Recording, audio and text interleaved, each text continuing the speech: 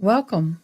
I'm Ada Kay, your deaf courtroom commentator, breaking down the gripping courtroom drama, providing ASL interpretation when possible, while making justice accessible to everyone.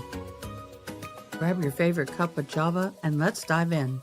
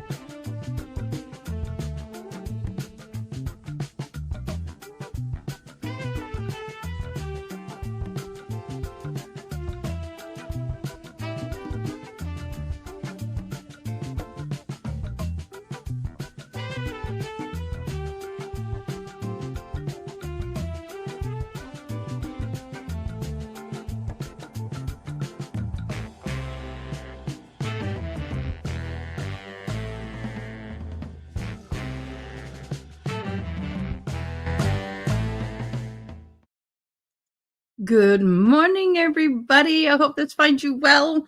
I hope you had a good night rest and you are ready to go for court today. We are in day 3. Oh my gosh, y'all, we are in day 3.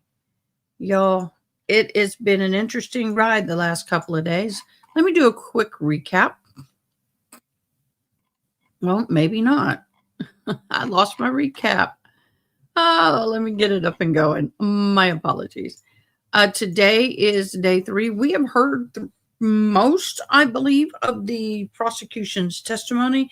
I thought they were going to rest yesterday, but then they got in some kind of a argument over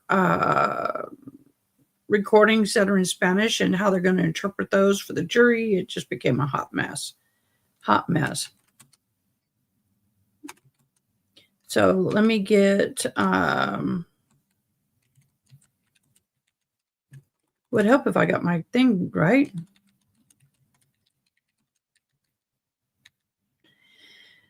Oh, Lord.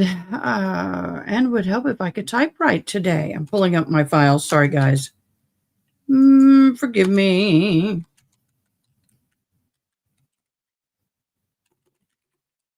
So today, we are entering into the third day. Day 1 was opening statements. Of course, the prosecution argued that Soto-Escalera killed Tania Wise and to silence her and cover her up after getting her pregnant.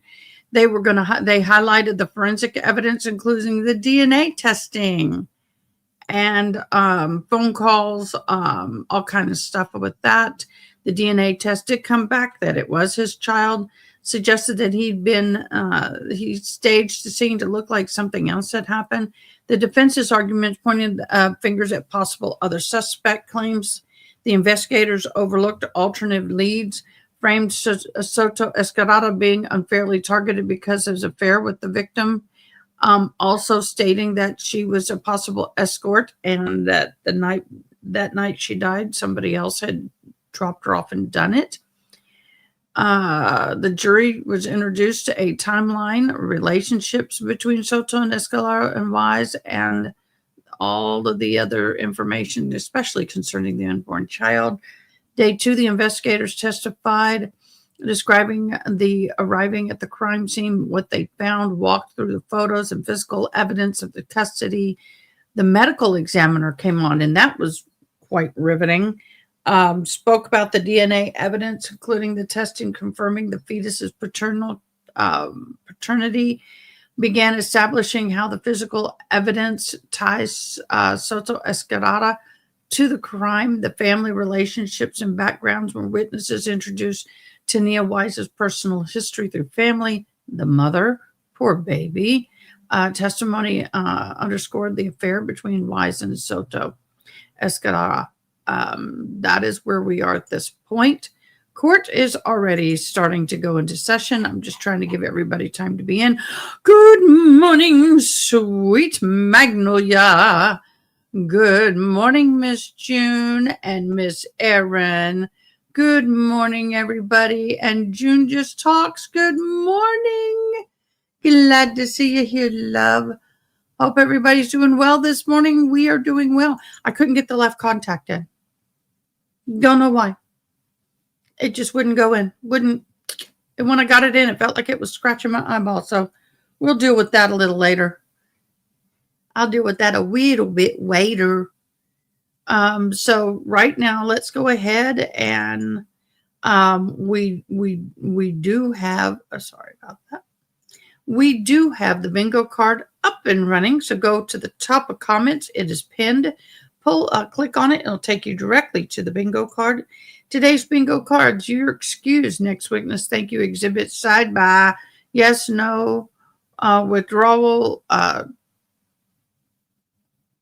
translation or transcript submitted, subpoenas referred to notes, translation. We got that in twice. Is that okay? Can you repeat? If you recall, hearsay, chain of custody, arrest outside of the jury's presence, FBI, objection, release from subpoena, any objections? No further questions, correct or right? So we are good to go there. Move my captioning so I can get this back on screen. Okay, we're getting into court, y'all. They started talking before it even. Mr. Soto-Escalera because of that. So that's you. Best. Why would it jump that far? The whole reason. It's already in evidence, though. That's the second one. So I'm not hearing that live. Come on. Translator to say we're still on the translations. Come in and work the individual. What? How did I jump that far? I barely touched the button. I'll get it, y'all. Because I did start talking off screen. We'll just let this play from here and it'll catch up. All righty. Let me get him up.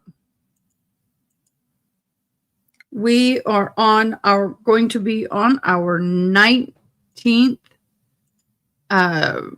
witness today.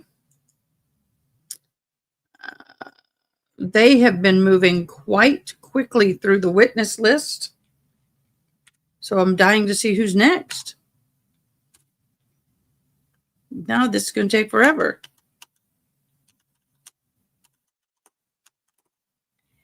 June, gremlins are here. Why did it bounce all the way back there? I do not know.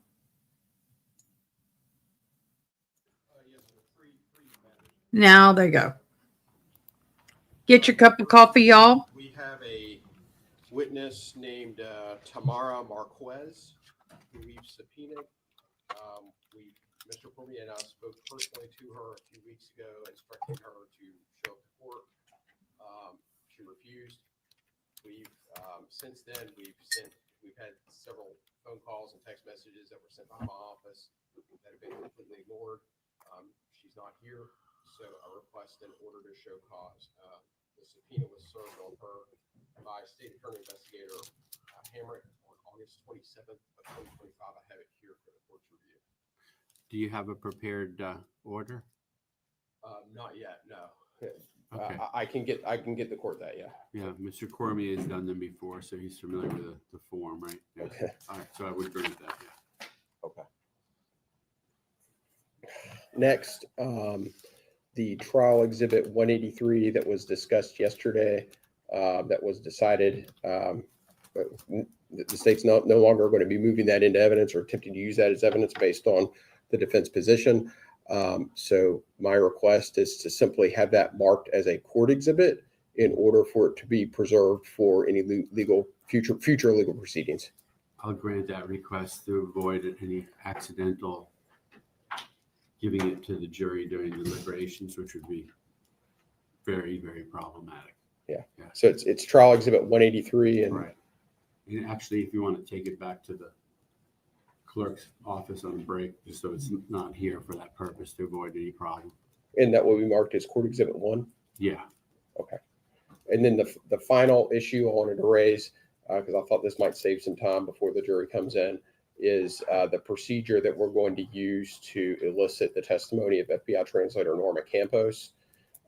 She will testify this morning, and what we intend to do is to use Lieutenant Andy Belanca in effect as a demonstrative aid. He will read the transcribed translation in conjunction with Ms. Campos, and to read that to the jury. Any objection to that procedure? Would you lay that out again for us, Mr. Richard? Is it because there are two speakers on the, Yes. Correct. so she would testify, everything that you're about to hear is my expert opinion on what's being said, and it's going to be published to the jury in that form with two speakers, one being one and one being the other, Yes. as opposed to her saying at this point, this person said this, and at this point, that person said that.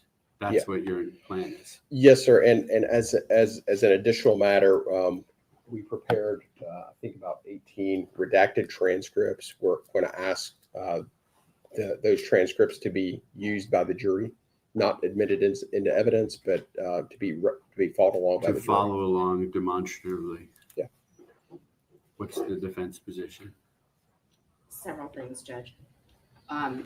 One, I'm just going to contemporaneously, for the record, reiterate our objection under Martinez to the way that the state is introducing this evidence, and also make clear that I'm also raising an objection regarding authentication, both of the individual speaking and who's speaking at which time, and that those are their voices.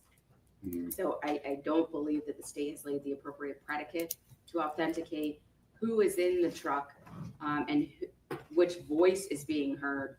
And then the third authentication issue is that the recording is actually an appropriate and true and correct copy of the conversation at the time. And I think that's discussed in Martinez, where the courts have found that the individual who's participating in the conversation at the time, i.e. in this case would be Eric Alvarado, has to come in to authenticate that the recording is a true and accurate copy of the conversation that it was had at the time. Or alternatively, an individual like in Martinez, who is law enforcement, who's contemporaneously listening to the audio recording as the recording is being made, that they can properly authenticate it. But we don't have that person in this case because no one was listening to the recording as it was being made. So again, it's our position that Eric Alvarado is necessary to lay the predicate for an appropriate authentication of the audio and video. One, that those are the individuals that are in the car, that each voice is correct, and that the recording itself, not the translation, but the recording of the words itself is actually correct.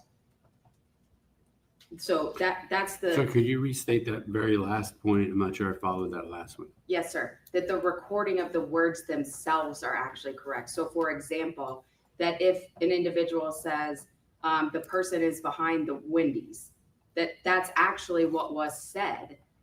Was it the part before that source?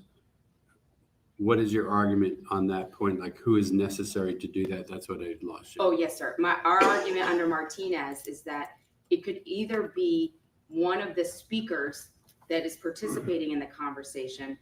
The only two speakers in this case are allegedly my client and allegedly, again, Eric Alvarado, so that the state would need to present Eric Alvarado to properly authenticate both the video and audio recording, that they are the two people in the video, that they are the two speakers in the video, that each voice is correctly attributed to each speaker, and that the words are the correct words that were said at the time. Martinez says that's the most preferred method, is an individual participating in the conversation. You can also do it where a person who is listening to the conversation as the recording is being made contemporaneously, that they can come in and authenticate it, because in Martinez, there's law enforcement who's listening to the recording at the time. We do not have that individual in this case because no one is listening to the recording as it's being made. Okay, so we have two, if I'm correct, we have two issues buried within the objection. The first one is as to authentication, and as to in relation to that, whether I would allow the translator or the conduit person, Belanca, to say, I'm going to be playing this person versus this is what's being said by the two people without identifying them. That's issue number one. And issue number two is whether someone hearing it live is necessary for this to be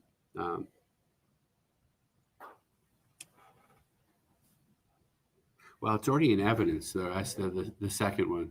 So I'm not sure that that's timely at this point because it is in evidence already. We did make the same objection yesterday under Martinez that it was not properly authenticated prior to it coming in. I'm just reiterating it contemporaneously before we do more with it. But we did make that same objection yesterday under Martinez.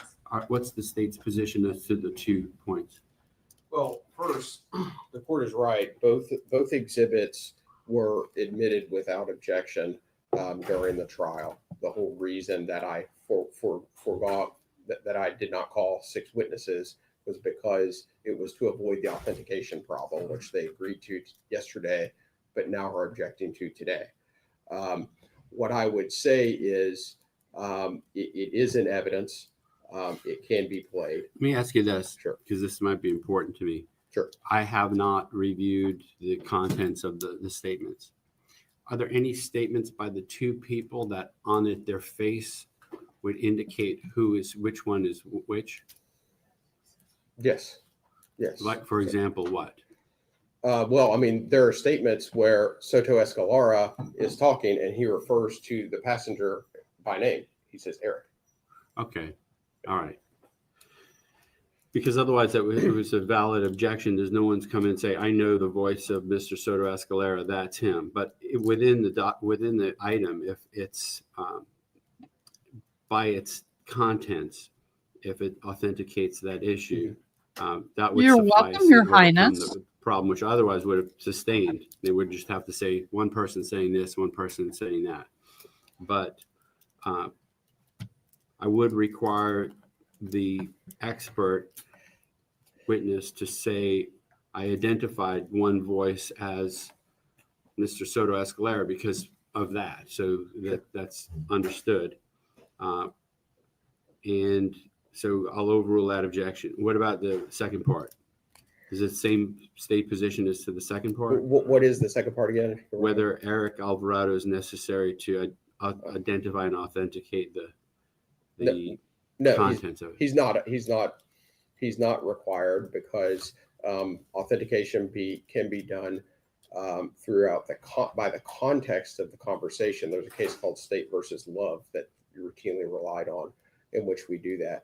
I would also say, given the evidence that we have here, the court has heard from Adolfo Cavelli, who clearly laid out the camera system and the audio system of the truck. The fact that the microphone is located close to the driver, which, as Ms. Campos will explain, Soto-Escalera's voice is heard much more clearly because he was the driver. And Mr. Cavelli knows both of them, and he will come in at a later point during the trial. If you recall, I said that he was subject to recall. He's going to come in at a later point in the trial. We're going to play him both the audio and the video, and he's going to be able to personally identify both Cavelli as well as both Alvarado as well as Soto-Escalera. In addition to that, Detective Chris Newman can also do that because he has personally interviewed both participants, and he will also identify both participants in both of the states. All right. That's the second point, whether Eric Alvarado is necessary. To my mind, the best way of analyzing that logically is put aside the reality of who Mr. Alvarado is and where he is and what's going on with him now, which is kind of a red herring. But if you imagine a scenario where he was hit by a bus and he's no longer with us, he's dead, I can't imagine that would preclude the admission of this evidence in this case, so long as it can be authenticated circumstantially or otherwise, that this is the defendant's garbage truck. He's talking with Mr. Alvarado, and it's relevant to the case. So that's compelling to me, that reality. So I'll overrule that objection. And I'll allow you to do it. I do want to make sure that it's clear that, and I think the state's going to do that, this is coming in through a certified expert interpreter, and that you just don't jump into the whole, here's what's being said. So I'm quite sure you're going to lay the foundation. Okay. Finally, somebody said expert interpreter or translationist. Thank you. Finally, you're working on the right path there, Your Honor. I just don't understand why you just didn't go there from the beginning. Bring in an expert Spanish to English translator, and we're done. It's that simple. For that, Yeah. Why foundation's gonna are we be fighting used over as this? far as this is expert testimony, as far as what's being said. Mm-hmm. And one last issue when we finish this up. Yeah. I did speak. Go ahead. Right. We weren't done on that. Again, under Martinez, we object still, just again, contemporaneously, that this transcript is in this recording, is going to become a focus of the trial. So we object to it coming in under Martinez. On that point, maybe the dangling chad there that it didn't directly address is the use of the transcript demonstratively separate, because everything I said was really separate from using the transcript demonstratively. In the case law with regard to that, does it address this issue particularly? That is, in this case, the procedure we're utilizing that I'm giving my blessing to is expert comes in for the state and they're qualified and they're going to testify. This is what's being said.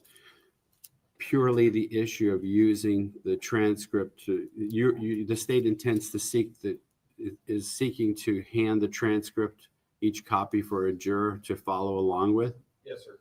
A redacted copy. On that particular point, does the case law that you're relying on either side address that particular procedural aspect of this? Or is it simply admitting the transcript, as evidence? As far as relying on it as a demonstrative agent? Right. I believe Martinez discusses relying on a transcript, and then it talks about it should not become the focus of the trial. And again, that's my argument on top of all the other arguments we've already made, flowing from Martinez, that this transcript will become a focus of the trial. And my secondary objection to that is it still invades the province of the jury. It's up to the jury to determine, number one, what is being said, which is further complicated in this case because it's not in English, but two, who the speakers are. So I understand the court's ruling. However, if let me just clarify my question, because I think it's come clear as you're speaking. In some situations, you have a video, audio, and then we have this transcript coming into court on its own, magically appearing, can become a improper focus of the trial. Versus here, we have a live expert testifying, and the transcript is just an aid to follow along with the testimony of the person. And I guess that was my question. Does the case law distinguishing between those two situations? Because it could be, I don't know, kind of assuming that the situation that you're referring to, the case law dealing with that, is the former, right? Rather, they're just witnesses testifying, like a detective, the interviews in Spanish, and here comes this transcript that the court has somehow blessed without doing the more, which what we're doing in this case, to have the actual people come in and say, I'm the translator, this is what's being said, they're subject to cross-examination. I would like to add one wrinkle where we're focusing on the word transcript, and that's correct. That's what the Martinez case has a whole section devoted to. But the principle of the ruling, underlying the ruling, is that the jury's job is not to be examining and focusing on a transcript, or I would say a translation. Their job is to focus on the recording, the statement itself. A translation or a transcript is just a way to help them understand it. And in fact, their job is to determine whether the translation or the transcript is accurate. With the procedure that we're going to be adopting here, I'm not sure if they're going to be seeing any of the video or the recordings, just brief snippets of it. It will be in evidence, but its existence and its importance is minimized. They're going to have a play action with two people playing out the transcript here, the translation here. Don't focus on the word transcript. Focus on the word translation. The translation and not the recording. The recording is the evidence. That's what they're supposed to be considering and weighing and determining whether the translation is accurate.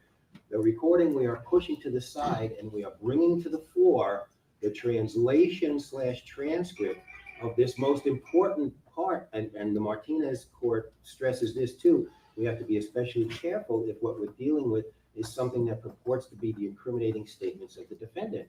I don't see how this can be determined as not being the focus, an improper focus, the translation/transcript, as opposed to the recording itself.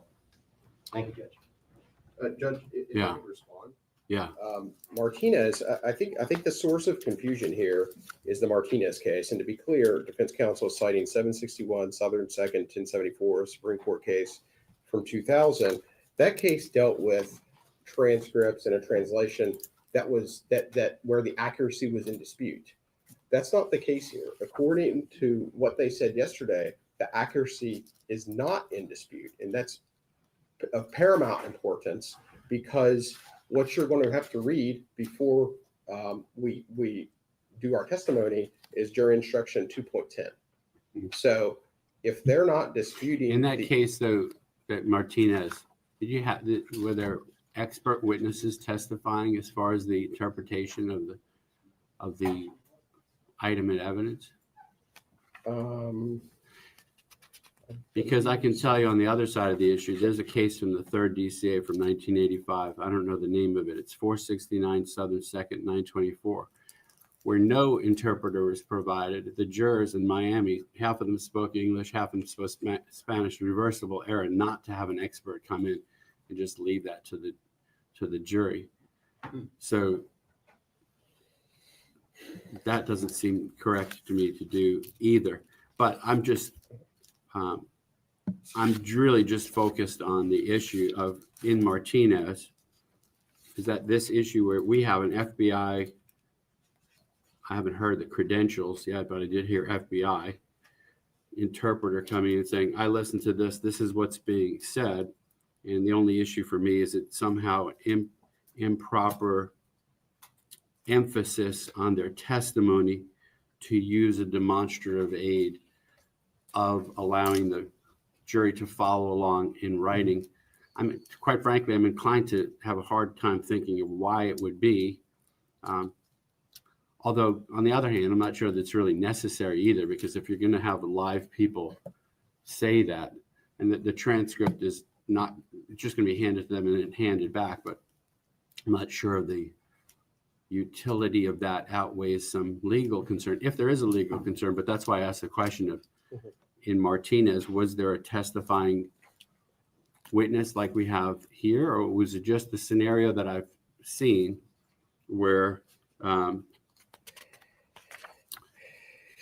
the defense objected, we object to that, transcript, and the judge probably said, no, I'm finding that it's accurate, which I've told you I'm loath to do, because then I'm blessing, the actual evidence as being authentic.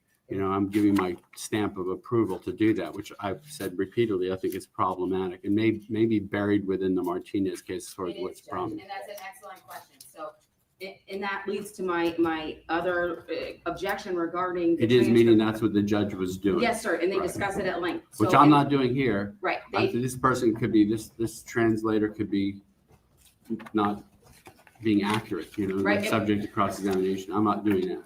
Right, and I want to be very clear. We did object to the authentication. All right. Why are you bickering over whether the translator is going to be accurate or not when they are a court certified Spanish to English translator? They're going to be the best you're going to get. When they're court certified, y'all, that's the best you're going to get. So I don't know why they keep harping on this. Either you're going to use a translator or you're not. Move on, people. I don't understand. I almost feel like the judge is helping the prosecution's arguments and the defense. I think I don't understand what he's doing. He's irritating me.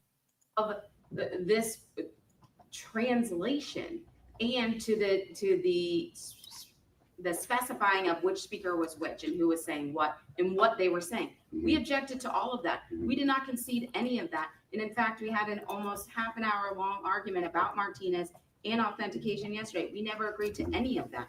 What we agreed to, just so it's very clear for the record, is the provenance of the evidence. So the chain of custody, as it were, of the evidence. That Donna Carmichael, and I even discussed this and said this is how I would do it. And in fact, that's how the state ended up doing it. Donna Carmichael gets the SD card from Waste Pro. Donna Carmichael then sends it off to FBI. They stitch it together. They then send it to a translator. The translator translates it and transcribes it. We don't disagree that that chain of custody happened, but we do disagree that it's not properly authenticated. And Martinez says, Although on that point, Mr. Richardson said, it's already been admitted, but it's going to be tied up by Mr. What was it? Adolfo Cavalli, Cavelli, Mr. Calabi. and also Detective Newman. And the detective as well. understood, I'm familiar Judge, with but his voice. That's the person. I just want to be clear, we did not concede to any of that. And so specifically to your question, Judge, Martinez says on page 11, the first main paragraph, and it discusses a case in Harris, which is 619 Southern 2nd, out of the first DCA. And I apologize, they must have discussed it earlier to get the full site. But they discuss Harris at length. And what they say is, as discussed by the first DCA in Harris, if the authenticating witness neither participated in nor overheard the recorded conversation as it was taking place, the authenticating witness would be in no better position than the jury to determine the contents of the tape recording. They further go on to quote Harris and say, it was error for the trial court to allow the transcript to be used by the jury where the transcript was prepared by a person who did not witness the events recited in the transcript, which is the exact case that we have here. The translator, who then, they make a transcript based on the translation, did not participate in the conversation and did not overhear it at the time contemporaneously that it was being made. Which case? That's the Marshall case? That's in Martinez. Martinez. Yes, sir. What's the citation there? For the Martinez? Yes. It is 761 Southern 2nd, 1074, and the head note or the reference would be at 1087. So Let me look at the case just to be yes, sir. sure I can distinguish it from what I'm doing here. Yes, Hold sir. on. So you need a copy of it? No, I've got it right here on the computer. I'm looking at it right now.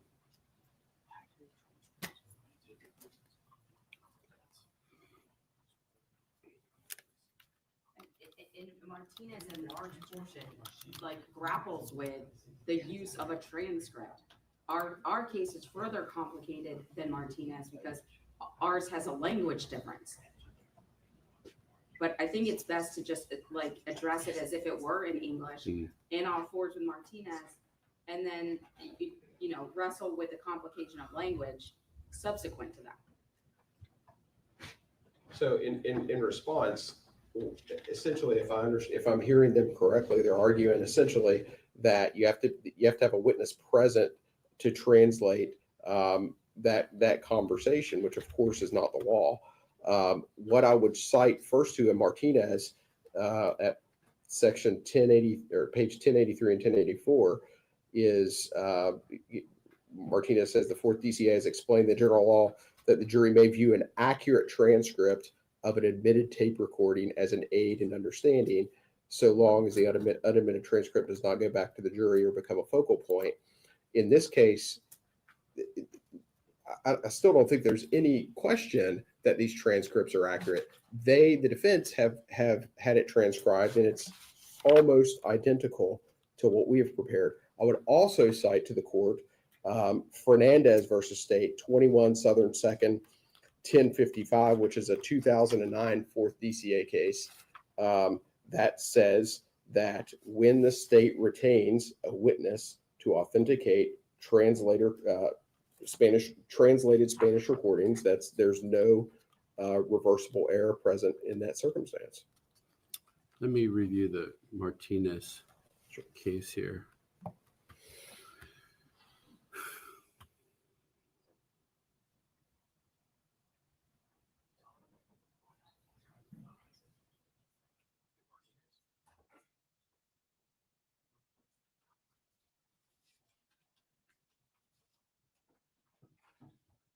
Oh, yeah, exactly.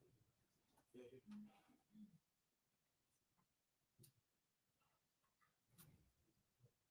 Yeah.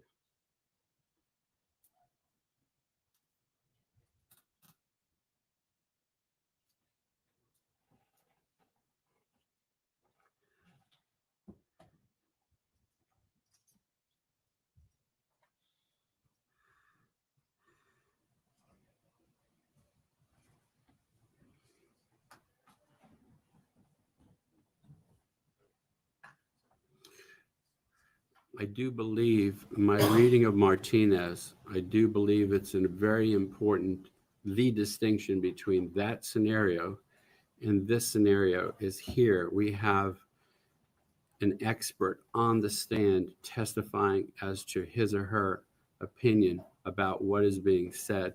Whereas in Martinez, if I'm reading it correctly, it looks like before the trial, the state put on evidence, the judge gave the transcript a blessing, then they played the otherwise admissible video or audio, and then gave the jury the transcript to follow along to.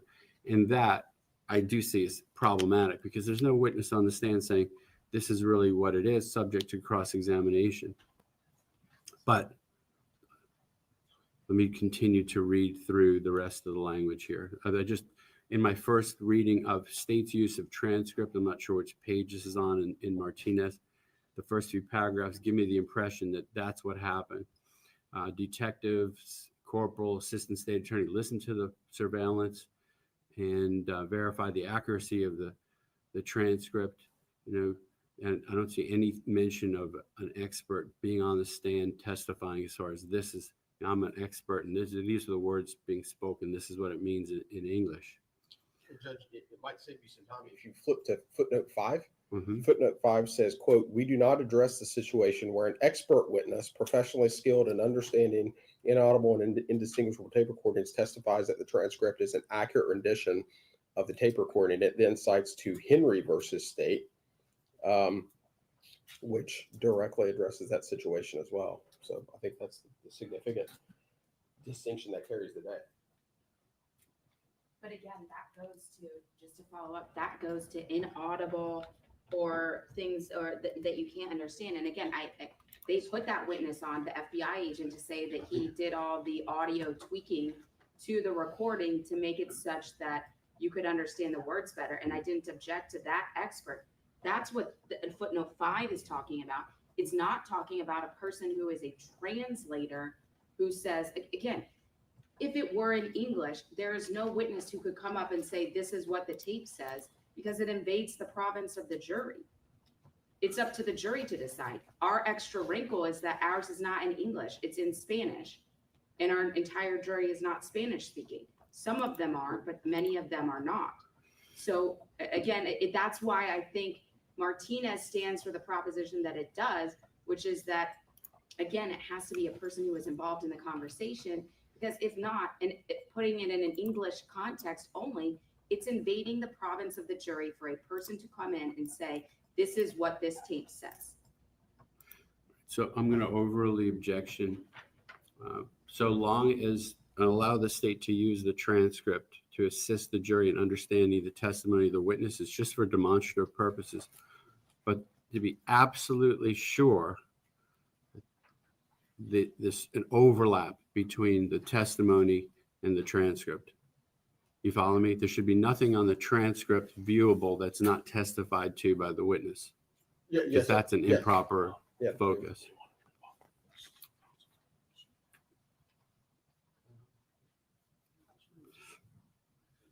On the other hand, and this is totally aside from the objection, on the other hand, my concern is this. As I mentioned yesterday, if you have the witness testify in this form and you go slowly and take as much time as you want, the jurors can take notes, and I anticipate that they will. If we give them the transcript, they may be disinclined to take notes. They may be thinking this transcript is going to go back to the jury room with them, which it's not.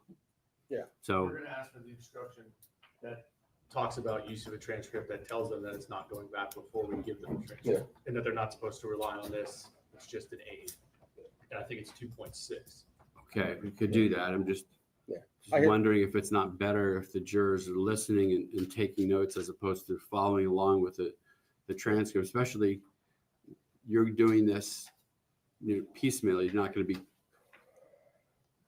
be coming at them at 100 miles an hour. They'll be able to do that. They'll be able to take notes. Yeah. All right. So Yeah. kind of, We'd still like for it to be in simply Okay. because some people I are think visual the only- learners. The only other issue is the defense wants the first 2 pages off of the transcript. Let me give a copy to Your Honor so you can see Sure. what we're working with. And then, Don, if you want. And Judge, the reason why, just so I can articulate for the record, I want the first 2 pages off. It's the audio verbatim translation. Again, that's improper bolstering and invades the province of the jury. It's. Your Honor, we have no objection to moving the first 2 pages. Okay. we'll take the first 2 pages off. I just need a second to rip. Is this a copy I can use as well? Yes, sir. That's Yes, sir. Follow along. First 2 pages are gone.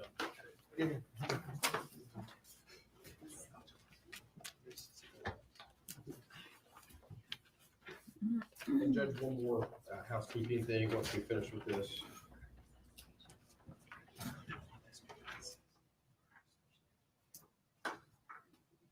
Hold on one second, though. I have a further thought.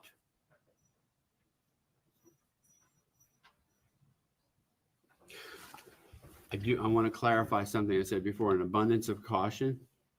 I'm going to let this happen, but I do not think that the witness should be able to testify to this speaker is that person, because that does invade the province of the jury. Your other witnesses can do that. But as far as this is concerned, the interpreter would just say, there are 2 people speaking. These are the words being spoken. You follow me? Well, I guess the issue would be how is the jury going to know who's who? Well, that's your problem. That's not my problem. That's your problem. You're saying you're going to call the other witnesses after, so it kind of creates that problem to do that. But it is a problem because they weren't, they can't, that's like saying their opinion about that issue, and that issue is for the jury.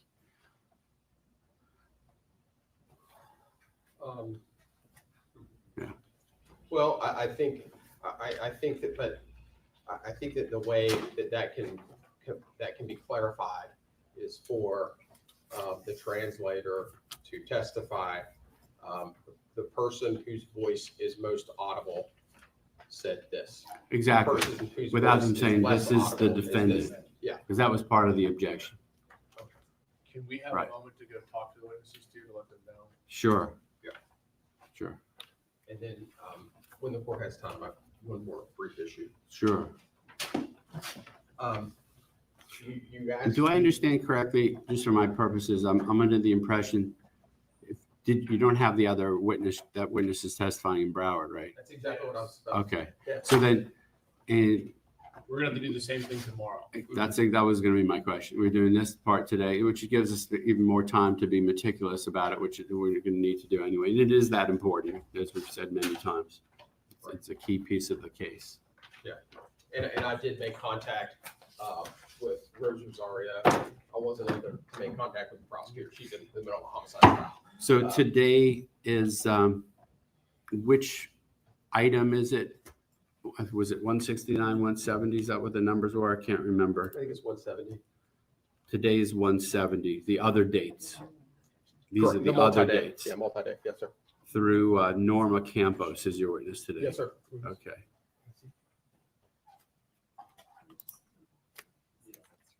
Yes, it's 170. Okay.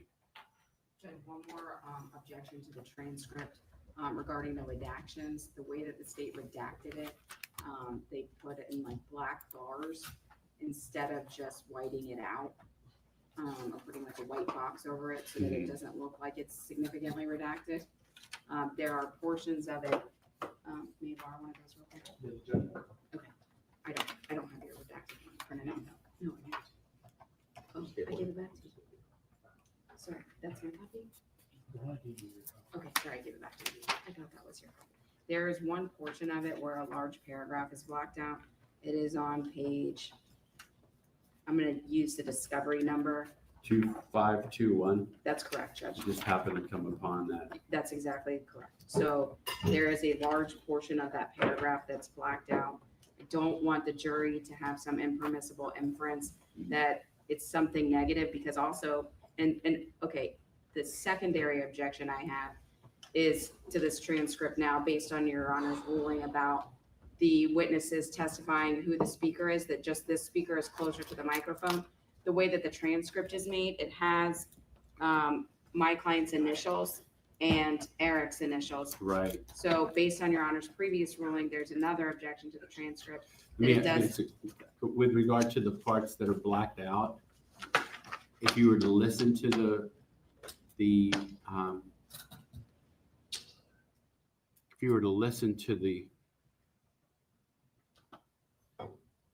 audio pursuant to my other ruling, what we would have done is, like on that page, it would say, "Oh yes, relax, relax, dude." Then we would stop it and go to, you follow what I'm saying? I do, Judge. It's just Yeah. in the stopping, it doesn't show them again how long of a portion we cut out. And Right. so it's different when you visualize it as Okay. a black, Yeah.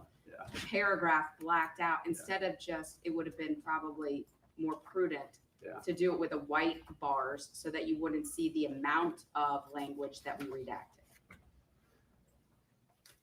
They're just gonna say Now, to themselves, what's "Oh, the- what's in there and why Yeah. aren't they showing it to Well, me?" maybe the bigger problem too is pursuant to my ruling there too, you have EA and JS, which is Eric Alvarado and Jose Soto-Escalera throughout, which does conflict with the ruling previously at this point in time. What's the state's position there?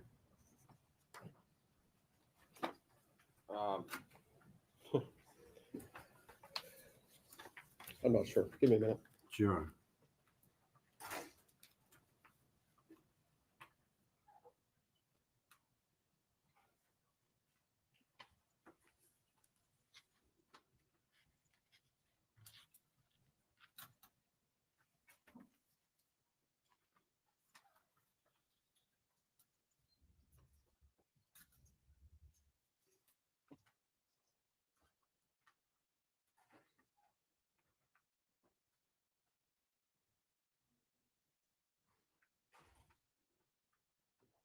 I mean, first, it's not uncommon to use these transcripts.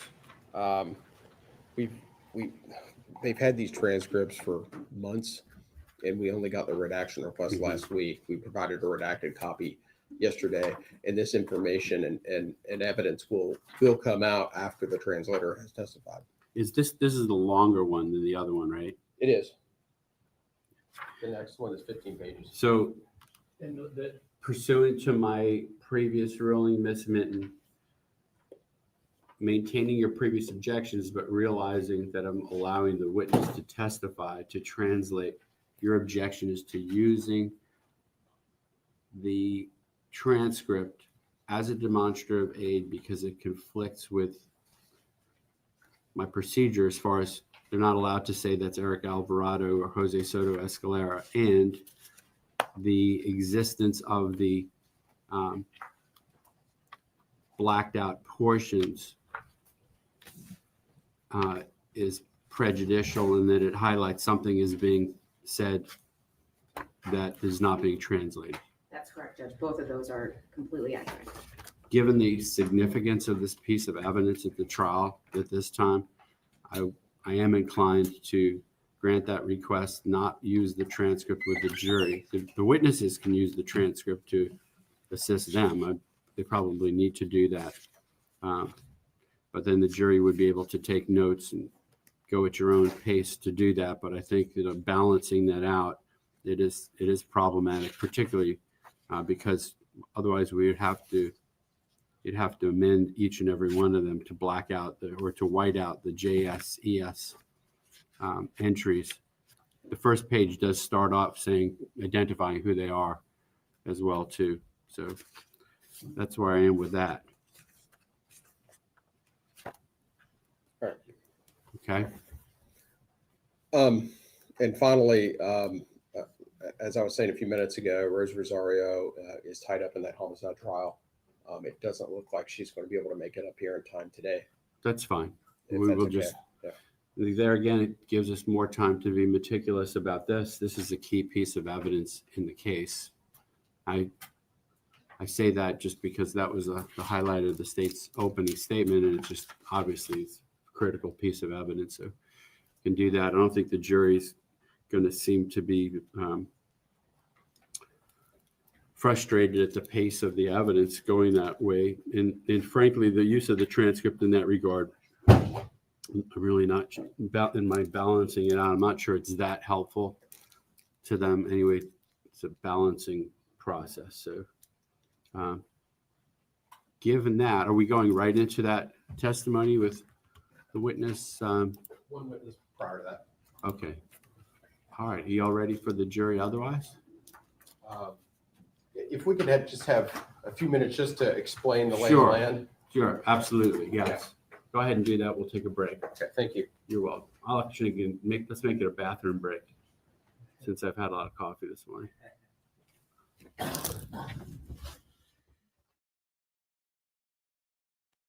Sorry about that. I have a deaf client that is in the middle of a lawsuit, and it's so stupid that somebody is suing her, and I'm like, really?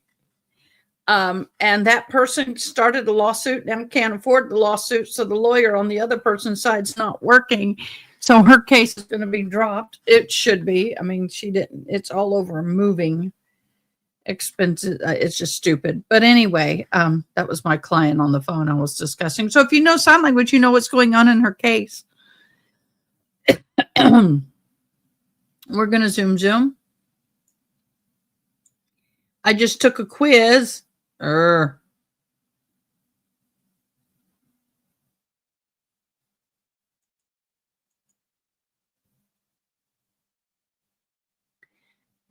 got 100.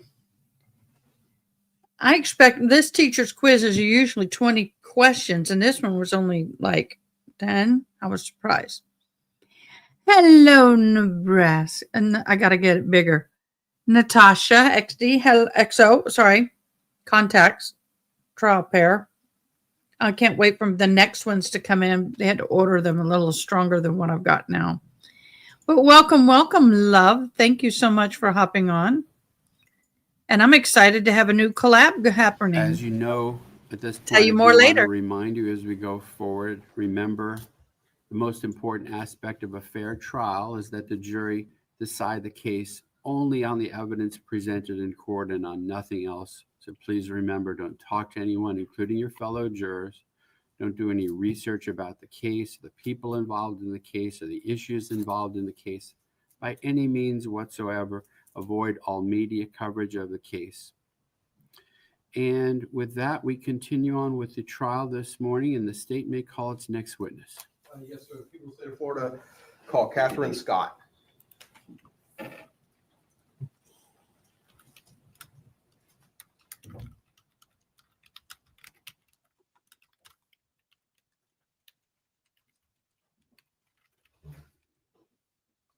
Who is Katherine Scott? What does she do? Don't forget, guys. Do not forget, guys. We have a bingo card up and running. You should already be playing. My Rodecaster Pro 2 is out for delivery. Yeah, I'll be switching over, y'all. Mm-hmm. Thank you has been said. Yes, no has been said. Actually, we're going to start it now. Here is the bingo card. I'm starting it now. If you've already started playing, that's fine. But here is the bingo card for today. Oh, she doesn't look. Oh, who are you, my dear? Are you a friend? You look kind of scared. You're about to deal with the truth, the whole truth, and nothing but the truth? Yes. Can you go ahead over the witness?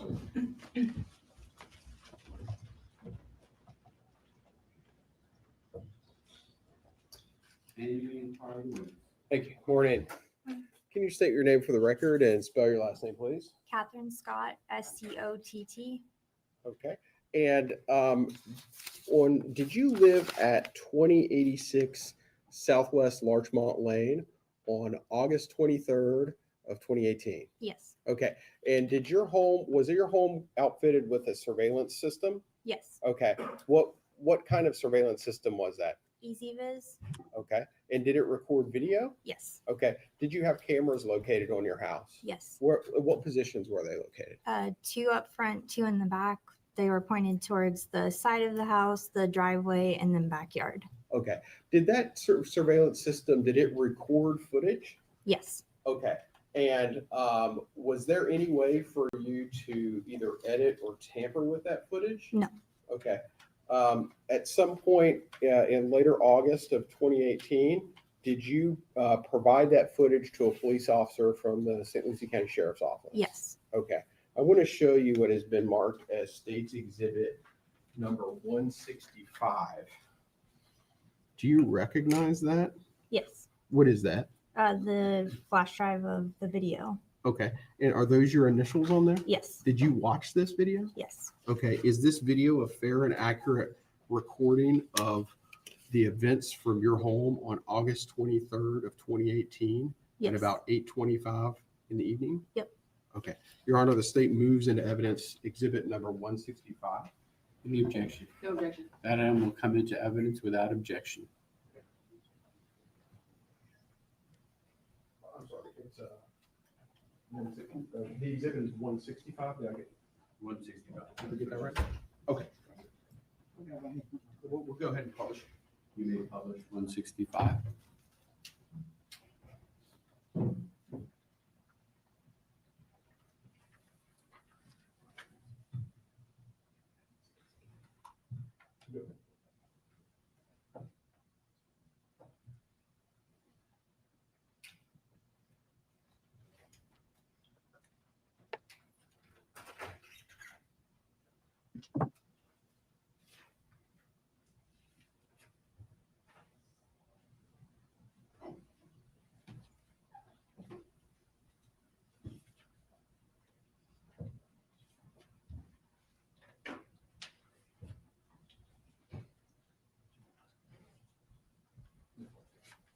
Is this a copy of your recording from your Spanish video? Yes. Okay, the timestamp actually is 8:26. Is that right? Yes. Okay, go ahead. We'll go.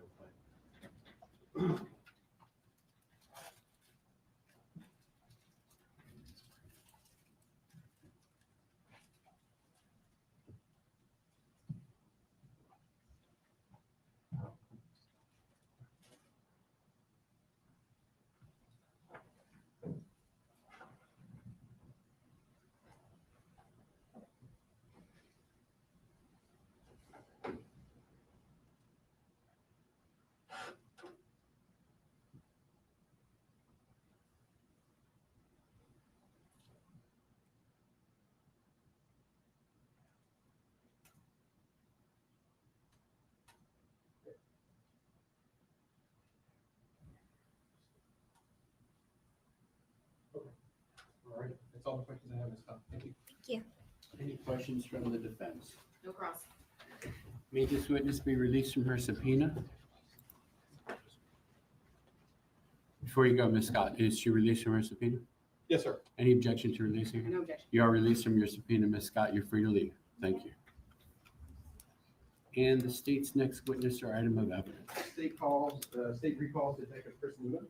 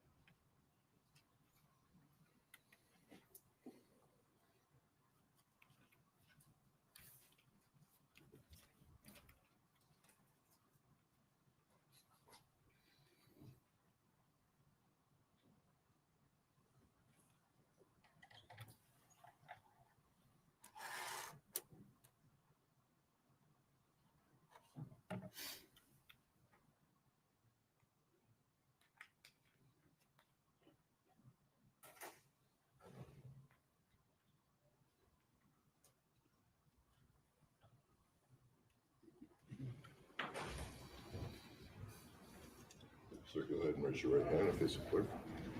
I swear or affirm that evidence you're about to give will be the truth, the whole truth, and nothing but the truth. I swear. Thank you.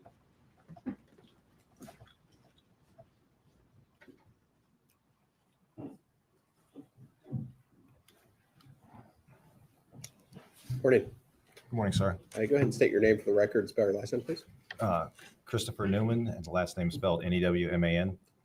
And quick question, where, do you know the address that the victim lived at on August 23rd of 2018, based on your investigation that you conducted in this case? It was 2014 Southwest.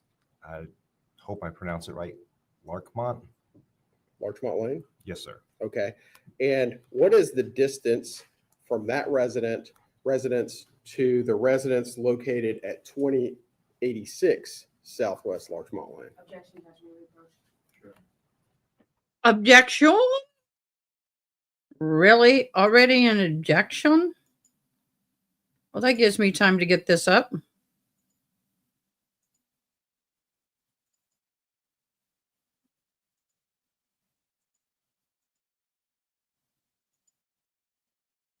I think he said detective. Tell me if I'm wrong, y'all, but I could have sworn he said detective.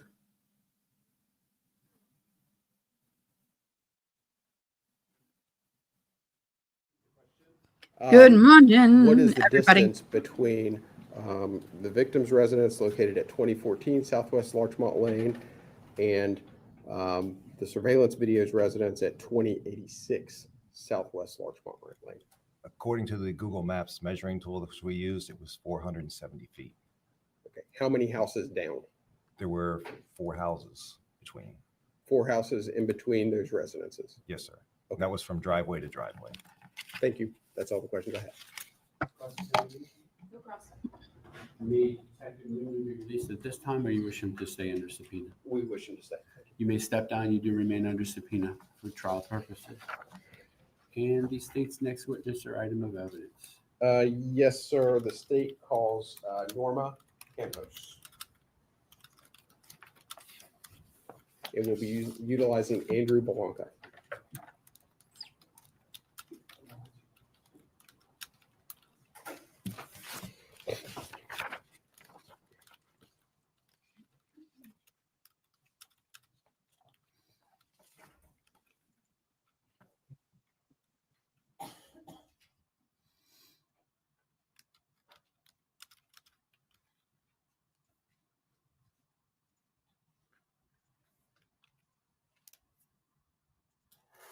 I'm getting it up, getting it ready. Hopefully I spelt it right.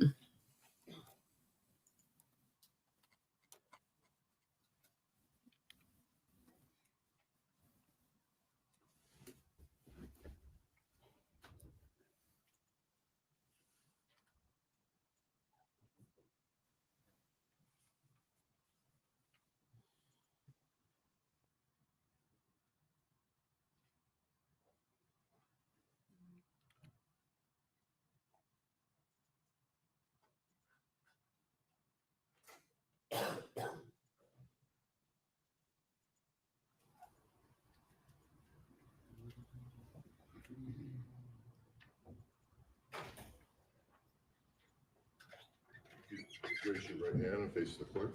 Do you swear or affirm that the evidence you're about to hear will be the truth, the whole truth, and nothing but the truth? I do. Go ahead over that way. The witness.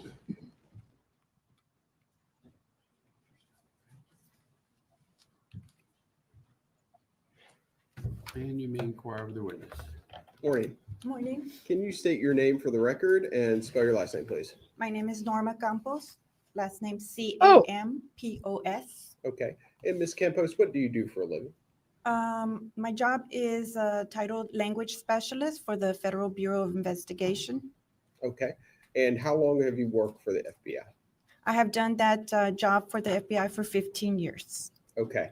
And I want you to go ahead and discuss and tell the jury your education, your training, and your experience. Can you do that, please? Yes.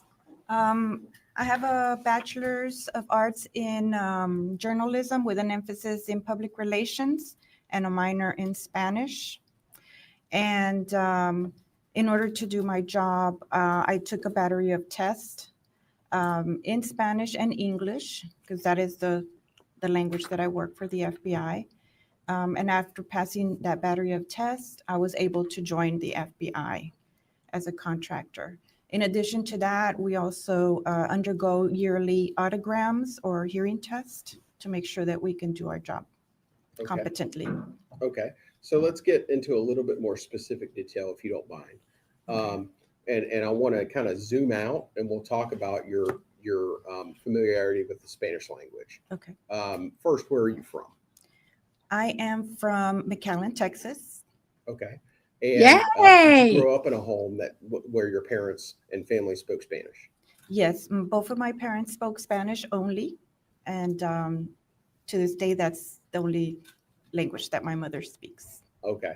And you obviously speak English. Yes. Okay. And how long have you spoken Spanish for?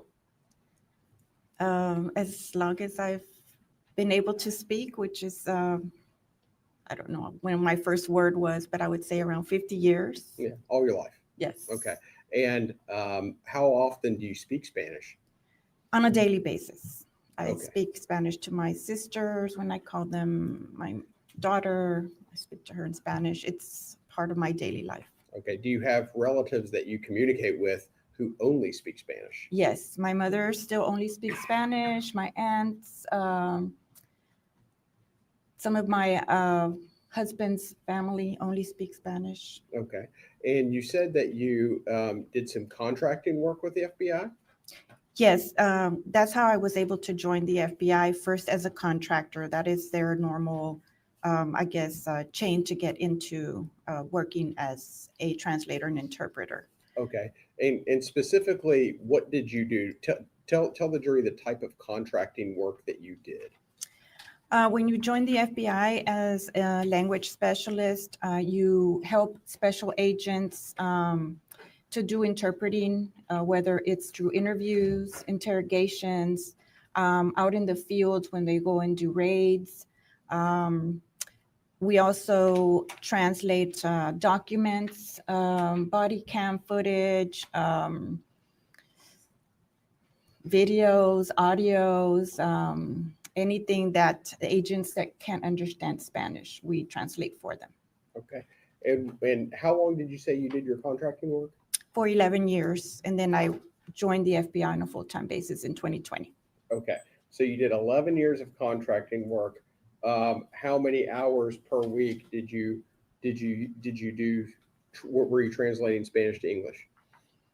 Your best approximation. At that time, approximately 30 hours a week, because I had just had my baby. So I had the flexibility as an independent contractor to set my own hours, and depending on the amount of work that the FBI had, I would go in and do work. So about 30 hours a week. Okay. And all of your translation during that period of time involved criminal investigations? Criminal investigations, public corruption, healthcare fraud, all of the crimes that the FBI investigates. Sure. And eventually, I think you said that you got on or with the FBI. Yes. So go ahead and describe that process, the hiring process and all that. Yes. When you apply to be Do you guys go this deep with every expert witness? Become a contractor, an independent contractor for the FBI, in particular, a language specialist or translator and interpreter. You have to undergo a series of tests, a battery of tests. The first is a listening portion. You have to listen to several variations of the Spanish language to make sure that you understand them. That was too long ago. I can't remember the specifics exactly, but it was a listening exam. Then the FBI schedules you for the next portion of it, which is the listening. I'm sorry, the speaking.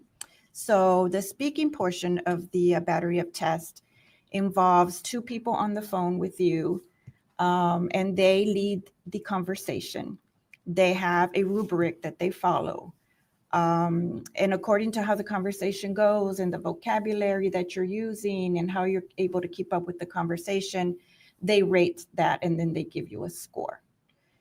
And after completing that portion, the FBI calls you back later. There's not a specific amount of time between these tests. They call you back later to do the written portion. The written portion is usually 4 paragraphs that the level of difficulty to translate increases as you go through these paragraphs. So you go in and you take the first portion, which is, in my case, Spanish to English. You get a Spanish paragraph, and then you translate it. You go on to the second one, the third one, and if you can do the fourth one, great, you do the fourth one. Then you do it the other way. And you do the same thing, the first paragraph, second paragraph, third paragraph. And then they rate you according to their rating scales. Okay. And you were able to pass these exams? I was able to pass the listening, the speaking, and the written Spanish to English. Okay. And eventually you got hired on with the FBI as a full-time employee? Yes. Okay. And what date was that again? That was July of 2020. Okay. So let's start from July of 2020 to present. What exactly do you do for the FBI? I do the exact same thing. The only difference is that I'm a full-time employee with the federal government. Okay. I do 40 hours a week.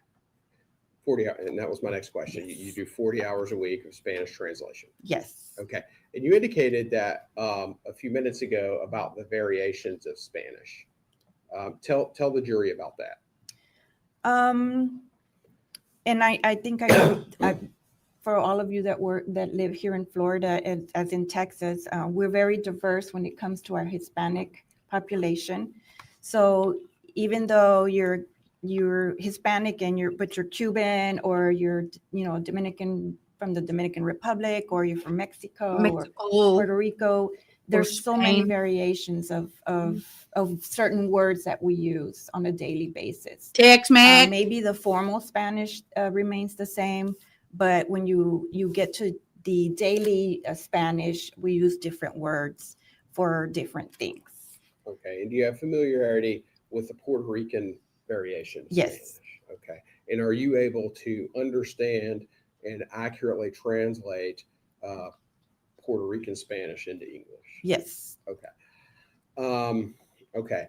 So have you ever testified in court regarding your translations? Yes. Okay. About how many times? Once. Okay. And when you were you tasked to do some translations in this case? Yes. Okay. I'm going to show you.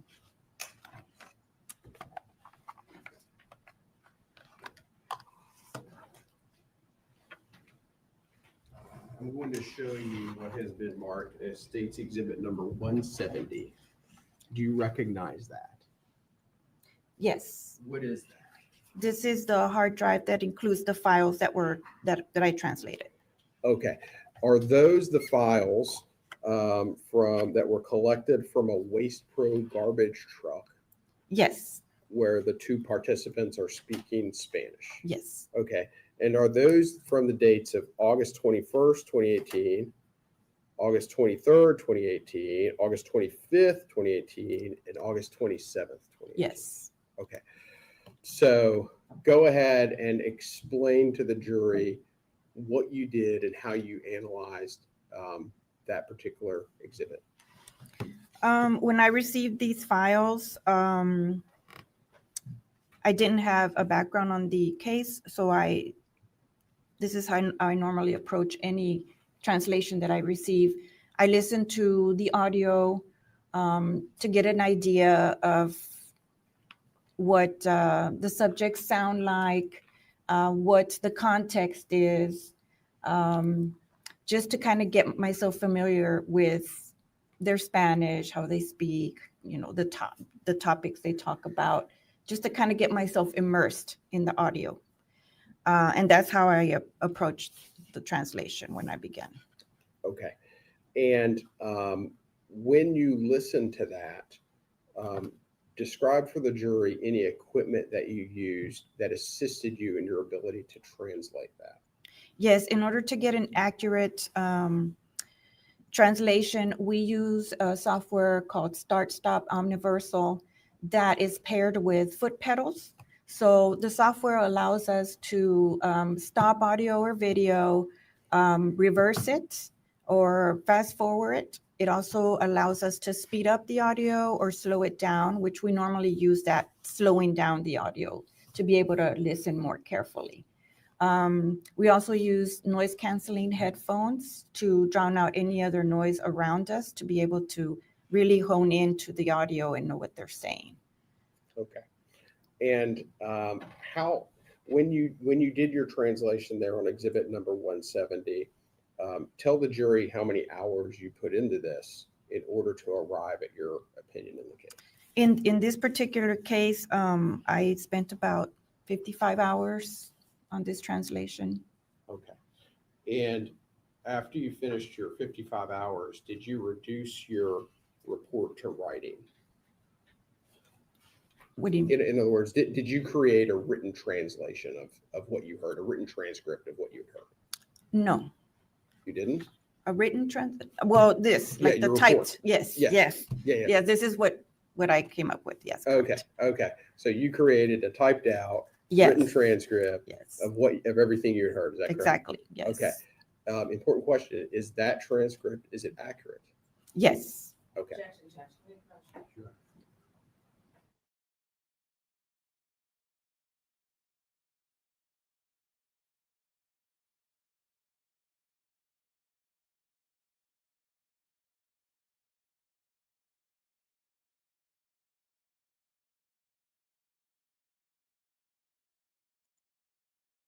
Wow, y'all. I'm reading this thing. Heiress, 28 years old, found unalive in a London flat after being turned away from hospitals, more than one, when she was bit by an insect. The Greek heiress was found unalive in London. Apparently, she had survived breast cancer, and her mother claimed that they went to multiple hospitals. The last one was in an ambulance.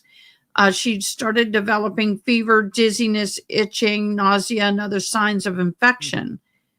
The hospital did give her a prescribed pharmaceutical, but that was the one that visited the home, and she remained ill. The heiress was then discharged with an antibiotic diagnosis that referred to an insect bite. Following day, she was no longer alive. Oh, that is so sad. You use all of your skill set, right? Your experience, your training, and everything that you've just described to the jury, your education. In order to, did you use all of that to reduce your translation to writing? Yes. Okay. And Your Honor, the state requests permission to publish. You may publish. Do you want to explain through the witness or otherwise what your proposal is to do that so the jury understands what's happening? Sure. So what's going to happen, Ms. Campos, I think you've already been explained. We're going to call Lieutenant Andrew Balanca, who is going to assist you in the publication of this transcript. So what I want you to do, I want you to both read this transcript you're going to play the role of the individual who is more difficult to hear. Mr. Blanca is going to play the role of the individual who is easier to hear, if that makes sense. Okay. So, Mr. Belanca, just so the jury knows, it's not a witness, just person used as a conduit for demonstrative purposes to make it easier for you to understand what's going on. Okay. Mr. Belanca, you can come forward. Where do you want him to be? He was gonna stand at the podium, I believe. Okay. Right. All previous objections are preserved. Do you want to swear? No, he's not a witness, so we don't want to swear.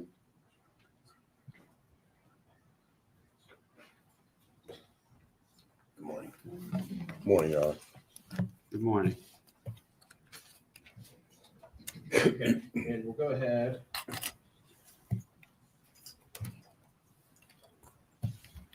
And we'll start on page 1. And we'll use the file labeled C1 to C4 from August 21st of 2018.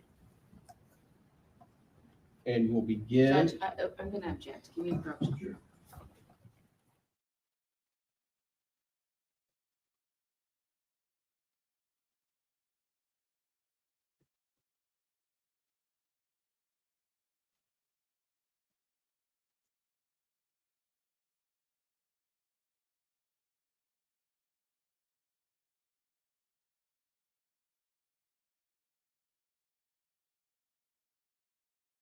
As opposed to you. Okay.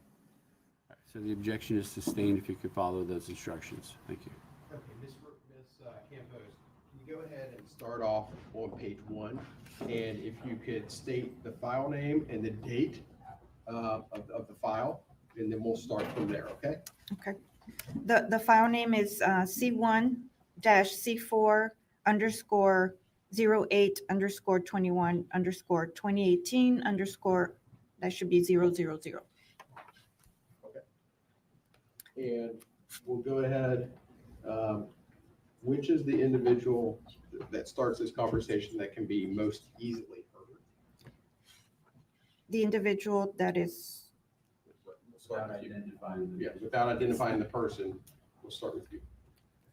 I'm going to help you so that unaudible over there, I have to do something. When I finish with what I'm doing, I'm going to give you something and you have to put it away and throw it away with time. unintelligible. Huh? Unintelligible. Now, Ms. Campos, can you go to the second section? And if you could follow the same procedure, what is the source file name as well as the date? The next file is C1-C4_08_21_2018_000. This is just, Please, Mr.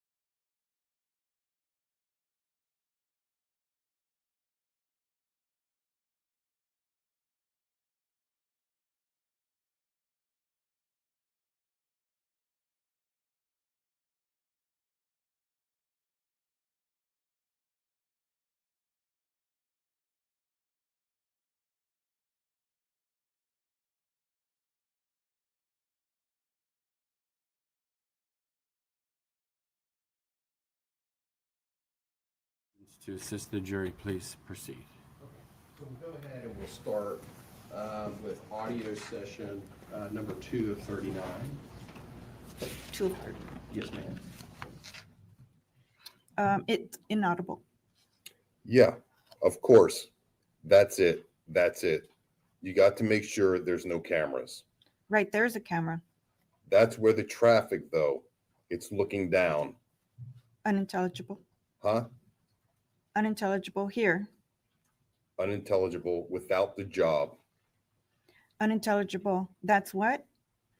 Unintelligible without the job. Unintelligible. That's what? Unintelligible. You think?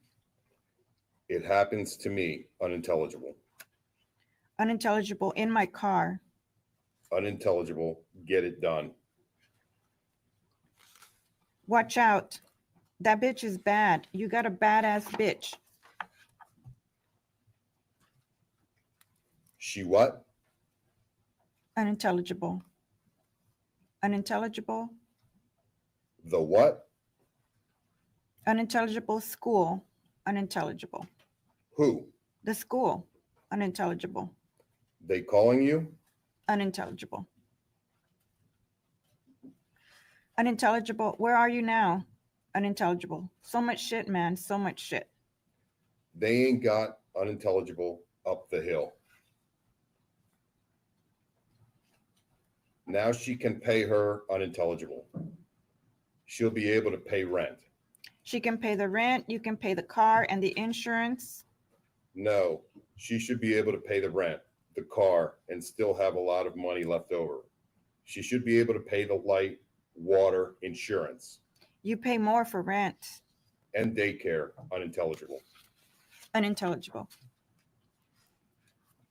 You know what I mean? And after school, she can even drive the unintelligible.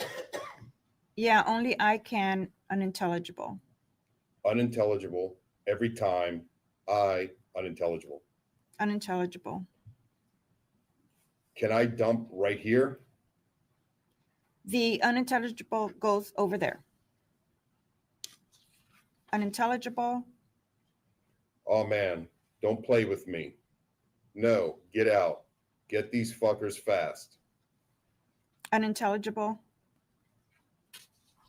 Huh? It's going to rain, bro. Unintelligible right there. But I can't. Unintelligible. You'll see. Watch. Unintelligible. Bro, it takes time. Unintelligible. I'm going to do this for a couple of more years. After that, I'm getting unintelligible out. Maybe after unintelligible the license, I'm out. Like I told you, man, I'm unintelligible. It gets boring. Unintelligible. Unintelligible. We're always dirty. Are you ready to do some dirt with me? You got my back? Go. Huh? Park right there. Unintelligible. Right? Huh? Unintelligible. Unintelligible. What you say? Do you know the good thing about me? That backlash thing I have, well, it's not registered in my name. All of these, yes. So if I don't use one of those, yeah, but not the other one, because I don't have a record. I've never had. Search for my record. You know what I'm saying? I'm looking for a spot to do it. I'll do it. 1, 2, 3. I don't care. And are you into unintelligible or what? And put in, and it's not a man, it's a woman. The one that works there? Yes, Unintelligible. unintelligible. Unintelligible man. I told you who it was a while ago. Okay. Now, could we go ahead and maintain that same procedure on audio session 3 of 39? That girl is talking. And Yeah. also, this date is also, Judge is that, objection, same objection. is that date also from? Finish the question so I can hear what you're going to ask. Does audio session 3 of 9 come on August 21st of 2018? Correct, yes. I'll overrule the objection. That girl is talking shit. Huh? That girl is talking shit. Which one? The one that you unintelligible and her little man unintelligible. Do you want me to tell you what is going on, or do you prefer not to know? Unintelligible. No? What? You're the only one that unintelligible and you don't lie. They should know who unintelligible, bro. Unintelligible. And I'm not the only one. She's pregnant from that little asshole that works there. She says it's mine, supposedly. I can't take chances. I lose everything. No, I am telling you the truth. If something happens to me, you already know. I'm going to blow her brains out so she doesn't talk. I have to do it, Eric. I have no other choice. I'm going to lose everything. What I need is someone to drive me. That's it. Unintelligible. But nobody knows. Everyone is talking. Oh yeah, she fucked. Unintelligible. She fucked Eric. She fucked this one. She fucked. These are rumors. That's the point. She was nagging that she was pregnant by him. She says it's not his. If my wife found something out like that, oh my God, bro. I lose everything, bro. Unintelligible. Brief pause. I have his spot. I already have her. I'm telling you the truth. I've already prepared her well. I told her that there are some people that want to pay her because she unintelligible. And she asked me, will you go with me because I don't know them? I told her, yeah, I'll go. Throw me a couple bucks my way. You know what I'm saying? I have to find a spot and dump her there. You know what I'm saying? How did you do it? At night? Yes. That's the first thing. And find a spot where there is not too much of this shit. Lights. She said unintelligible, and that was it. She has threatened another guy. The guy is giving her money. That bitch is nasty. She plays like a man. What's up with that? She wasn't that nasty when you were porking her, was she? You thought she was beautiful in a bag of all the chips and all of that. She was just so wonderful. Now you've impregnated her and now she is nasty. Dude, what the hell is wrong with you? And look at that little, looks like he's got a little smirk he's trying to hide. OMG, dude. Boy, unintelligible. The what? Unintelligible. That damn bitch, unintelligible. Look, leave here in something like that. In something like that. Leave her. No one will find her. Like what they did, like what these cocksuckers did with Woo! No one knows who was in there. If I do it quietly, nobody is going to unintelligible. Unintelligible. I'll do it quietly. No one knows anything. That's why I was telling you unintelligible. Because of things I am going to be wearing, nobody here knows you or me. Nobody has to go to my house. If they go to my house, unintelligible, I'm just saying, little by little, I'll throw away all the clothes, or I burn them or wash them with Clorox. Because I was thinking of you, unintelligible is faster. Because no one is going to see you, unintelligible. But that's it. Done with it, right? I'm looking for a spot. Where does she live? Huh? Where does she live? Behind Wendy's. Wendy's, but where? Why? What are you thinking? Give me an idea. We can go to where she lives, unintelligible. If this would be happening back home, it would already be done. It would have been done.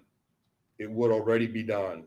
And the good thing is that I don't go anywhere. Who is going to accuse me of anything? If I'm not with you, I'm with my wife. No one knows, unintelligible. I can't tell anyone anything, nothing. I think we want unintelligible, a lot of these things, unintelligible, all. And I, unintelligible, look like this. Look. Unintelligible. No. If I use my truck, I'll cover the plates. Unintelligible. Nobody. Unintelligible. No. Call her outside, unintelligible, by telephone and blow her brains out there. You know what I mean? and take the phone. She's already fucked with me. Have her fall into the Does he look quarry. like he's and all like, that. I need you to yeah, help me but do what to that. do? I'll leave you at the quarry, unintelligible. I'll take it to, Does he look like he's smiling on the inside to you? Look at the mouth. That's bothering me. He's kind of like, yeah, that's it. That's bothering me. The way he Miami. looks. Unintelligible. I checked the trash and Unintelligible. what? Unintelligible. What about it? Unintelligible. I can't hear what you're saying. Unintelligible. Hey, Tracy Did I L. put it in? No. Unintelligible. Bro, unintelligible. Making that shit up, bro. And you stirred it up Nah, I think he did it, bro. because he was, Yo, when I was unintelligible. she was camming, dancing in front of the camera. That's what she does. And she unintelligible. In the end, she can't. No one can do anything. You already know. You know what I'm saying? Unintelligible. The mafia, unintelligible. That is a good part. That's the only good thing I have. Unintelligible. Huh? That's what you don't know. Because I'm supposed to pick her up one of these days. That is why I'm telling you. If you drive, I blow her head off there in a drive-by. It's good back there. Remember that they're unintelligible. But unintelligible. You put the barrel in her mouth and unintelligible. That's it, bro. She won't get up ever again. Dead people don't talk. And if there's no evidence, what are they going to do? No one is going to find out it was us. Unintelligible. I have it already. Gloves, everything. Unintelligible. All we got is this. Uh-huh. I'll pull over and wash my hands and take a little break. Eat something real quick. See the children, and then we'll unintelligible, you know. Unintelligible. Yeah, we're not unintelligible. Unintelligible. I'm tired, brother. I'm trying to think how to make that problem go away. But I have to do that because then I won't do it later. And that's the easiest thing. Take her somewhere, and that's it. You are the only one knows about this, and I know you won't unintelligible me out. I know that. Unintelligible. Oh yes, relax, dude. Okay. And Ms. Campos, can we go ahead and start? Do you see session 4 of 39? Yes. Okay. And on what date does that fall? That is the same date of August 21st, 2018. Okay. And can we follow that same procedure? Yes. You know, I got a nice way of unintelligible. You got it planned out? You got it planned out? I'll go pick her up. I'll pick you up first and I'll drop you off at the corner somewhere. You get in the back of the truck and you'll say, drive, like if you're robbing me first. And I'll tell you where, unintelligible. I'll call you Nico, like I think I know, unintelligible, Nico. Unintelligible. Unintelligible, like, nah, my name ain't Nico. This is unintelligible. Know what I'm saying? That way I need to do what I got to do. Then she won't try unintelligible. It tells me 95 and unintelligible. Unintelligible. There is a field nearby in Saint Unintelligible. There's a field there. We don't have to go too far to unintelligible. Oh, that'd be unintelligible tonight, unintelligible. You know what I'm saying? Unintelligible. And there are no cameras around my house. If she invites me somewhere, unintelligible. Unintelligible. Oh, I won't even get to that because nobody will know anything. You can't prove anything if no one saw anything. Unintelligible. I was thinking of taking her to some field nearby the route. Do you know where I go? Unintelligible. unintelligible. When she go in there, she disappear for a couple of days, unintelligible. She does that. She disappears for 2 or 3 days like that. She always does that. Unintelligible. Some guys that this and that her phone, 3 days. And I'll take her phone, unintelligible, and I'll throw it away. I'll throw it away or I'll burn it. They can't do anything there, unintelligible. I have everything planned out. I'm going to let her drive because I have unintelligible. She doesn't drive and use a phone for texting or nothing. I'll play dumb. You know what I'm saying? I'll sit in the back like we're going to do something. You know what I'm saying? What do you think is easier to, unintelligible? Inside the bushes or outside and then dump her? Inaudible. Unintelligible. First, right? Then hit her and then dump her, right? Unintelligible. Huh? Unintelligible. Is she saying that? About what? That it's yours. No one. She hasn't told anything to anyone. She only told me. I am the only one who knows. It's been going on for a minute. Unintelligible. Several times she has already, but I already know. Inaudible. The thing is that I'm trying to catch her alone. She hasn't told anyone. She is letting the cocksucker think it's his. See what I am saying? She hasn't dared to tell Debbie anything because she doesn't want to do that. You get what I'm saying? She's trying to help me. She doesn't want to protect me like that, but unintelligible. If that child is not his, unintelligible. That's what she's going to do. She's going to let the cocksucker think it's his. If she doesn't talk, no one will know anything, unintelligible. What you have to tell her is that you're going to the party too, unintelligible. She doesn't have to, unintelligible. Unintelligible. The less she knows, the better. No one should know this. No one. Why do you think I didn't want to go to church? Damn. Chuckles. Unintelligible. When we get to the yard, unintelligible, pull up my truck over there. We'll get our stuff. All right, man. All that shit, unintelligible. We'll go do the unintelligible, park it. Get in the truck or unintelligible. That way I can unintelligible and all that shit. Don't let anyone see. As you can see, there aren't any lights here. Do you notice you can't see anything here? Simply a street like that one. That's closed off, unintelligible. When she ends up like that after a couple of days and one is already calm. The good thing about that one doesn't. The one doesn't leave a trace. So it can be anyone. And that way, unintelligible, the barrel there, but if you don't leave it there, there's no evidence. That's like the automatic that I have. Because the bullets leave the mark, unintelligible. That doesn't leave trace. That doesn't leave a trace. The cartridge, you clean it really well. No, and she talks as if she loves him. She knows the. So she knows? Huh? She knows?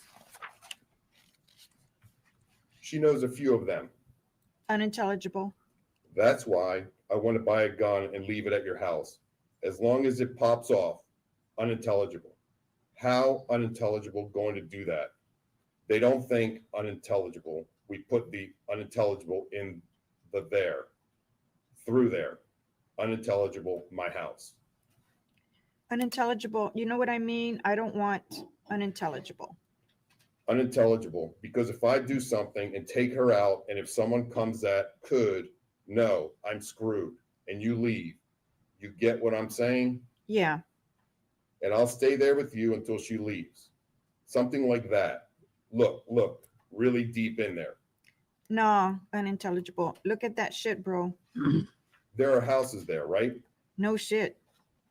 Unintelligible there. Yep. Relax. No, I want you to see further ahead. I'm going to show you something. When I leave here, I'm going to go in there ahead. No, I can't. unintelligible, that she opens her mouth. And I know she unintelligible. I don't need that. I can't afford unintelligible. I'll lose it all. Everything. Everything. Unintelligible. She would believe you. Huh? Unintelligible. She would believe you. Who? Debbie? Okay, Ms. Campos, do you see session 5 of 39? Yes. And on what date does that fall? That is October 23rd, 2018. Do you mean August 23rd? I'm sorry, August 23rd, 2018. Yes. Can you go ahead and continue? Yes.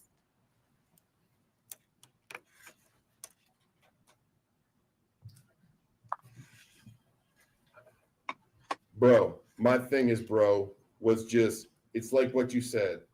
It's not like, nah, I quit, unintelligible.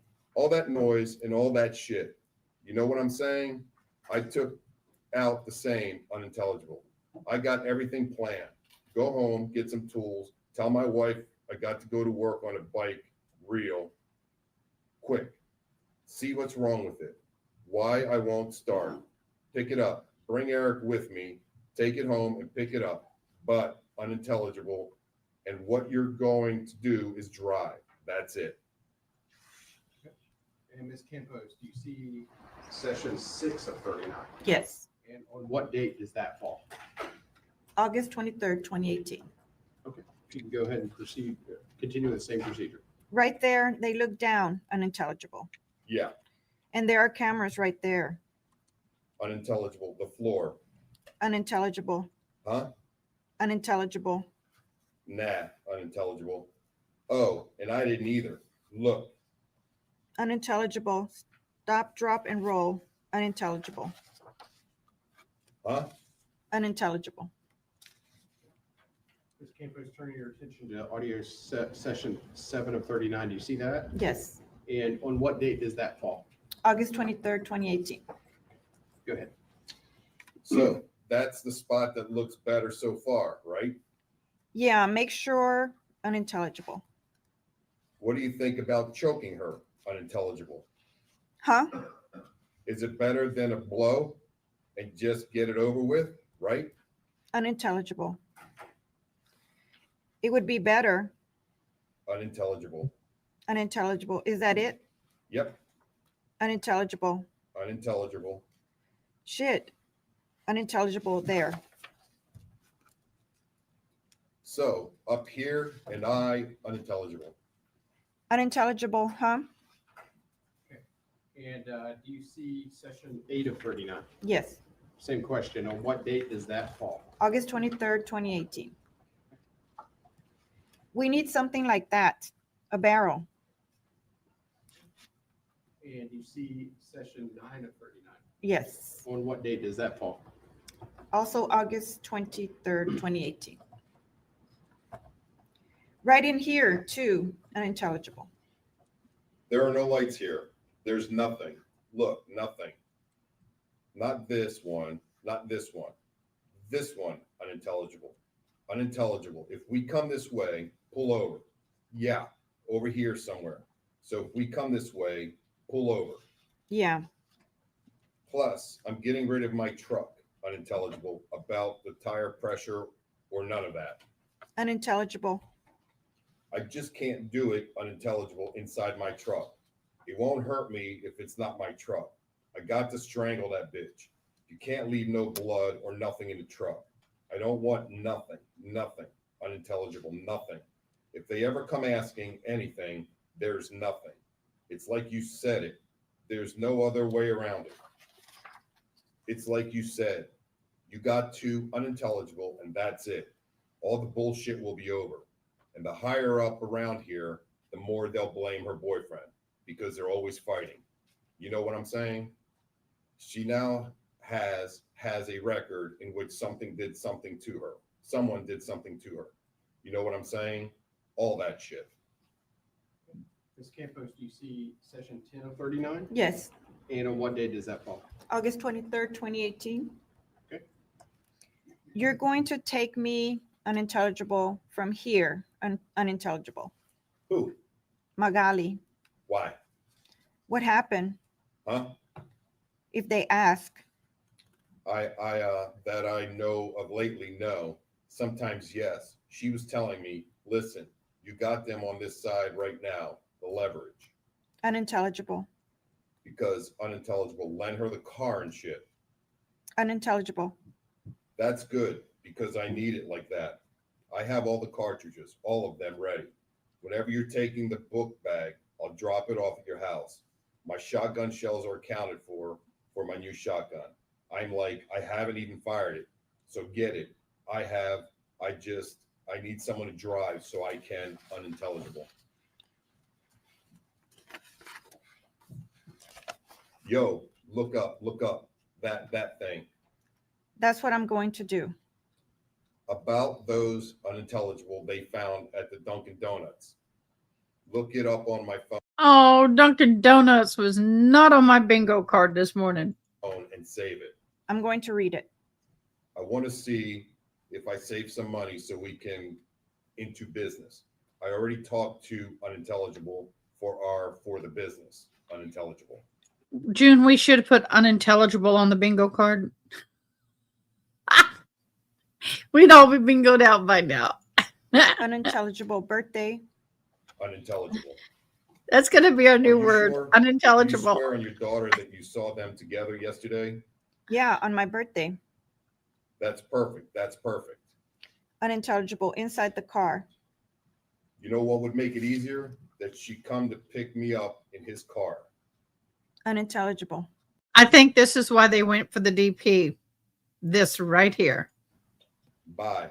And I'll take off in the car to unintelligible. Like in unintelligible. Water somewhere, a house where there's no camera.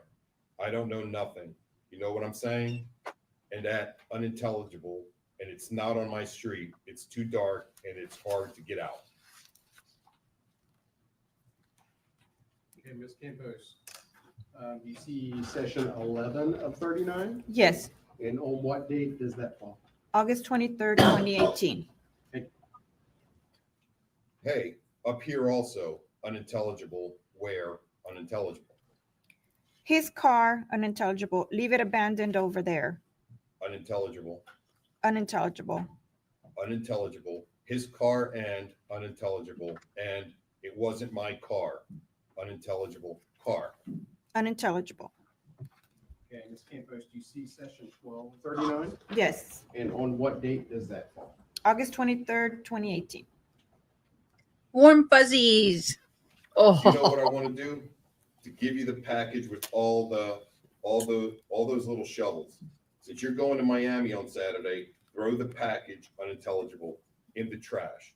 Make sure that no one sees you. Like, I'm good though. I'm good, unintelligible. Like what you said makes sense. The blow, that's it. Everything ends. Like that, you don't have to worry about anything. You don't got to worry about nothing. The blow. I would have did it by myself if I didn't have a daughter, you know. That's the unintelligible. That's the thing. I don't want my unintelligible. Same shit happens to my daughter, unintelligible.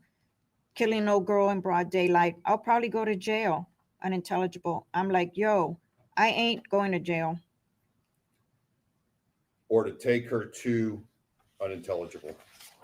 Yep. Oh well, she has to go because she already has unintelligible too much shit. I know she has shit on a lot of people. Yeah, A lot. She's got Manny scared. yeah, she does. Not me. If she do that to me, she would have been gone, unintelligible. The thing is that I haven't had time because Debbie always has a pissed off face, you know? Where are you going? Why do you have a day off? You know what I'm saying? So listen, I'm going to fix a bike and I'll be back. Yeah, without Leroy coming to get unintelligible. Huh?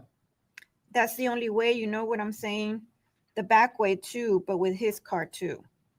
I know, but if there are no cars, unintelligible, it's like I told you, I have to do it because she trusts me. She thinks she's going to make money. I'm going to have the money so she can see it and not think anything of it. I'll leave the money here inside so no one takes it. You know what I'm saying? Really easy. like that. Walk with me over there and then leave the shit real quick. I'll, unintelligible, get in the vehicle and leave. I can do it alone. I don't care, but 2 set of eyes are better. If you keep eyes on things for me, I go in calmly. I take my time like nothing. I remove the ass from the trunk. I remove the unintelligible from the front and unintelligible in case they see me. You never know, unintelligible. Unintelligible. Get the keys. No one will see anything. No one will see anything there. I think at this point, he's toast. And I think at this point, DP is definitely going to happen. If I was on the jury, this seals it for me, y'all. There's no more on the fence. Yeah. If that shit wasn't fenced in, I would have done it right there. It's far over here. It's better because over there, nah, you got to. I've already have. I'm making it look like she unintelligible with someone somewhere else. I'm not stupid. I know what I'm doing. So what I need is for someone to drive me so I won't feel panic. I don't. I got too much shit going on. So unintelligible. You're not unintelligible. Hurry up. Get back. Unintelligible. Ms. Campos, do you see session number 13 of 39? Yes. And on what date does that fall? August 23rd, 2018. Do you see this new street? There's nothing here. There are no cameras. You see? Look, there's nothing here. Here, there's nothing here. Look at this. All this over here is all clean. There are no cameras here anywhere. Okay? Nowhere. Look, nowhere. Right here. Unintelligible, and it gets done quickly. I think unintelligible. Ms. Campos, do you see session 14 of 39? Yes. And on what date does that fall? August 23rd, 2018. Unintelligible. Nah, I already found a spot. Where? I'll tell you right now, unintelligible. Here, and how we dump the trash, unintelligible. There's not going to be anything here. To put her there inside, that's it. The shit is over. Unintelligible. That's it. I'm done. Right? You have to, unintelligible with unintelligible. If I don't see her, unintelligible down here, unintelligible around there, but you need to know. That's far. Huh? Unintelligible. That what? Only cows live in there. Good. Right? That's it. It's over. But there's a lot of tires here. Look, a lot of tires. Unintelligible. There's nothing unintelligible. Do you think it can be done easily with 2 people? Unintelligible. And Ms. Campos, do you see session 15 of 39? Yes. And on what date does that fall? August 23rd, 2018.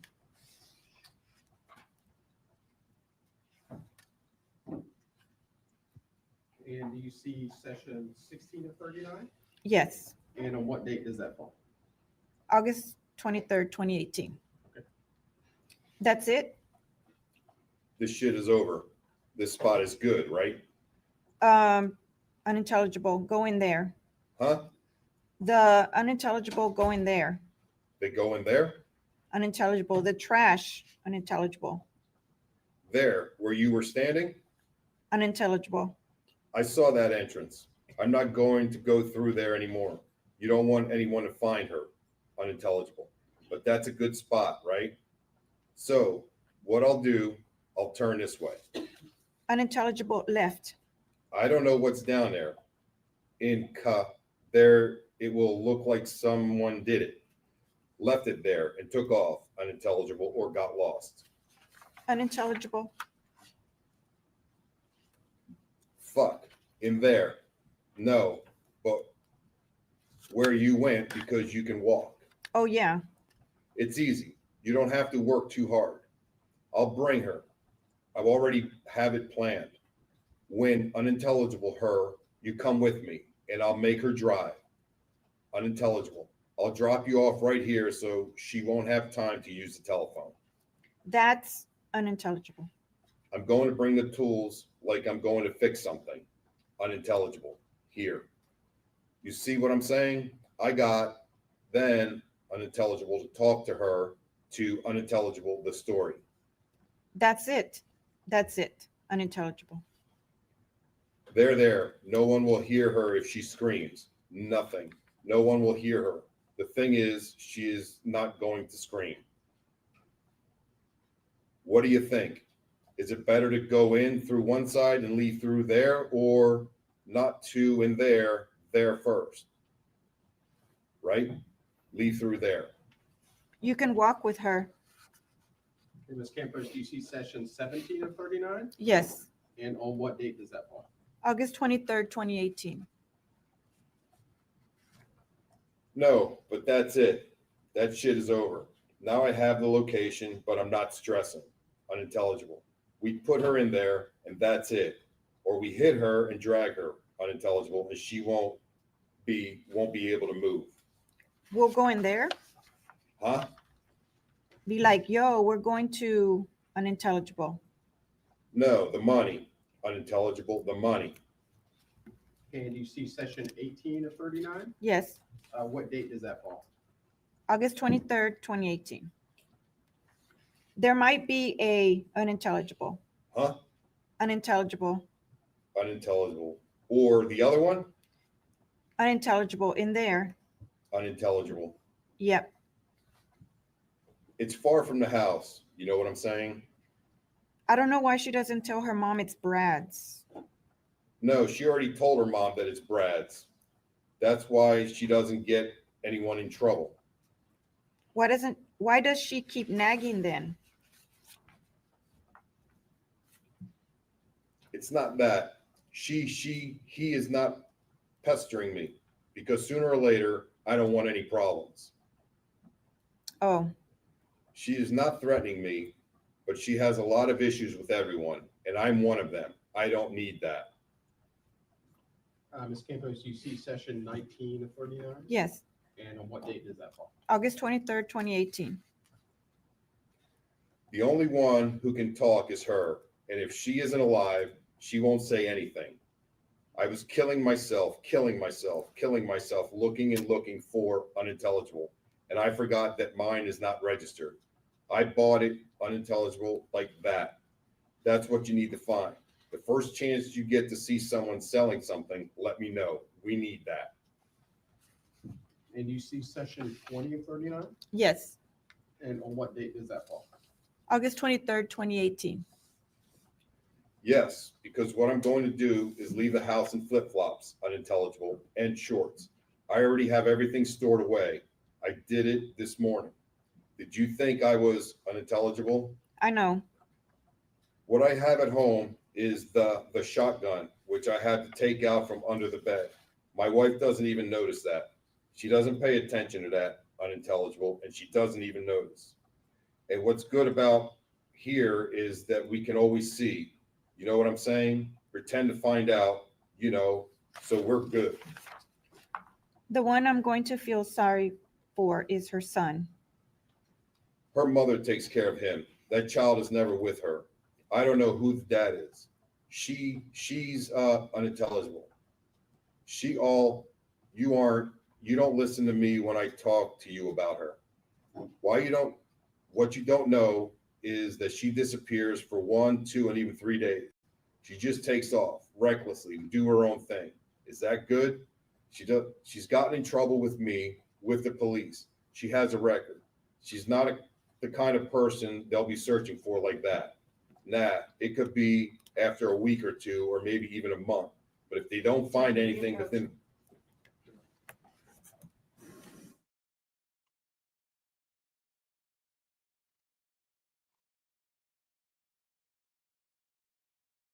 Bye. Wow, y'all. Hola, Deborah. Hola. How you doing, Miss Deborah?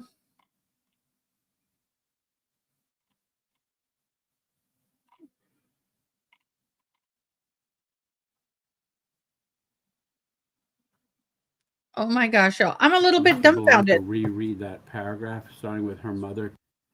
I want to know more details about how this call got recorded. Now, mind you, this was in Spanish. It has been translated into English, and they are now reading into court the transcript. He deserves what he may get. That's all I'm going to say because I don't want to get in trouble with YouTube. Takes care of him. In my humble opinion, he deserves to. Her mother takes care of him. That child is never with her. I don't know who the dad is. She's unintelligible. You aren't. You don't listen to me when I talk to you about her. What you don't know is that she disappears for 1, 2, and even 3 days. She just takes off recklessly to do her own thing. Is that good? She's gotten in trouble with the police. She has a record. She's not the kind of person they'll be searching for like that. Nat, it could be after a week or two, or maybe even a month. But if they don't find anything within the first 48 hours, they can't do anything. She's MIA right now. Yeah. You see, not here either, because all of this is new. They're installing everything. Yeah, I see them over there. Yeah, so that's nothing. That's for the traffic. No one is going to see anything here. Yeah. Do you know what's good? What did you throw away in the trash can?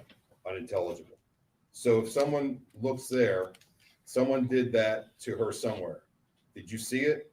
Without us knowing anything? I really want to leave 2 or 3 of those cartridges laying around there. But no, unintelligible. You know what I'm saying? Ms. Campos, you see section 21 of 39? Yes. And on what date does that fall? August 23rd, 2018. Unintelligible. It can be done here too. Unintelligible. There are no houses there. Unintelligible. Nah, it's better over there where you said. You walk in there, leave here, and leave.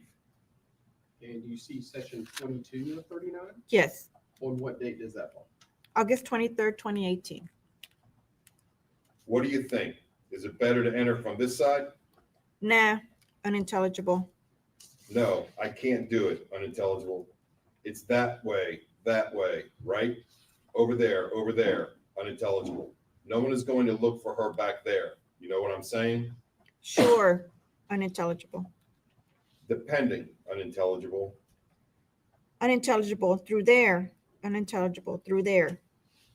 Unintelligible. Do you know why it can't be done there?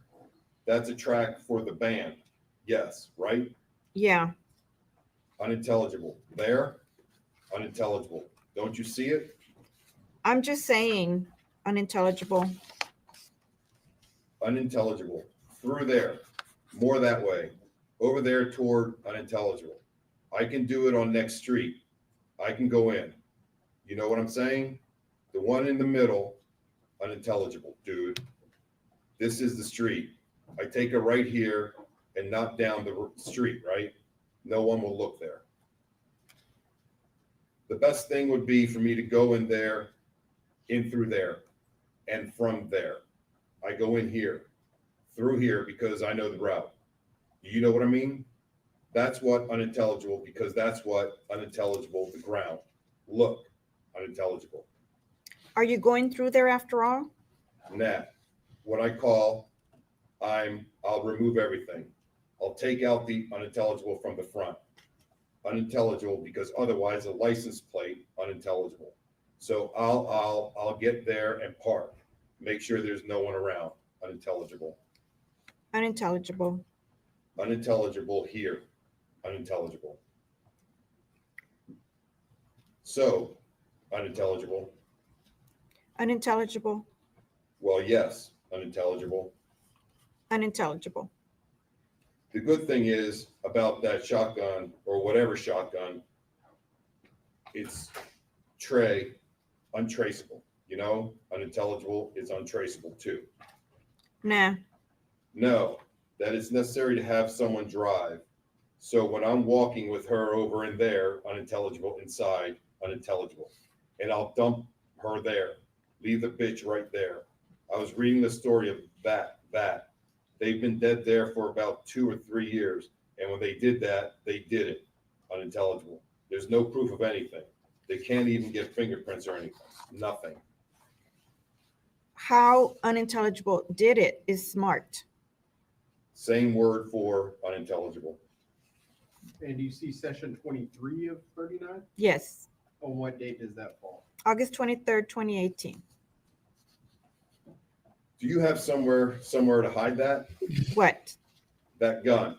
If I give it to you, do you know where to hide it? I can't hide it at my house. No? You can bury it. It's just that that won't a trace anywhere. Unintelligible. You can bury it. I will. You got to bury unintelligible. I'll have someone else store it. Unintelligible. Unintelligible. Unintelligible. Like clean it real good to take off all the fingerprints. All of them. Unintelligible. This bitch, unintelligible. If you got to use it, then you use it. I don't know what you're talking about. Exactly. Unintelligible. No, that's the best place. No need to look any other one. Right there is where unintelligible is. No one is doing anything there. No one unintelligible here. And do you see session 24 of 39? Yes, Okay, on what date does that fall? August 25th, 2018. Okay, Swan. Okay, Swan, you're right. I forgot. I had a brain cramp. That's right. But why would you sit in a truck? Excuse me. You're sitting in a truck, trash truck that you work on, that you know is being recorded. Everything you do and say is audio and video recorded. Why on God's green earth would you talk like this? The stupidity is just overwhelming. Unintelligible that. They checked the baby. You think so? Unintelligible. But that has nothing to do with that. Unintelligible. Huh? They're going to have questions. That's all right. Unintelligible. Unintelligible. You're going to take my truck to the house. Unintelligible work. Unintelligible. I don't have anything. Unintelligible. Unintelligible. But I don't know her. I'm telling you, bro. That talked. Who? Brad. That fucking unintelligible. I should call unintelligible, right? Unintelligible. Yeah, I know. Unintelligible. Fuck that. Eric, don't panic. Just stay calm so we don't have problems. Unintelligible. Okay. Damn. And do you see session 25 of 39? Yes. And on what date does that fall? August 25th, 2018. What did they tell them? Females. They questioned them. They asked if unintelligible. Unintelligible. Unintelligible. And you see session 26 of 39? Yes. And what date does that fall? August 25th, 2018. Unintelligible. Huh? They questioned everybody that day. An Uber, unintelligible, and showed a picture of her, unintelligible. Unintelligible. You see session 27 of 39? Yes. On what date does that fall? August 25th, 2018. Hello? Hello? Hey, Mom. I got to go to the police station because the detective, I guess they want to talk to me about Brandy. And I don't know what the fuck. Yeah, no. Don't unintelligible your house. Yeah. All I'm saying is that if they asked you if I was there leaving the laundry, unintelligible laundry, that I was there washing clothes. Because when I left, I told my wife that I was going unintelligible to wash unintelligible. 8 at 8. Yes, yeah. 8 p.m. Yep, that's it. And they might question unintelligible. I don't know. You don't know. But take out unintelligible. Uh-huh. Yeah, that's it. That's it. All right. Unintelligible. Oh, yes, I have unintelligible. I have unintelligible. Unintelligible. Unintelligible. All right. Do you have the call I made to you at 8 o'clock? I called you, right? Do you have it on the phone? And do you see session 28 of 39? Yes, On what date does that fall? August 25th, 2018. Like 15 came to the house already. That's crazy. Unintelligible. Unintelligible. Unintelligible. Unintelligible. Stay calm. Unintelligible. Unintelligible. I plan to do that because unintelligible. And do you see session 29 of 39? Yes, On what date does that fall? August 25th, 2018. Unintelligible. Shit, I can't eat. Unintelligible. Relax. I saw a bunch of cars. Unintelligible. Unintelligible. Unintelligible.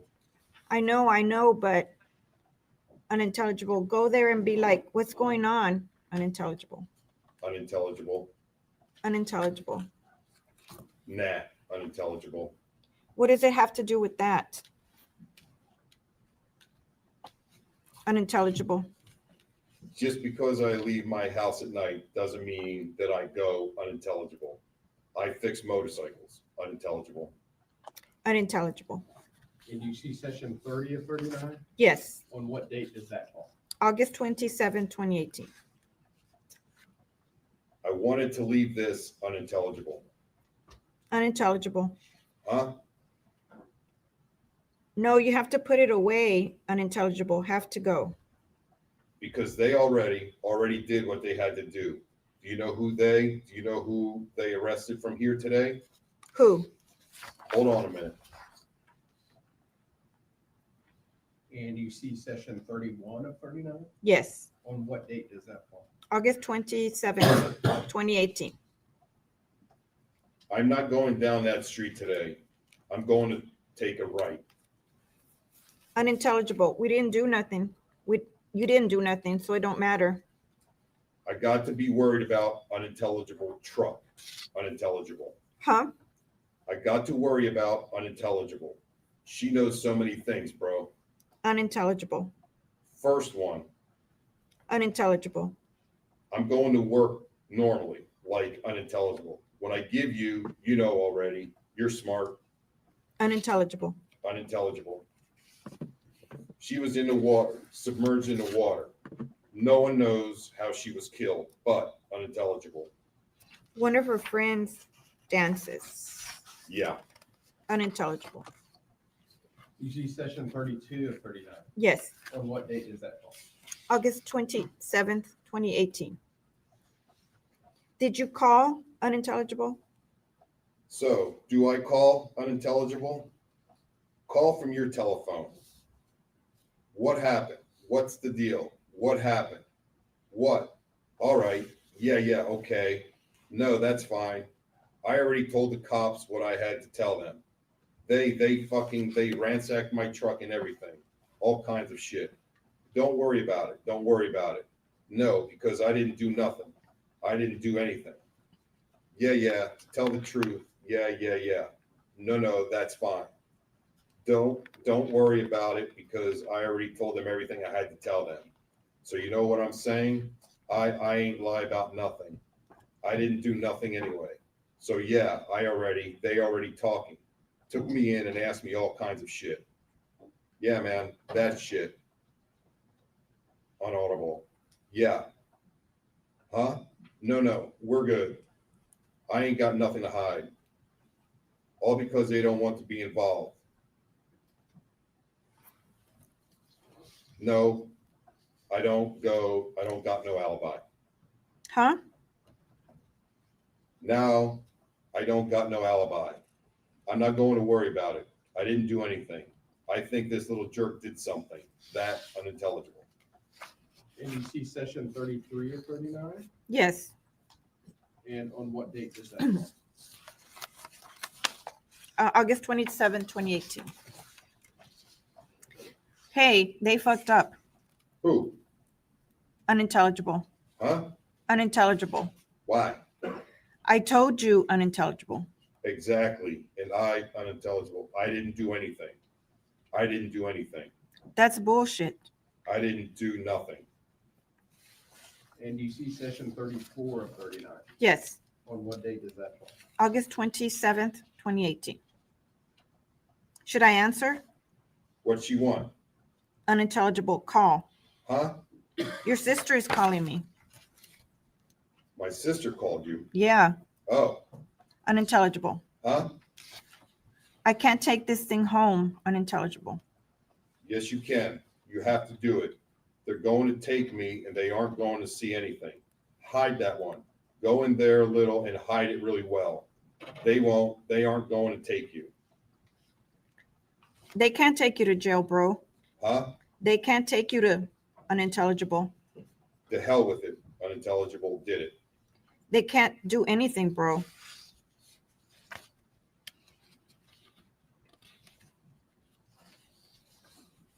And do you see session 35 of 39? Yes, And on what date does that fall? August 27th, 2018. I told you unintelligible, brother. Oh, I know that it's everything you are saying has happened, but there's no proof because I didn't do anything. Oh, man. And do you see session 36 of 39? Yes, On what date does that fall? August 27th, 2018. They don't have anything. You see session 37 of 39? Yes, On what date does that fall? August 27th, 2018. Take care of your family, bro. Remember that. I'll be fine. Unintelligible. Write to me if anything comes up. You're going to be fine. I know somebody was going to set me up. I knew it, bro. But there's no way. No way, bro. I'm not going to let nobody set me up, bro. There's no way. There's no way. Do you see 38 of 39? Yes, Date? What date? August 27th, 2018. I'm already calm. Do you hear me? Huh? I'm already calm. And you see the final session 39 of 39? Yes, And on what date does that fall? August 27th, 2018. This is a conversation with an unknown male. Okay, go ahead.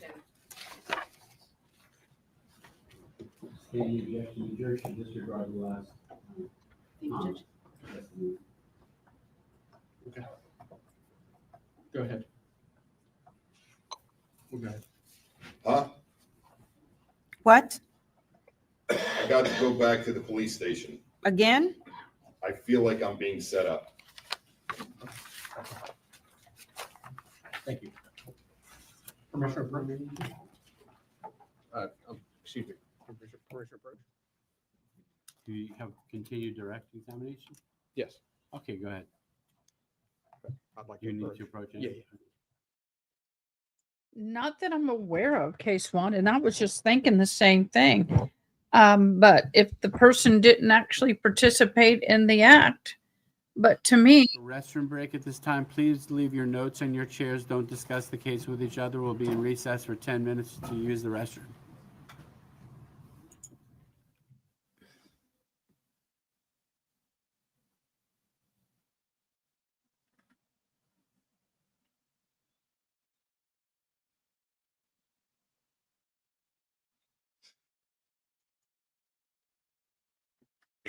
you can put regular ones, Boo, but the color does help me see it better. Okay, we need to go over the bingo card, and I'm feeling that I'm missing some. I just took a quiz. I took a quiz, and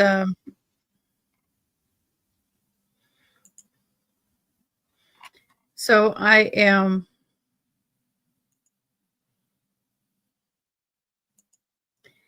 Yeah, vulgar language is definitely in the cards today. So they are referring to notes? Is that good enough, Miss June?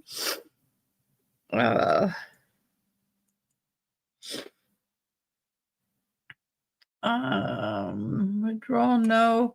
So what we do have is next witness. Thank you. Side by subpoenas, transcription or translations admitted. Yes or no. Translation, free space, outside the jury presence, FBI. Any objections released from subpoena? An objection. Correct or right was said. I don't know if we could do refer to notes because they are referring to the transcripts, but that's notes.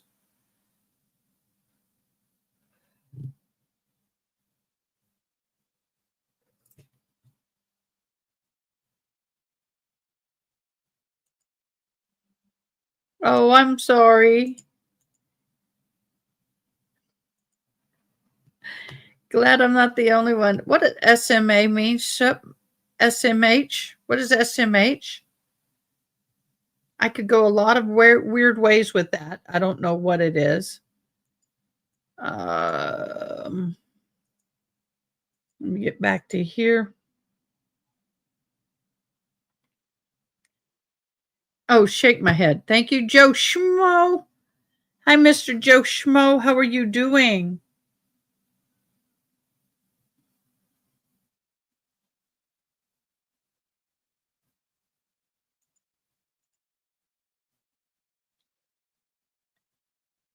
I hope you are doing well. Hey, Joe, what do you know? Hey, Joe, what do you know?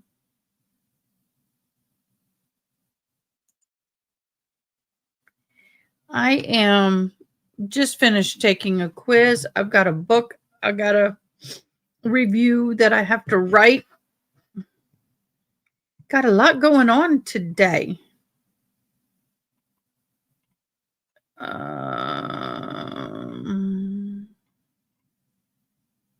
We have had a very interesting day today with this readings of the transcripts. Life come for update bingo card. Yes, ma'am. I see it, ma'am. I saw it. You just love playing that. You just love playing that horn, don't you? She's all laughing back there. By the way, when y'all hear that little sound, it's to get my attention. So the only things left are you are excused. Let's see. 1, 2, 3, 4, 5 is 9. That's 10, 11, 12, 13, 14, 15, 16, 17.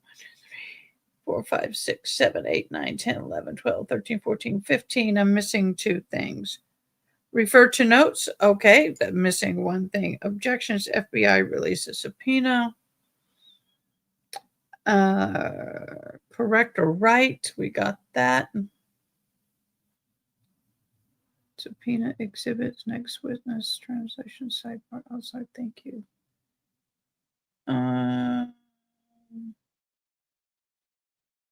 Didn't they say you were excused?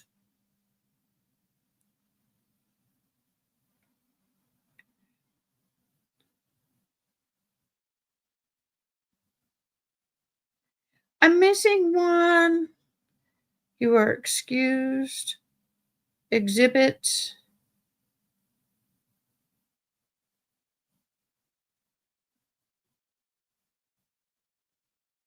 That's the one I need. Didn't they say to the other person you're excused? Could be. Could be. I could be wrong. Okay, I updated it. Let me show you the updated card. I'll leave it up there for you guys to get caught up. Oh, they finally announced that Cardi D is pregnant with baby number 4. We knew that when she was in court. I can't show the video. I don't want to get in trouble because Cardi B has copyrights on everything, but I can read. The 32-year-old rapper is set to welcome her first child with her boyfriend, New England Patriots wide receiver Stephon Diggs, 31, 4 months after confirming their romance. So this is baby daddy number 2. She has 3 children by another man. I'm having a baby with my boyfriend. I've been putting it all in. I've been putting in all the work, but I'm doing all the work while I'm creating a baby. Okay, that's weird. I'm happy. I feel like I'm in a good space. Me and my man are very supportive of each other. We like in the same place in our careers. You know what it is like? I feel like we're really great. We're really the best at what we do. Oh, congratulations, Cardi B.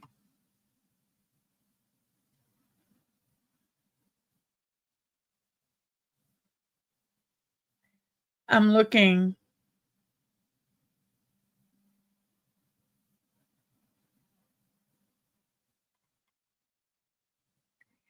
Oh my God. And I'm like, see, this is what I don't put Mike out because my art, and this is something that I put a lot of love into.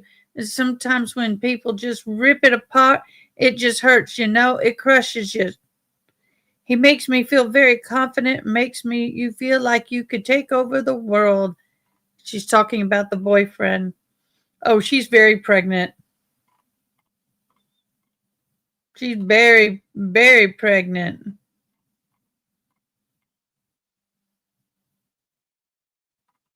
The singer reportedly won a $24 million lawsuit. Yeah, we did see that. We watched that suit. She did win the $24 million case against her. And then on that Friday, a video released. The Grammy Award winning decided to portray a starving artist trying to sell her CDs on a subway. In the clip posted online, Cardi walked through the subway with her CDs, selling it to passengers. If you could please buy my new album, The Drama, $9.99. Please, and she walked towards the camera stating, please support a mother of three, September 19th. I'm a drama. Yeah. I know how important it is for her.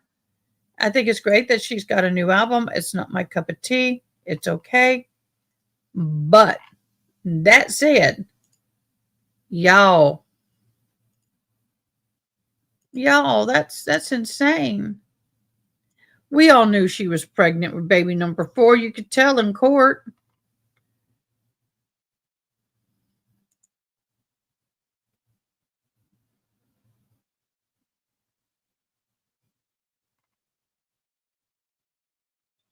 Good morning, Joe Schmo. I'm glad you're catching your breath.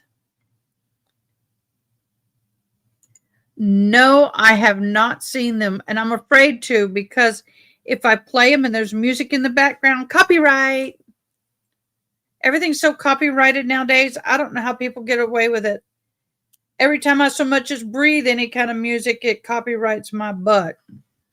I don't even monetize anymore because the copyrights are hitting me left and right. But I will tell you, We Are the World memes with the babies was phenomenal, and it was worth the loss of that 2 cents of royalties. Y'all don't understand. You need to have like 20,000 views a day to make any money on royalties. The other day, it was 0.001 penny that I earned.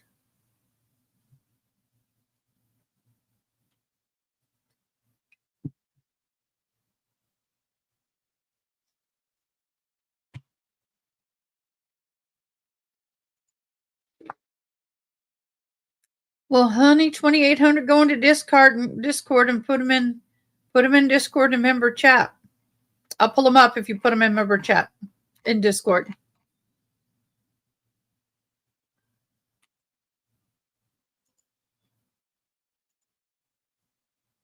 Here's the Discord link.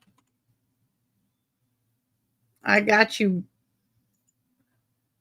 Oh, I have to say today is the first day that I just really did not want to get out of bed. This blanket was handmade, and it was in the reunification area where all the moms and fathers were sitting waiting for their loved ones on the 4th of July. What? So the afternoon of the 4th and the 5th and on. And one of them gave me this blanket. It is very nice. I mean, I like the weight. I like weighted blankets. I like the weight. And it's so warm, but it's not hot. You know what I mean? Yes, we're still using pennies. Is it a penny per view? No. I wish. If it was a penny per view, I'd actually make something, even $5 a month or something like that. But no, I think it's every 1,000 views you get a penny or something like that. It's hideous. It is hideous. Very much so hideous. Oh. Whew. Excuse the yawn, y'all. Trivia question. Oh, yeah, we love trivial questions.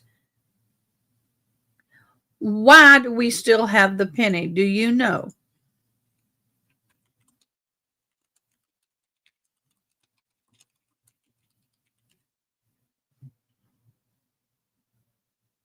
Well, it says here, the penny is one of the classics. We keep it mostly out of tradition situations, but there's some economic and practical reasons behind it as well.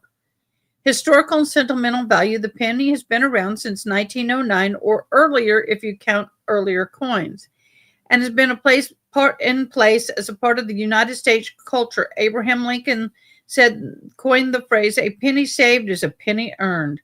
Some people resist removing it just because it feels like history.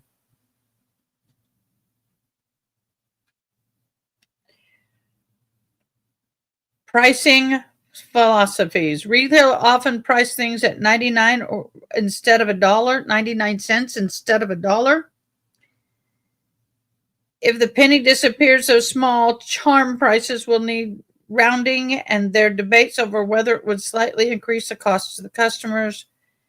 Charitable giving. Pennies are also collected for charity, the coin jars for schools, fundraisers. Legal and political indications. Changing the currency system is complicated. It has to weigh the cost of removing the penny, regardless, redesigning coins, updating machines, public resistance. Low production cost issues. Ironically, pennies are now cost more to make than they're worth. 1.8 cents per penny, but the government keeps producing them because eliminating them will require legislation process to the public support.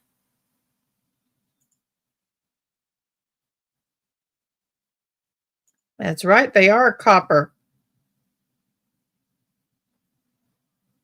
Yep, they are. That they are, y'all. Oh, I forgot we can zoom. My bad. Was never signed, so Okay. we're not seeking anything further. We anticipate wrapping up with this testimony and then calling her for the lunch break, and then I think we don't have any other witnesses for this afternoon. Regarding that, did you either side have any requests as far as what I tell the jury as far as why we're not having session this afternoon? After the surveillance video, we don't have any other witnesses today. And that's going to be quick. Because our last witness is testifying in Broward County right now. Right. Right, okay. Do you want me to just? Okay, I got to back this up. I missed something.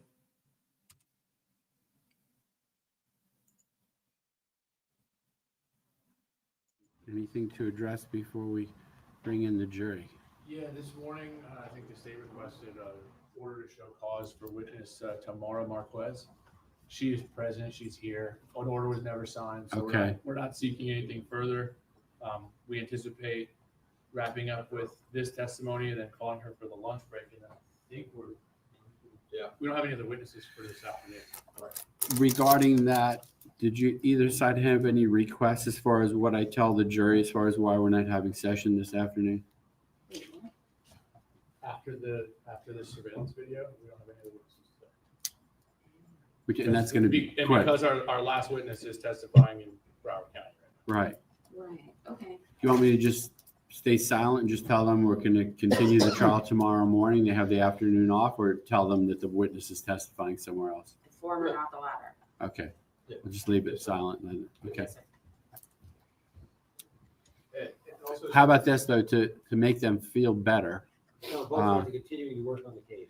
Well, We're Do you- preparing the law and legal instructions or? when do you anticipate that the evidence will be closed, if I say it generically that way, on Tomorrow. Thursday, tomorrow? The state war is tomorrow.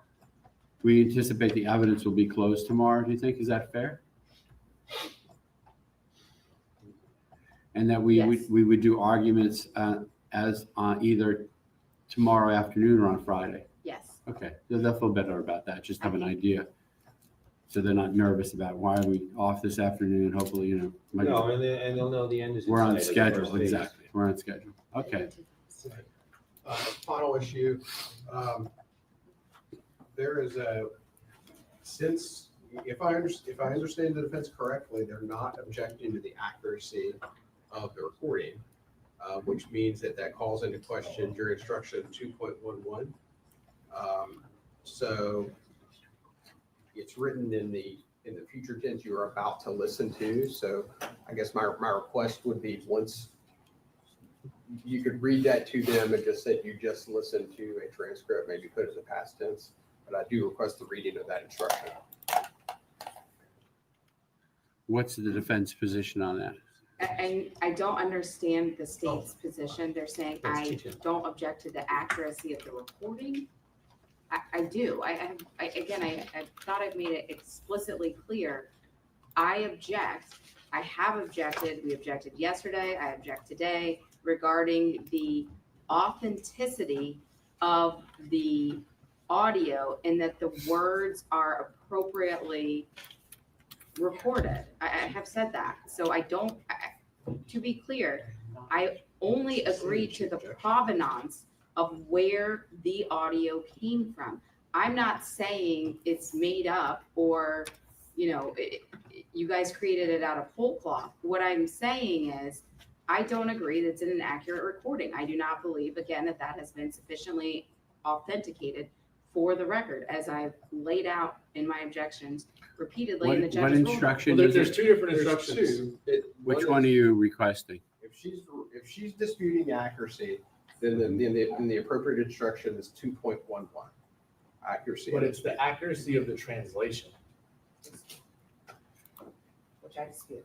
So then there would be. Okay, but this 2.11. instruction that you're referring to deals with, we have a witness who's speaking Spanish and the court uses Ms. Valdivieso, a court certified neutral interpreter to translate. And the procedure there, which is separate from this case, is that pursuant to our rules of procedure, they are to simply go on what Ms. Valdivieso says and nothing else. This is a different circumstance. This is the state calling its witness in a contested case and asking the jury to put credibility in that witness. And I've said previously, I think it would be reversible error for me to tell the jury anything about except what's being testified to here. I think that's reversible per se error in this scenario, because the jury could disregard the testimony of this witness,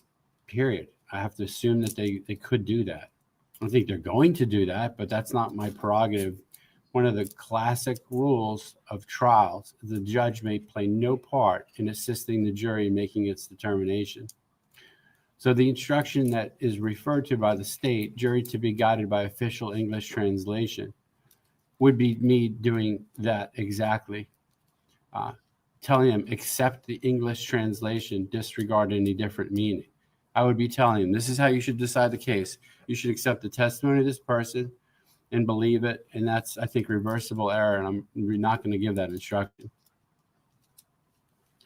I realize there's a tension in the law that has yet to be ferreted out. And Ms. Valdivieso probably would be interested in this. It's questionable. This is not our case. We just have someone who's speaking Spanish with no interpreter. No issue as we have in this case. We give this instruction, then there's an issue there as far as if the juror speaks Spanish and they differ with something the interpreter said, where does the law resolve that? Right now, it resolves it to say, rely on the court certified interpreter, who, as I mentioned, is neutral, works for the court. So to me, it's apples and oranges. I'm not going to give that instruction. And the only reason we requested it is just because it says this instruction is appropriate immediately prior to the jury hearing a tape recorded conversation in a foreign language if the accuracy of the translation is an issue. We are about to play a recording of them speaking in Spanish, and this instruction says, but this refers to a transcript, which we didn't use, but it says whether or not it's an accurate translation is for you to decide. And considering whether it accurately describes the meaning of a conversation, you should consider the testimony presented to you regarding how and by whom the transcript was made, or the translation, we would argue. You may consider the knowledge, training, and experience of the translator. And that, just for the record, that's why we're asking it, because we are about to play some Spanish recordings that she translated. All right. Regardless of all of that, I just don't think it's appropriate. And the defense doesn't want me to give any kind of instruction. You could play the evidence. Now, what I do think we may want to get to with the jury, because we've not explained this to them. The item that you're going to be playing is 170. Yes, sir. Okay, 170 and 169, I think it was the other one. Yes, sir. That for me to explain to them, as I've explained to them before, sometimes you have an item that's in evidence that's been edited, and therefore it can go back into the jury room with the jury. In this case, the item should be edited, but it has not been edited, cannot be edited. Therefore, the jury can consider it, can be played to them by the lawyers during the trial, during deliberations. It would be available to them to listen to by a request, and it would be brought into the courtroom, which is a standard procedure outlined in the rules. And we could play portions to them that, and this would be up to the attorneys as far as how to isolate in deliberations what it is that they want to listen to, the thing in its totality or parts of it, and that could be problematic. But I think it might be worthwhile for me to at least to tell them that this item is in evidence and will be available to them during deliberations, but not in the same way as if it were completely edited and going back with them, because they're going to be curious about that. I'm also anticipating that they would say, we want to get a copy of the transcript. And I've explained to them, I think already, it's not in evidence. And they would have the option too, and I would advise them, if this were to happen during deliberations, they have the ability to come back and listen to the entire testimony of the witness. And I took notes, it's 45 minutes approximately of her entire testimony. We play the whole entire 45 minutes of that testimony. But with regard to my concern, do you both agree I should tell them when you seek to publish portions of 170, the issue about it's in evidence, but it has not been edited. There are portions that are irrelevant, just like if it, like an edited thing. So therefore, it's going to be. We'll defer to how, when at some point we need to tell them, whether it be now or before after we finish. True, that's true. We would normally tell them at that point, hey, all of this evidence is coming back except for these items. If you want to hear these, we have to tell them that later. But it's the defense thing. I'm open to either way. I'm leaning more to telling them now, just so they're in advance notice of that issue. What do you think? I just think that it's kind of out of place, Judge, and that I would ask it If to be with all the other instructions. Maybe I'll just leave it alone, because there is the possibility they don't make the request at all. Right. And during your closing, you could play whatever you want to. Right. All right. So I'll just leave it alone. All right. All right. So with that, we're ready to proceed with the cross-examination of the witness, if there is any, and you're concluding with this witness. Or are you having this witness, you're doing that? Did you have another witness in addition to this, didn't you, or no? We do. Okay. We would ask to call her before the lunch break. Okay. She'll be very. Yeah, because we're going to break for the day anyway. So we'll go a little bit after. We can go to 12:30 if need be. She'll be very, very quick. Okay. Let's bring in the jury. We'll continue.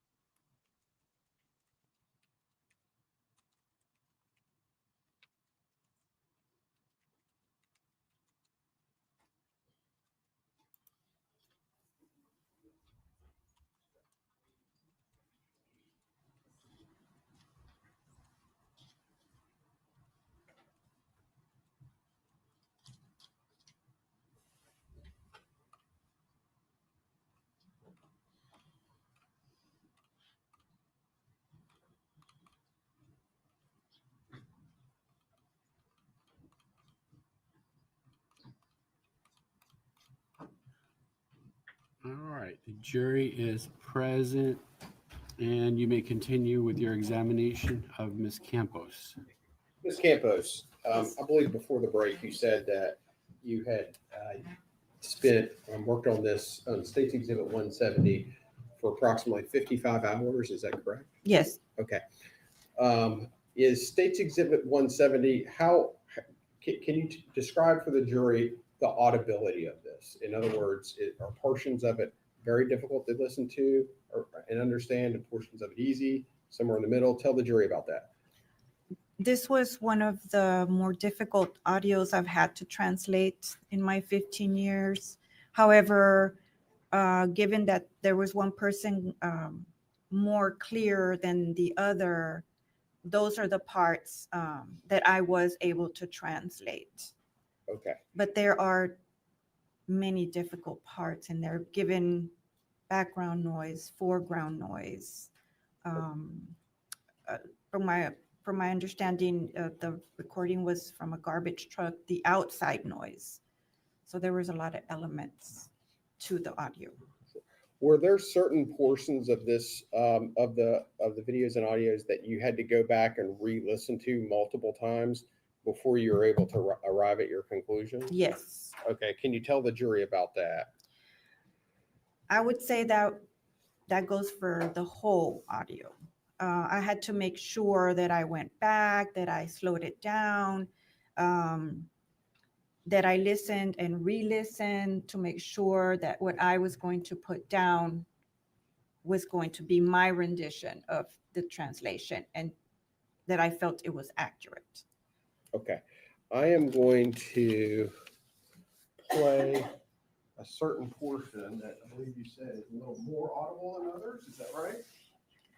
Yes, it Okay. should be. Can you please turn to audio session 3 of 9? Okay. And we'll begin with "Do You" down halfway down the page. Are you ready? Okay. Yes. Now I want you to tell me when you want me to stop so you can translate this portion to the jury, okay? Okay. Do you want me, how far do you want me to go? You tell me. Whenever you want me to stop and stop so that you can translate, then that's when I'll stop. Okay. Okay.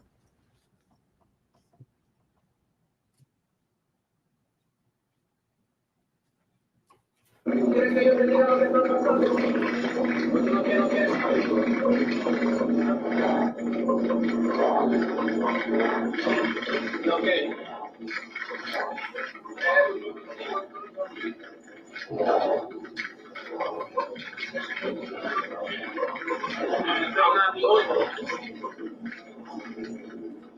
Una peña de mamabicho chiquito ese, supuesto, dice que es mío. Y yo no puedo coger cáncer, lo siento todo. Yo te digo la verdad, si algo me pasa, ya tú sabes. Pero yo le voy a volar los pies para que no haga bien. Yo tengo que hacerlo, Eric. Ya no soy yo. No va a perder tu hijo. Yo lo que necesito es que me guíe. Entonces,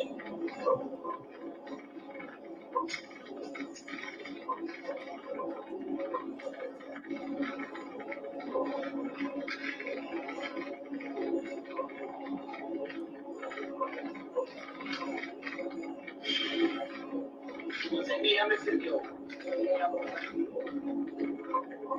Pero nadie sabe. Todo el mundo está hablando, ay, el chico abusando, el chico a él, el chico a este, el chico. Eso es rumor de todo el mundo.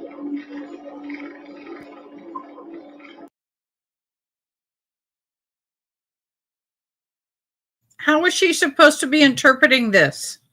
That doesn't make sense. I'm reading the caption. Okay, well, let's begin. Do you know halfway down? Okay, so is she typing the translation? What is she doing? She should be stopping and starting and translating.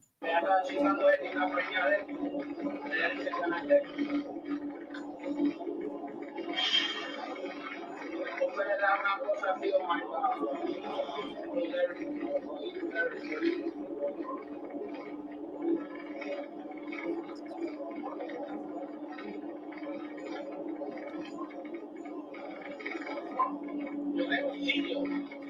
Ya yo te digo la verdad.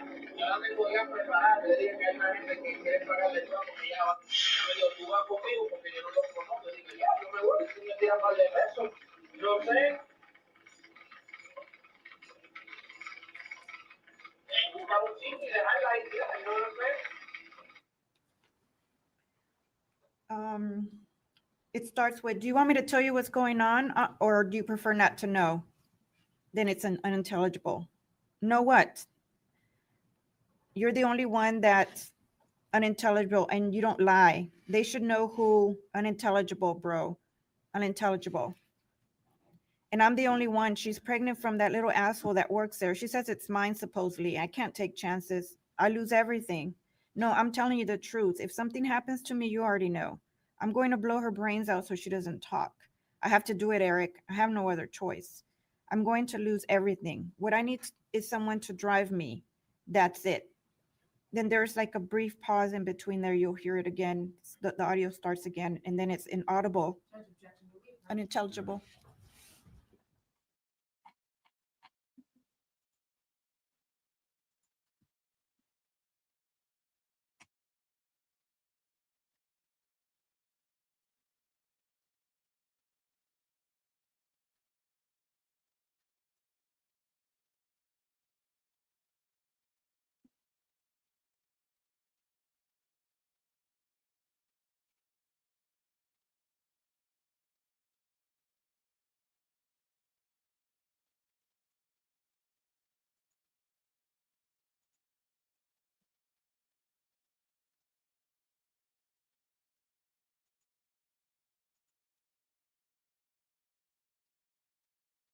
June, are you helping Honey 2800 in Discord, please? I hope. I think you are.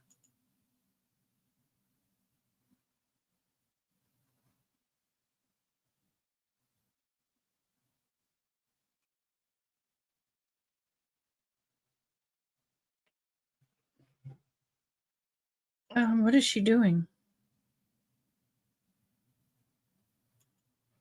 All right. Thank you, June.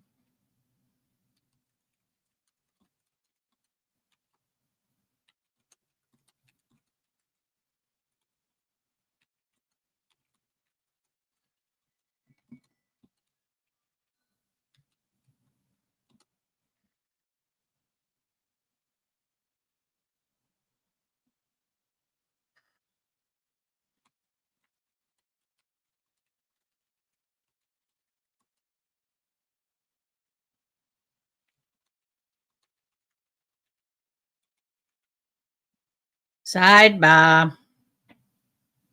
That's what's happening. We got a sidebar. I wish we could come up with a cute song with the sidebar. So anybody here speaks Spanish who can translate that to see how good she's doing? I know. I know. It's so horrible, y'all. Wow.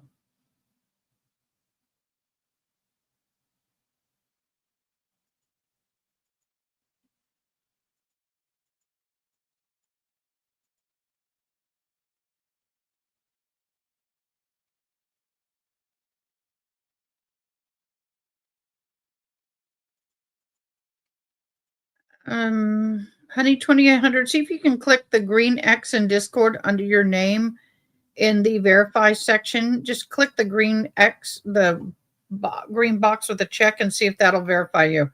I don't know. Other than that, I that's above my pay grade. I do have a pay grade, and that's far above it. I don't know how you can comfortably sit there and listen to that.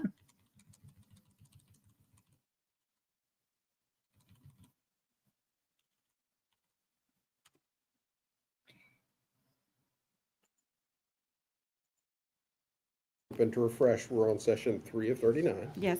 Okay. And at the bottom where it says OV. So my question is this. Oh, okay, June. I got you. The person who spoke that, were they the less audible voice or the Gotcha. more audible voice? In that portion that begins with the OV, it was spoken by the person that could be heard clearer. Oh, okay. So it's more clear, meaning more audible. Yes, more audible, yes. Okay, okay. So can you go ahead, and I believe, if I'm not mistaken, that was the portion where you left off around that portion? Around that portion, Okay. yes. Can you go ahead and translate that? Yes. Do you want to clarify? Oh, yeah. And are you, when you're doing this, okay, and we see that you're referring to your transcript as Mhm. well, okay? You also heard the audio in live time. Yes. So my question is, are you, when you translate it to the jury that you just did, are you using the transcript to refresh your recollection, or are you translating that in real time based on everything you just heard, or both? I'm basing it off the translation. That's what I translated, because without my equipment, I'm not able to hear everything. I would probably need to stop certain portions, probably slow them down, go back. Mm-hmm. But I know that that's the portion because I can hear some of the parts. So you based on what you just heard in court, you're able to translate that portion to the jury.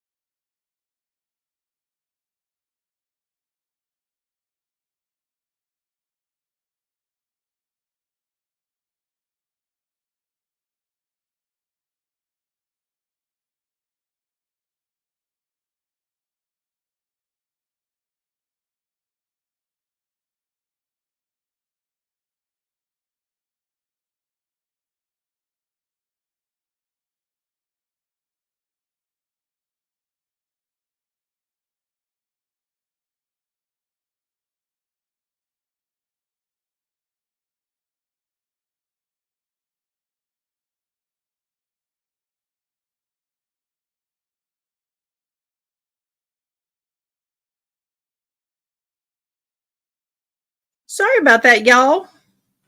Business. She has to be very careful with her words because so much rides on this. Again, to that particular section. Based on what you just heard, are you translating that in real time, or do you need to refresh your recollection using the transcript that's in front of you? I need to use the translation in front of me to refresh my recollection. But I Okay. know that when he started saying, do you want me to tell you what's going on, or do you prefer not to know? I know it's that section. Okay, go ahead. Go ahead. Please feel free to refresh your recollection and then clarify with the jury. I'm not the only one. She's pregnant from that little asshole that works there. She says it's mine, supposedly. I can't take chances. I'll lose everything. No, I'm telling you the truth. If something happens to me, you already know. I'm going to blow her brains out so she doesn't talk. I have to do it, Eric. I have no other choice. I'm going to lose everything. What I need is someone to drive me. That's it.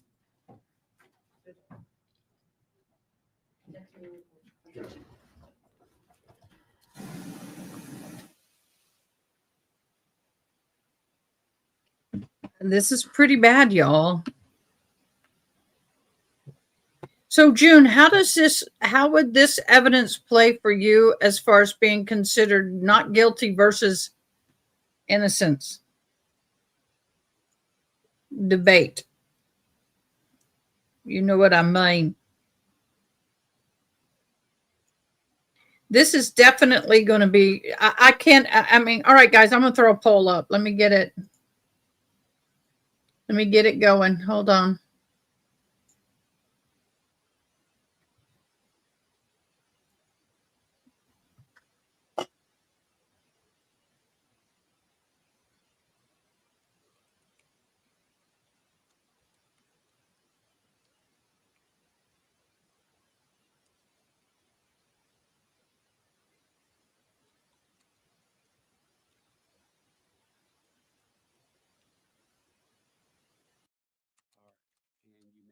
proceed in that fashion. And go ahead and pick up where you left off. I'm sorry.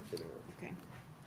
Unintelligible, but nobody knows. Everyone is talking. Oh yeah, she fucked unintelligible. She fucked Eric. She fucked this one. She fucked. These are rumors. That's the point. She was nagging that she was pregnant by him. She says it's not his. If my wife found out something like that, oh my God, bro. I lose everything, bro. Unintelligible. I have a spot. I already have her. I'm telling you the truth. I've already prepared for her well. I told her that there are some people that want to pay her because she unintelligible. And she asked me, will you go with me? Because I don't know them. And I told her, yeah, I'll go. I'll go. Throw me a couple of bucks my way. You know what I'm saying? I have to find a spot and dump her there. You know what I'm saying? How did you do it? All right. Okay, we'll stop right there. I'm going to play you one more clip. And I believe it was another one that was more audible. Is that correct? Yes. Okay.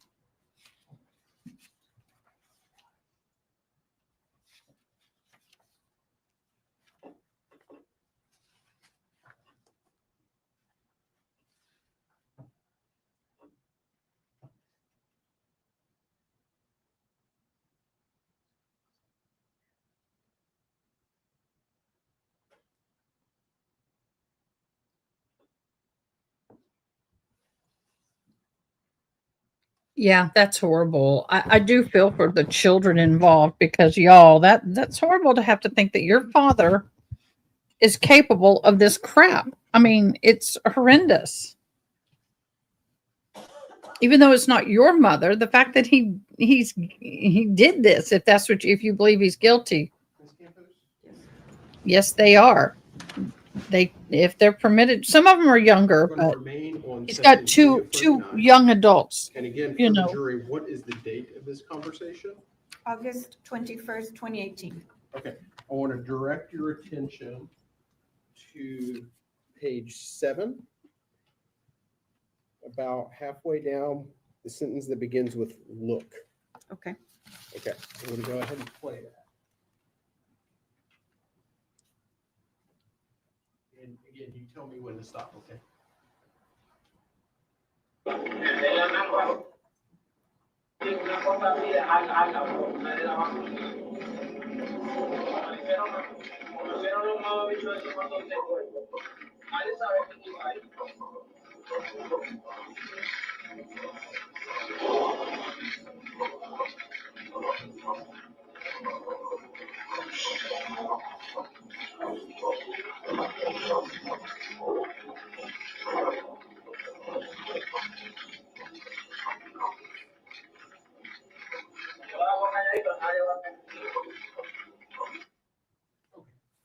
Look, leave her in something like that. In something like that.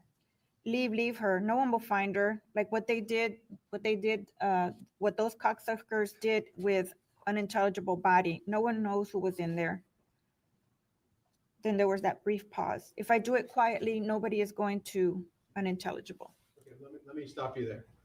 That particular phrase, that particular piece of speech, was that spoken by the person that was less audible or the person that was more audible? More audible. Okay, then let's continue just to that next paragraph. You didn't play the next one. You want to play the next one? Yep.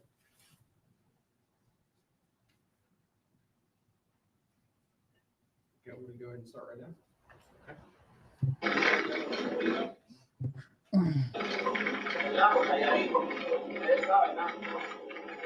Por eso me trajeron que si ya para los guardados, la coja que yo con 3 puertas. Aquí nadie se conoce aquí. Nadie Van a mi casa y que no van a encontrar. Yo sé, poco a poco, y después la copa la quemo. La hago con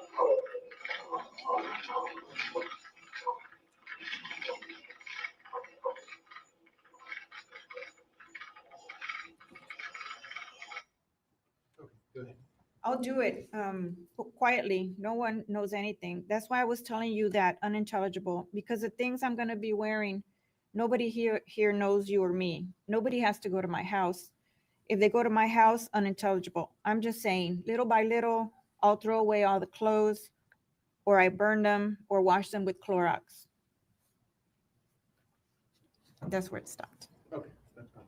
Okay, and again, the person who spoke those sentences, Was that the person who was less audible or the person who was more audible?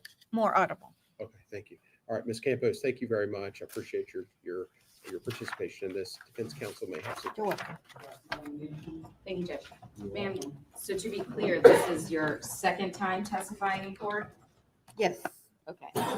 And I think what I heard you tell the state is that you were missing a lot from who you were saying, I guess, are classifying as the further away person. Is that right? Yes. Okay, so we're missing a whole other half of the conversation in large parts, right? Well, we're missing parts of both. Oh, of both. Yes. Okay, so we're missing some of the one that's the most audible. No. We're missing mostly from the one that's not as audible. No, I got that part, but you said we're missing some of both. Well, you'll see in the translation where there's portions of UI.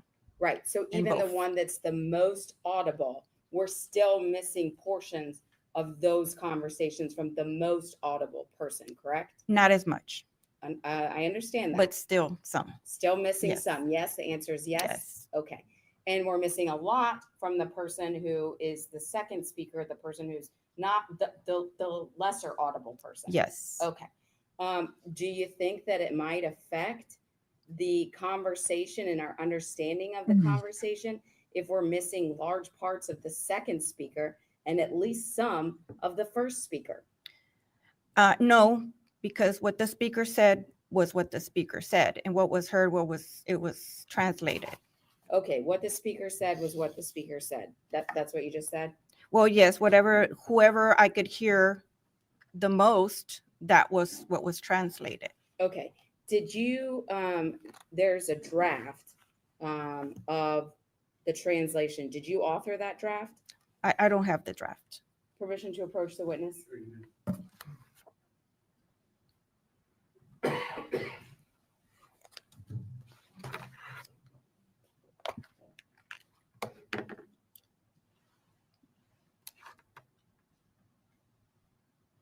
Okay.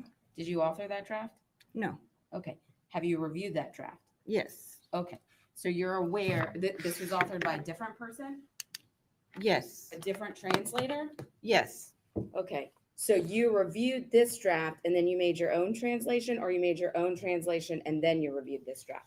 No, as a final translation, which is this one, the one you have, Right. that is final and certified, what the FBI calls certified for the court to be used for legal purposes. Understood. My question is, if you've reviewed the draft, which you've told me that you have, that was prepared by another person who translated the same audio that you translated, right? Mm-hmm.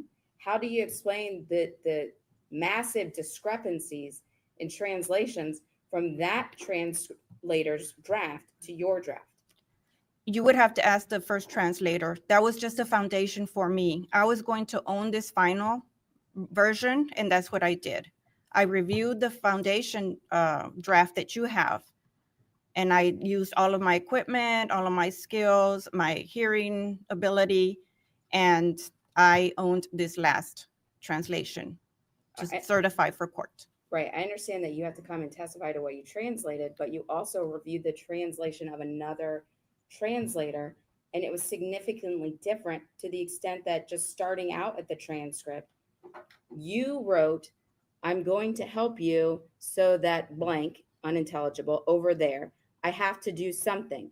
When I finish with what I'm doing, I'm going to give you something, and you have to put it away and throw it away with time. Whereas the draft says, I am not going to turn here because there's nothing over there. We have to do something. Objection, improper impeachment. I'll sustain the objection. You're allowed to go into this, but I think you need to take it in steps to establish the particular facts that you're going to ask her about. Okay, yes, And sir. break it up so Yes, it's kind sir. of compound. Okay, you understand that you testified today and we just went over your transcript. That in your transcript, do you agree? In your testimony today was that the first sentence is, I'm going to help you so that unintelligible over there. I have to do something.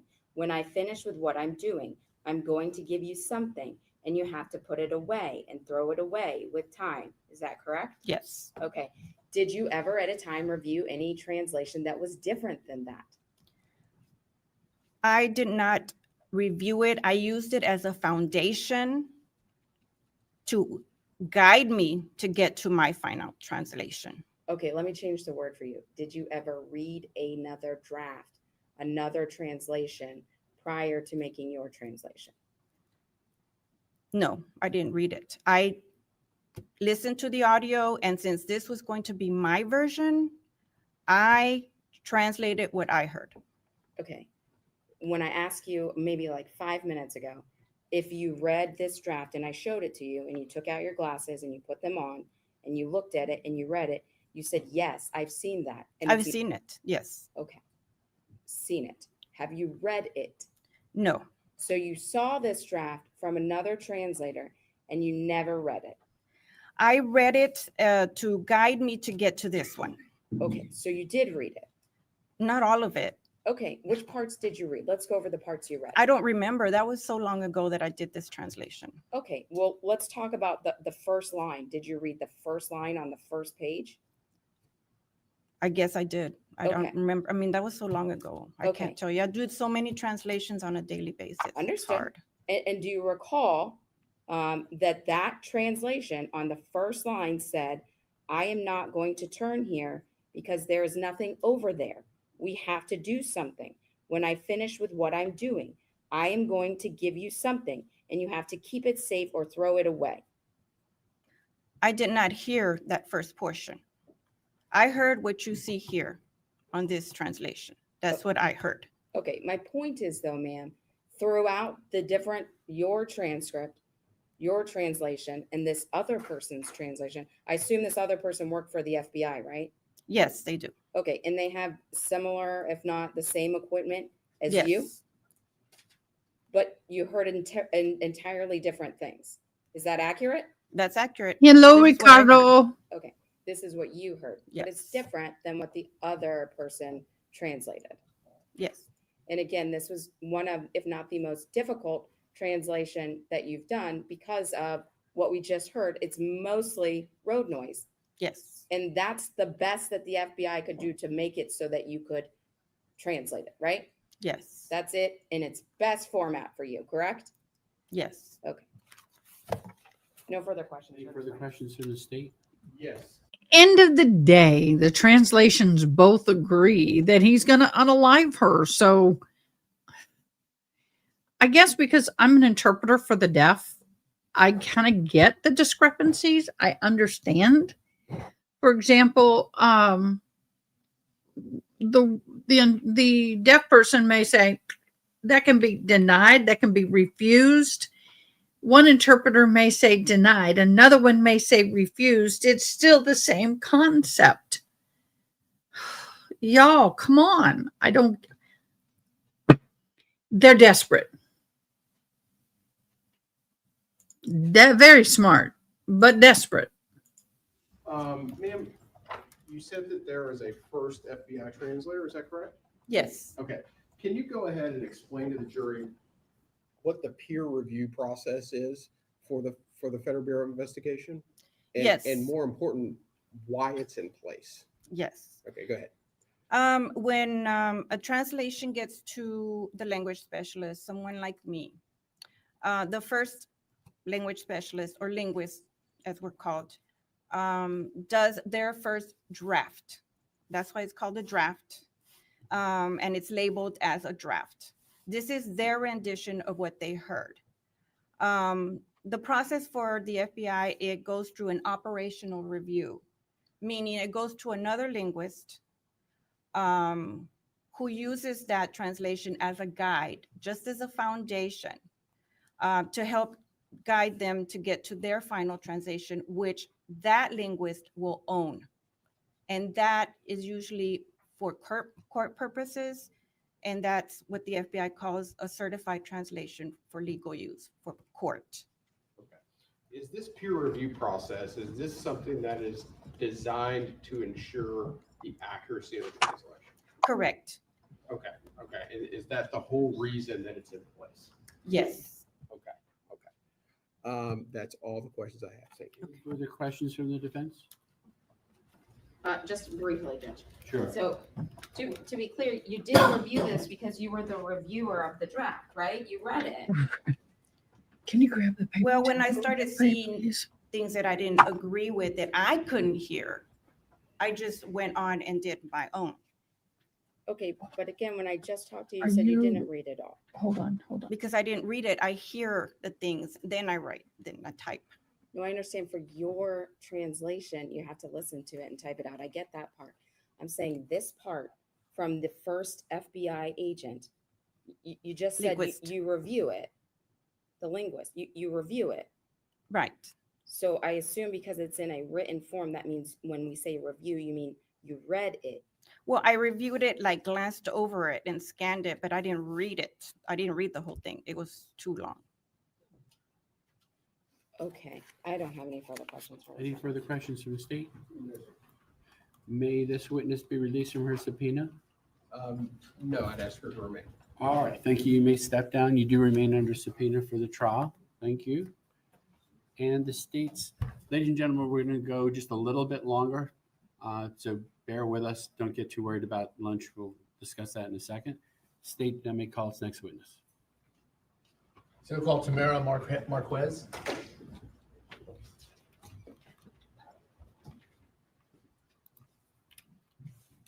And this witness will require a translator.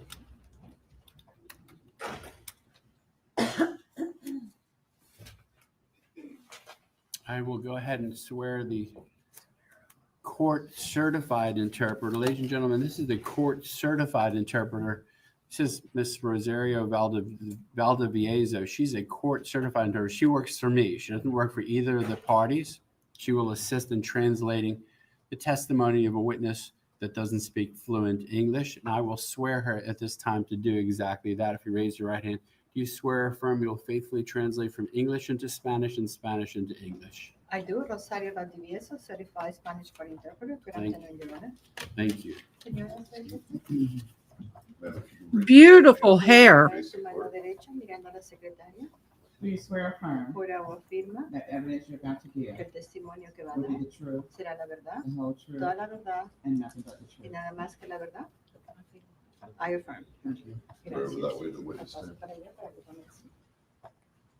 It is not uncommon for the court to have higher certified court interpreters. This particular Oh, I did the wrong thing. I think I just did the wrong thing. No, it is not unusual for courts to have certified interpreters. He was just making sure they understood that the last interpreter was a witness. This interpreter is actually working, and I'm glad that they actually are certified. Some courts don't use certified.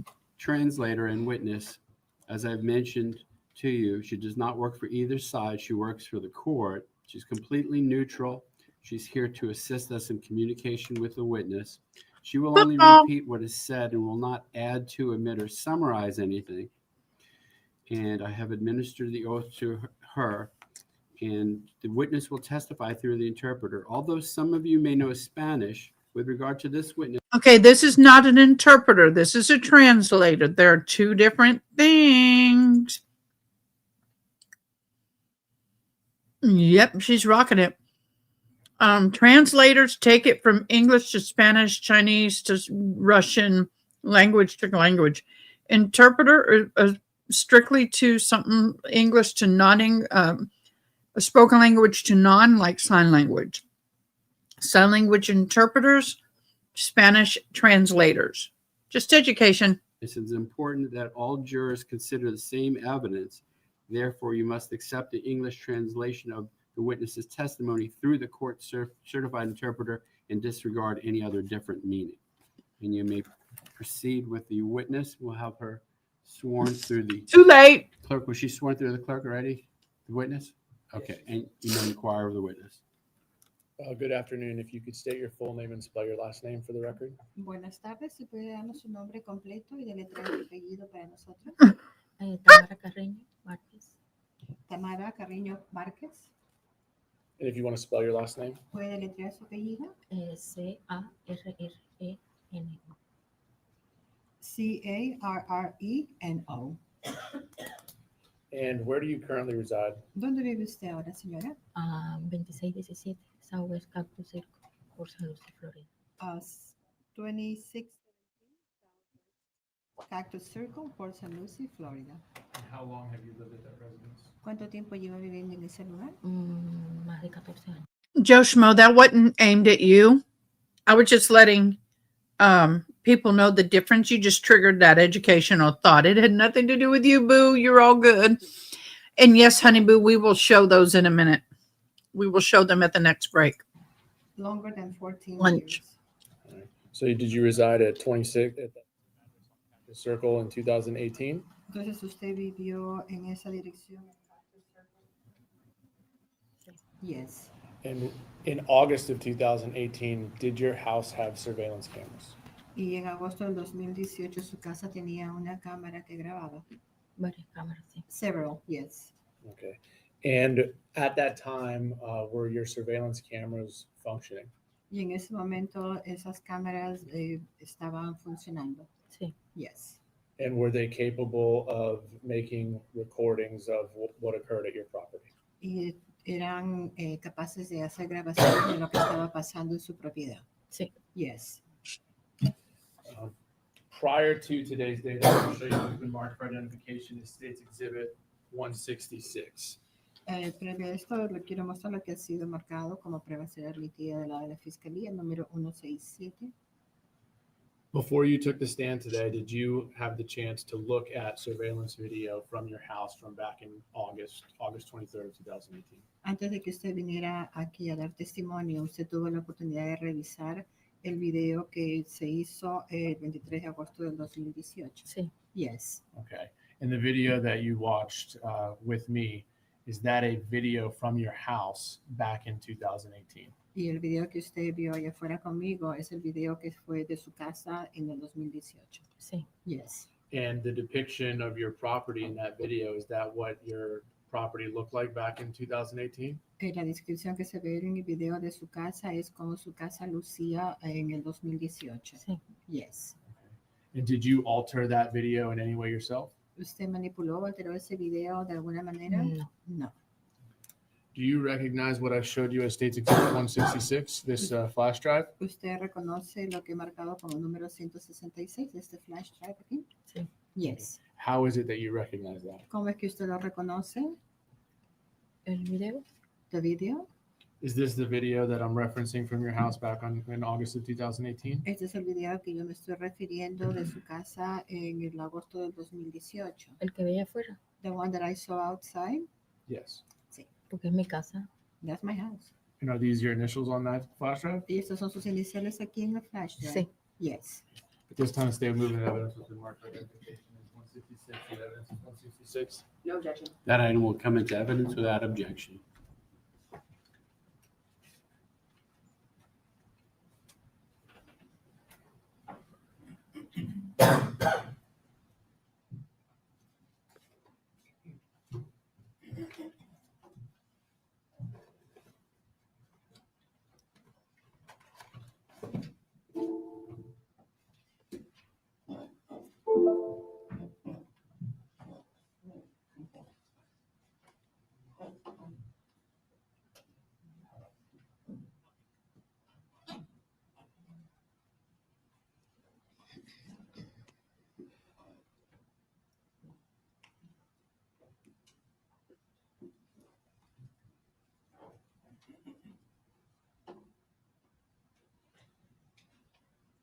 And is this the surveillance video of your front yard? Este es el video vigilante de su jardín de enfrente. Sí. Yes.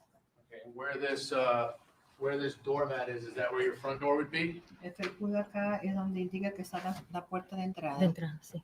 Yes, entrance. Okay, and is this your driveway where we see, I guess, looks like possibly a trash can at the end? Esa es la entrada cuando entran los carros a su casa, lo que parece que está marcado con un tacho de basura. Sí. Yes. All right, and we're gonna play the video. Voy a poner el video.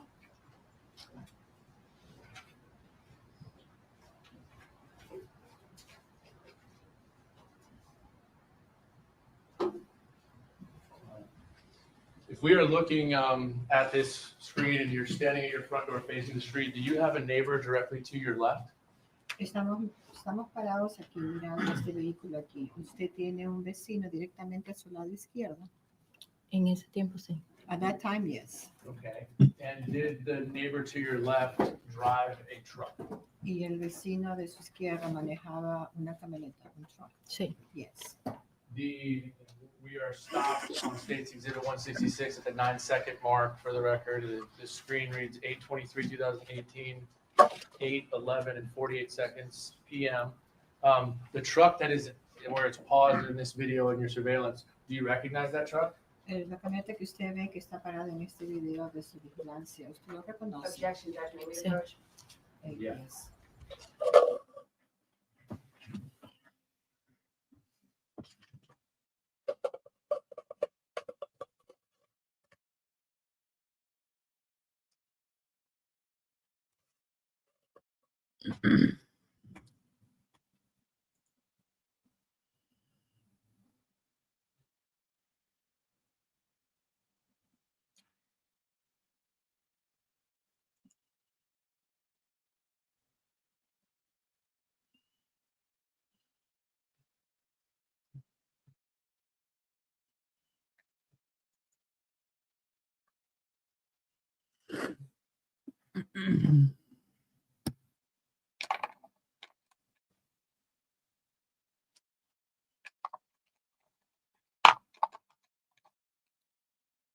What color should I do? Pink or red? Pink or red? Which color? Pink or red? I'll let y'all decide.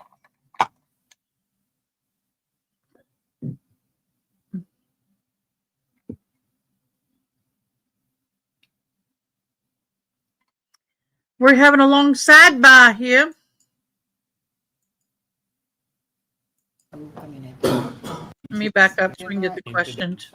So you testified that back when your neighbor at the time in 2018, did that individual drive a truck? Entonces usted dijo de que el vecino de su izquierda en ese tiempo, en el 2018, About both. él manejaba una camioneta. Sí. Yes. And was it a man or a woman? ¿Era un hombre o mujer? Hombre. Man. And where would he typically park his truck? ¿Dónde él comúnmente estacionaba su camioneta? Me recuerdo debajo de una mata que estaba en el frente de su casa, ahí enfrente, no, allá al costado, una sombra. I remember it was underneath some a tree, not in front, on the side of it, under the shade. Okay. Did he park in his driveway or did he park similar to how this car to the left of the screen is parked? ¿Él estacionaba en lo que es la entrada de la casa como eso o es que estacionaba así en la calle como está ese carro? Detrás del carro de mi esposo, ahí, vendría quedando en la yarda, detrás del carro de mi esposo. Behind my husband's car, it will be like on the yard, behind my husband's car. And just so I understand, is your husband's car the car that's the furthest to the left? Entonces, para que me quede claro, el carro que está aquí estacionado es el carro de su esposo. Sí. Yes. And when you say behind it, would it be in the swale but off screen? Entonces, ¿usted se refiere aquí a la hendidura enfrente, pero que no está en la pantalla ahorita? Sí. Yes. Sorry.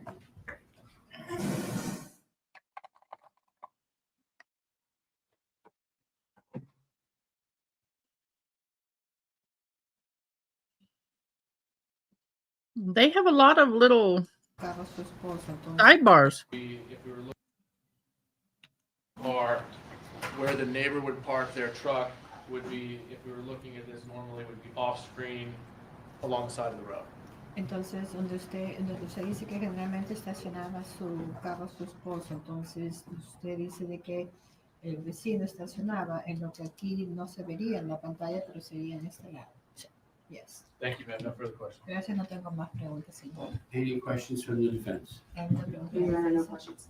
May Ms. Marquez be released from her subpoena? Yes. Any objection to releasing? Thank you, Ms. Marquez. You are released from your subpoena. You're free to stay or leave as you wish. And that concludes the testimony this morning. It does.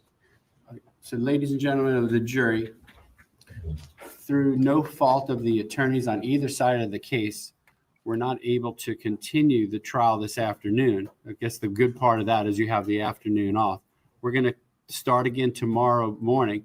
To make you feel better about that too, I've conferred with the lawyers. The case is on schedule, and we anticipate the evidence being closed tomorrow with the attorneys making their arguments either tomorrow afternoon or Friday morning, which there again is very much within the time frame that we anticipated. Don't speculate on the reasons for that, and we're probably going to be working on some other matters outside of your presence, as I've mentioned to you yesterday. Remember, very importantly, avoid all media coverage of the case. Don't do any research about the case or the people or issues involved. Don't talk to anyone, including your fellow jurors.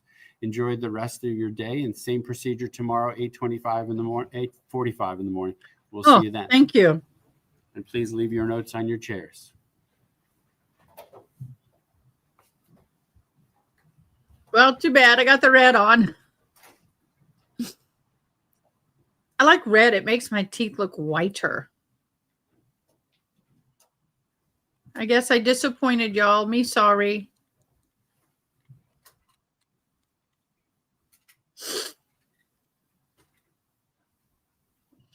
That mama looks so not good. And I wouldn't be either. I would be floored and angry. Very angry. The jury has exited.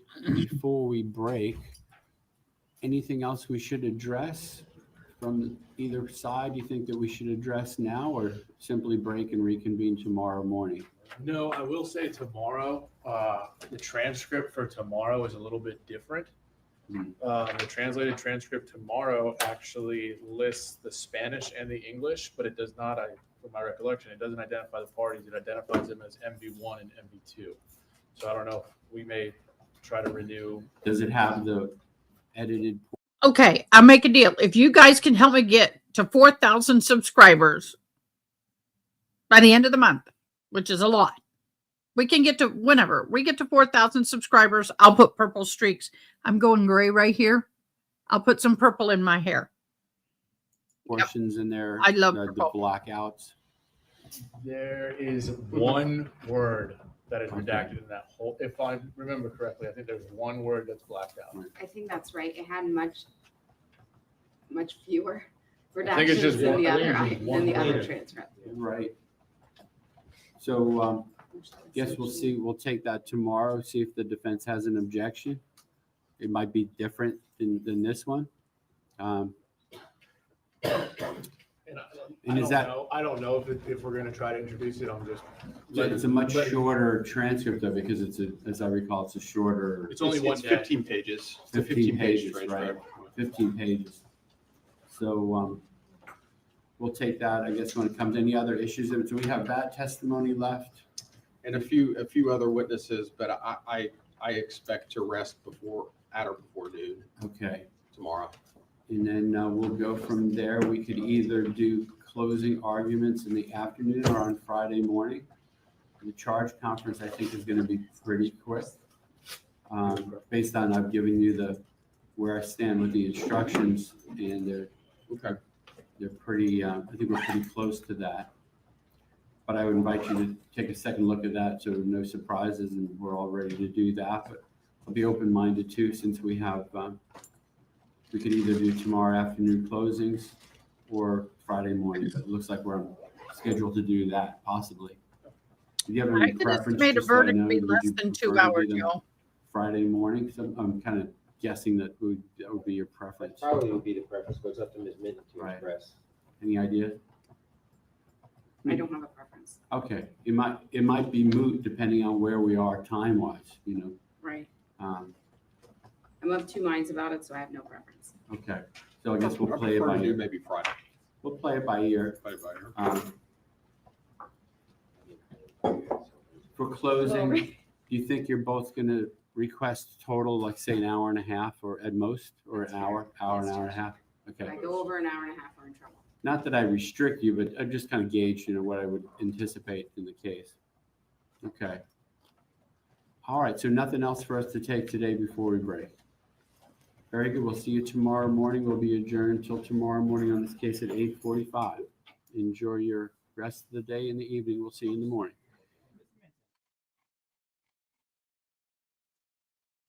Okay, guys, so we are going to be going to a different trial.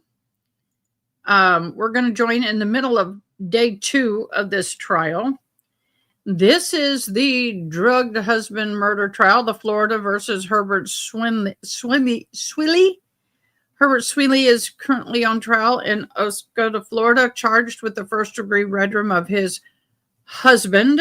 They are a same-sex marriage. Timothy Floyd Smith, 59, was found deceased in March of 23.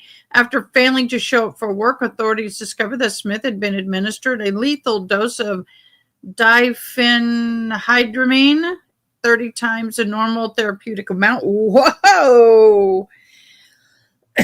Before being strangled and sustained blunt force trauma, including fractured cervical spine. That's a lot of trauma. Prosecutors allege that Swilly staged the scene to resemble an actual encounter gone bad, attempting to mislead investigators, destroy evidence. They argue that Swilly killed Smith to collect over $333,000 in life insurance retirement benefits, which he stood to inherit as primary beneficiary. Why is it? I mean, $100 million, maybe.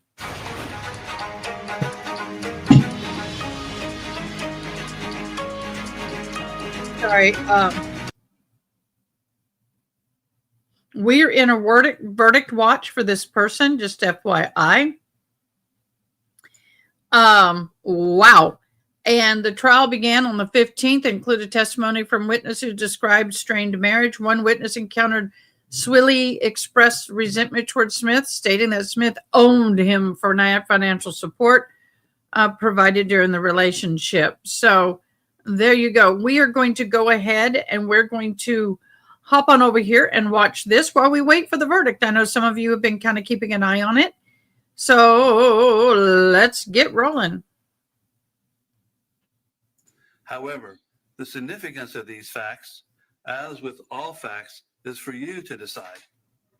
In this case, the stipulated fact that you must accept as true is that the person who is deceased is Timothy Smith. I'm going to read the actual stipulation to you. Stipulation as to identity. This is marked as Court's Exhibit 1 for identification. Both parties, the state of Florida, by and through the undersigned assistant state attorneys, and the defendant, Herbert Swilly, represented by counsel, to hereby stipulate and agree that the following fact has been proven beyond the exclusion of every reasonable doubt. 1. The person who received fatal injuries on or between March 23rd, 2023 and March 25th, 2023 in the above styled cause, upon whom Dr. Tracy Corey performed an autopsy on March 26, 2023, was Timothy Smith, as named in the indictment. It is signed by the defendant, John Klein, the attorney for the defendant, and Richard Buxman, the attorney for the state, or one of the attorneys for the state. Thank you very much. At this point, we'll have a witness. What's his name again? Raul Pennington.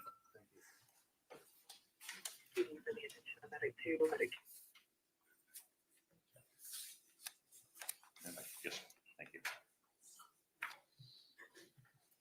Let me know when your screen is physically ready to be on. It's ready. Okay.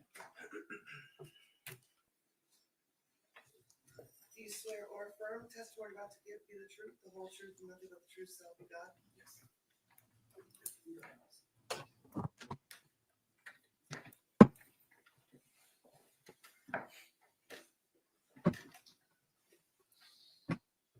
Yeah, go ahead. Thank you. Would you please introduce yourself to the jury? Good morning, Raul Pennington. Are you married? Yes, I am. Do you own a business here in Ocala? Yes, I do. What business is that? CB Fredericks Hair Designs. Where is that located? It is right up the street on 441. You are the owner? Yes, me and my husband. How long have you owned that business? Since 2018. Do you know a man, or did you know a man named Timothy Smith? Yes.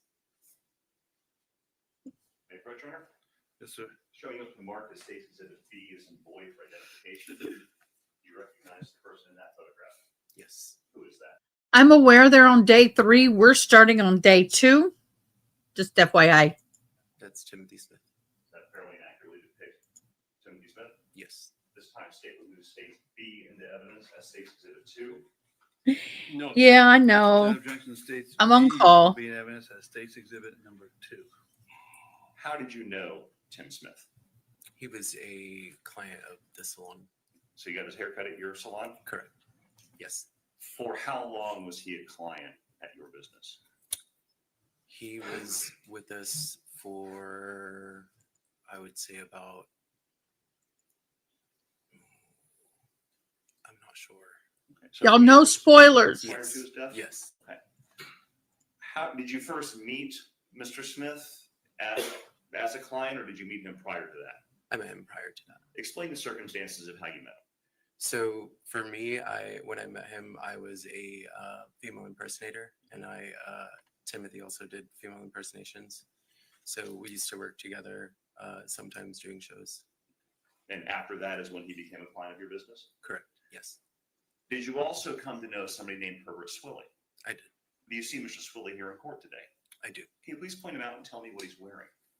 He's right there, and he's wearing a gray suit with a blue and gray tie. Your Honor, may the record reflect the witnesses identified the defendant? It will so reflect. Did you know Tim Smith first or the defendant? I knew Tim Smith first. Did you become friends with both of them? Yes. Who were you closer to? Timothy. Were Tim Smith and the defendant legally married? Yes. Did Tim Smith and the defendant also have a daughter? Yes. Whose daughter? Disabled your internet connection and computer for suspicious activity from Facebook. Please do not shut down or restart the computer.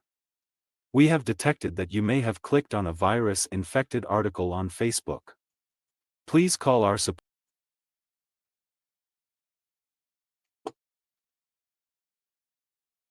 Hold on, guys. I've got something weird going on.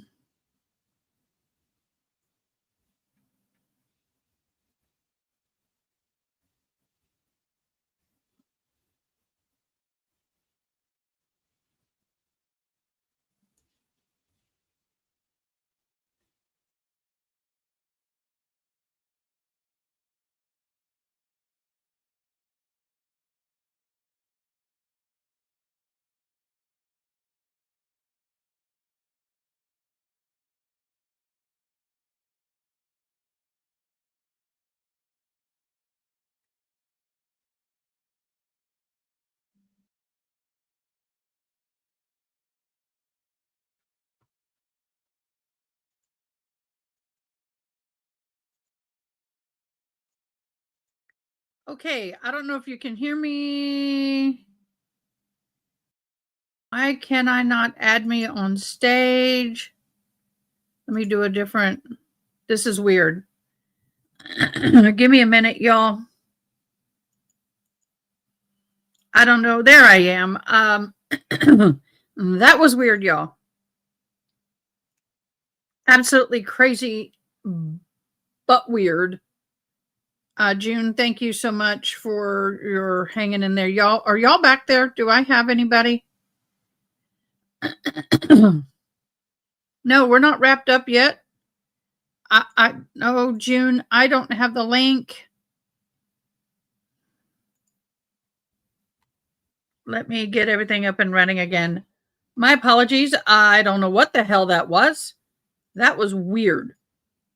Freaking weird. So we're getting there. I'm getting everything back up and running. Let me get it.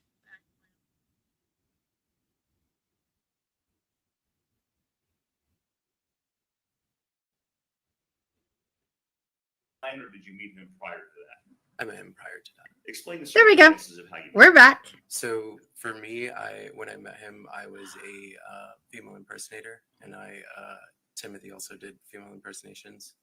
So we used to work together, sometimes doing shows. And after that, Yeah, I you know. became a client of your business? Correct. Yes, Did you also come to know somebody named Herbert Swilly? I did. Do you see Mr. Swilly here in court today? I do. Can you please point him out and tell me what he's wearing? He's right there, and he's wearing a gray suit with a blue and gray tie.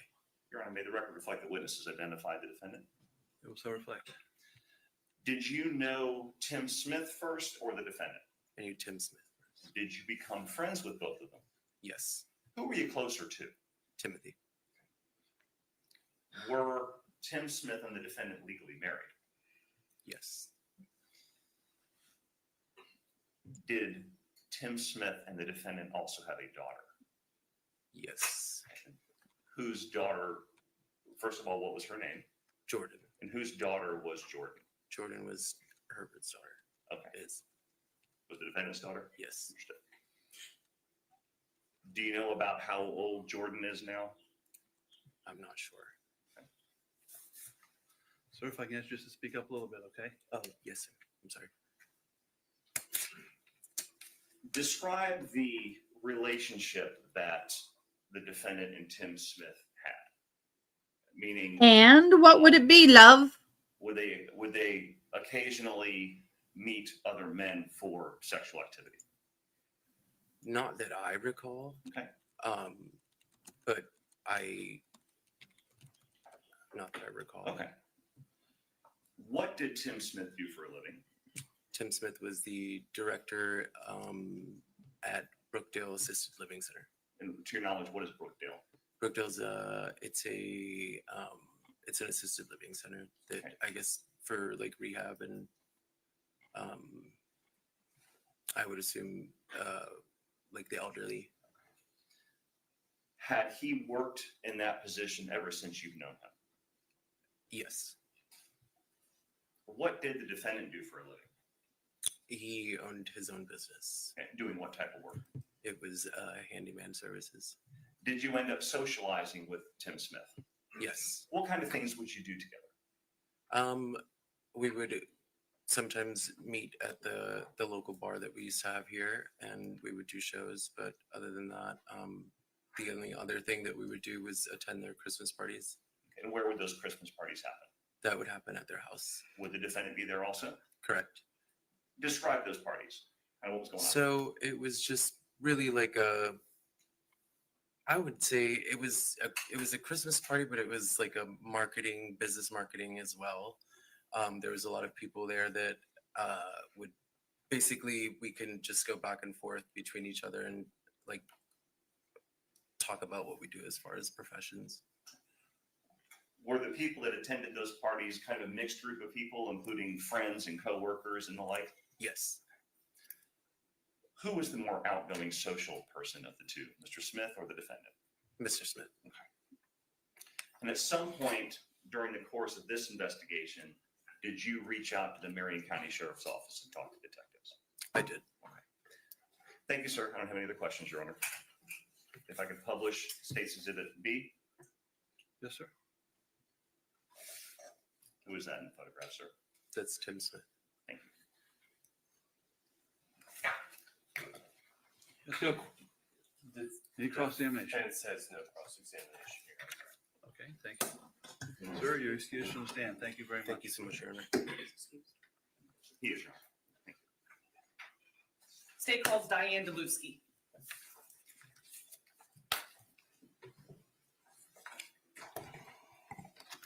Ms. Burke, do you need the boards? No, thank you.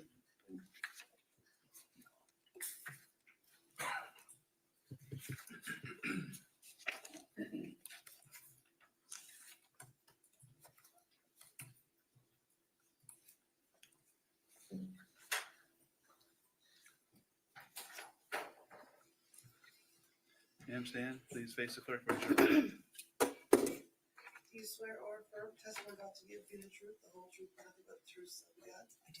Have a seat. Thank you. Good morning. Good morning. Can you please tell the jury your name and spell it? Diane Deluski, D-I-A-N-E, Deluski, D-Y-L-E-W-S-K-I. Thank you. Are you currently employed? Ooh, Sometimes, part-time. love her hair.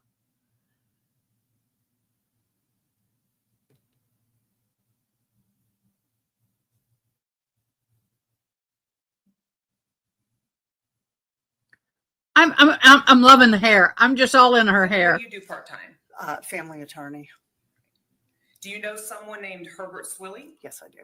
Do you see the person you know as Herbert Swilly in the courtroom? Yes, I do. Can you please point to him and describe something he's wearing? Yellow shirt, blue tie in between the two attorneys. Your Honor, may the record reflect the witness has identified the defendant? Will so reflect. Did you know the defendant's husband, Tim Smith? Yes, I did. Did you meet the defendant and Tim Smith at the same time? No. Who did you meet first? Tim. And where did you meet Tim? At an AA meeting. About how long did you know Tim before he died? Almost 3.5 years. I think he got sober in August, I want to say 19. And I think he died in 23. So it was around there. All right, 2019 So, somewhere? yes. Okay. Approximately how many times a week would you see Tim at AA meetings? At least 3 or 4. And when did you meet the defendant? I thought you couldn't share that information about being at AA meetings. 2 years later or 1.5 years later, all of a sudden he started coming with Tim. So Tim was coming to the AA meetings first? Yes. And then the defendant followed sometime after? Yes, ma'am. Now, was it common for people to hang out and talk after the meetings? Yes. Did you do that with the defendant and Tim? Yes. Did you socialize with Tim or the defendant outside of the meetings? Never. In May of 2022, did you hire the defendant to do some work on a shed at your house? Yes. Was he a handyman? That's what he said. Did the work he was doing at your house require him to come to your house more than one time? Yes. Right. Approximately how many times did he come to your house? I want to say 3. He worked on the shed and then he did a fence around it. And I think that was another day or 2. Now, while he was at your house, did the defendant talk about Tim or his relationship with Tim? Yes. And how was the defendant's demeanor when he would talk about Tim or their relationship? Horrible. Screaming, arms flailing, red in the face. I'm going to get back at him. He's an effing. And I just kept walking away because Tim was a friend of mine, but I still heard what he said. All right. So obviously he was very angry, as you've described. Yes. What sort of things you said, I'm going to get back at him? What other sort of things did he say about the Tim or the relationship? One of the things that sticks out in my mind is that he said that early in the relationship, he supported Tim. Tim was a lazy SOB and he owes me and I spent all this money and I. Oh my God, we're going to give it all. We are going to get dramatic with, oh my God. Oh, ow, kitty playing with my toes under my footstool. Oh, that hurt. But, oh my gosh, is she going to get animated? Y'all ready? This will wake us up after lunch. He owes me. Talking about Tim owes the defendant? Yes. Okay. And did he talk about that he had to support Tim at some point in their Yes. relationship? Yes. And you described that in a very angry tone. Is that how the defendant was saying those things about Tim? Yes. Now, what would you do when the defendant started to talk about Tim and their relationship? Most of the time I would walk away, but sometimes I would engage a little bit. I would say things like, well, Tim always had a really good job. Why were you supporting him? Oh, Tim didn't work. He was lazy. But I'd always known Tim to have a good job. So you would try to shut it down, but sometimes it would keep going. And did this happen every time he came to work on the shed or do the fence? Yes, every time. Now, did the defendant ever attempt to talk about Tim when Tim was present after AA meetings? So usually if I talk to Herb, Tim was also among the other people. And then people would start to walk away or form their own little group. And Tim was usually one of the ones that would walk away. Usually, Herb would then talk about all the other people he hated. And occasionally he would make a comment about Tim. But not the sort of things he told you when you were alone with him at your house? No. And after Tim was murdered, did you contact the Marion County Sheriff's Office and tell them what you knew about the relationship between Tim and the defendant? Yes, I did. Thank you. I don't have any other questions. Cross-examination, please. Yes, Your Honor. Good morning, ma'am. Good morning. You're an attorney, correct? Yes, sir. Family law attorney? Yes, sir.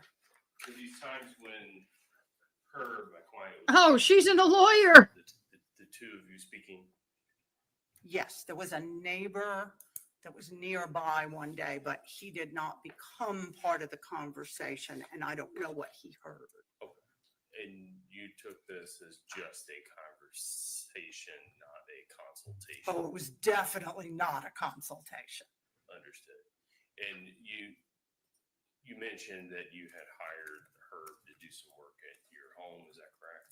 Outside my home. Okay.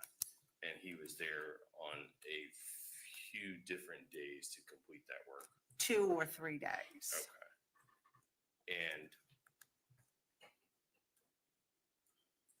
what period of time was this? Was this May of 2022? Is that Yes. what you said? Okay.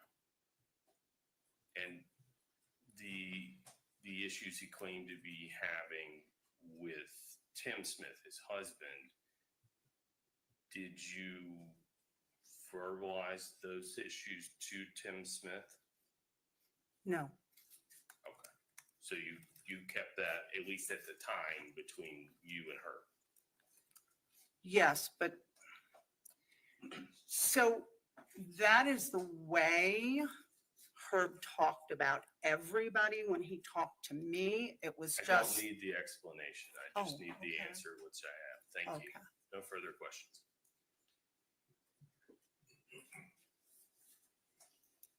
Please redirect. No, Your Honor, I ask that she be excused.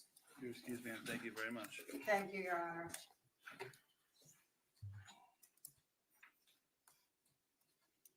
Next witness, please. State calls Jessica Hendricks. Jessica Hendricks.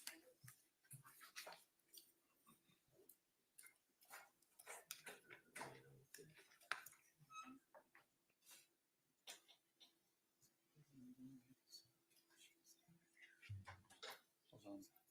You have a witness. Come back in. Do you want him back in? I'm sorry. It's okay if he comes back in. Yes. Thank you.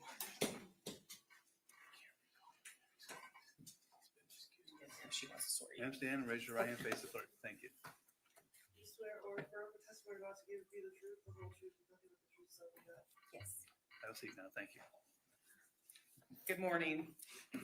Can you please tell the jury your name and spell it for the record? Jessica Hendricks, Jessica Hendricks. Thank you. Are you employed? Yes, What do you do for a living? I sell health insurance. And where do you live?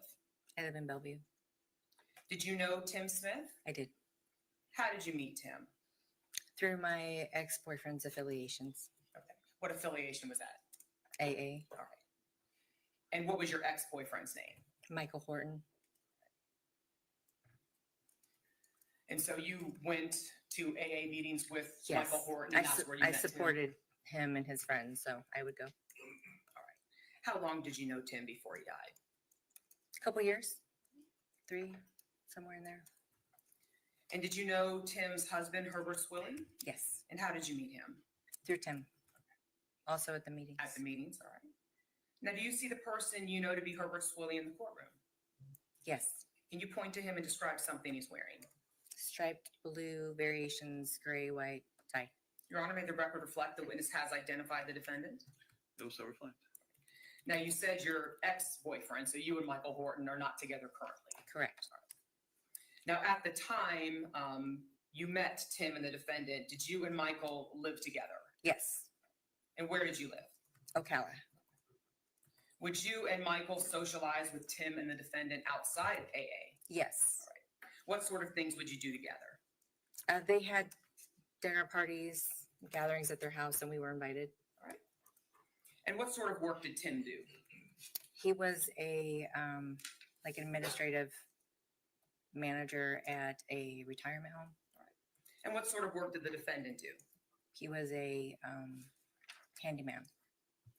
About 1 month before Tim was murdered, did you and Michael hire the defendant to do some work at your house? Yes. All right. What did you hire the defendant to do? To put in my salon sink. Were you doing a different job at that time? I was doing both. I did hair part-time out of my house and also sold health insurance. All right. So you said a salon sink. Is that something more complicated than a regular Yes. sink? About how long was the defendant at your house working on the sink installation? 7 to 8 hours. It was a long day. And while the defendant was at your house putting in the sink, did he talk about his relationship with Tim? Yes. How much of the time he was there did he talk about Tim? The entire time. 7 or 8 hours? 7 or 8 hours. Were you asking him questions about the relationship? No. And describe how his demeanor was when he was talking about Tim during this time. I'm very frustrated, angry, defensive. And what sort of things was he saying about the relationship? He was talking about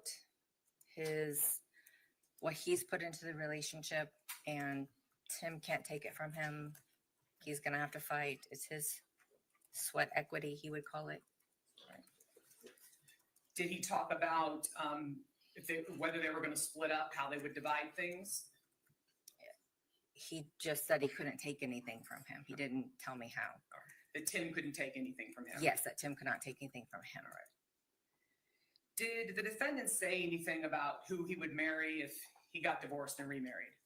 No. Okay. He didn't ever say anything about, I wouldn't marry a man?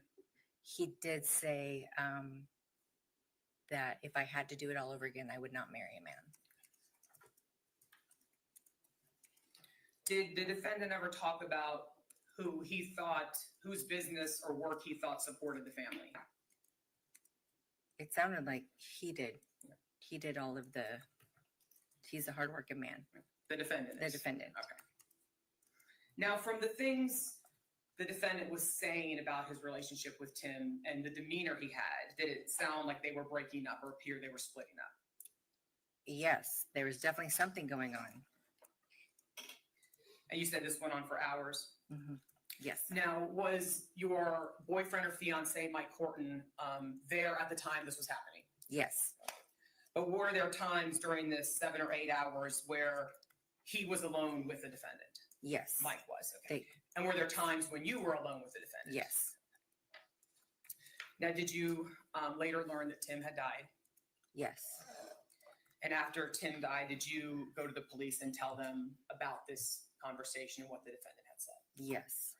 Thank you. I don't have any other questions. Cross-examination, please. Yes, please. Good morning, ma'am. Good morning. How long were you with Michael Horton? Almost 5 years. Okay. And you two split up when? A year ago, last June. Okay. You mentioned while you were with Michael Horton and about 30 days or a month before Tim Smith's death, my client had done some work at the home you two were living at together. Mm-hmm. Okay. And he was there for 7 or 8 hours. Mm-hmm. Yes. And of that time, and I understand you were not there the whole time, how many of those hours were you? No, I was there the whole time. Okay. Were you with her the whole time? I mean, I was doing stuff in my house because I was working in my office, which was near the area where he was working. I had to answer a few questions. Okay. But we had a long talk. We were talking. Sure. And you knew both Herb and Tim, correct? Yes. Were Just- you, Hold on a minute. Let's speak up just a little bit, okay? Okay. were you Sorry. closer to Tim than you were to Herb? Personally, I felt like I was closer to Tim. I had more conversations with Tim. Okay.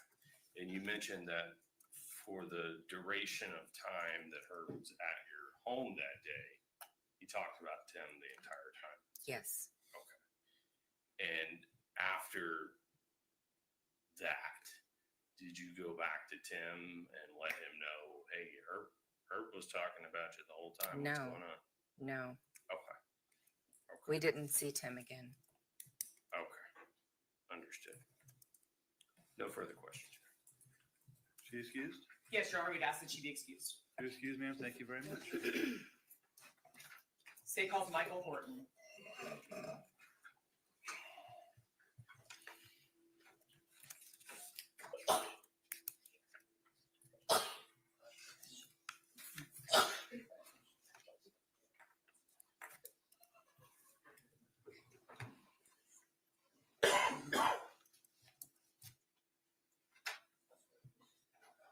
Oh, boo. Praying for you. Morning, sir. Please stand in front of the clerk. Raise your right hand, please. You swear or affirm the testimony about to give will be the truth, the whole truth, and nothing but the truth, so help you God? Good morning. Can you please scoot up a little bit and make Sure. sure you speak into that microphone? Sure. Thank you.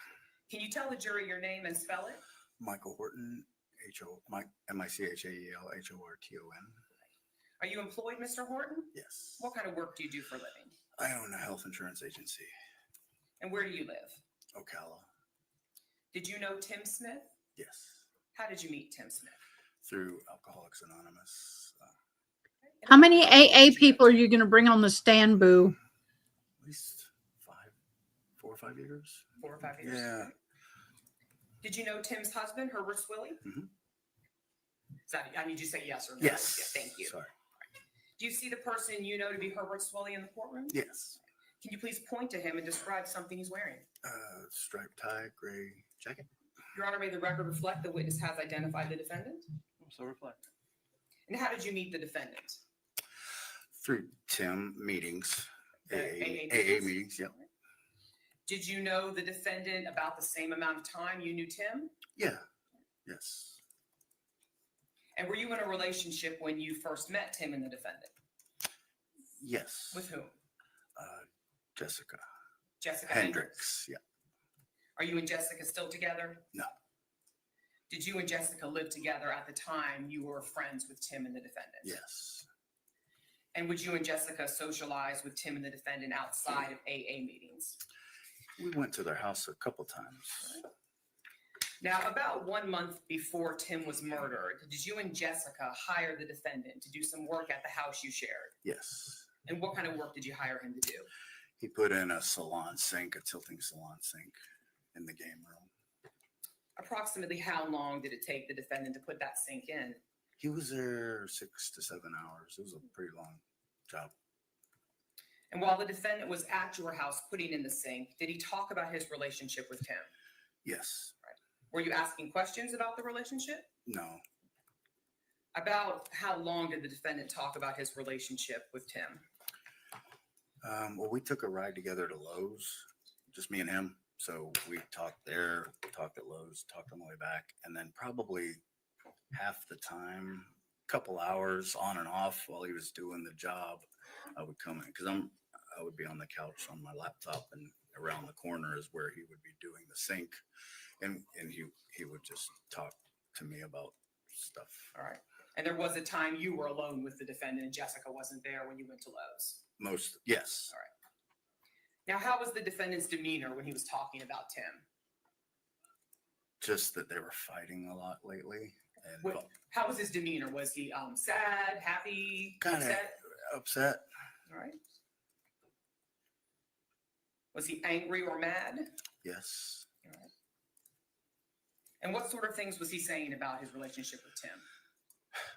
I didn't even know that they were breaking up until that day, or talking about splitting up. And, he was just basically saying if the business is in his name, and I'm thinking, you got the business after you got married to Tim. So it's, 50-50, I thought, but he's like, the whole business is in my name. And if he thinks he's going to, get that and stuff like that.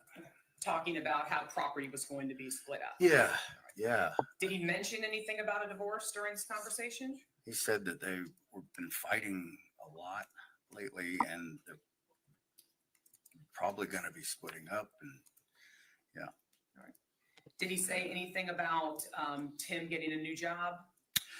Yeah, he was saying Tim was looking to get a new position outside of Marion County. I believe he said Daytona or Deltona or somewhere. What did he think about Tim possibly getting a new job in Deltona or Daytona? I don't remember. He wasn't happy about it. The whole thing was just like a venting, like he was just venting. And I was trying to console him because they're both my friends at the time. Because Herb's been at my house before doing other home improvements, and I've learned to know who both of them are through going to their house and everything. So this was kind of shocking to you because you didn't know they were splitting up. Right. And after Tim had died, did you contact the police and tell them what the defendant had told you during this conversation when he was at your house? Yeah, I didn't think what I had to, it wasn't until I read a certain story. Hold on. Just answer the question. Oh, sorry. Did you contact the sheriff's office at Yes. some point and tell them what you knew about their relationship? Yes. Thank you. Sorry. I don't have any other questions. Cross-examination, please. No questions.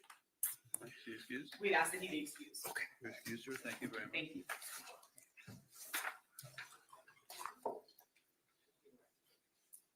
State calls Nina Corsi.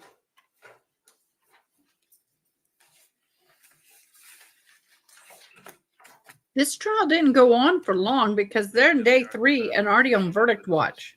We're short fast, but if you need Does that mean they did not put on a defense? anyone else needs a break, just let me know as well. Oh, it looks like he's got some kind of a deformity. Aww.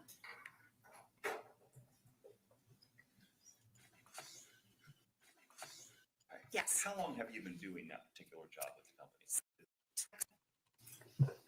Would you please introduce yourself to the jury, ma'am? Hi, my name is Nina Corsi. You're a little soft-spoken. Can you speak up a little Sure. bit? My name is Nina Corsi. Can you spell your last name for me? They do not have captioning for this. Where do you work? I work with SynCare Management. It's a management company for assisted living communities throughout Central Florida and all of Florida. What are your duties? My duties are to oversee all aspects of every assisted living in the North Central market. Of course, we're all over the state, but it's from housekeeping, maintenance, resident care, all of the above, all the operations. So you're basically, you have an executive position in that company. I do. Okay. Yes. How long have you been doing that particular job with the company? 7 years. Do you also work in conjunction with the Hermans Group? We do. All right. And what is the Hermans Group? The Hermans Group is an executive recruitment company. So when we have higher level, higher paying executive positions open, we work through the Hermans Group to recruit top talent for us. And do you know Bruce Hermans? I do. Who is he in relation to the Hermans Group? Bruce is one of the recruiters. Does the Hermans Group specialize in the area of assisted living recruitment? They do. Can you explain generally the process of how it is you work with the Hermans Group? Sure. Thanks. Yeah.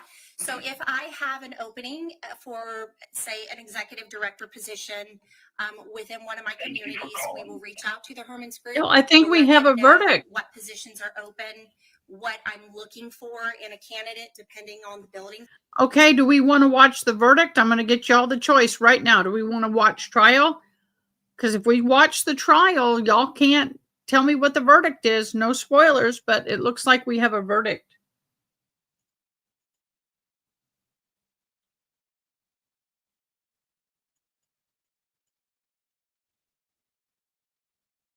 Or question.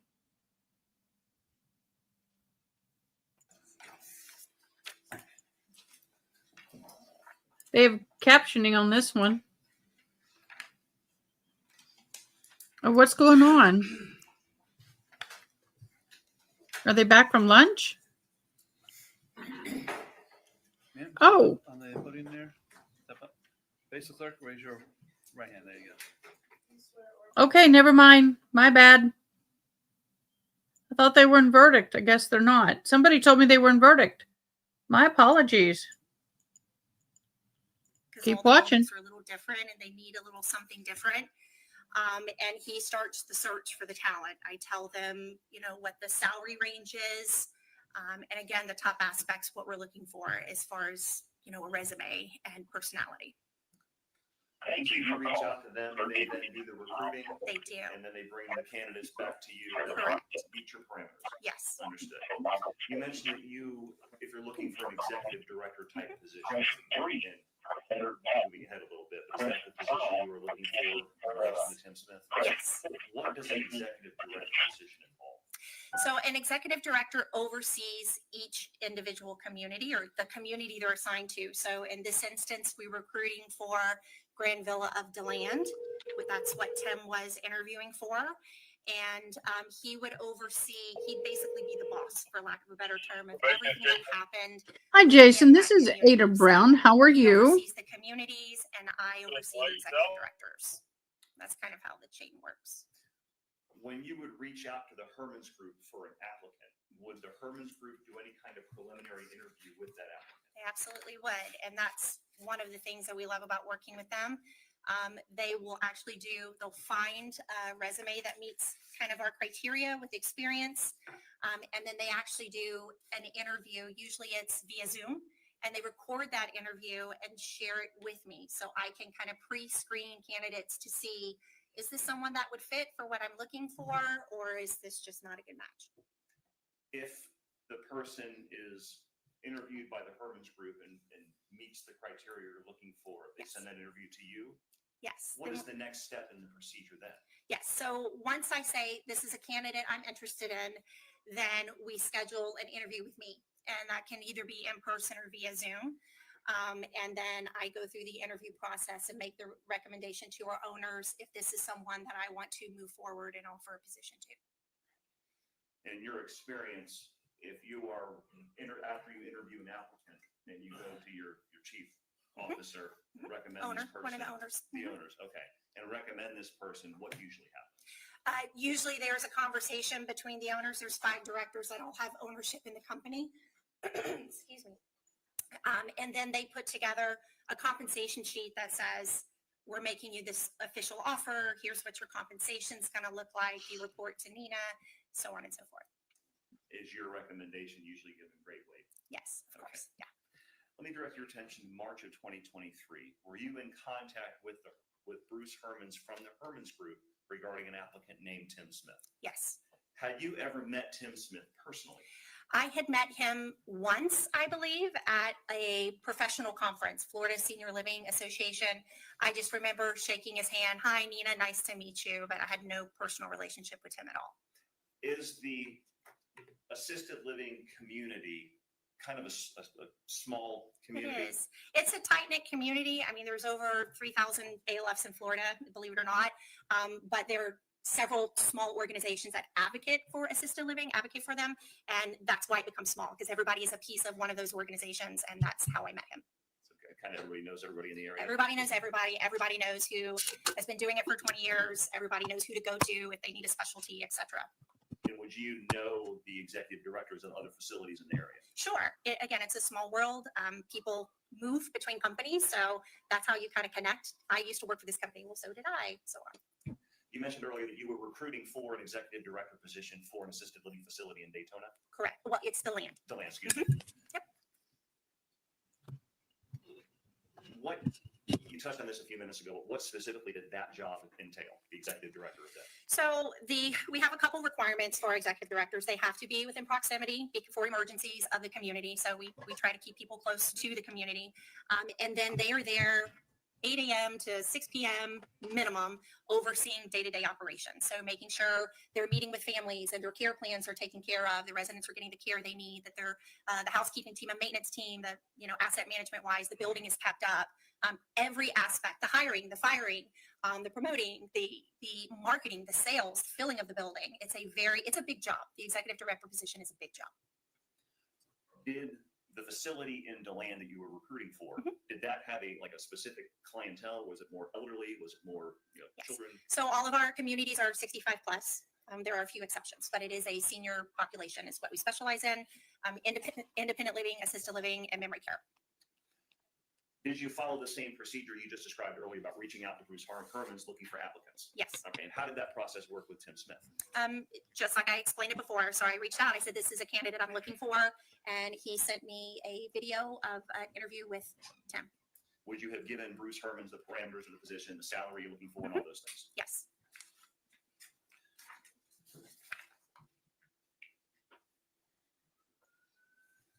Did you watch the interview that Bruce Herman sent to you of his interview with Tim Smith? Multiple times, yes. And when was that interview conducted?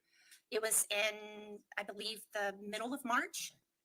Were you aware where Tim Smith was working previously? Yes. Where was he working? He's working at one of the largest Brookdales in Florida, here in the Ocala area. What was his role at that facility? He was the executive director of that facility as well. It was actually a bigger facility than the DeLand property that he was interviewing for.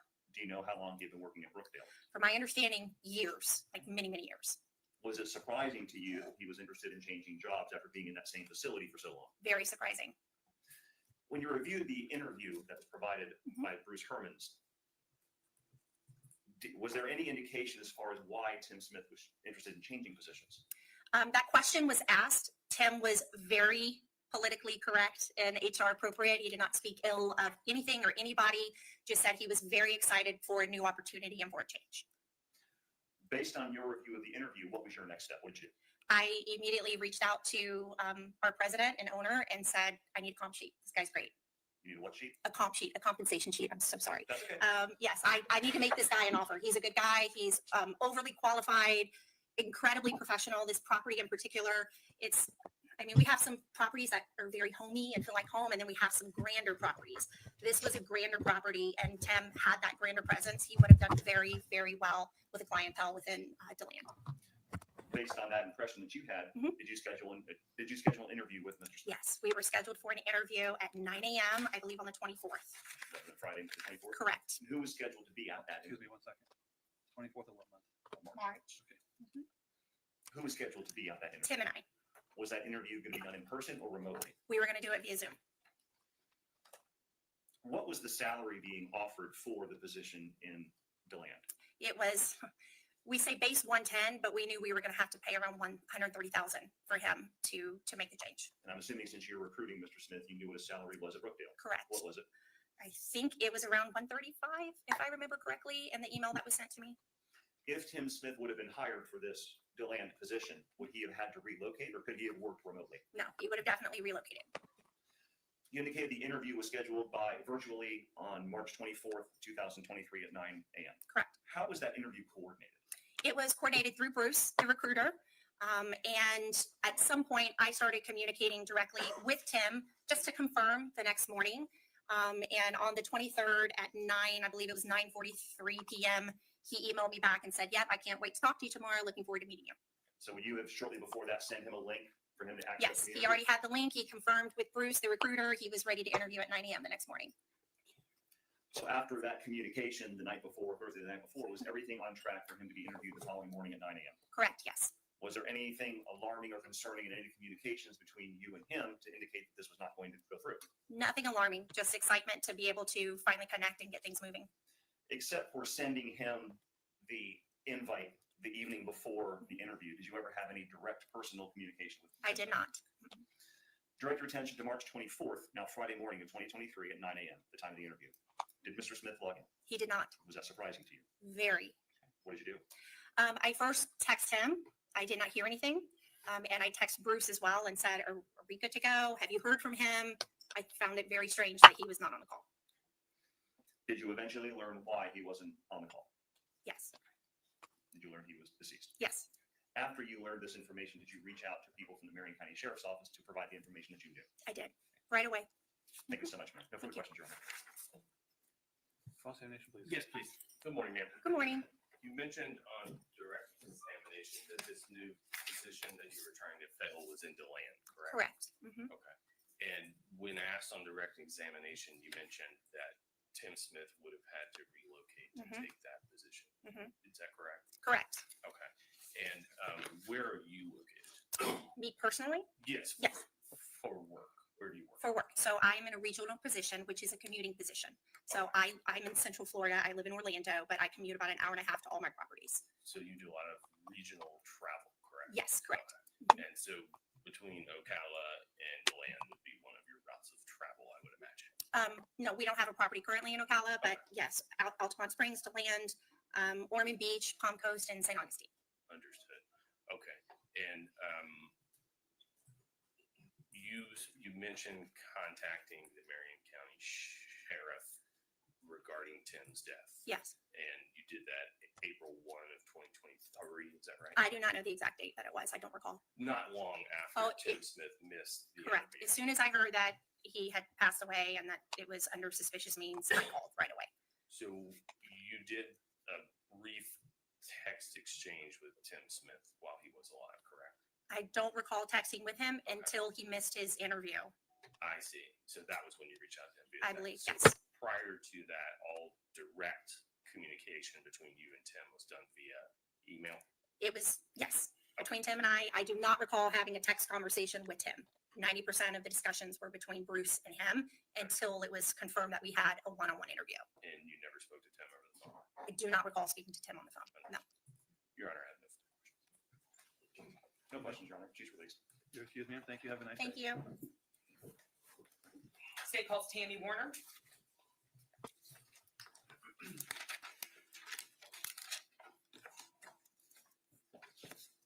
They're moving quite along, y'all.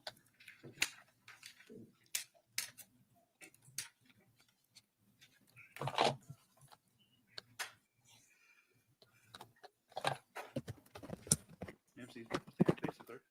I'll read you that. Thank you. And raise your right hand.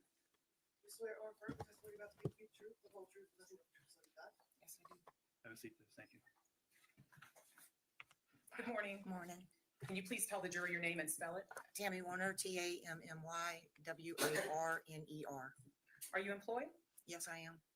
What kind of work do you do? I'm in marketing and senior living. I want to direct your attention to the beginning of 2023. Were you working at the same position then? I was working same type of work, but at a different community. What community were you working at in 2023? With 2023. Brookdale. All right.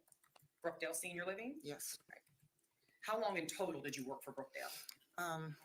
I worked there 2 different times. So the first time it was almost 2 years, and the second time it was almost 2 years. What was the time frame you worked there the second time? From 21 to 23. And why did you leave in 2023? I just didn't want to be there no more. Was that after Tim's murder? Yeah. Now, can you tell the jury a little bit about Brookdale? What is Brookdale? So Brookdale is an assisted living community, independent assisted living and memory care. They're one of the largest in the country. They have 3 communities here in Ocala. I happen to work at all 3 of them. What position were you in when you left Brookdale in 2023? I was a sales manager. Had you held many other positions with Brookdale? I was their business development director as well as their sales counselor. And did you know Tim Smith? I did. When did you first meet Tim? I crossed paths with Tim. I can't even begin to tell you how many years because I'm from here. We both worked in the same industry, so we kind of crossed paths. We didn't get to really know each other until I went to work for Brookdale, which was probably 2016. So you knew him through the senior assisted living community, and then you really didn't get to know him until you worked with him at Brookdale. Correct. All right. And how did you come to work at Brookdale? I just applied and got the position. It was a different community than what Tim worked at. But because it was Brookdale here in town, we all did things together. Brookdale's when one event happens for one community, everybody gets involved. At some point, did Tim reach out to you to come work for him at the Brookdale he was at? Tim did. Tim tried to get me to come to work for him a few times, but we become friends, and I'm not big on mixing friends and work, but finally he convinced me. And was that in 2021 when you said you went there? Mhm. And what was Tim's position at Brookdale when you went to work for him there in 2021? Executive director. And did that cover all 3 locations you said that Brookdale had in Marion County? A lot of makeup, y'all. They did not have an executive director at the other communities, and Tim would oversee all of them, or whichever one didn't have it. I used to sell it. Do you know approximately how long Tim Makeup. worked in Brookdale? 7 to 8 years. I think it was going on 8. And you said you worked with him at Brookdale for 2 years? Correct. Was Tim your boss? My direct boss was Athena, and then he was over all of us. So he was kind of the boss of your boss? Correct. Did you see Tim every day? Pretty much. Were you close? Yes. Did Tim's job require him to do a lot of community events? A lot. Okay. What sort of community events? Chamber and Economic, Marion County Continuity of Care, Hispanic Council. A lot of lip gloss, I don't y'all. need to tell you how many there are, but that's part of what he brought me on for in 21 was to help him with that. So you would go to these community events with him? Correct. Were those events sometimes after work or on the weekends? Yes. Did you know Tim's husband, Herbert Swilly? I did. Do you see the person you know as Herbert Swilly in the courtroom today? I do. Can you please point to him and describe something he's wearing? The gray jacket, striped tie, kind of a yellowish shirt, glasses. Your Honor, may the record reflect the witness has identified the defendant. Now, how did you meet the defendant? Through Tim. Were you and Tim friends as well as co-workers? Yes. Were you friends with the defendant, Herbert Swilly, also? Yes. Did you socialize with Tim and the defendant outside of work? Yes. Did Tim normally come into the office every day? Yes. And what hours did he generally work? He was generally there between 8:30 and 5. And would Tim let you know if he wasn't coming into work? Yes. And if he wasn't actually at work and you texted him a work question, would he respond? Always. Now, I want to direct your attention to Friday, March 24th of 2023, the day before Tim's body was found. Was Tim supposed to come into work that day? As far as we knew, yes. Did you go looking for him during the day? Not during the day. We eventually I called Herbert because we didn't know where he was at, and it was the end of the month, and we needed Tim to sign off on all of our admissions. So at some point that Friday, you realized Tim was not at work. Mm-hmm. Is that yes? Answer yes. Yes. Thank you. Okay. And Glitter everywhere. Did you text him when you realized he wasn't physically at work? Yes, we did. All right. Did he ever respond to you? No. And was that unusual? Yes. And is that the time when you said you had contacted the defendant then? Yes, it was in the afternoon. Okay. Do you know around what time? Somewhere between 3 and 4. And why did you contact him? Because it was closing day and we needed his authorization to close the deals. Okay. Were you concerned that he wasn't there and wasn't responding to texts? Yes. And what did you tell the defendant when you called him that day around 3 or 4 that Friday? Just ask him if he was off, I believe, and he said that he was asleep when Tim left. He didn't know what time he left, so he figured he was at work. Did he tell you anything about where they slept in the house? Eventually, yeah, the conversation went to he slept in a different bedroom. They all 3 had their own bedroom. So he told you he and Tim didn't sleep in the same bedroom? Correct.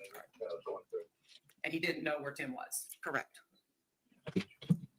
Was there any talk about checking an apartment to see if Tim was there? Yes. Okay.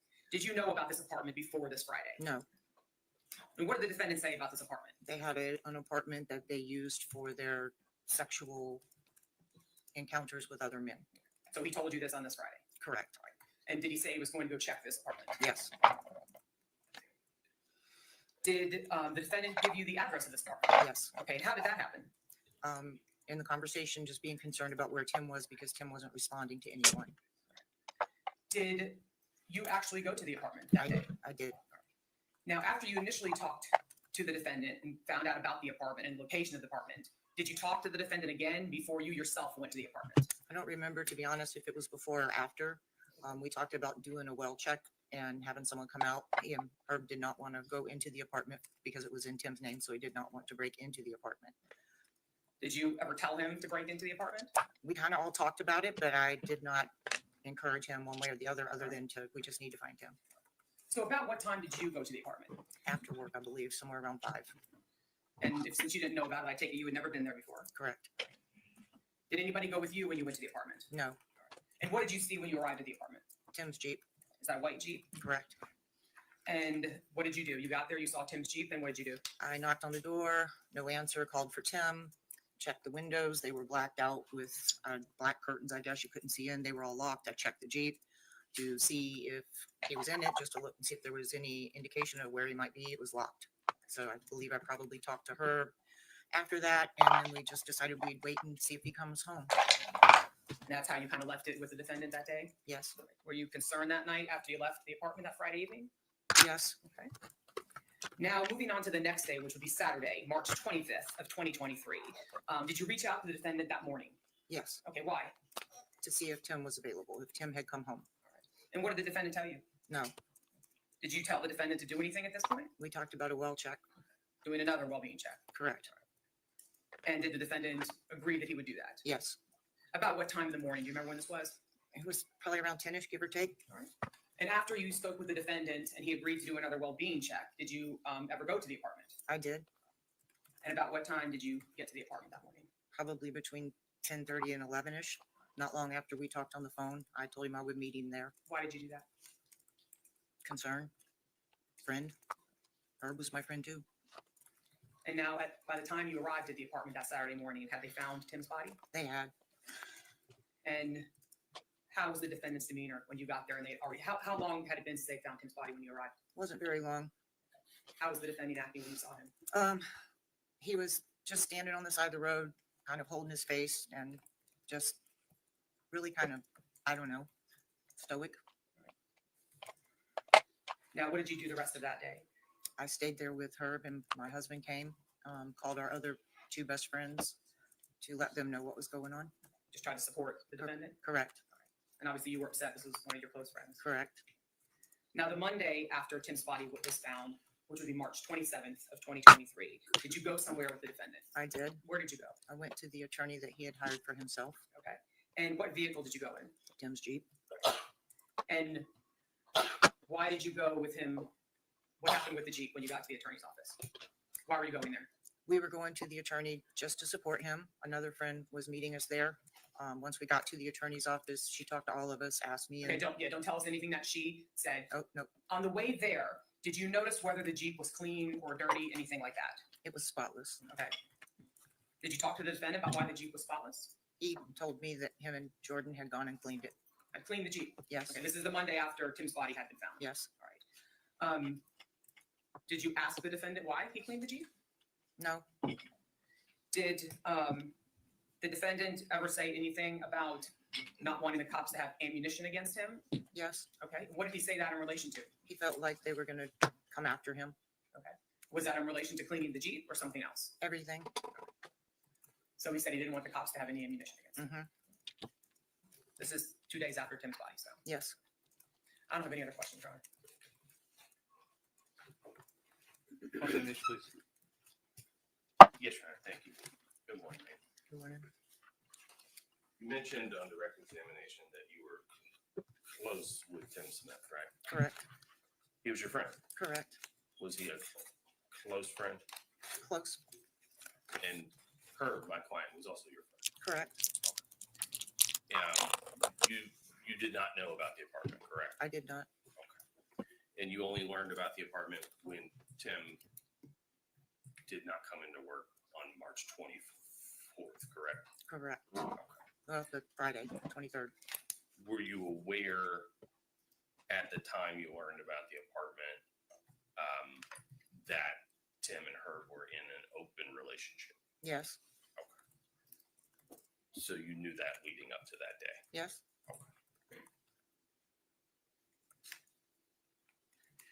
And you had mentioned that after Tim's body was discovered at the apartment, you responded to the apartment, correct? yes, And you observed Herb and his demeanor after learning the news of Tim's death, correct? yes. Did you witness him cry? Briefly, And you mentioned that a few days later that you went with Herb in Tim's Jeep to Herb's attorney's office. correct, And you did that to support Herbert. correct. Your Honor, I have no questions. Did you read your right? No, Your Honor, we asked that she be excused. You excuse me. Thank you. Have a very nice day. Thanks.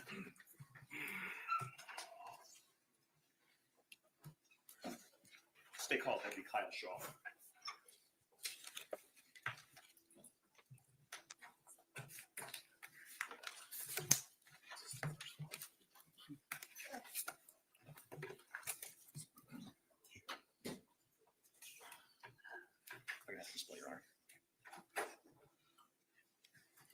Sir, please raise your right hand, face the clerk. Thank you.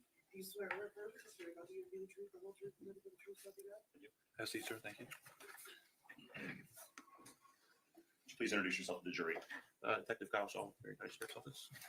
What do you do? What do you do for the sheriff's office now? I'm a property crimes detective. What did you do previously? I was a road patrol. How long have you worked for the sheriff's office? 6 years. Let me direct your attention to Friday, March 24th, 2023, at a little after 4 p.m.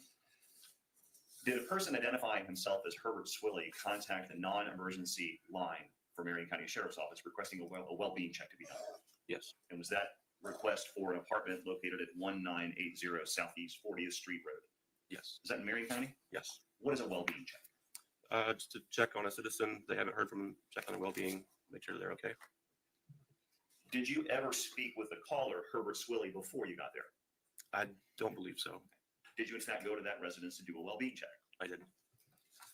Approach. Yes, sir. Show me what the market states. Is it C for identification? Do you recognize that photograph? Yes. What does that photograph show? That is the apartment I went to. Does that fairly inaccurately depict the apartment you did a well-being check on? Yes, sir. This time stating those states exhibit C in evidence, it states 3. Any objection? No objection.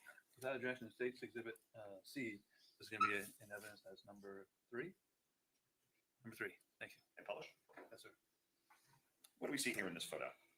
That is the front of the apartment building there that I responded to.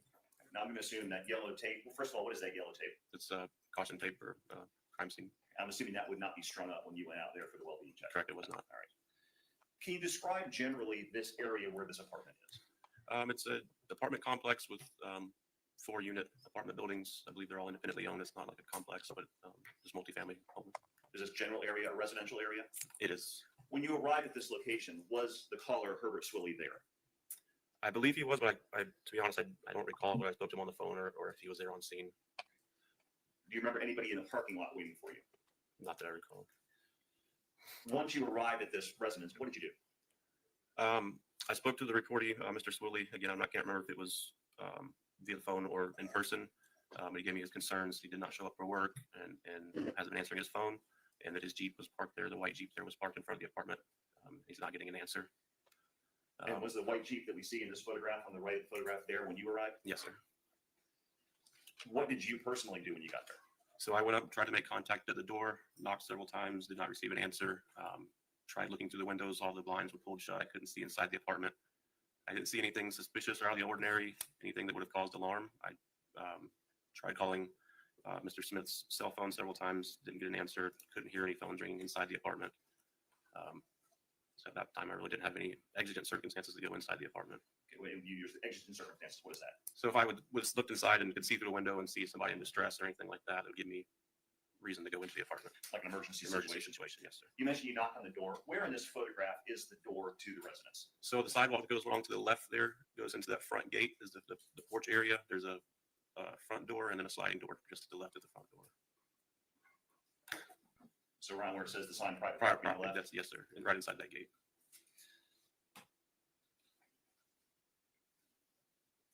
Do you remember if you tried to open the door? I don't recall if I did. Okay. You would have knocked and banged on it and announced who you were? things Yes, like that? yes, sir. Did you try to force the door open at all? No, sir. Because there was no emergency situation that you saw? Correct. Once you found nothing out of the ordinary, no signs of forced entry, anything like that, what'd you do? I spoke with Mr. Swilly again. He kind of indicated that it wouldn't have been uncommon for Mr. Smith to meet clients at the residence and then leave in the client's vehicle to explain why his Jeep would still be there. He wasn't there. So he kind of made it seem like it wasn't really that big of a deal. He said he did not have a key to get into the apartment, that Mr. Smith had taken that key off of his keyring. And then he was trying to get in contact with the landlord to get a key to make entry into the apartment. Describe Mr. Swilly's demeanor on the phone when you spoke to him and told him what you found. Again, nothing really out of the ordinary, nothing urgent, nothing that caused alarm or suspicions. How was that conversation with him? How did that end? Basically with him trying to get in contact with the landlord to get a key to the apartment. And did you have any other involvement in this case? Later on, I did transport Mr. Swilly to jail on a warrant after he was finally arrested. No further questions, Your Honor. Thank you. Same mission, please. Yes, Your Honor. Good morning, Detective. Morning. So your initial contact and involvement with Herbert Swilly, my client, That would have been on March 24th of 2023, correct? Correct. And you don't recall, and correct me if I'm wrong, whether that was in person or over the phone? Correct. Okay. But you do recall, and correct me if I'm wrong, Herbert telling you that it was not uncommon for Tim Smith, the person you had come to do the wellness check on, to leave in a client's vehicle and not his own. Yes, sir. Did you just remember that, or was that in a report that you Yeah, had? that's something that's studied out in my mind. Yes, sir. Okay. And Herbert had mentioned to you that his name was not on the lease to that particular apartment, correct? I believe so, yes. And that he did not have a key to that apartment, correct? Correct. Okay. Which is why you were there. Was that your understanding? Yes, sir. Okay. And did you advise Herbert what would happen to him if he tried to break into the apartment to check on Tim Smith? No, not that I recall. Okay. No further questions. No questions. You may be excused, Your Honor. You're excused, sir. Thank you. Have a nice day. Thank you as well. State calls Kevin Branch.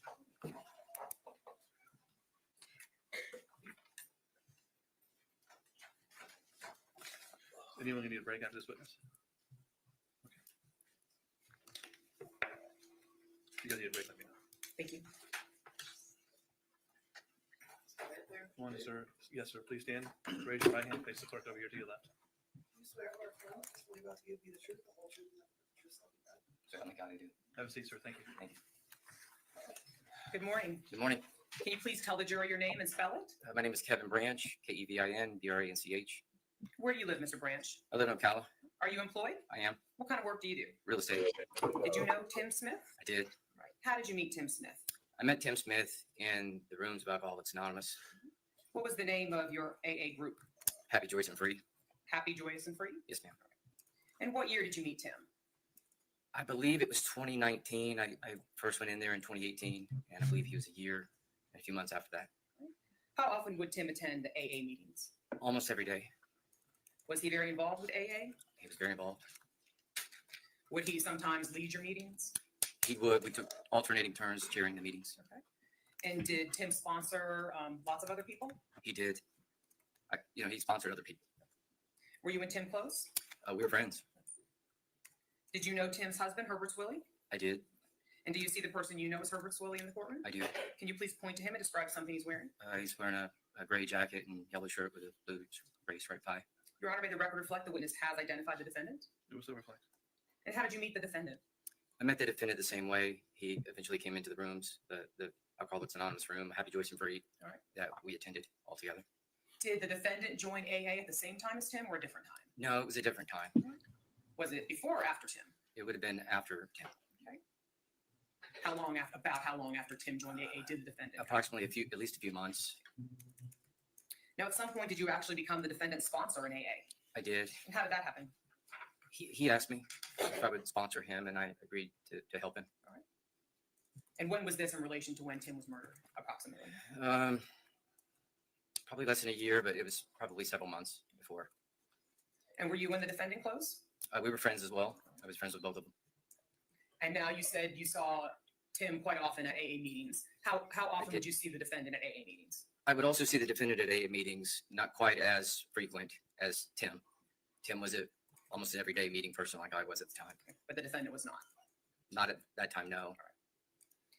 And did you socialize with Tim and the defendant outside of AA meetings? We did go to dinners on Friday nights, usually the last Friday of the month we'd celebrate, and we would occasionally go to brunches on Sunday morning as a group. Okay. So did you ever go to Tim and the defendant's house? I did for a Thanksgiving dinner that we all went to, a large group of us from our AA group. All right. Now, was there a small group of people from AA that included Tim and the defendant that spent time together in the AA meetings and then outside of the meetings, as you were talking about? Yes, it was usually right after meetings or holidays. We serve Thanksgiving dinners together, Christmas, and things like that after the meetings. All right. And what were the names of some of the people that were in your small group from AA that spent a lot of time together? I would say Daryl, Larry, Teresa, Candy. There was others. It's been a little while. Now, was it known within that group that the defendant and Tim had an open sexual relationship? To my knowledge, yes. All right. But that definition could be different to different people. Were you aware that they had an apartment for those activities? Yes, I was. And when is the last time that you saw Tim before he was killed? The Wednesday night, it would have been Wednesday night, he chaired the meeting. It was a big book meeting. And I had not spoken to him in a while, but I was able to say, hey, how you doing? That kind of thing. We put the books away, and that was the last I ever saw him. So if his body was found on a Saturday, March 25th of 2023, it was the Wednesday prior. It was the to prior that. Wednesday, yes, ma'am. And how was he acting at that meeting? Normal, good. I mean, he led a good meeting and everything was pleasant and he seemed to be well. Was the defendant at that meeting? I don't remember, but I believe there's a possibility it was. It was a large group. We probably had 60 to 70 people in that meeting. So you're sure Tim was there because he led the meeting? He led the meeting, All right, so but he not was sure about the defendant. I'm not sure, but I think so. Now, did you see the defendant at an AA meeting Friday, that we were just talking about Wednesday, that following Friday, March 24th of 2023? Yes, ma'am. I sat across the room from him that day. And what time was that meeting? Every meeting at Happy Joy Temporary was 5:30 to 6:30, 7 days a week. So that was 5:30 to 6:30 that evening on Friday. All right, so Friday, March 24th, 2023 at 5:30. You said you sat across from him at that meeting? Yes, ma'am. Across the room. Was Tim at that meeting? No. Now describe for the jury, how was the defendant's demeanor at that meeting when you first saw him? To me, it looked like he was red and it was something was bothering him. I could tell he was, when you can tell something's weighing on somebody or bothering him. Okay. And so he looked reddish, almost purple in the face. That day I could tell something was wrong. Now, after the meeting, did you talk to the defendant? Yes, we did. Usually we walk out and then it was right by the yellow parking poles there. He seemed to open up a little bit. Did you ask the defendant where Tim was? I did. Was it unusual that Tim wasn't at the meeting and the defendant was there? Not totally unusual, but yes, it was. I mean, usually they were always together. And so every meeting I usually saw Herbert, Tim would be there too. Tim would. So where did the defendant say Tim was when you asked him that after the meeting? They weren't speaking is what he said. He didn't know. And I didn't. That was the first I'd heard of. Obviously there was something going on to where they weren't speaking at the time. Did he say why they weren't speaking? He did not, as far as specifics, I'm trying to recall, it was something, just they had some type of disagreement and he did not know where Tim was, had no idea, mentioned something about like GPS, Tim didn't want to be found wherever he was and like could not track him. So they had some disagreement and he didn't know where Tim was? Yes, to my knowledge. Okay. Now, what did you say to the defendant after he told you Tim's missing, we had a disagreement, I don't know where he is? Just my suggestion is to be patient, but still reach out at that point. And if he was really that concerned, to reach out to law enforcement for like a wellness check. Or, so you find suggested that? If I had no idea, yes, that's what that's what I would have done. Now, did you reach out to the defendant the next morning, which would have been Saturday, March 25th of 2023? I did. I felt really concerned for her after Friday night because, I just felt bad for him. And then Saturday, I ran as I do every morning. And after my run, I just reached out on the way home. I called or texted or then called. You called or texted I called the defendant? both, probably. I just reached out, it's easier to call and drive than it is to text and drive. And just wanted to see if he had heard from Tim, hoping that everything was okay. And what did the defendant tell you when you reached out that morning? No, that he had not heard from Tim, but he did know where Tim's vehicle was at the apartment. Were you aware of this apartment at the time? I was aware of there was an apartment and about where it was, but I'd never been there myself. So the defendant told you he hadn't heard from Tim, but his Jeep was at the apartment? His Jeep was at the apartment that they both shared, yes. Okay. Did the defendant tell you whether he went in and checked the apartment? He said he couldn't get in. He lost his key to the apartment, but he was able to get in the Jeep. He found the keys to the Jeep. And we were worried about Tim's well-being. And so he said, don't worry, I got his pink gun out of the Jeep. There was Whose pink gun? Tim's pink gun. So the defendant told you I got He said it. he and his daughter went over to the apartment that night, found the vehicle, and then was able to get in the vehicle, he said. And they got Tim's gun. So, I guess at that point I was concerned whether Tim was suicidal or not. Because when somebody goes missing. That's fine. So he told you that, and he said he couldn't get into the apartment because he didn't have a key. So he lost the key. He lost the key. All right. What advice did you give him at this point? Call the police again. All right. I would call. I mean, if did you give him any advice about breaking into the apartment? I would go in the apartment. Yeah. All right. If that was my spouse or my loved one, I would want. If something's wrong, I'm concerned for their well-being. I'm going to get in there, especially if we shared that apartment. So you tell him all that and tell him to call the sheriff's office. Did you speak to him again after that phone call? Yes, he did. After we hung up that call, I believe I remember him telling me that he did call the police. And they were on their way. And by this time, I'm already cleaned up and I was going to meet Larry and Teresa for breakfast, brunch. And I said, look, I'm not far. Would you like me to come over there? And he said, no, my dad's already here. He said his dad was already there. Yes. And so then what did you do? I went to Daryl's Diner on the Boulevard with Larry and Teresa, and then right when I pulled in, he called me again, and that's when he told me the police were there. They found Tim, and he's gone. So he said they found Tim and he's gone. Yes. Did he tell you anything else about how Tim had died? At that moment, that's when he was slightly emotional on that call. Right after that, and he alluded to, and I can't remember specific words, but like suicide or potential overdose or something. And I didn't have any thoughts of any foul play at that point. So you don't remember the exact words he said, but whatever he told you made you think he had committed suicide? I felt like Tim had been in the hospital multiple times with heart issues, so it could have been anything. But I really thought that he was either potentially suicide in recovery. Unfortunately, a lot of people don't make it. So.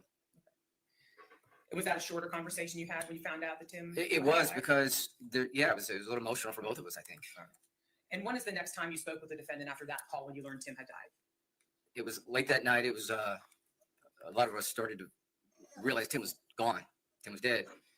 And then I knew that at breakfast. And then I went to an AA, same Happy Joyce and Free home group. The whole group found out that Tim was dead at that point.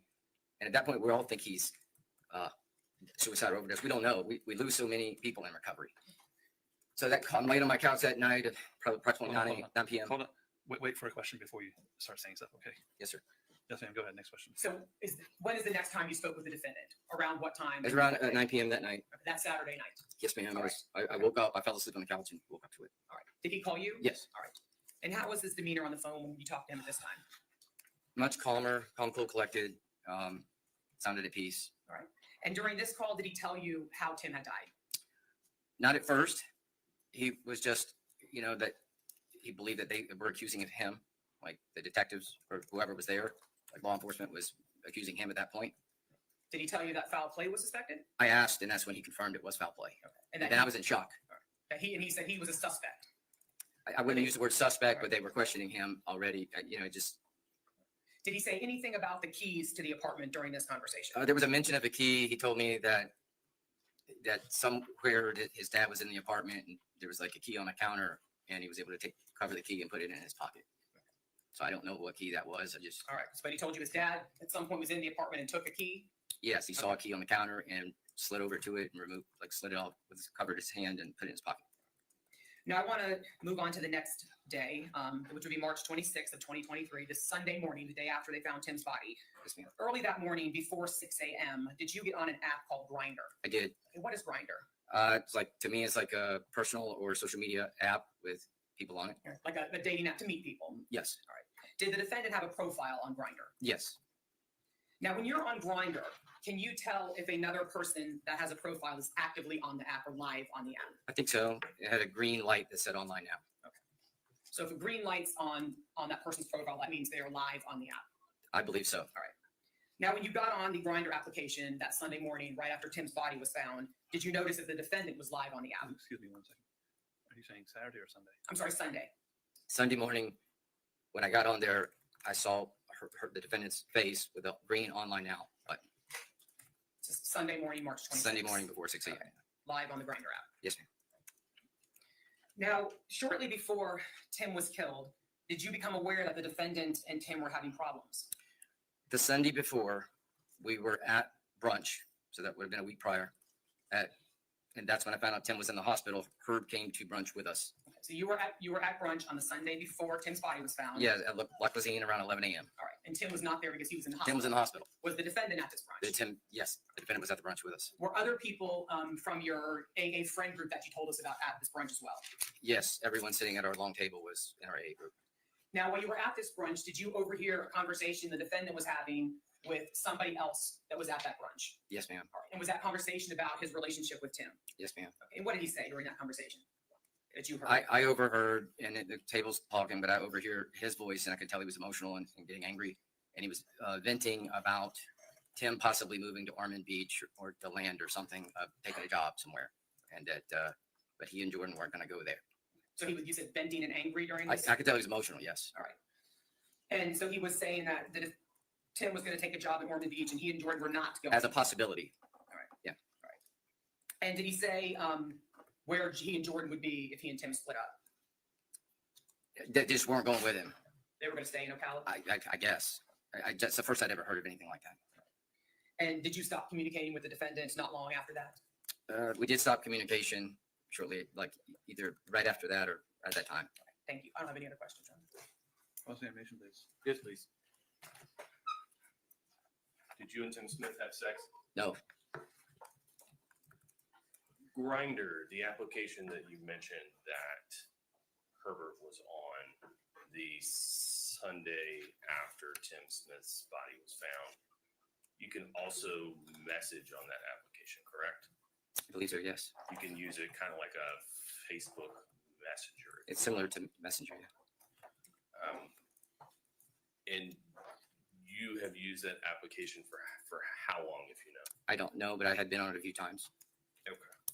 And you mentioned that you met Tim Smith through the rooms of Alcoholics Anonymous, probably in 2019? I believe so. Okay. And not long after that is when Herb came into the rooms. Shortly after, yes. And eventually, you became Herb's sponsor. Yes, sir. And at the time of Tim Smith's passing, Herb was still in your AA group. I believe so, yes. And the conversation that you overheard at La Cuisine, that was the week prior to Tim Smith's body being discovered? Yes, sir, I believe so. So the weekend before? Yes, sir, I believe so. Okay. And were you talking to Herb when you heard that information, or you just overheard it? We're at a long table, and I was sitting here, and Herb was down to my left, a couple of people down, and so I heard him. But because of the intensity of the words, I looked over and listened. Do you know to whom Herb was talking at? I believe to Teresa and Daryl. No further questions. May I redirect? No, Your Honor, we ask that he be excused. You're excused, sir. Thank you very much. Thank you. State calls Jack Sharpshort. Can you give me an idea how you spell his last name? I'll try, Your Honor. SCHARF SCHWERDT. Okay, so now again. SCHARF. SCHWERDT, I believe. Sir? Not part of it. Sir, stand, please face the clerk, raise your right hand. Yeah. Do you swear or affirm the testimony you're about to give the truth, the whole truth, and nothing but the truth, so help you God? Sure, you remove the last from your head. Thank you. Have a seat, sir. Thank you. Would you please introduce yourself to the jury and spell your last name slowly? Jack Sharpsworth, SCHARF SCHWERDT. What do you do for a living, sir? I'm a power screen technician, electric roll-up screens. Do you also own an apartment complex located at 1980 Southeast 40th Street Road in Marion County? Yes. How long have you owned that apartment? Since '89. Can you describe that apartment? Is it a single unit, a double unit? It's a quadruplex, so there's 4 units under one roof. Did you live in that apartment complex? No. Just owned it and operated it and rented it out? Right. About how far away from that apartment complex did you live? The other side of town, I think it's about 7-8 miles, something like that. Did you know a man named Tim Smith? Yes. How did you know him? I rented to him. Which unit did you rent to him at that apartment complex at the address I just provided? Unit C would be the front left apartment. About when did you begin to rent that apartment to Mr. Smith? Right at 3 years, September 15th, I think was the beginning of his lease, 2022. How long was that lease? A year. How often would you interact directly face to face with Tim Smith? When we initially made our agreement, about a week later, and then I went months without seeing him. And then I think I only saw him 3 times ever in my life. I believe the last time I collected rent from him was in person. Was Tim Smith timely on making his rental payments? Yes. How would that usually work out? How would you get the money from him? Most of the time it was, hey, somebody would text somebody, rent's on the table. Inside the apartment? Yes. Okay. And we just go in and get the check and leave? Yeah. Did you also meet Tim Smith's husband, Herbert Swilly? Yes. About how often would you have interacted with him? A little more than Tim. Okay. Do you see Mr. Swilly here in court today?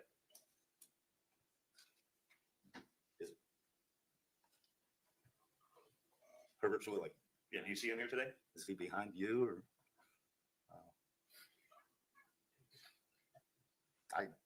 I don't. Okay, I mean, that's it's been fine. quite some time. Then no problem. We weren't close acquaintances. But Did Mr. Swilly do any work at that apartment to help fix it up before? yes. Okay, what was done?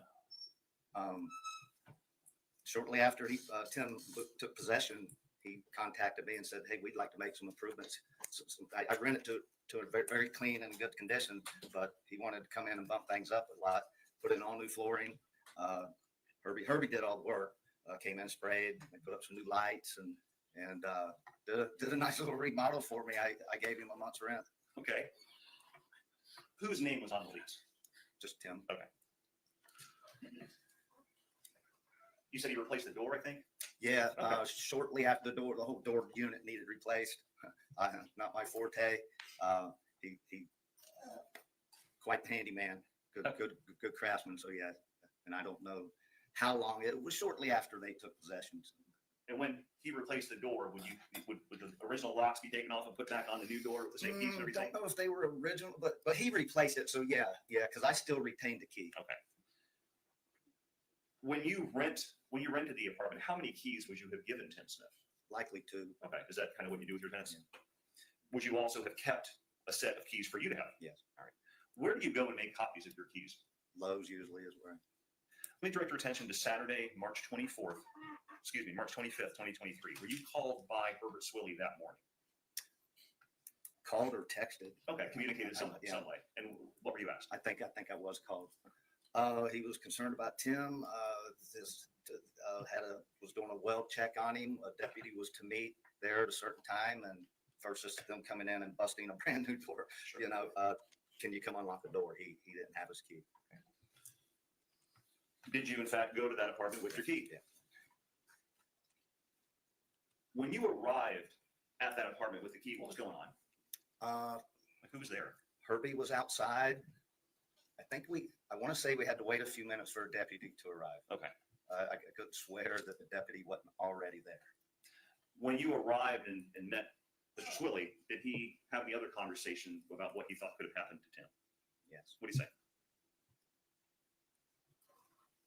He was concerned that Tim was potentially seeing some unsavory, somebody other than him, somebody else. And he said something to the effect that he wasn't always very selective with who he spent time with, and that he was concerned that he had been armed. After you arrived, had this conversation with Mr. Swilly, and then the deputy arrives, right?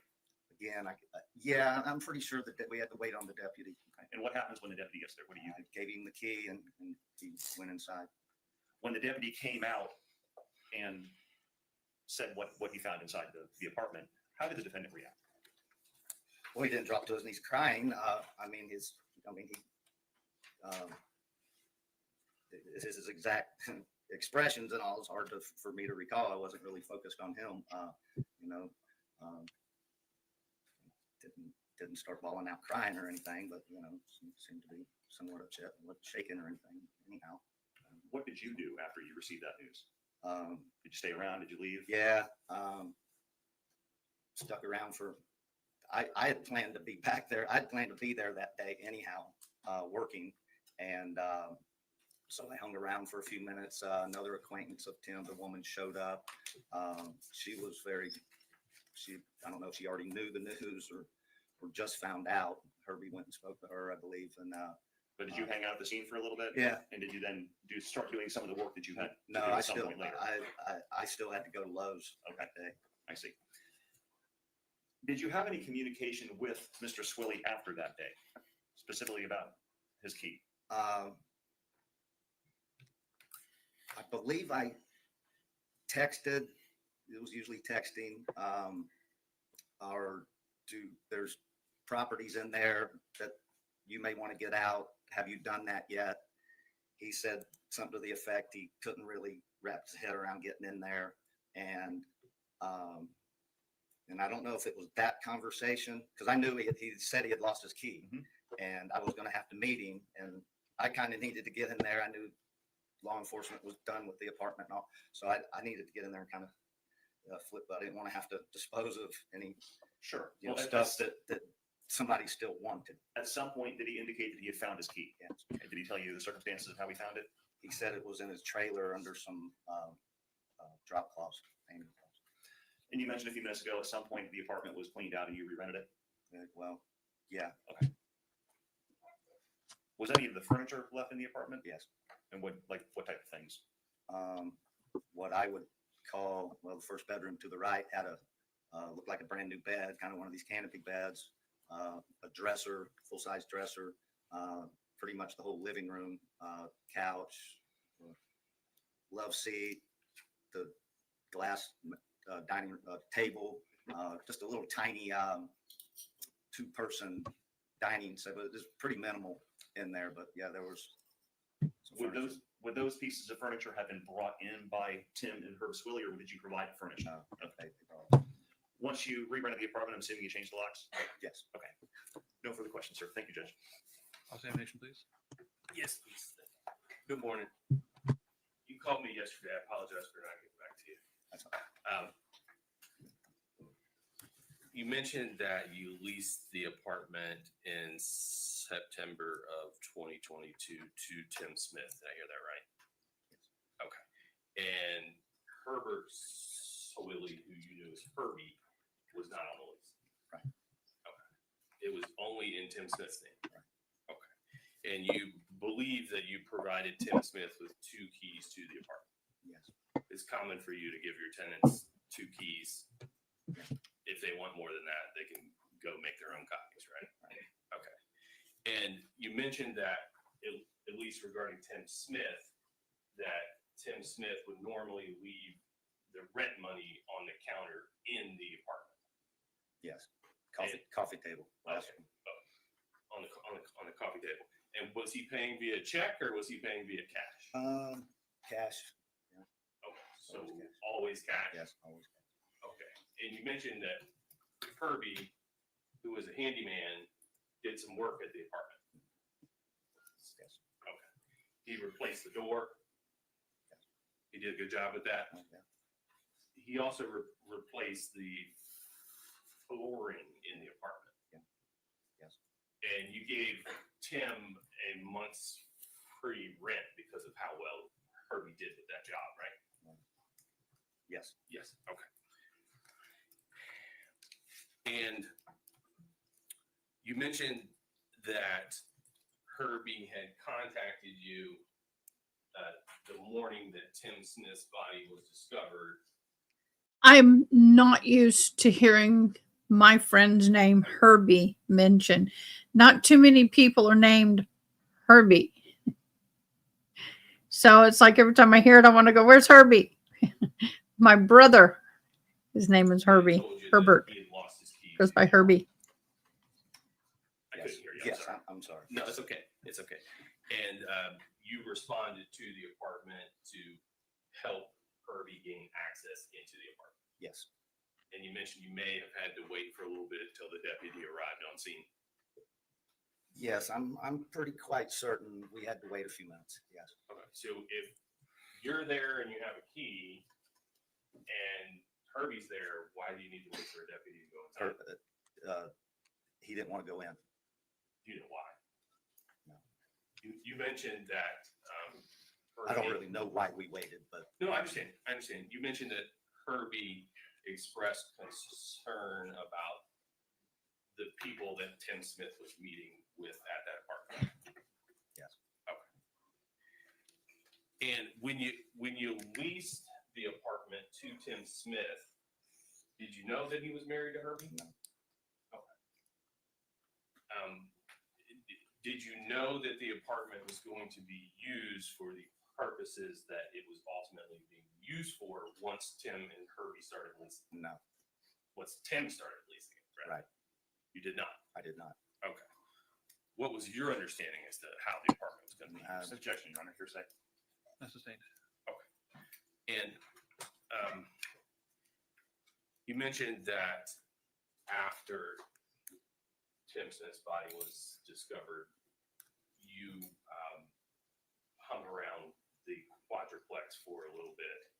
You were doing some work on the quadruplex that day? Not, yes, later that day. Okay. So did you leave and come back at a later point that day? Yes. And was law enforcement still there at the apartment when you came back? Yes. Okay. Was there also a coroner's van present and parked outside when you came back? Yes. All right. Was there anybody in that coroner's van? Yes. Okay. How many people were in there? The driver. Okay. And one. Was the coroner's van on and running? Do you remember? I don't recall. Okay. Your Honor, I had a question. Can you redirect? No, Your Honor. You can be released. Your excuse. We'll take a short break. But not just your excuse, sir. Thank you very much. Am I released in total and full? Yes, sir. Have a nice day. Okay. All right. Because I. Hold on. Thank you. Have a nice day. Just to explain to the witness, I had subpoenaed him as well. I'm excusing him. You're excused from both. Have a nice day. We'll take a short break. Oh. Please leave your notebooks here. Remember my earlier admonition. You can't begin to discuss. So the witness asked if he was released full and clear. Is he a court watcher? Is he a lawyer? What does he do?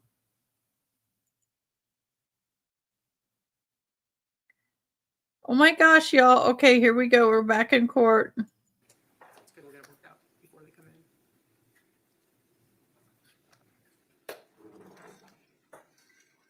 Is it Jason Hunt? Is that who it is? Okay. Yes, Your Honor. So the jurors brought back, please. Thank you.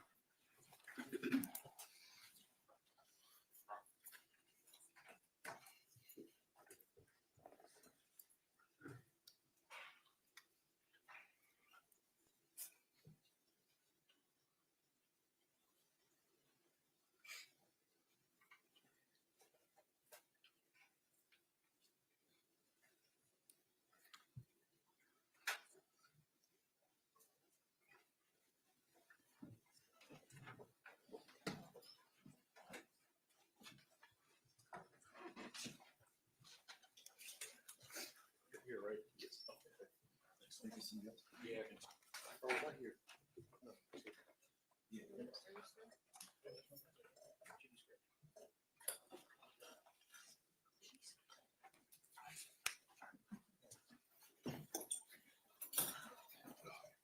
All right. Thank you, everyone.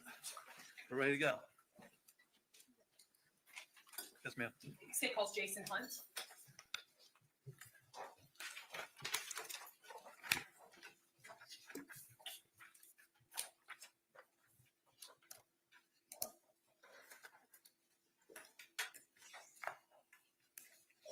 Sir Sam, face the clerk. Raise your right hand, please. You swear or affirm testimony about to give you the truth, the whole truth, and nothing but the truth, so help you God. Yes, I did. Have a seat. Thank you very much. Good morning. Morning. Can you please tell the jury your name and spell your name? Jason Hunt, Hunt. Thank you. Where do you work? The Marion County Sheriff's Office. How long have you worked for the Marion County Sheriff's Office? 15 years. What is your current position with the Sheriff's Office? I'm our training supervisor.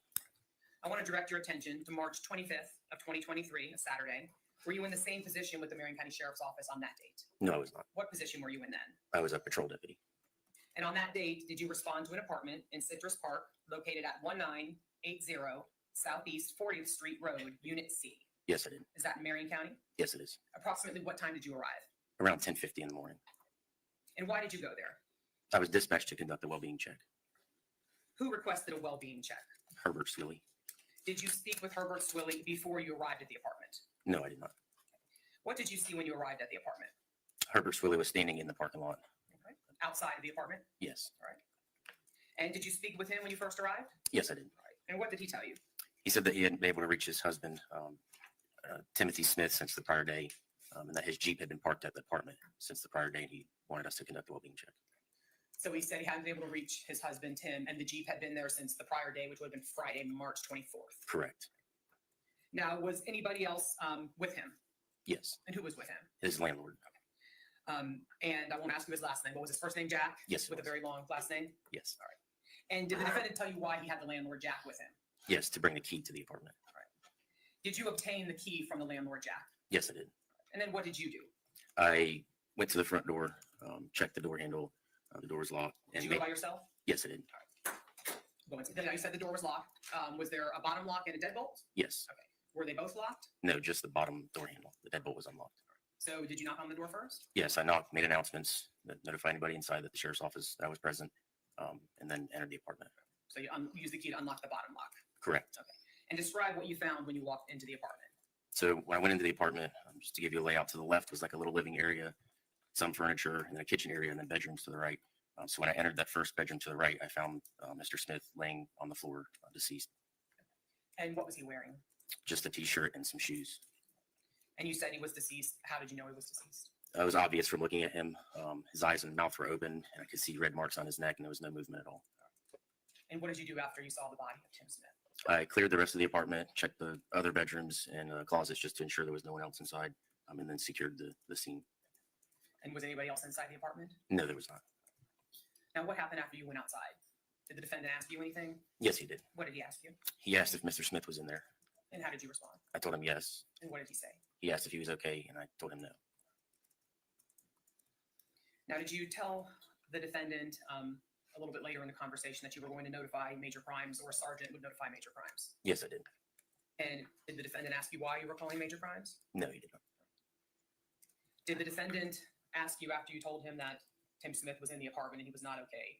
Did the defendant ask you what happened to him? No, he did not. He didn't ask you how you found his body?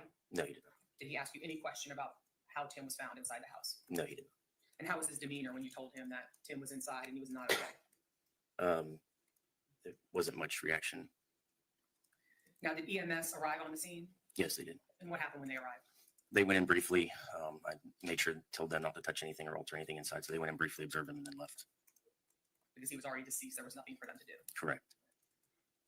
Now, did you speak with the defendant and get an initial statement from him about the last time he saw Tim and the circumstances that caused him to ask for a well-being check? Yes, I did. And then later on, did you speak with the defendant a second time that morning to get a little bit more information? Yes, I did. And in between the two times you talked to the defendant, were you doing other things like speaking to other witnesses and people on the scene? Yes, I was. Did you have a body-worn camera on during this time? Yes, I did. And did it record all of the conversations you had with the defendant that day? Yes. And did it also record the initial time you went into the apartment and found the body of Tim Smith? Yes, it did. Your Honor, may I approach the witness? Yes, ma'am. I'm going to show you what's been marked for identification as State's Exhibit D. I'm going to ask you to look at that. Do you recognize that? Yes, I do. How do you recognize that? I previously reviewed it. It's the footage of my body worn camera. And did you date that and initial that? Yes, I did. You said you previously watched it. Correct. Is it a fair and accurate depiction of a portion of your body cam from the day March 25th, 2023? Yes, it is. Your Honor, this time we move State's Exhibit D into evidence. No State's objection. Exhibit 4, I believe. That objection states D, will be in evidence in states number 4. Now, did a friend of Tim Smith's arrive on the scene shortly after Tim's body was found? Yes, a coworker. Was that Tammy Warner? Yes, it was. Did you speak with her also? Briefly, yes. And did you establish the apartment and the area around the apartment as a crime scene? Yes, I did. And how did you do that? By posting crime scene tape. That would be the yellow tape we would see. Correct. Now, did you notice a motion-activated security camera that was attached to the front of the apartment building of a neighboring apartment? Yes, I did. Okay, and which apartment was that? Apartment A. So Tim was found in apartment C, and apartment A you saw a camera. Correct. Did you make contact with the person who lived in apartment A? Yes, I did. And what was his name? Stuart Mitchell. Sorry, what was his name? Stuart Mitchell. Thank you. Yes, sir. And did you ask Stuart Mitchell if he could pull up any footage from his surveillance camera? Yes, I did. And did he do that for you? Yes, he did. And were you able to view that footage? Yes, I did. And did you have Mr. Mitchell do anything with that video footage that he pulled up? Yes, I had him send it in an email to Sergeant Simpson. And that would then be forwarded to Detective Pinder, the main detective on the case. Correct. And did other officers from the sheriff's office arrive on the scene, Yes. including forensic crime scene technicians and detectives? Yes. And what was your role from that point on Maintain security. of the crime scene? Yes. Your Honor, at this time I would ask to publish State's Exhibit 4. Coach?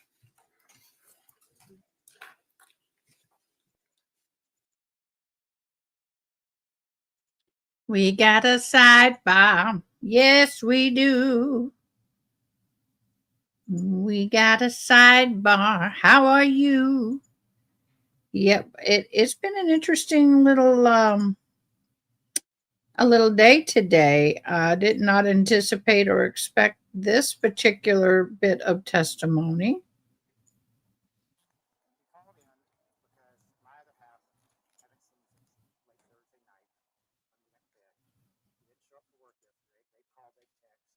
everybody's called and texted. We don't actually live here. This is his secondary apartment. Why am I not hearing Side this? studio and other stuff. There we go. But his Jeep's been here, the girl's now saying, for almost 2 to 3 days. It hasn't moved, and we can't get a hold of him. We've called, y'all did a wellness check yesterday. They couldn't go in because I don't have a key, so they told me to get a hold of the landlord. He actually has a key. But they told us not to go in since I'm not legally on the lease or anything. So. What's his name? Timothy Floyd. But it's not like him because normally he's the executive director at the Brookdale Shamrock Bank Castle, so he's very responsible about it. You know, that's his job. He does everything. And that's his wife. What is it, C? Yep, yeah.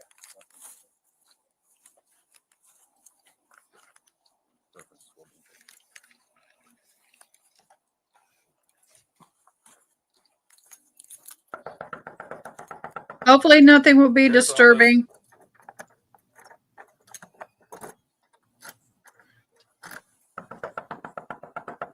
Sheriff's Office. Where'd you get me? D. I'll be right back. That does hurt my ears. Office.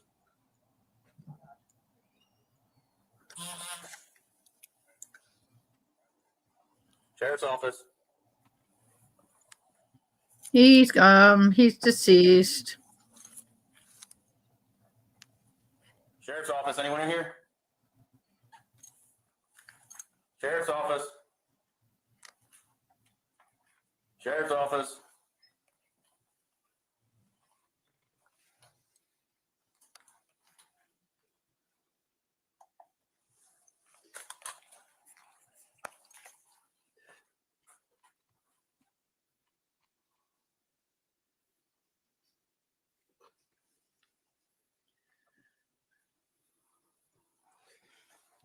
Two different prescriptions. They're labeled. Okay, but they were supposed to give me a little case and everything. That's all she gave me.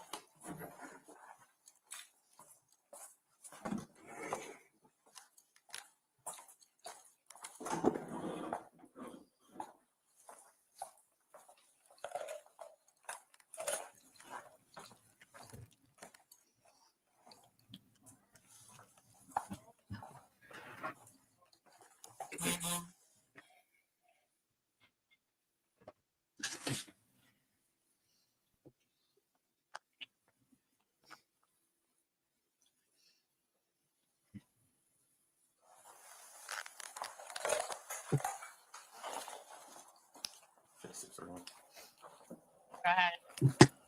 Informatics, single 7. Single 7.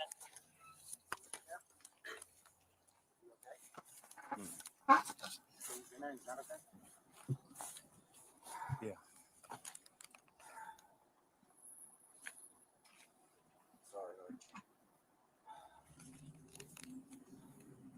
Well, they would have been here last night if I hadn't given out the wrong phone number. I didn't give him Jack's phone number for the landlord because I have it in as Jack and Ocala with an L. So I thought it was Jack for the landlord, and it's Jack of AA that we saw at our retreat. And I gave him that number, and he called me this morning and said, Herbie, I'm not Jack's landlord, so why are you calling me? And I'm like, oh my God, I said. So I've been scrolling through it. It took me 45 minutes to find his number, and I had to find it via text. I got to call Kevin.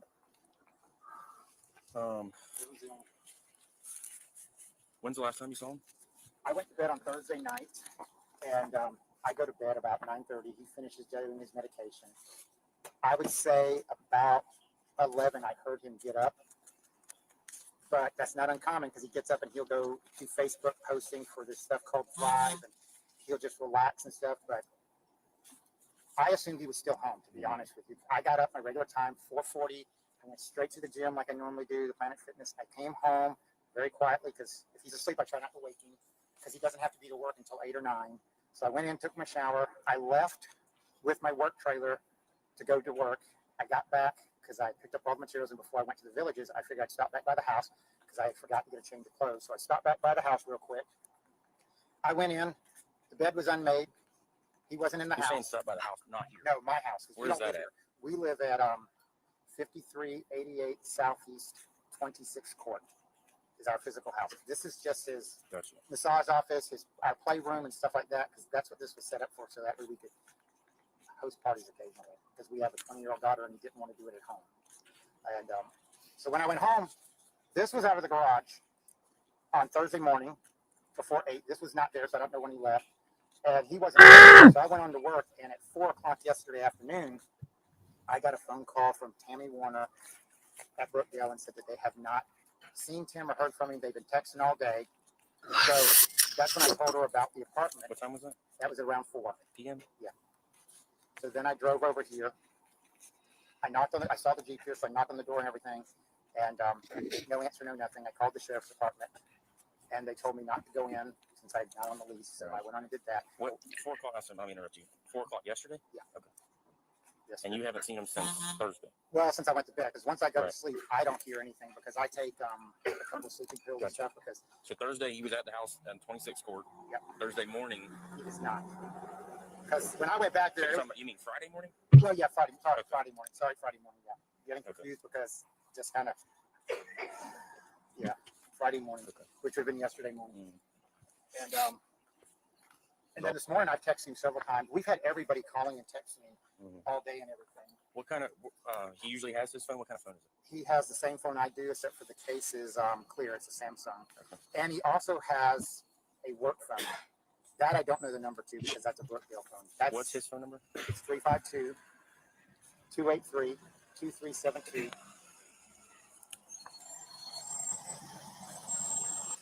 Do you have his, you don't have his work number? No, but Tammy Warner's going to come by, so she would have it.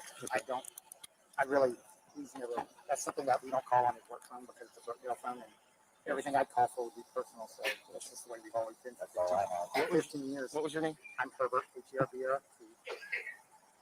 Swilly, S-W-I-L-L-E-Y. What's your birthday?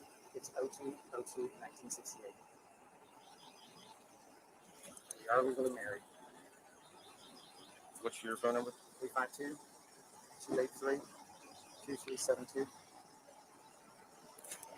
And what was your name?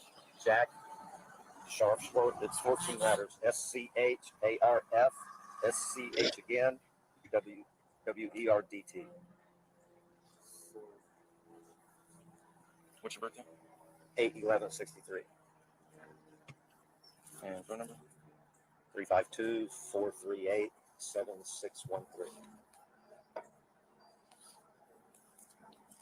And you don't live here, you're just a landlord? Yeah, I own it. Yeah, I live across town. What's a good address for you? My home address? 4041. 34479. The pads are so hard to write on. All right, so our major crimes detectives will probably have to come out and take over the investigation. Standard procedures. Yeah, they're gonna need to talk to you. They're gonna ask you pretty much the same questions I asked, but they might ask a few more. I know. My dad's a retired deputy sheriff from Washington County. So Okay. yeah, that's how come I knew that I had to do certain steps because Yeah. I had done it once where I had a tenant that was mine, and I went into the apartment, and I almost ended up in jail for because they weren't there. Yeah. And I ended up having to go in, and they found out, and it's like it's just it's a very tough area to be in. Yeah, I'll be hanging out until they get here. So if you have any questions or I'll anything. just stay here. Then I'm gonna call I'm gonna call my sponsor and stuff. Okay. He's my best friend too. Okay. But we have our advocates that are available if you need someone to talk to about resources that are available and everything. I can have one of them come out and talk to you if you'd like. That's fine. Yeah, Okay. definitely. This will be difficult. Yeah. We have a daughter too, and I got you. Yeah. so I'm gonna pull my car up right. that's fine. That's why I pulled over there, and I need to bring my truck. Yeah. We'll have a trailer. Oh, okay. And then is this the part where you went and talked to some other people and then you talked to the defendant again a little bit later? Correct. Is this primarily his place? Is that why you didn't have a key? This is not a primary residence. No, I mean, No, his... I have a key, but my daughter thinks he took it off the key ring at the beginning of the week because when he goes and plays, he wants the key, so that way he's not over here using it. So I have a key, but I think it's with his stuff here. Okay. Because when he goes and plays during the week, he takes the key. Gotcha. Because he doesn't want me interrupting. And his thing to me tells me I'm doing a massage. So I know what it means. I let it go. And, you know, Lisa's daughter thinks he may have taken the key off the key ring. Otherwise, I lost them because they're supposed to be on a key ring like this. Yeah, it's supposed to be on this. And this piece is not in my key. So this whole assembly on my other truck key, this is gone without the key. So, but she doesn't know for sure. She just thinks he may have gotten it, or I may have lost it. If there's three of them missing. But took the whole assembly, and that would have been like Tuesday. Because we don't use keys for the house. We have digital remotes for everything, and we have power gate openers and stuff. So I wouldn't even know where to look for my house key to find it. Somewhere in one of the drawers. I didn't know that. That's what we've done with him. How often does he come over here and does he stay the night? No, he never stays the night. Well, he's only stayed 2 nights that I know of. That's it.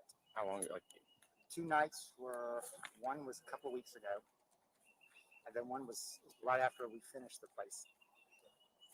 He stayed 1 night that I know of. so in the last month he stayed 2 nights. Yeah, I'd say in the last month easily. But he never leaves like very many clothes here. He only leaves the. What was he wearing last time you saw him? A pair of blue jeans. I don't remember the shirt. I know it's an Affliction shirt probably. It's either that or an American Eagle. I can't remember. And he usually wears either boots or hay boots. And since it was in the evening, I knew he'd be getting ready for bed, so he'd be changing into something else. But then at that point, he would wear like fitness type pants at night to sleep in, and just a t-shirt. But when he walks around the house and everything, or anywhere he walks, he won't walk barefoot. Do you know of anyone else that came over here? I don't know who they are when he brings anybody over or anything like that. They're all on his either Adam for Adam account or his Grinder, Growler. Yeah, so basically what you're saying is this is a hookup pad for adult extreme toy and intimate play, and it's for one night stand hookups with people you don't know. So it's basically an X pad, and there's no discretion. You just hook up with whomever, bang it for a few hours, and then oh, gross. Stuff like that is what he uses. Same thing I have. I was over here last Saturday with somebody that I know, and he didn't want to play or anything, so Tim went and did a motorcycle ride. So I was over here last Saturday, and that's how when I knew I had my key, because I was over here last Saturday during the day. No, thank you. What's is it his daughter? It's my daughter. Your daughter? What's her name? Does she live with y'all? Yes. What's her name? Jordan. Jordan. Swilly.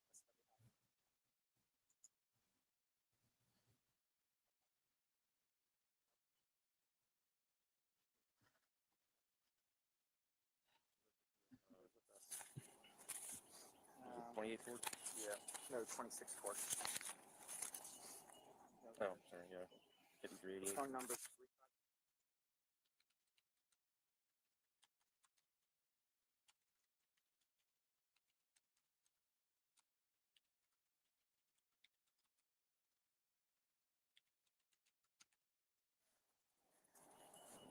And she should be right now. I'm not sure how many hours she's working at her job. Yes, ma'am. No, she quit Laredo. She got tired of Laredo's because somebody offered her some marijuana and some pot and stuff, and she just was tired of all that drama in her restaurant. Because she doesn't. And you said he didn't use anything? You know, we both quit drinking and stuff. Like I said, I've got 3 years, January 5th. He's got it August 13th. Would have been 3 years. I mean, so it's past 3 years now. I mean, yeah, because it was the 2019 in August. He decided to quit drinking, and then I quit after that because we were drinking way too much. Is the keys to the Jeep on a lanyard or anything? They're usually in a black bag that he keeps on his shoulder, and it just goes in there because it works on a fob. He doesn't keep them in his pocket. Okay. So he just holds the bag and pushes the button. Well, he holds the bag and he just touches it, and I can tell you now, he won't even keep a key in his pocket hardly at all. He barely keeps them at work in his pocket. He puts them down on the desk. That's one of the things that always bug me. It's like when we go places, you can carry your key. Yeah. I know. Always has a black bag that has everything. Okay. I know for a fact his gun's not in the black bag because it's sitting on the dresser at the house. Okay. That I know for a fact. Alrighty. Me and the daughter came over, knocked on the door last night. I took that gun out because that was my gun. So the Jeep was unlocked? No, the Jeep was locked. I came last night with my key. I have a set of keys at home for it. Gotcha. I just didn't bring them now because I Yeah. didn't think about it. But we came last night just because Candy made a point to me, not you. When Candy said, she says, "Do you have a gun in the Jeep or anything?" I said, "Yes." She said, "Well, you shouldn't leave it there unsecured because it's in your name." So we came by last night. We even beat on the door after the officer just to see if we could get a hold of it one more time. And we got nothing. But I put that gun on the table just so it wasn't here. What time were y'all here? It was probably around 9-ish. Okay. Or actually, had to be before 9. Because I know we got back home just before 9. Okay. So I can probably kind of give you a better time. Yeah, that's fine. I just approximate. That's fine. Sometimes I know where I was at and who I was calling at the time. So. No, I got you. No, that's fine. I don't have any other questions. Thank you. Briefly. Good morning, Sergeant. Morning. Other than the date of your response to this apartment in Ocala back on March 25th of 2023, did you have any additional contact with my client Herbert beyond that date? No, I did not. No further questions. Redirect. No, Your Honor, asking to be excused. Your excuse, sir. Thank you very much. Yes, sir. Thank you. We approach our? Sure.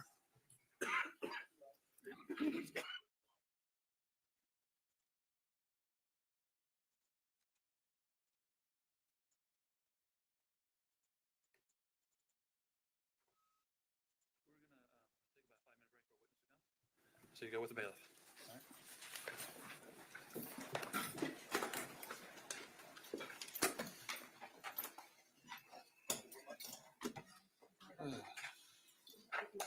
That's good. I have a judicial issue that needs to be solved real quick anyway.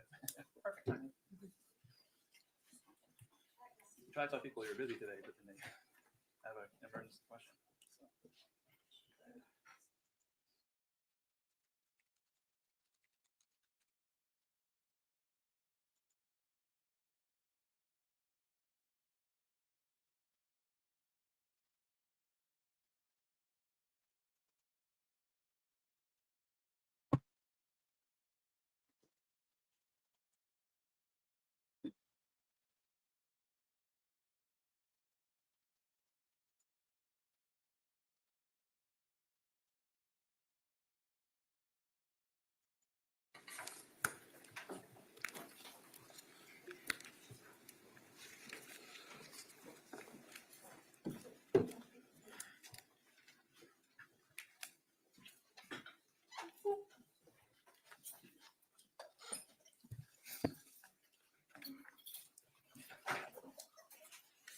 Welcome back.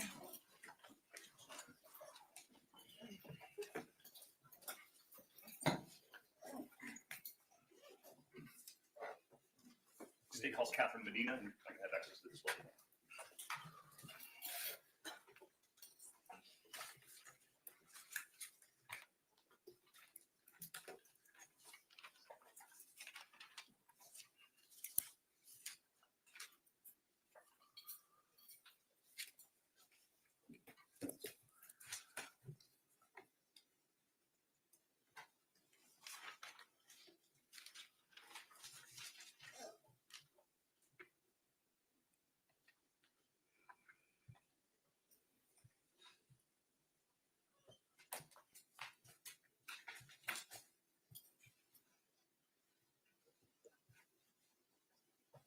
Yeah.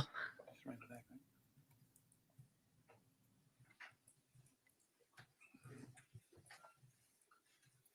Yeah. Oh, hell yes.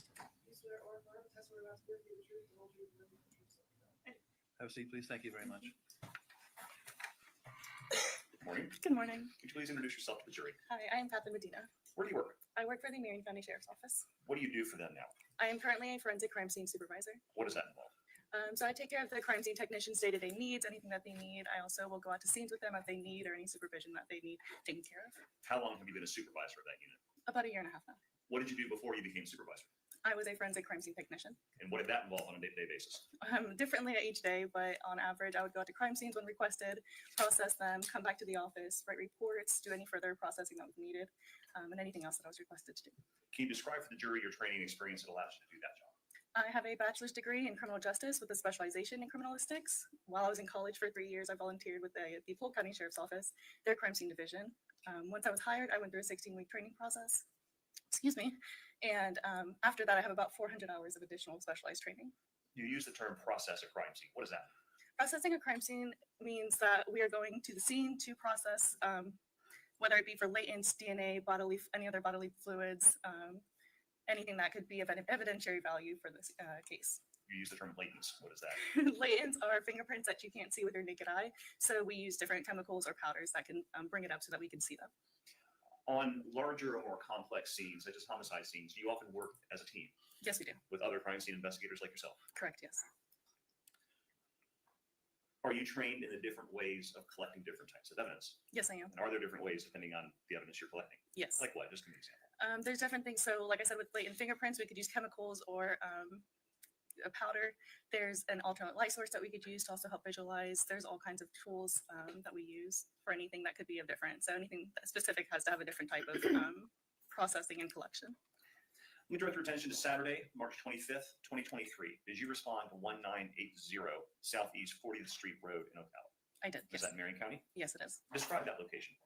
It's a quadruplex neighborhood. So the building itself had 4 different units in it. And then there's a parking area in front of that building. When you arrived, what was going on? There's several people within the Marion County Sheriff's Office that were there. So we had patrol people and detectives. The scene was secured and we were just trying to gather information initially. What do you mean by the scene was secured? That's when we have the Sheriff's Office crime scene tape. So the yellow tape that goes around to make sure that nobody is going in or out without authorization. Without telling me what was said, because the rules don't let me ask you that question, did you speak with other law enforcement officers about what they had learned from other sources during their investigation up to this point? Yes, I did.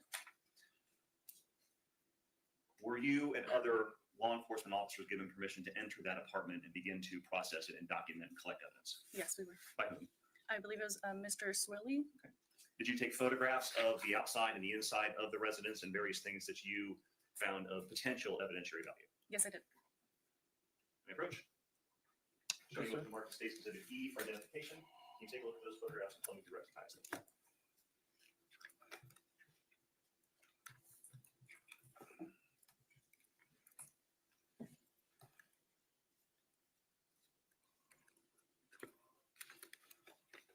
I do.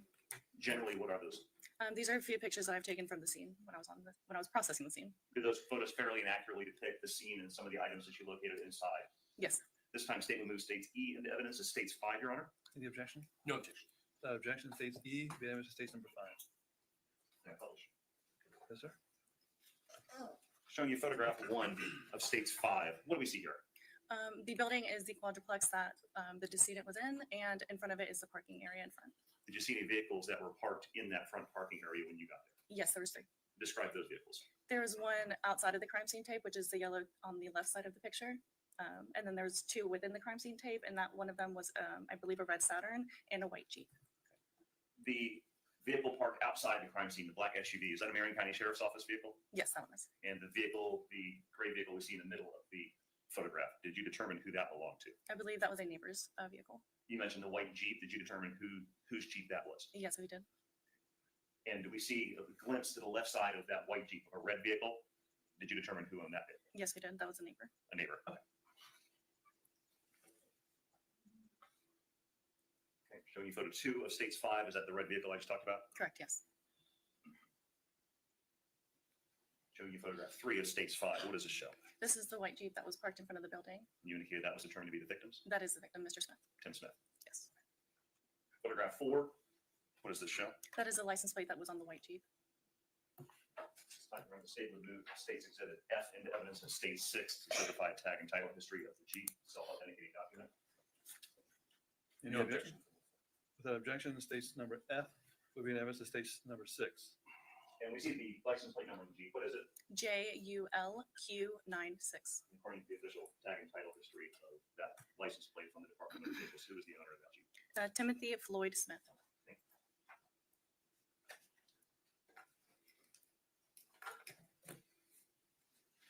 Photograph 5 of States 5, that's just another angle of the Jeep. Correct, yes. Photograph 6 Another angle of the white Jeep. and photograph 7. The same different angle of the white Jeep. Did you look inside the victim's white Jeep? Yes, we did. Was that also done with the permission of Herbert Swilly? Yes. Did you locate on your initial examination anything relevant? No, we did not. Did you do a full-blown processing of the inside of the Jeep at that point? No, we did not. Why not? At that time, we didn't have any reason to determine that there was evidence pertaining to this case in that vehicle. Showing you what's been introduced as State's Exhibit 3. What does this show? So now we're standing on the opposite side of the parking lot, and we're looking towards the Mr. Smith's apartment. Did you go inside the apartment? Yes, we did. Showing you photo 8 of States 5. What does this show? This is showing into the front door of the apartment. Photograph 9 of States 5. What does this show? On the left side, you see the front door, and then on the left, you have these sliding glass doors that lead into the apartment as well. Was that sliding glass door locked or unlocked when you arrived? It was locked. Did you see any damage to the sliding glass door? No, I did not. Showing you photo 10 of States 5. Did you see any damage to the doorknob or locking mechanism of the main front door? No, I did not. Can you describe for the jury the different types of locks we see on that door? You have the deadbolt on top, and then the traditional lock that's on the doorknob underneath. When you entered the residence, did you smell anything unusual? I did. It smelled like a chemical smell. Showing you photo 11 of States 5. When you walk in that front door, to the left of the front door, to your right, if you're walking in, we see an open kind of closet. What's in there? There are several cleaning supplies, like a broom, a mop, a bucket, and different items. To the left of that closet in the photo, we see another open door with a TV. I think Rocky is on the top of it. What room is that? That's the room that was used. It was set up like a bedroom, so it had like a bed, and our Mr. Smith was inside of that bedroom. Photograph 12 of States 5. We see that same open bedroom you just described. What is to the left on this photo? On the left side of this photo is one closet, and you can see a part of the kitchen. Photo 13 of States 5. What do we see here? On the left side, you see part of the kitchen, and then you have the washer and dryer closet, part of the dining room you can see, and part of the living room you can see. Describe the state of the apartment. Was it clean? Was it dirty? It was clean, tidy. Did you locate anything of relevance when you examined the living room area that you see here in the photo? No, I did not. Referring to the kitchen, photograph 14 of States 5. What did you notice in the kitchen? There was 2 bowls, a bag of chips, napkins, different things that were typically in a kitchen. Was the bag of chips open or closed? It was sealed. It was still sealed. Were the bowls clean? I believe they were. Anything relevant found in the trash can in the kitchen? No, the trash can in the kitchen was empty. Was there a washer and dryer in the residence? Yes, there was a closet. Showing you photo 15 of States 5. What do we see here? This is the washer and dryer closet. Where is this located in the residence? Where I'm standing, I would be next to the dining table, and to my left, or I'm sorry, to my right would be the kitchen.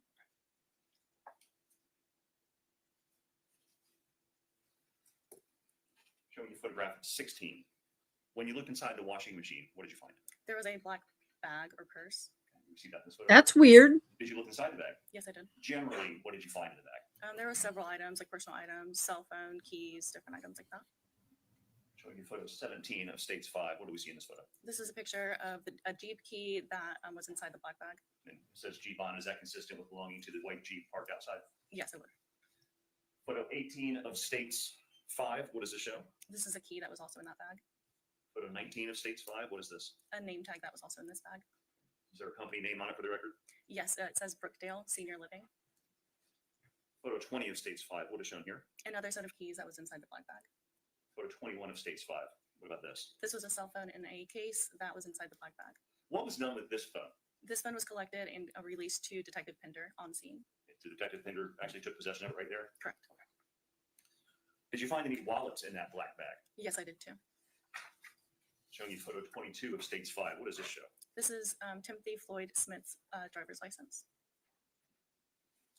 Showing you what's been marked as State's Exhibit G for identification. Did you collect that item? That I did. driver's license? Yes, I did. What is the bag that showed you? This is the driver's license that is in the picture. Is that in the same or substantially the same condition as when you collected it that day during your processing? Yes, it is. This time State would move G into evidence as State 7. No objection. Without evidence, without exception, without objection, states G, we have evidence, states number 7. Did you also collect the black bag that we have been looking at? Yes, I did. Showing you what's been marked as State's Exhibit H for identification. Take a look at that item. Tell me if you recognize it. I do. What is that? This is marked as the black bag containing miscellaneous items from the washing machine.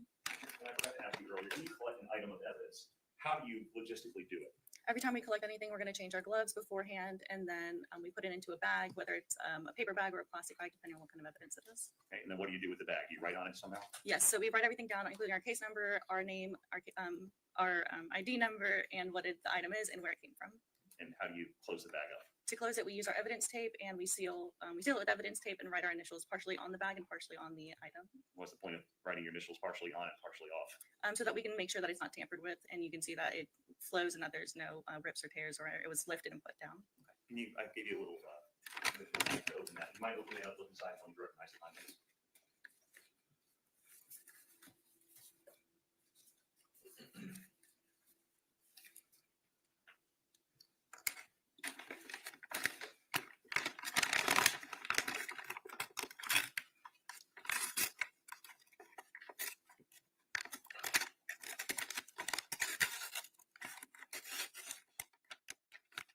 I do recognize the contents. What's inside? The black bag that was inside the washing machine. Is it the same, substantially the same condition as when you collected it that day? Yes, it appears to be. This time state would move H into evidence to states 8. No objection. Objection states H, the evidence is states number 8. We saw a picture of it earlier, so I'm not going to ask you to take it out of the bag.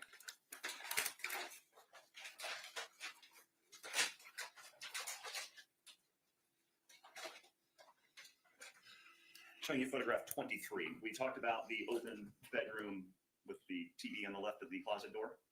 Did you go inside that room? Yes, I did. Showing you photograph 24 of states 5. What does this show? This is showing me standing in the doorway and showing into the bedroom. And was the TV on like that when you arrived? Yes, it was. Describe the bed that we see in the corner of this photo. It's a canopy frame, a metal frame, and it had a mattress on top of it. And we obviously see a foot in this photograph. Is that victim Tim Smith? Yes, it is. Next to his foot, we see a black object on the floor. What is that? Those are a pair of like leather pants. Showing you photo 25 of states 5. What do we see here? This is on the opposite side of the doors and looking at the pants that were on the floor. Did you notice any discoloration on those pants at all? Yes, I did. Describe what you saw. There was specks of like white or off-white discoloration on top. Showing you photograph 26 of states 5. Does it show what you described? Yes. Can you see explain where in the photo we see that discoloration? that. You can see it mostly on the top part wherever the flash is kind of coming on. So you can see that it looks like little specks all over it. Was the discoloration on the side of the pants that was facing upwards when they were laying on the ground? Yes, it was. Did you collect those pants? Yes, I did. Showing you what the party states exhibit I for identification. That item, do you recognize it? I do. Is that also sealed? Yes, it is. How do you recognize it? It has what the item is, the case number, and my name on it. Can you open it up, look inside, tell me if you recognize the contents?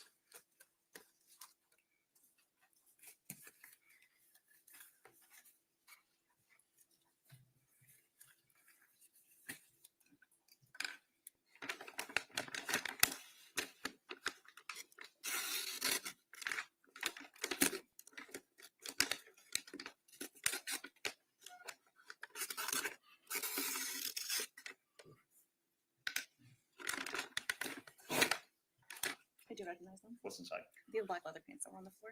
Are they in the same or substantially the same condition as when you collected them that day? Yes, they appear to be. This time state would move states I and evidence to states 9. No objection. The objection states I will be evidence to states number 5. Did you notice any similar discoloration either on the bed rails or around that area? Yes, I did. What did you see? There are similar discoloration specks, kind of looking dots that were off-white on the bed railing. Showing you photograph 27 of states 5. What does this show? This is in the entryway of the bedroom also. Now you're looking up towards the ceiling and you can see the bed and the dresser. The dresser on the left, did you examine that dresser? Yes, I did.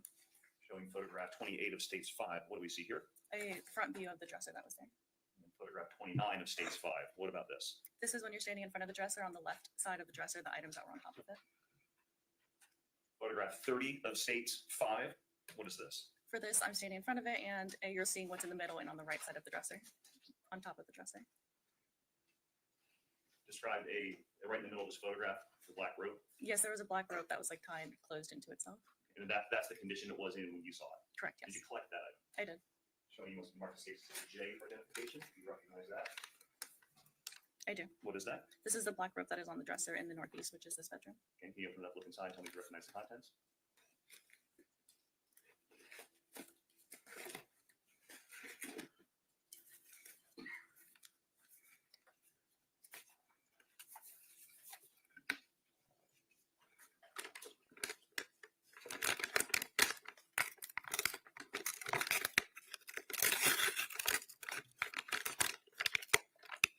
I do recognize it. I hate it when they open things on a microphone. Same conditions when you collected it that day. Yes. This time state would move J into evidence as states 10, Your Honor. No objection. The objection states number J, the evidence is number 10. Can you describe for the jury how the victim was positioned when you arrived? So he was on between the bed and the closet wall, and he was facing up with his arms out a little bit and his legs kind of straight down, straight. How was he dressed? He had black tank top on and shoes. Showing you photograph 31 of states 5. What does it show? This shows the front view, the top view of the decedent. Showing you photograph 32. Did you notice anything about his neck? I did. What did you see? There was a dark red, black discoloration around it. At some point, did the medical examiner's office arrive on scene? Yes.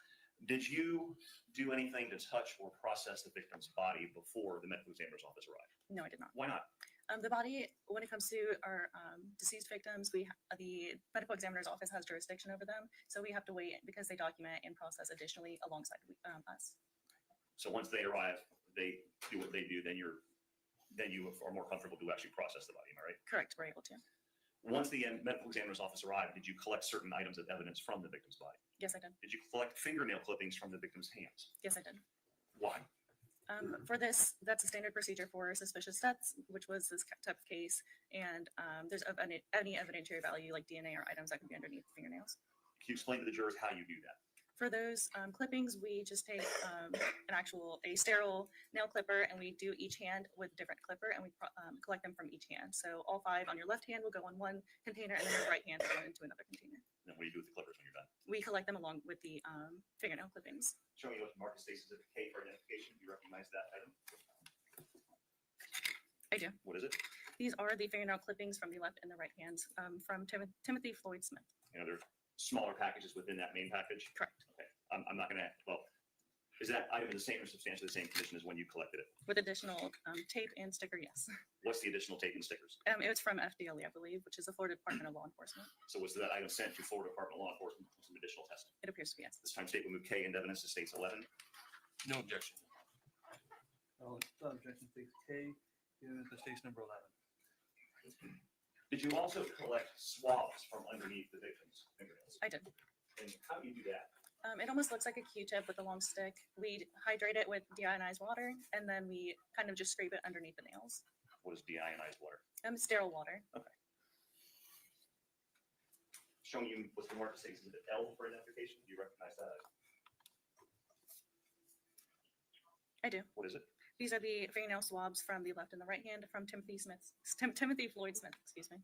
And are those in the same or substantially the same condition as when you collected them and packaged them, except for some additional markings? Correct, yes. Was this item also sent to the Florida Department of Law Enforcement for some additional analysis? Yes. State would move L into evidence in states 12, Your Honor. No objection. The objection states L will be the evidence in states number 12. I'm not going to ask you to open each of these because there are some smaller packages inside. Correct. But are all these items sealed? Yes, they are. Did you also collect some other swabs from various portions of the victim's body? Yes, I did. From where? I collected a penile swab and a swab from the left and right forearms and the calves of the decedent. And again, how do you do that? Same process? Yes, correct. So in these packages, I'm showing you are basically long Q-tip type things in smaller individual packages? Correct, yes. All right. Show me what's been marked. The state's exhibit M is in Mary for identification. Do you recognize that? I do. What is it? These are the 4 suspected touch DNA swabs from Timothy Floyd Smith on the left arm, right arm, lower left leg, and lower right leg. Do you take an individual swab from each of those locations? Yes. Are those in the same or substantially the same condition as when you collected them? Yes. This time state will move 13 into evidence as state, or excuse me, M into evidence as states 13. No objection. The objection states number M will be the evidence states number 13.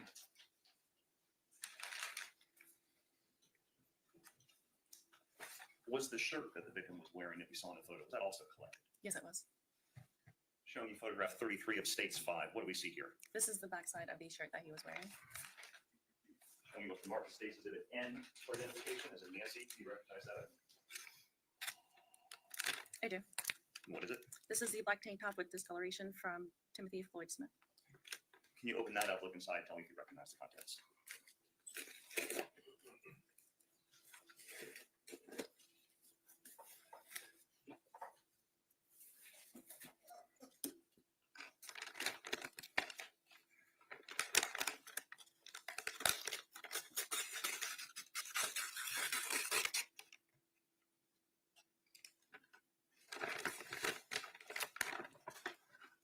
I do.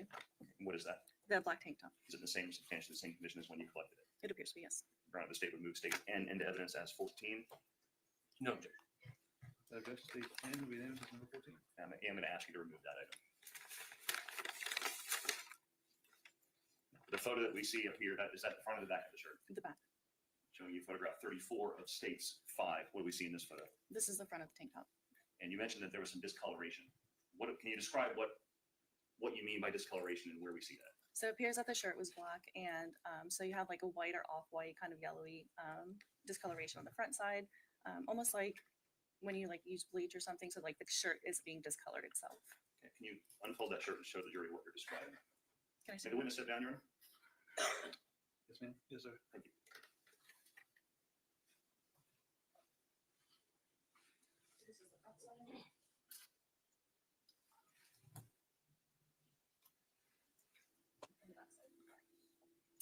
Thank you, ma'am.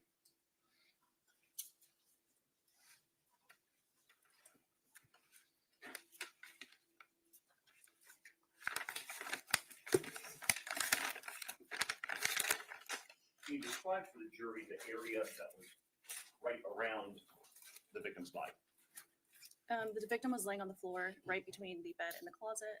So there was just flooring and there weren't any items near him. Did you notice any odor in that area?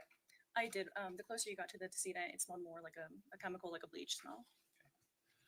Was the floor around his body fully dry? No, there was still a little wet.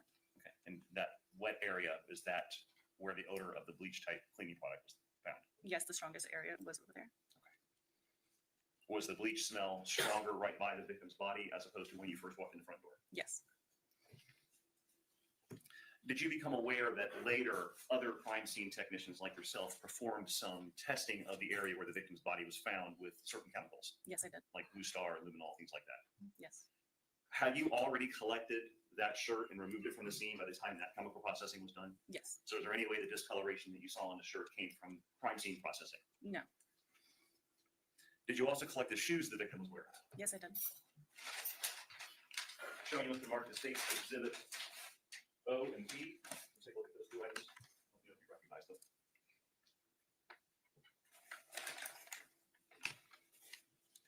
I do. And what are those items? One item is the left shoe. It's a Hey Dude size 12, blue Hold on, hold on. Instead of saying what item, can you tell us which one? Exhibit O is the left shoe, and then Exhibit P, the Papa, is the right shoe. Since we saw a photograph of the shoe earlier, again, I'm not going to ask you to open those, but you recognize those two items? I do. And are they in the same or substantially the same conditions when you collected them?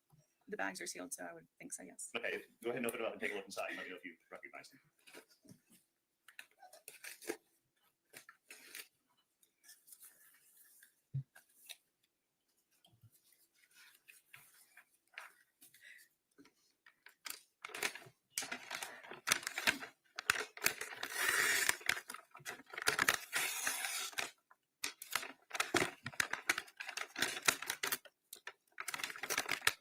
I do, and this is Exhibit O, so this is the left shoe, and it does appear to be in the same condition. While you're opening that one, at this time, the state would move O into evidence as 15, Your Honor. No objection. Motion states O will be evidence number 15.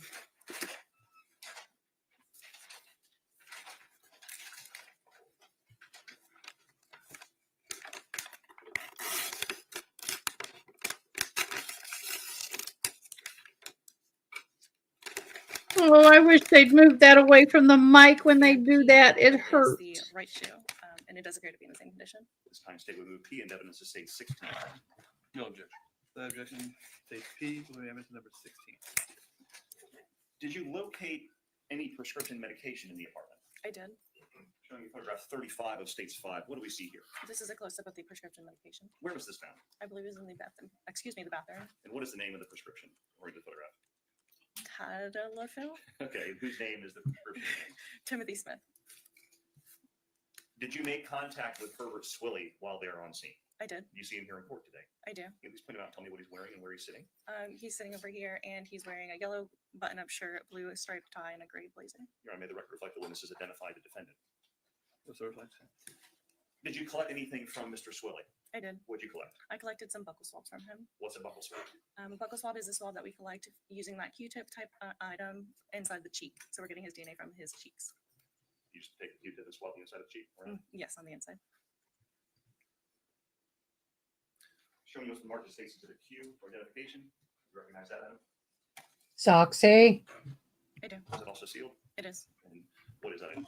There are 4 buckle swabs from Herbert Swilly. And we collect 2 sets, so we each. Yeah, you better swab watch comes out. I with don't 2 know or where at least the 2 other of cat them each is. time we collect them from people. And was that item sent to the Florida Department of Law Enforcement as well for additional analysis? Yes, it was. That item in the same or substantially the same condition as when you collected it? Yes. It's time to state remove Q into evidence as 17. No objection. The objection states Q, moving evidence to state number 17. Finally, did another crime scene technician come and relieve you at the scene to continue the process? Yes. And who was that? That was Rebecca Peace. Was your shift up? Did you go home? Yeah, essentially, yes. Okay. Thank you, ma'am. No other questions, Your Honor. Cross-examination, please. Yes, please. Good afternoon, ma'am. Hello. You spent quite a bit of time at and outside of that apartment that day, did you not? I did, yes. 5 hours, give or take. Can I look at my report? Sure. If that'll help refresh your recollection as to how long you were out. Yes, it was about 5 hours. Okay. And while you were there, you took pictures to document the scene as we viewed earlier, right? Yes, correct. You also processed the scene, meaning you collected evidence. I did, yes. All right. And we witnessed here in court how careful you are with the evidence you collect, right? I was careful, yes. Okay. And I would imagine while you were there at the crime scene that day, you were also very careful, correct? Correct. And you went over on direct examination a number of items that you collected, which were introduced into evidence at this trial, correct? Yes, I did. There was the black bag. There were various personal items from the apartment as well. Yes, correct. And this was not your first time at the time of your involvement in the processing of this crime scene.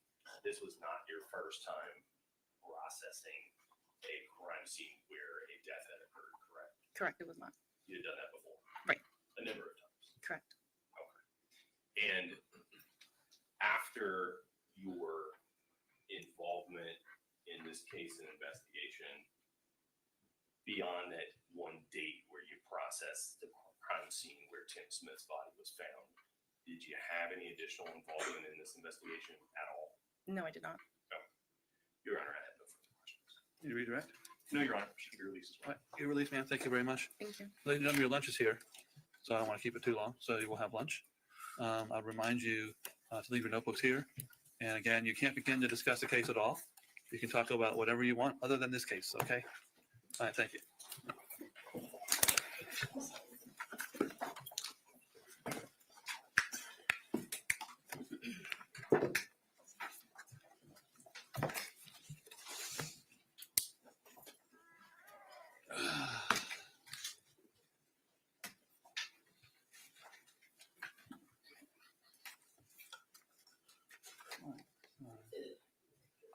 Any particular request or anything else? Sir? No, Your Honor. Can you recess till 1 o'clock or? That give you enough time? Need more time? Whatever you need, Matthew. So 1 o'clock. Do you think we could do 1:15? Okay. 1:15. Thank you, Jeff. All right. Where were you?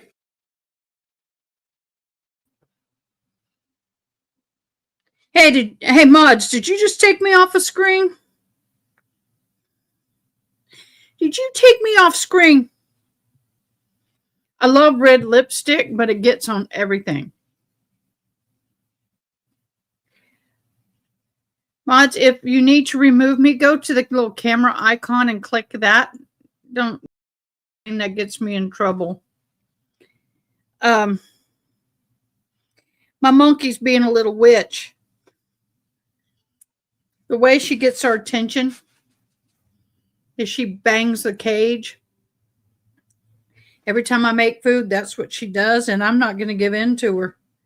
You can bang the cage all you want, boo, but I am not giving you food when you're sitting here doing that.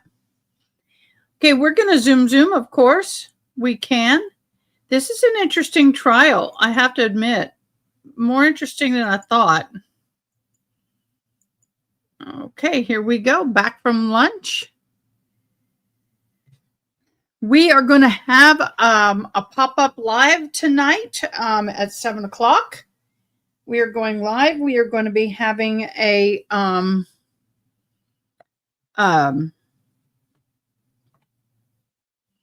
Adelson deep dive into her new motion.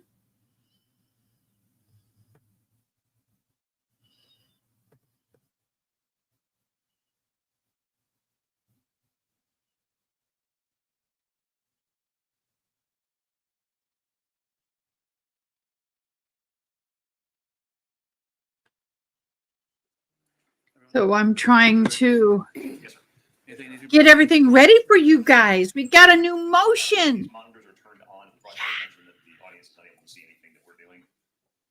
So if there's a setting you have to do, or the monitors are simply not turned on.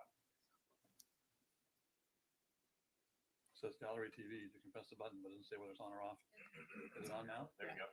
Okay. Thank you. Apparently, whoever had it last, which may have been me, had it off.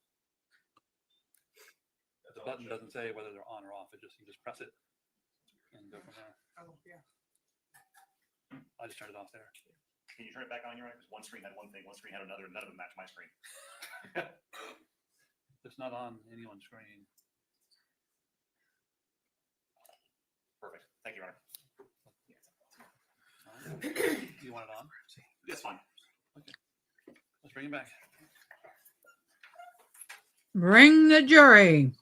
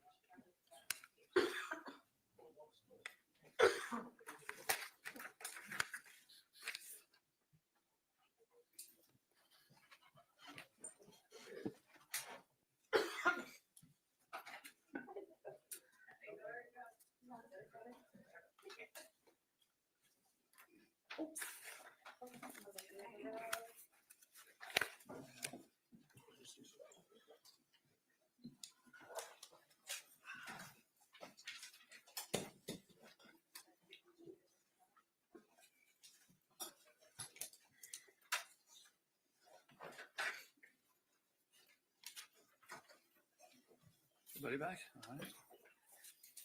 Okay. Everyone's back. Hope you enjoy your lunch. We are ready to go. State calls Rebecca Morano.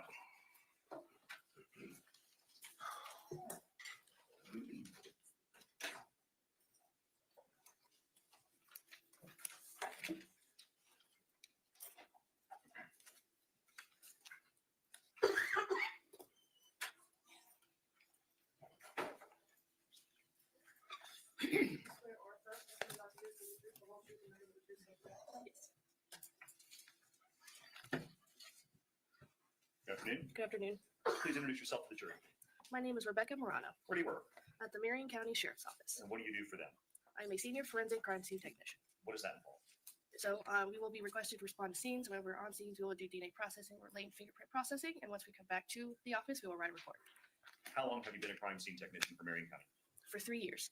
Can you describe for the jury the training experience you've had that lets you do that job? So I have approximately over 200 training hours in forensic crime scene investigation. Let me direct your attention to Saturday, March 25th into Sunday, March 26th of 2023. Did you respond to 1980 Southeast 40th Street Road in Ocala to help process a crime scene? Yes. Was that a homicide scene? Yes. All right. When you arrived, had crime scene now supervisor Katherine already been there and processed the scene to some extent? Yes. What was happening when you arrived?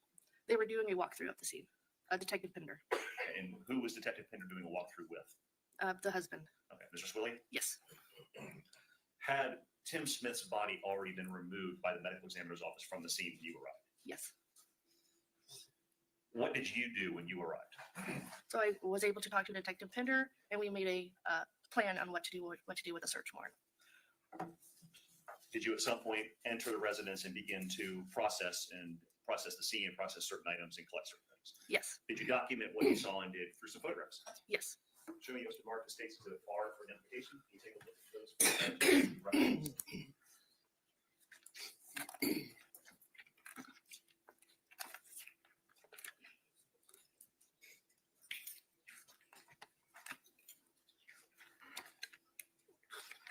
I do remember, yes. Generally, what do those photographs show? These are photographs that I took of the scene. And do those photos fairly and accurately depict the scene and some of the items that you processed? Yes. This time statement move far into evidence as states 18. No objection. The objection, states R will be unanimous, states number 18. May I publish? Yes, sir. Showing you photograph 1 of states 18. Was there a garbage can outside the residence? Yes. Where was that in relation to the front door? It was in the front porch area on the north side. Photo 2 of states 18. Did you look inside? Yes. What did you find inside the garbage can that was of interest? There was a coconut juice can. Did you collect that coconut juice can? Yes. And did you eventually take that back to the lab and further process it? Correct, yes. What did you do to process that item? So I did a suspected saliva DNA swab, and I also did fingerprint processing on it.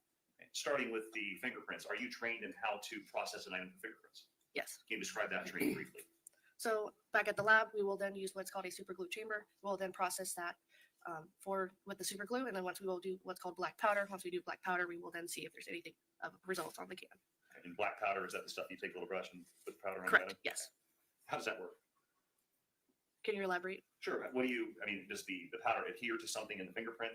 Correct, yes. There's certain chemicals in your fingerprint that will react to the black powder. And what is meant by the term latent fingerprint? So it is a late fingerprint is a fingerprint where it is invisible to the naked eye. When you use chemicals, you'll be able to enhance it so you'll be able to see it and lift it. Assuming you are able to enhance a fingerprint and lift a fingerprint from an item, are you the person that actually examines the print to see if it has sufficient detail to compare? No. Are you the person that actually does a comparison to a fingerprint to a known fingerprint? No. Somebody else in the sheriff's office does their job? Correct, yes. Were you able to recover any fingerprints from this can? Yes. Showing you Mr. Marcus states Exhibit S for identification. Can you take a look at that item and tell me if you recognize it? Yes, through my initials and my ID. And what is that? Is a late fingerprint card from the coconut can. Is that in the same or substantially the same condition as when you lifted those fingerprints from the can that we now see in the picture of photograph 3 of states 18? Yes. This time the state would move states S into evidence as 19, Your Honor. No objection. The objection, states S will be unanimous, states number 19.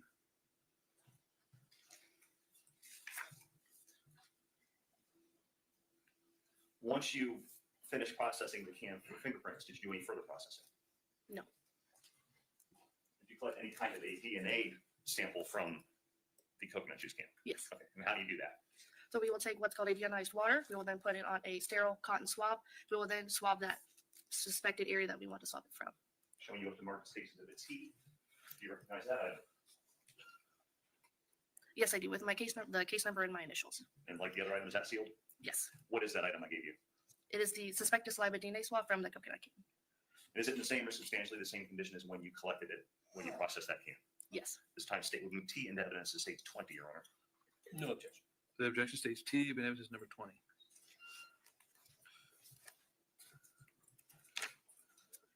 Showing you photograph 29 from states 5 already introduced into evidence. Did you, directing your attention to the northeast bedroom where the victim's body was located, were you directed to a dresser with certain items on it? Yes. What was generally located on that dresser that you were involved in? So there's miscellaneous adult sex toys. Okay, and we see a bottle there that says gun oil. What is that? So it's a sexual lubricant. Okay. Showing us the marker states you for identification. Do you recognize that item? Yes, through my initials and my ID. And what is that? It is the black gun oil lubricant pump bottle from the black dresser. Can you open that up, take a look inside, tell me if you recognize the contents? Yeah.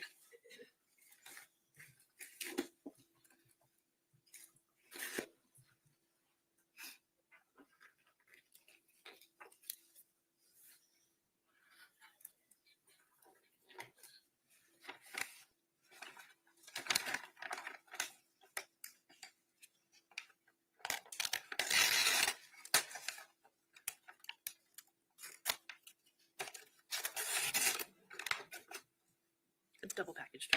Okay.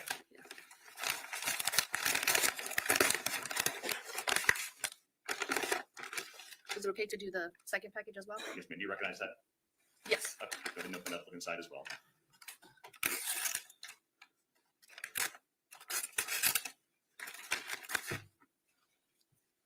I assume it was double packaged because it's leaking a little bit from the initial packaging. Correct. It has a lot of oily residue on it.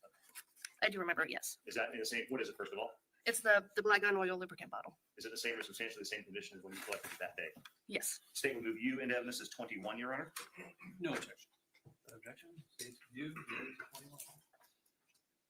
Did you take that item back to your lab to do some further processing? Correct, yes. What did you do? So we did latent fingerprint processing on it. Were you able to lift some latent fingerprints from that item? Correct, yes. And again, you wouldn't have been the one to examine them to see if they had any value, correct? Correct, Okay. yes. Showing you photograph 28. Yeah, for sure.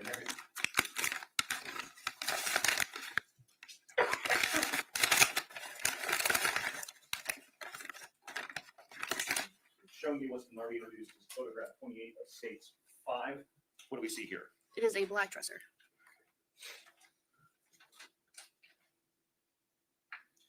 Did you also process part of this dresser or portions of this dresser for the presence of potential DNA? Correct, yes. How'd you do that?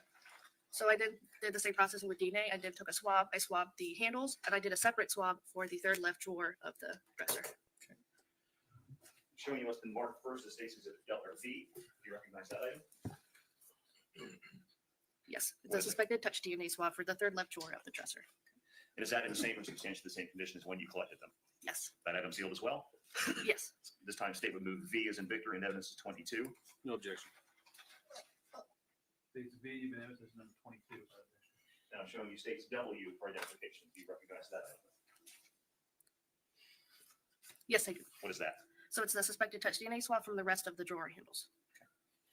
And do you, when you process handles like this, do you take one swab like per door handle, or do you take one swab and do several different areas at once? It depends on the swab. For the one swab, I did all of the interior side of the dresser handles. The separate swab was just specifically for the third left drawer handle on the inside of it. And what went into your decision-making process of why you did one method for one set of drawers and one method for the other? I was requested by Detective Pender in reference to that drawer, so that's why I did a separate swab for it. Okay. Do you know if that was as a result of information gained during the walkthrough with Mr. Swilly? Correct, yes. States exhibit W, I just showed you. I may have asked this already, and if I did, I apologize.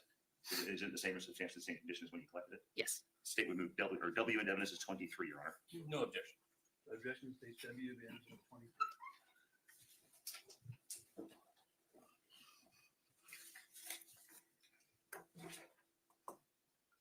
Showing you photograph 4 from states 18. Was there a closet in that same room where the victim's body was located? Yes. Okay, guys, I'm going to take a quick pause. Connect this. Don't worry, you're not going to go anywhere. You're just not going to hear anything. Just give me a momento. Photograph 4 here.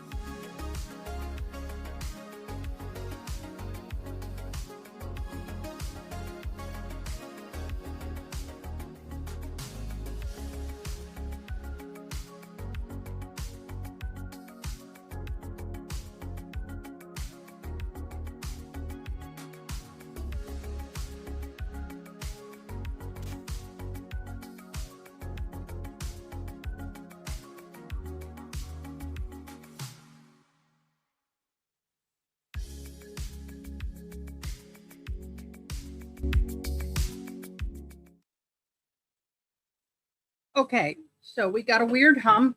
Give me a minute.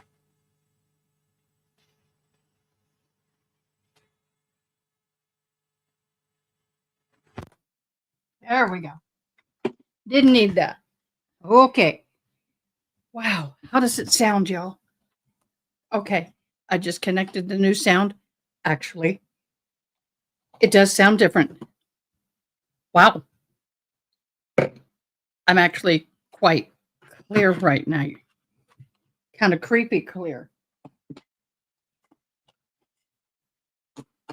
I'm hearing everything. I'm going to have to do some adjustments. All right, my mods, fabulous mods.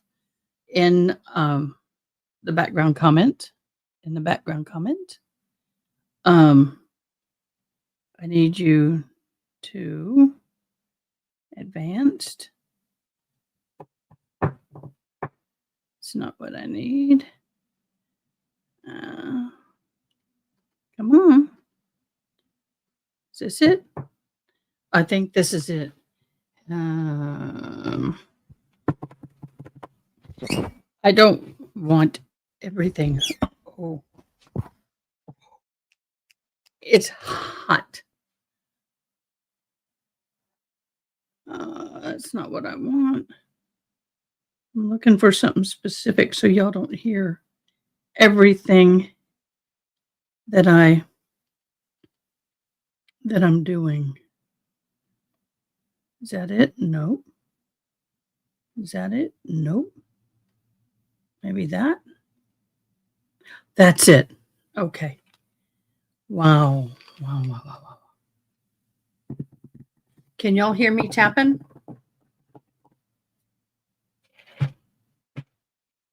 Well, you can hear, can't you? That's a little hot. Crisp and clear. About this, can you hear? Can you hear me tapping?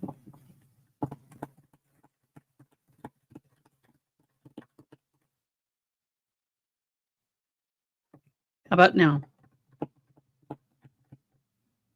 You'll hear a little bit, but I don't want you hearing a lot. How about this?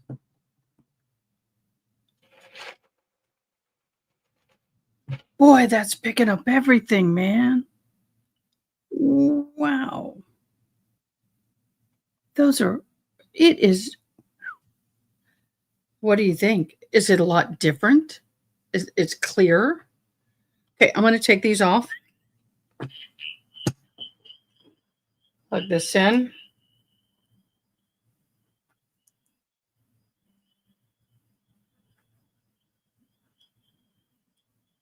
Okay, let me turn up my volume. Let's see how that is. That's kind of weird. My hearing aid, these aren't doing so good. I got to get a new one of these. Testing.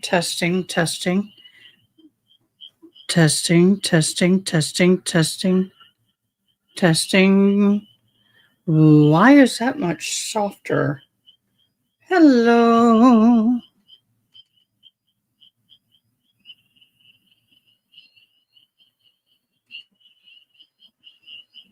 I need to get a mix minus in is what I need to do.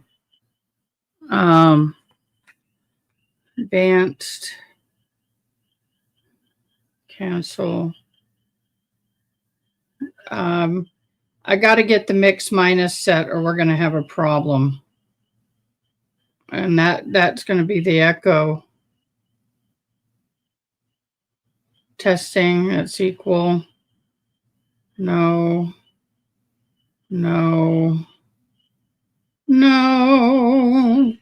I do want to lowball me a little bit more, add a little more bass. Podcast studio, how is that? Is it that much different? Why can't I hear? Testing. I guess I can hear them both. It's just not as loud as I would want it to be. Oh, wow. Okay. Is everybody happy with that? Crisp. And it's like that far away. So can you imagine if it's right up on my voice? Oh my gosh.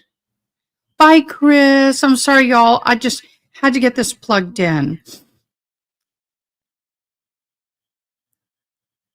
How's my tapping now? It's not as bad. Yeah, it's not as sharp. Oh, I am so glad. You've turned your volume down. Oh my God, is it so much better?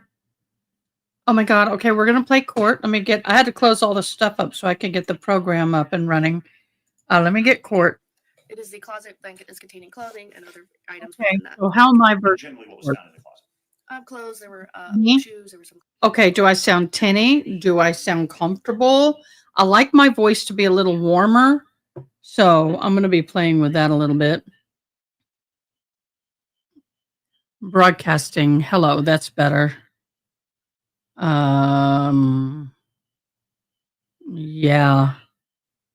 I am so much happier.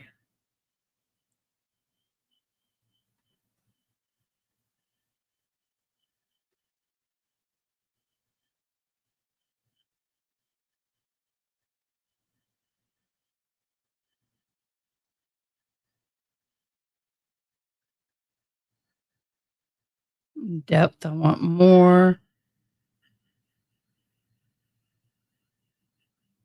Facts, no.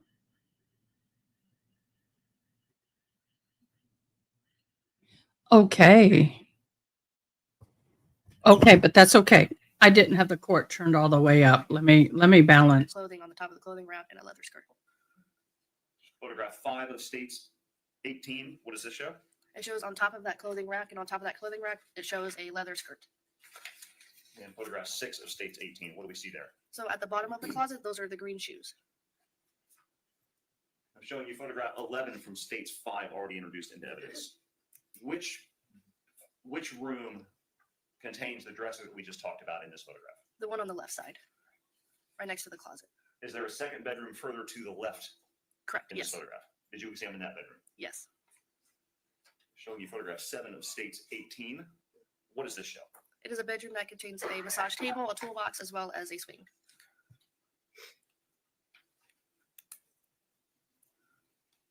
You mentioned the tool chest, showing you photograph 8 of states 18. What do we see here? So it is the toolbox that was next to the swing, and on top of that, we'll have miscellaneous adult sex toys. Photograph 9 of states 18. Generally, what was found in the top drawer of the black toolbox? So there's miscellaneous lubricant bottles, various contents with them, and there was also a adult butt plug. There was also anal beads, and then there was also a dildo sword. Items. Correct. Yes. Several days later, back at the lab, did you process I don't want to see. adult items for the presence of possible DNA? Correct. Yes. And how did you do that? So I then take suspected touch swabs from these items. Okay, guys, how's the volume now? Oh my gosh, it does sound so much. I mean, I can't. Is this better, guys? I really need to know. Okay, I'm going to turn me down a little bit. I've turned me down. I'm down, and the court is up. Let's see how this is. I'm going to talk while court's talking. Back at the lab. Show me what's been marked as state. This is so disgusting, y'all. It is a suspected DNA swab from the adult toy plug. And Toy plug? the same or substantially the same condition as when you collected it. So they're talking about toy plugs. Okay, how's that sound? I need feedback. I need feedback. Oh my word, that's nasty, y'all.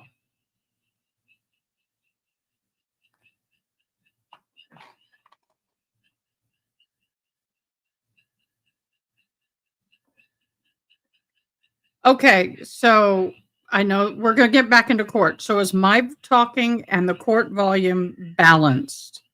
That's what I need to know, because I want y'all to be able to be comfortable. So whenever I'm still a little hotter than court, but that's good. Just a tad hotter is okay. I'll drop, I'll turn them up and drop me down a little bit.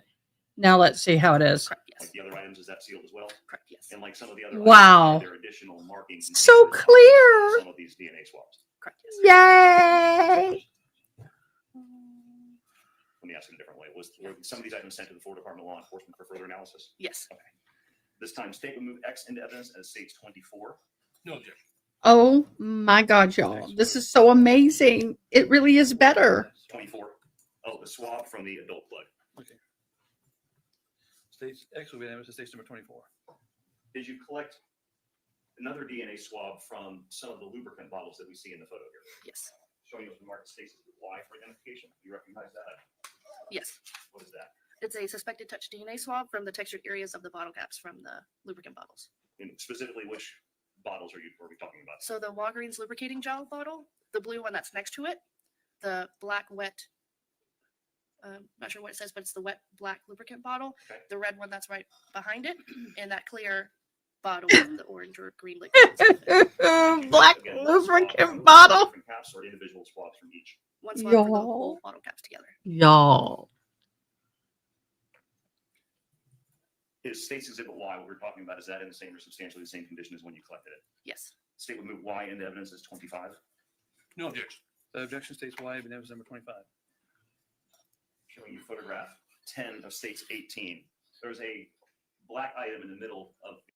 And to think they used those. Ew. Ew. Y'all, this is scary. The photograph. What is that item? So it's in a black adult toy device labeled the Satisfier. All right. And did you collect DNA swabs from several locations on that item as well? Correct, yes. Showing what's the market states to Z for identification. You recognize that item?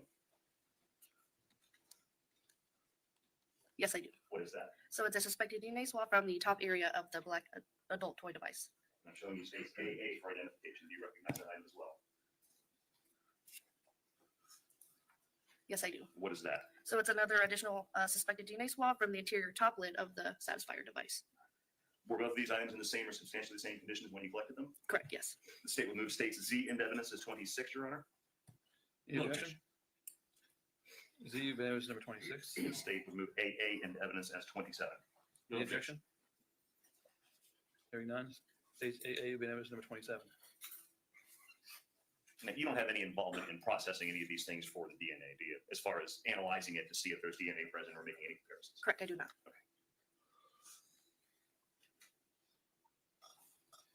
You mentioned earlier, especially with the lubrication bottles, you took one swab from each, or one total swab from all the different bottles. Does that process give you the best chance of getting as much DNA as possible to allow for a better chance for comparison? Correct, yes. As opposed to taking one swab from one cap, one swab from another cap? Yes. Back at the lab, did you also process some of these items that we've been talking about in the photograph for the presence of fingerprints? Yes. Which ones? So the Satisfier device, the and the lubrication bottles. Showing what's been marked as states exhibit B, B as in boy. Do you recognize that item? Yes, I do. What is it? So it is latent fingerprint left cards from the scene. From these From the items. various items you just mentioned? Correct, yes. And is that item in the same or substantially the same condition as when you collected those fingerprints from these items? Yes. This time state would move BB into evidence as 28. No objection. States BB will be evidence states number 28. I'm showing you photograph 11 from states 18. On the toolbox on the right side of that tool chest, we see an item hanging off the side. What is that? It is a nitro glove box. So, I'm sorry, it's a what? It's a cardboard box containing gloves. Okay. Did you process that item for fingerprints as well? Yes. Okay. And were those fingerprints included in the item I just gave you? Yes. Got it. Showing you photograph 8 from states 5.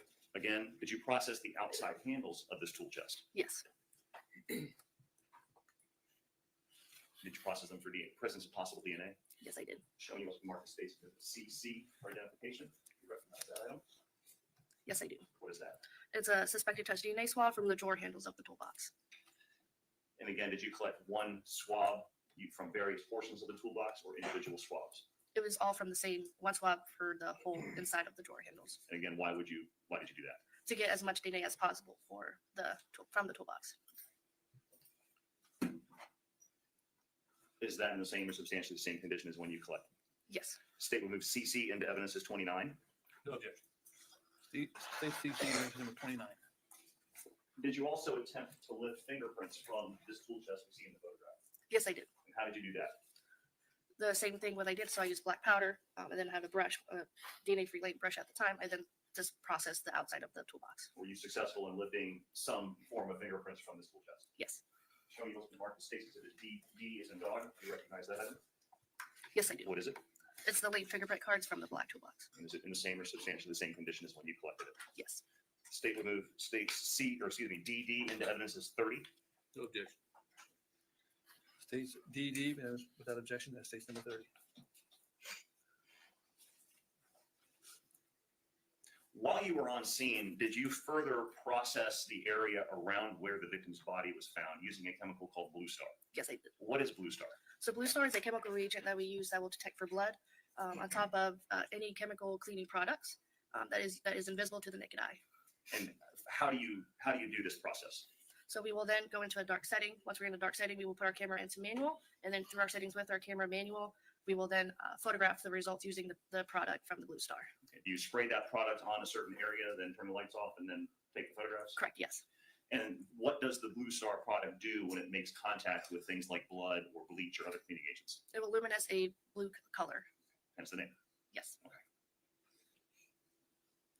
Did you do that process near where the victim's body was found? Correct, yes, I did. And did you photograph the results? Yes, I did. Showing you what's been marked as, so photograph 12 from States 18. What are we looking at here? So that is after what we photograph it using the Blue Star chemical on that area of the floor. And we see this big red light on the right. What is that from? So in the room itself with the camera, it will also attach to other lights that was in the room. It was a really small, minuscule red light that was across the room. And from the camera, it just attached to the red light. So there was a light actually in the room? Correct, yes. And because of the camera settings that you used, it kind of extended that light? Yes. All right. So there wasn't a red light running all the way across the side of the room? Correct, yes. Understood. Now, is this the original photo that you took? Yes. Did you, was the photo enhanced in any way to bring out the Blue Star effect? Yes. And how was that done? I mean, do you use a program? Through the Photos app, yes. The photo app?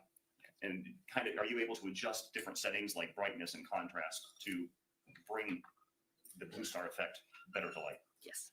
Yes. Did you take a second, was there a second photograph taken showing the settings that were adjusted to bring that to light better? Yes. Showing you photograph 13 of States 18. First of all, what do we see here on the right?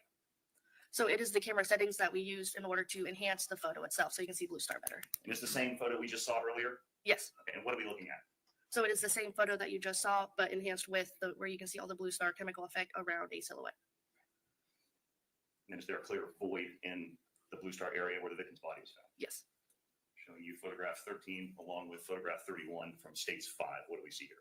So it is a picture from the Blue Star enhanced photo as well as where the decedent was found. Thank you, ma'am. I don't have any other questions. Thank you, Your Honor. Cross-examination. Good afternoon, ma'am. Good afternoon. How long were you at the crime scene that day? Can I refer to my report for that? Yeah, of course.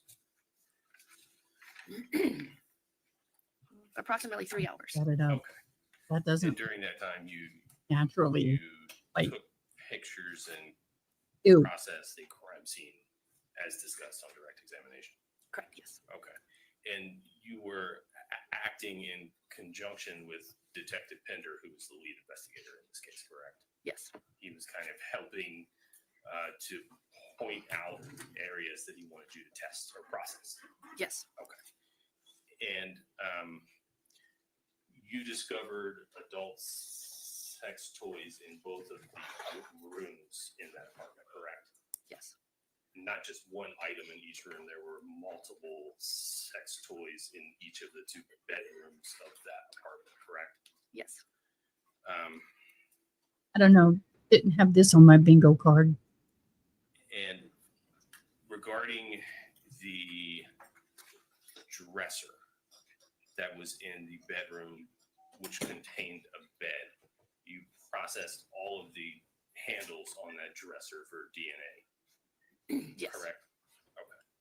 And regarding the toolbox that was in the next room over that did not have a bed but had the massage table and the adult swing, you processed all of the handles on that toolbox for DNA, correct? Correct, yes. you also process that toolbox for any latent prints that might be of value, correct? Yes. All right.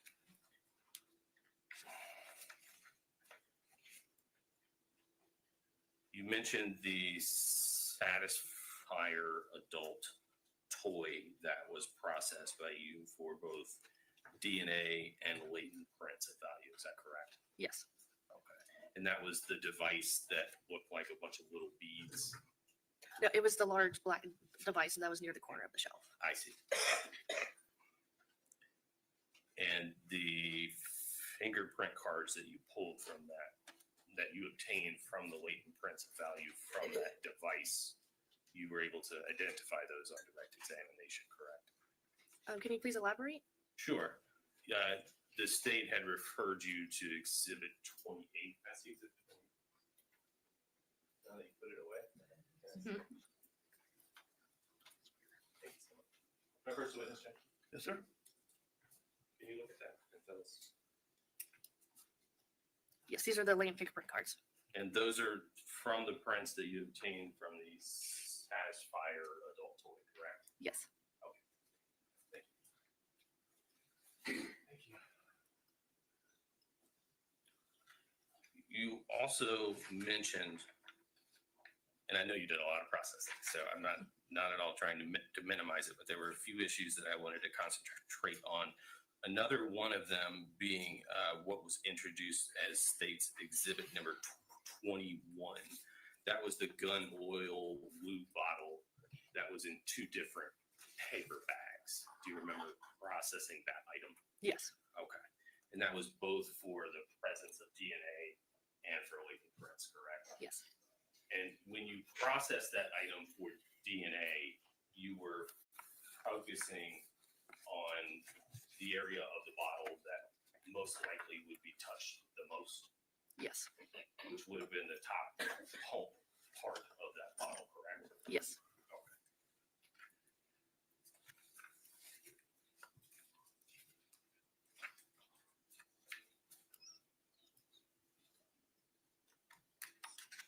Your Honor, may I have a moment with my colleague, please? Yes, sir.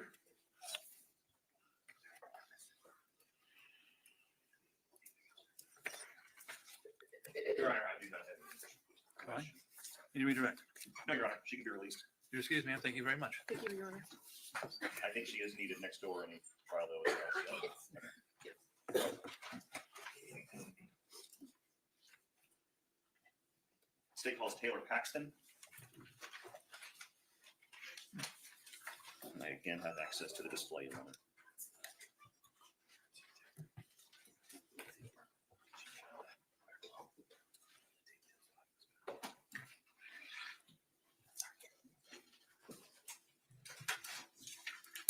I just had a deer run into my back. May I stand for the clerk? Raise your right hand. Wait. Come on, have a seat. Thank you. Good afternoon, ma'am. Can you please introduce yourself to the jury? My name is Taylor Paxton, Where do you work? the Marion County Sheriff's Office. What do you do for them? I'm a forensic DNA technician, How long have you been doing that job? about 4 years now. Can you briefly describe your educational background and training experience that lets you do that job? I have a bachelor's in disciplinary social sciences from the University of South Florida. I have certification in serology through the Marion County Sheriff's Office and the National Forensic Science and Technology Center. I have crime scene investigator certification through the International Association for Identification, and I also have about 100 hours of specialized training in forensics. Do you also occasionally go to scenes and help process scenes with other crime scene technicians? Often, yes. Let me direct your attention to Saturday, March 25th of 2023. Did you respond to a quadplex residence located at 1980 Southeast 40th Street Road to help senior crime scene investigator Kat Medina process that scene? Yes, I did. Generally, what did you do to help CSI Medina? To help her, I pretty much just packaged items of evidence and labeled them. Were you then called away from that scene and to go to a different scene? I was. Where did you go after you went to this apartment? I went to a residence, the address, If you have it handy. 5388 Southeast 28th Court. It was the decedent's residence. Is that in Marion County also? Yes. When you arrive at the victim and the defendant's residence, who else was there? I mean, I- law enforcement wise. I met Detective Pinder there. And was Detective Pinder the lead detective in this case? He was. And what was your purpose in going to the residence to meet Detective Pinder there? Detective Pinder requested that I collect the decedent's prescription medication. In the name of the victim, you said? Yes, Okay, Mr. I Smith. apologize. Was that also done with the permission of Herbert Swilly? Yes, it was. What part of the residence did Mr. Swilly allow you to go into to look around? I was allowed into the main living areas leading up to where Mr. Smith went to the master bedroom. And did you take photos of the things that you located? I did. Showing you the marked states exhibit EE for identification. Can you take a look at those photographs and tell me if you recognize them?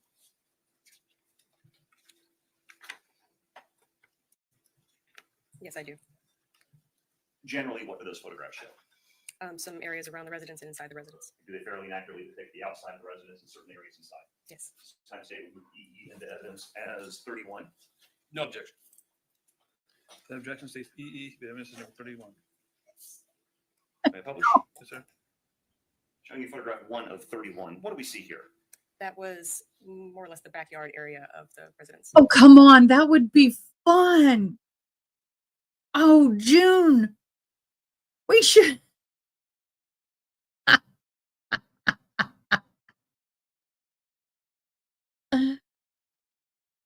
Oh, I have to, y'all. Who would think to do a bingo card for this one would have X toys on them? Oh.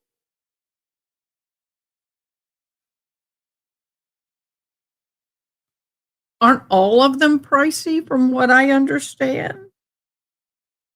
Not that I have any experience, because I don't. Ew. You locate a pickup truck in the backyard attached to a trailer. Yes, I did. Can you describe the pickup truck? Sure. It was just a Oh. white pickup truck with a trailer attached. Anything distinct about the tailgate in the back? It's missing or down. It's not Okay. Do you visible. remember if it was a black tailgate? That's what it looks like. Yeah, I Okay. don't recall entirely. I'm sorry. What did it have handcuffs? Showing you photograph 2 from Tailgate? states 31. What do we see there? Hey, It's another angle of the same truck. he's going to have fun in prison. Photograph 3 I'll of states say that. 31. What does this show? That's once you enter the front door of the residence. That's the first living room and the dining room and kitchen area. We see various people in the photograph. I'm assuming that those people were there when you arrived. Yes, they were. You were just documenting the inside of the residence. Yes, I was. Did you, in fact, collect various medications in the name of the victim while you were there? Yes, I did. And from what areas of the house did you collect those Oh, medications? nice one. There were some in the kitchen area. One was in the refrigerator. One was on a counter. There was some in like a storage tub in the master bedroom. There was some in the dresser of the bedroom, and there was some in the bathroom. Once you were finished at the residence scene, where did you go? I returned to the incident location. The apartment scene? Yes. Okay. When you arrived back at the apartment, who was there and what was going on? By that time, we had shift change, so it was crime scene investigator technician Morano or Keese possibly at that time, and Detective Carpenter. Rebecca Morano used to go by Rebecca Keys. Yes, it's her She got maiden name. married. Okay. Hello. What was your purpose or what did you do to help process that apartment scene when you got there? I was still there to assist, but I also did some DNA swabs, so some door handles and such I swabbed. Showing you photograph 4 from states 18, I believe. Referring to the northeast bedroom closet where the victim's body was found, did you process the closet door handles that we see in this photograph for the presence of DNA? Yes, I did. Can you explain how you did that? When you're going to swab something, you put on a fresh pair of gloves. Then you take, it's called a cotton tip swab, and it's in a sealed little sheath, I guess. You remove it, and then you remove that so it's sterile inside the sheath. You'll then take a bottle of deionized water or sterile water. Don't touch the bottle, but you drop a couple drops of water onto the swab. You'll swab your item, and then you'll put that back in the sheath and read an item out of it. Showing you as the marked states exhibit FF for identification. Do you recognize that item? Yes, I do. What is that? This is the touch swab from left handle of northeast bedroom closet. Is that in the same or substantially the same condition as when you collected it that day at the apartment scene? Yes. This time state would move FF into evidence as 32. No objection. The objection states FF and the evidence states number 32. That was the left handle? Yes. Showing you GG as well. What is that item? This is one touch swab from the right handle of northeast bedroom closet. Is that also in the same or substantially the same condition as when you collected it? Yes, it is. State would move GG and evidence is 33. No objection. That objection states number GG, the evidence states number 33. And these items I've been showing you, are they all sealed? Yes. And have they also been sent to the Florida Department of Law Enforcement for additional analysis? Yes, it had their stickers on it. Did you have any involvement in what happened with the items once they got to Florida Department of Law Enforcement? No, I do not. During the days after the processing of this apartment scene, did you further process some of the items collected back at the Marion County Sheriff's Office lab? Yes, I did.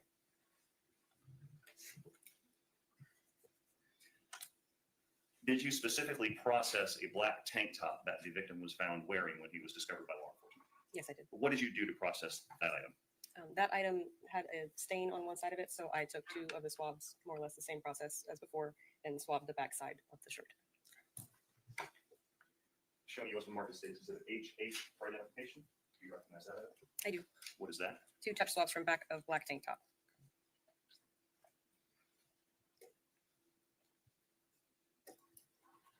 Is it in the same or substantially the same condition as when you collected it? Yes. State would move HH into evidence as 34. No objection. States HH and emphasis 34. Just a few moments ago, we saw a bottle of gun oil lubricant that was collected by CSI Rebecca Morano. Okay. Back at the lab several days later, did you further process that item for the presence of DNA? Yes, I did. And what did you do with that? Similar to the shirt, I swabbed the textured area of the twist off cap. Showing you what the market states II for identification. Do you recognize that item? I do. What is it? It's 1 touch swab from the pump/lid of black lubricant bottle. Is it in the same or substantially the same condition as when you collected it? Yes. State would move II into evidence as 35. No objection. Objection states number II, emphasis 35.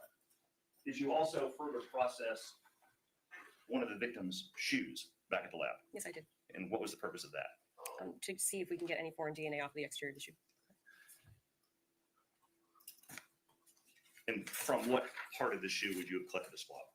The outside, so not where his foot would have been, but the other part. If you were looking for, like, who wore the shoes, you would process the inside? Yes, correct. Okay, but you're looking for foreign DNA, somebody may grab the shoe. Yes. Showing you what the mark is JJ for identification. Do you recognize that item? I do. What is it? It's 1 touch swab from the exterior of left hey dude shoe. Is that in the same or substantially the same condition as when you collected it? Yes. State would move JJ into evidence as 36. Objection states JJ, then number 36.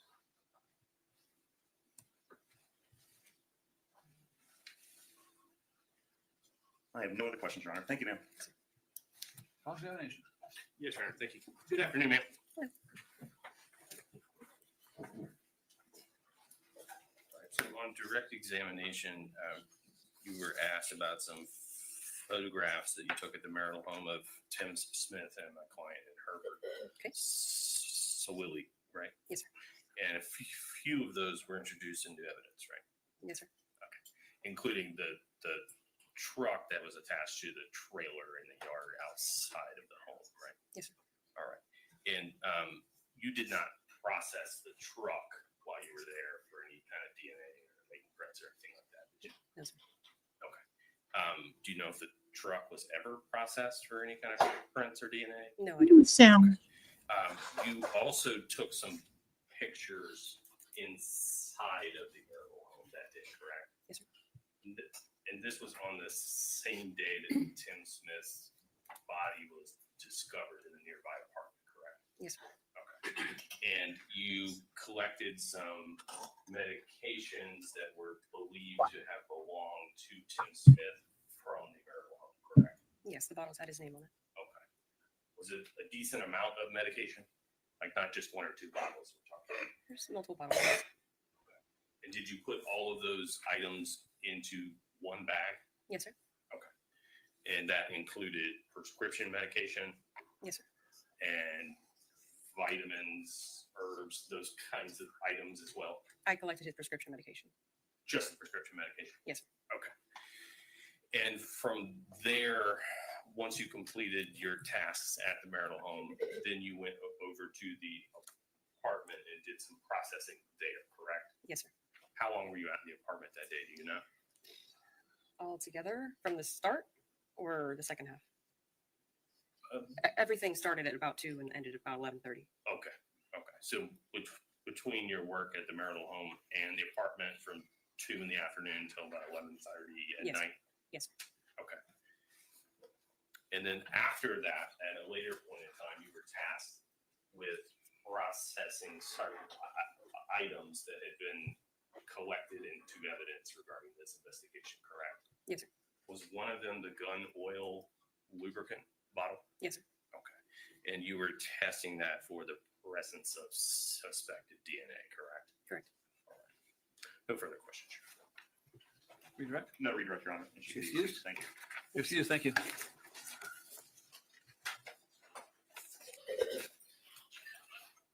State calls Daniel Pender.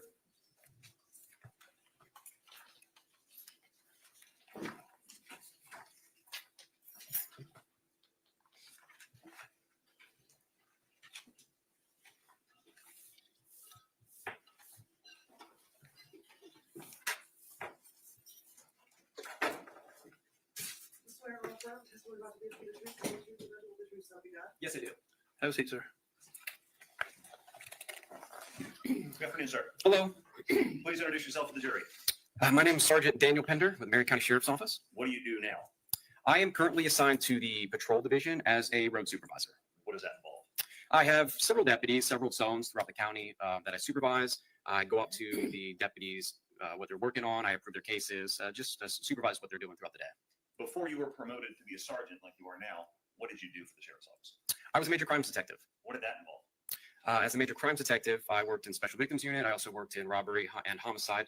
As a detective, I was assigned cases to review, investigate. I was an on-call detective. I was called out to cases whenever they happened. And how would you get assigned to case? You mentioned being on call. Yes. So some of the cases, whenever it was hours that we weren't working, we were an on-call detective. Our phone would ring. We were called by an on-call supervisor and say, go here and investigate this. How long were you a major crimes detective for the sheriff's office? About approximately 8 years. How long have you worked for the Marion County Sheriff's Office in total? I started in 2009, so like 16 years. Except for this case, have you investigated other homicides? Yes. Can you estimate about how many? Approximately 15, 20. Let me direct your attention to March 25th, 2023. Were you notified regarding a suspicious death of a person later known to be Timothy Smith? Yes. Did you respond to the scene? Yes, I did. And were you given kind of an up? Okay, I got to take a little levity break here. I'm looking at, what is this? Oh, yes, definitely. All of them are expensive, honey. You know, I hate to be mean. I'm not being mean. I hate to be tacky. But I Googled some of those devices just to see the price on them. Holy crap. No, I'd rather get a pedicure, manicure for the rest of my life than pay for those. Yeah.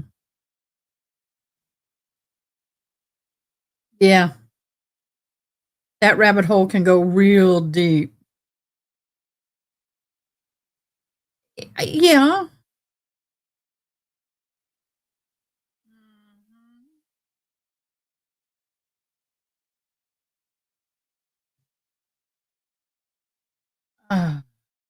Yeah, it does. Okay. So my other microphone, my mod has asked me to try this because I've had problems.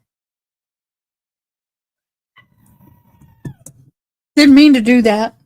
All right, here is the Halloween goat. I got one for Halloween. Okay. Toy time. My toys. The regular goat. Now, before, we could not get, June could not hear the goat. When I did it, or it was like, let's see, the regular goat. All right, Miss June, you need to go in comments and tell me, could you hear it? I'm trying not to get too close. And then, of course, we have the Christmas goat, but it does the same. Christmas goat does the same. Oh, you can hear it? Can you hear it? Okay, here's a cute one.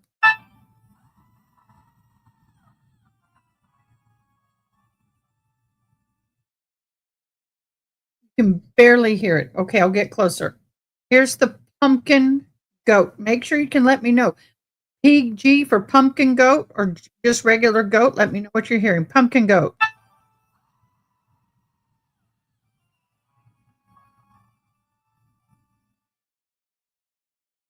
I just did.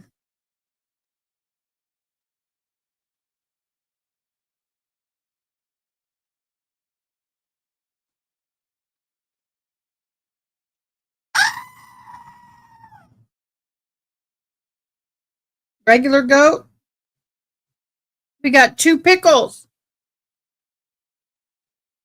Okay, but it's not obnoxious, is it? I can turn it up a little. It's not obnoxious, is it? That was my big thing. I didn't want it to be obnoxious. Okay.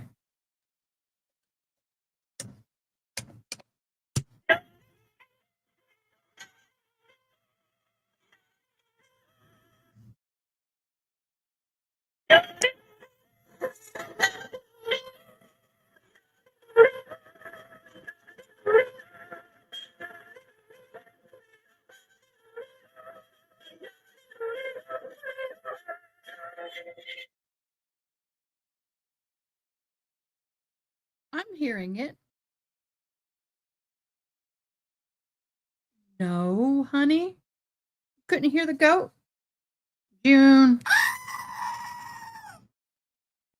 Really? Can you hear the pickle? I need yes and no's. A yes, pickle, no goat. Here's the other one.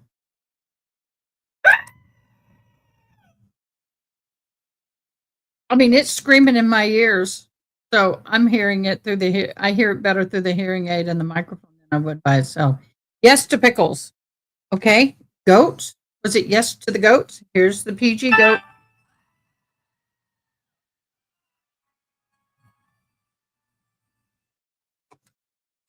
Yay! We got sound, Miss June. Where are you?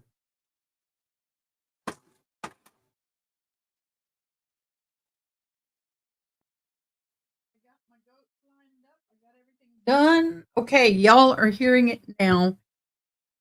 Am I too loud? There we go. Okay, soft, but I don't want you falling out of your chair and pulling your hearing aids, earbuds out. Say that. That would suck royally. I do have it on my soundboard, so I can play the goat on the soundboard. It's the yodeling pickle that I really want. Yay!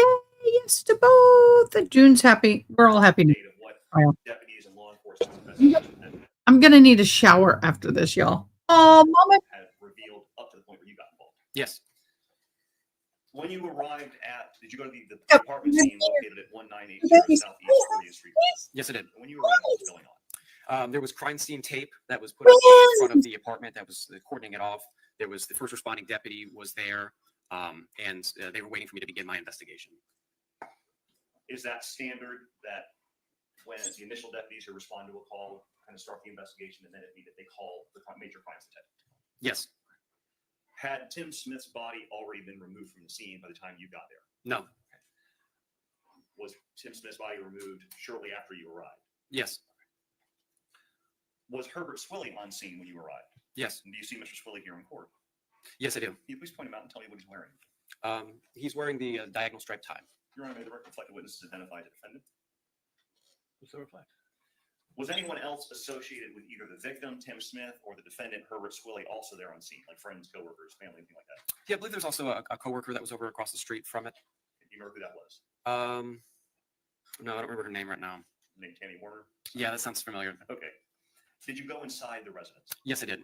Did you look to see whether there was any signs of forced entry? Yes. And what did you find? I didn't find any signs of forced entry. And what is meant by that term? I didn't find that the door was pried open. I didn't find any damage to the locks. I didn't find that the door jamb was altered. I didn't find any broken windows or anything like that. When you first entered the residence, did you smell anything unique? Yes. What did you smell? There was a strong smell of bleach.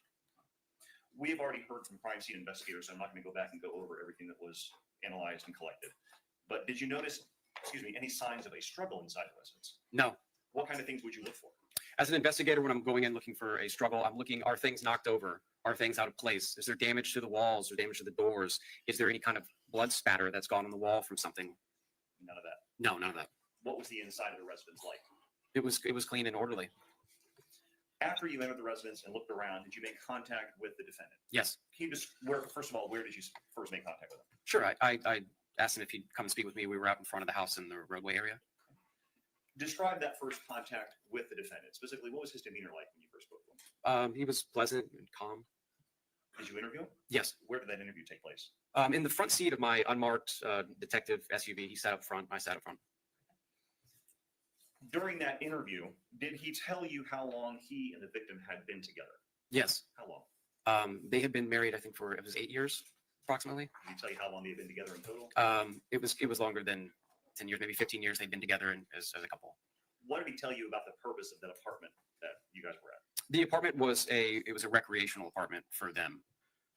They would go there and host events, meet with people, those kind of things. It was supposed to be for fun. What did he tell you about whether he, the defendant, or the victim used dating applications like Adam for Adam or Grindr to meet people? He told me they both used those applications. And did the defendant tell you whether both he and the victim used that apartment for sexual encounters? Yes, they both used it for different things. And how did he describe those sexual encounter meetings? The sexual encounter meetings, it could be sex. He said there could be role playing. There could be fantasies that go on. Because in there was also like a massage table, a sling. They said that it was a place for them to have fun in. What did he tell you that they did with their personal belongings when they would meet somebody at that apartment for this activity? Herbert told me that they would put their personal belongings either in the refrigerator, the freezer, or like in the washer or the dryer. Did the defendant tell you whether it was common for the victim to bring a firearm with him when he went to these encounters at the apartment? Yes, Herbert told me that Tim, the victim in this case, would always bring a firearm with him whenever he was meeting with these people. Did he tell you whether the victim had the firearm in the apartment or if he found it in a different location? Herbert told me that he found the firearm was not with him, that the firearm was back at the house where they live and sleep at. What did the defendant tell you about whether he had a key to that apartment? Herbert told me that his key, which should be on his key ring, was not on his key ring, and he said that the victim Tim was notorious for taking his key off the key ring whenever he was going to go to the apartment and use it. Did he tell you why the victim would take the key off? Yeah, he said that Tim didn't want to be interrupted, so he would take the key off of his key ring.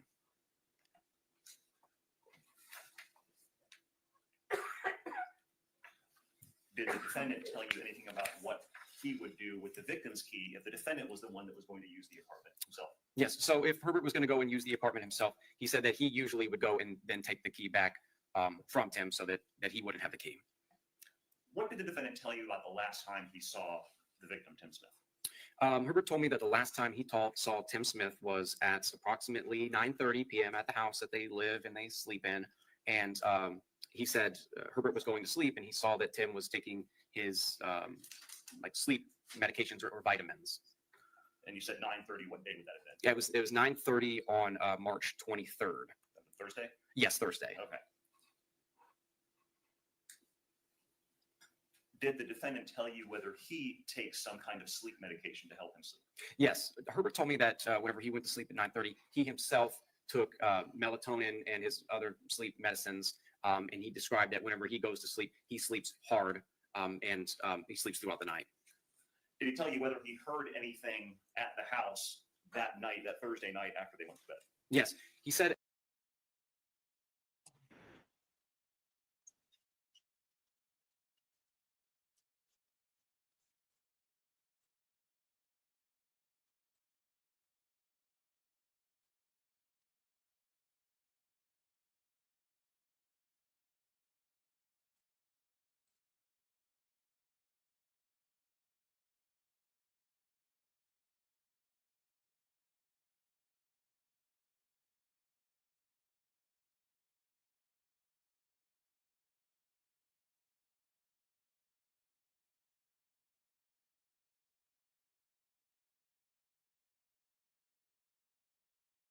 Oh, my bad, y'all. What did it? At about 11 o'clock at night, he heard a loud noise, but he didn't see the victim. And he seemed like he didn't investigate it any further. Did he indicate to you that he slept at the house the entire night? Yes. What did he say he did the next morning, Friday morning now? He woke up at 4:40 a.m., went to Planet Fitness, and worked out. What did he do after he was finishing working out? After he got done working out, he came back to the house, took a shower, and then went back out at about 6:40 to go to Lowe's to get some stuff for his work that day. When he got up at 4:40 to go to the gym, did he tell you whether or not the victim, Tim Smith, was there in the house? He said that the light was off in the room. He didn't turn the light back on, but he saw what looked like in the bed. It appeared to be the victim was in the bed. You said then he told you he went to Lowe's? Yes. And what did he tell you he did after he went to Lowe's? After he picked up the stuff at Lowe's, went back to the primary house again where they live at, and then left there at approximately 7:30 to go down to the Villages to start doing his handy jobs for the day. What kind of work did he tell you he did at the Villages? He does handiwork. He installed that day a faucet and a Ring doorbell camera.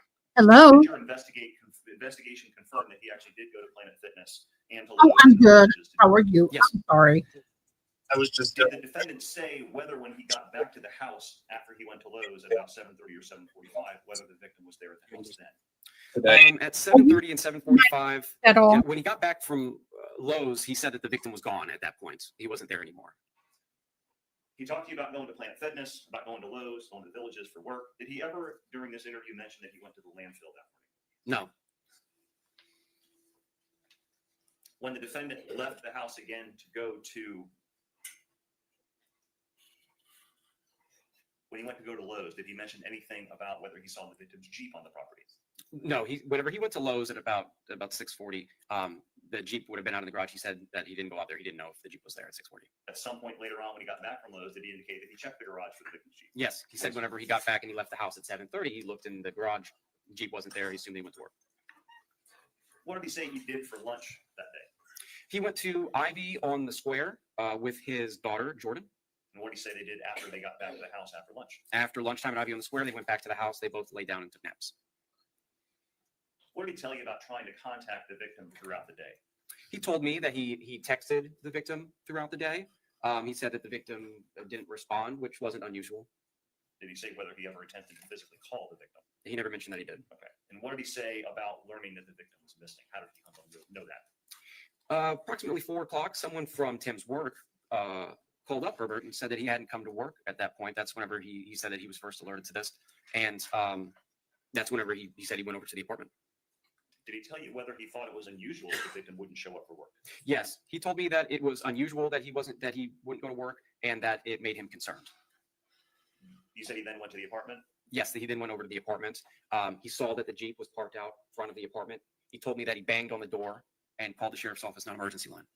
Did the defendant tell you whether or not he thought at this point there was an emergency situation? He didn't think there was. And did he tell you why? He said that he thought that Tim was just being pissed off. He was just upset about something. Did the defendant tell you about a deputy coming and doing a well-being check on the house? Yes, he did. What did he say? He said that the deputy went there, knocked on the doors, looked in the windows, and ultimately wasn't able to make entry because he didn't have a key. He said that the deputy told him that he could not break in and that he could call the hospitals and friends and follow up later if he did have a key. So the defendant told you, the deputy said, hey, call the hospitals or call the friends and see what's going on. Yes. What did the defendant tell you he did to try to get a key to enter the apartment? Because you said he told you he lost his key. Herbert told me that he went in his phone and he tried to call Jack, the landlord. However, in his phone, he had a different Jack L. He called the wrong person. He tells me that this person didn't get back to him until later, and he had to call the correct Jack later to get the key. There was a mix-up initially. So what did the defendant tell you he did the following morning, the Saturday morning? So now Saturday morning comes along. Herbert told me that he did his normal routine in the morning. Then he got a hold of the correct Jack, the landlord, who was able to get the key and bring it there out to the apartment. And is that the period of time where the victim's body was found inside by deputies? Yes. Okay. Did you ask the defendant specifically if the victim had any medical issues? Yes, I did. What did he say? He says that he had restless leg syndrome. Did he mention any other medical conditions besides that? No. At any time during your interview, especially during this conversation about medical issues, did the defendant mention whether the victim had been in the hospital recently? No. Did you ask permission to eventually go to his and the victim's residence, their main residence, to document the medications the victim was taking? Yes. And did he give you permission? Yes. During this interview, did the defendant describe the victim's mood, like leading up to the time he was killed? He said in the last 1 or 2 months that Tim had been kind of moody, kind of weird. Did you talk with the defendant about his and the victim's sexual practices a bit more? Yes, I did. What did the defendant tell you about bondage? I learned that this was something that the victim, Tim, would participate in. And that in the bondage events that Tim wanted to do, he would always be the one that was doing the bonding. He was the one that was in control. That Tim would be the one that would be tying up the other person, and that Tim did not like to be tied up, and that wasn't his thing that he liked. So would that be, we know the victim's body, he had a ligature mark around his neck, right? Yes. Would that be inconsistent with knowing the victim's sexual practice habits of this being something sexually related that the victim wanted to be tied up? Yes, that is inconsistent. Did you specifically ask the defendant if there were any problems in his and Tim Smith's relationship? Yes. What do you say? He said that they didn't have any problems, that there was no conflicts between them. About how long was this interview? It's about 43 minutes.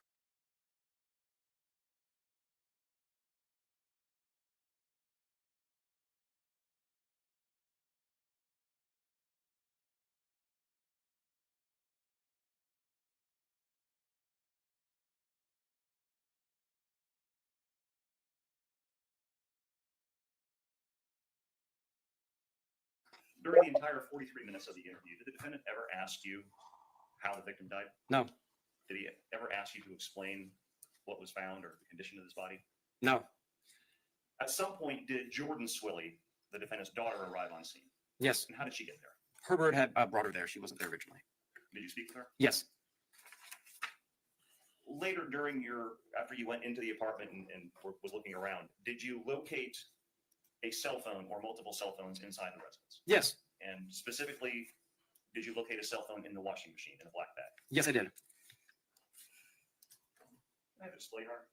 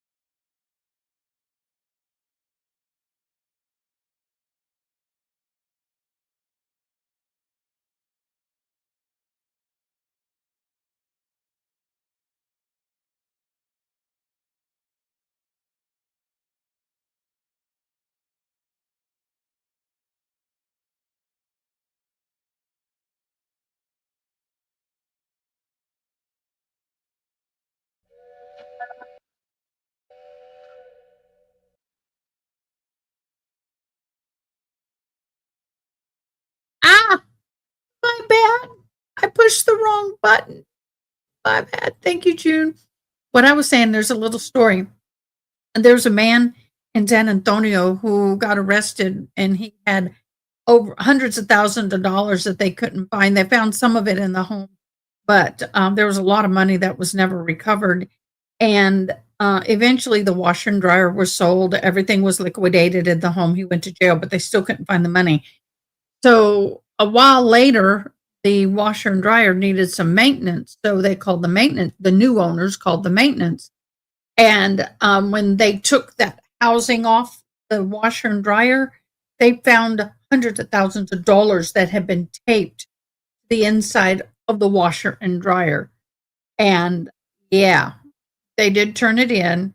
I'm not too sure if they turned all of it in, but they turned money in, and it was photographed and everything. So maybe if you want to hide something you don't want people to know, like a cell phone or something, take a couple screws off, slide it in, stick it on the inside of that washer and dryer and screw it back together.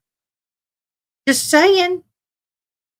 That was pretty ingenious because the house had been investigated with the FBI, ICE, the sheriff, the police, the Texas state troopers. They were all in that house. Couldn't find the money. It was taped to the inside of the washer and dryer. True story.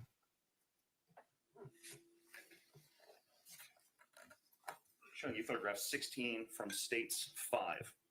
What does this show? That is the black bag that I located. And did you locate anything inside of that black bag? Yes, inside of that bag is going to be a red iPhone. Showing you what's been marked as a KK for identification. Do you recognize that item? Yes, I do. Can you open it up, look inside, tell me to recognize the contents?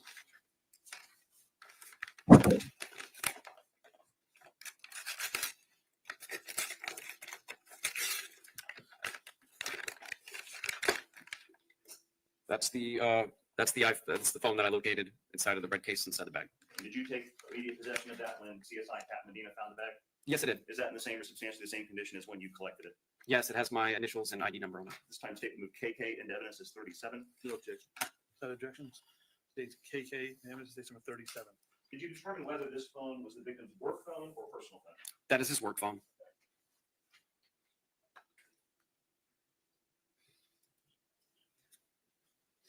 Did you look around the washer and dryer, the shelving around it, to locate whether there was any kind of a cleaning product consistent with bleach? You Yes. said you smelled bleach earlier when you walked in. Yes. Did you find anything? No. Did you look around the entire residence, or did you and other crime scene investigators? Yes, I searched the residence for any kind of bleach. Did you find any bleach in the residence whatsoever? No. Did you ask the defendant whether they used bleach or other similar smelling cleaning products? He told me there should not be any bleach in that apartment. Did he tell you why? He told me that Tim, the victim in this case, would get headaches from it, so they didn't have it in there. Where was the odor of bleach strongest in the apartment? Where Tim's body was at. Was a second phone located in the apartment? Yes, Where was that found? it was in the toolbox in the room with the sling and the massage table. Showing you photograph 8 from States 18. What does it show? That is the toolbox that's next to the sling, and that's the top section where the phone was located.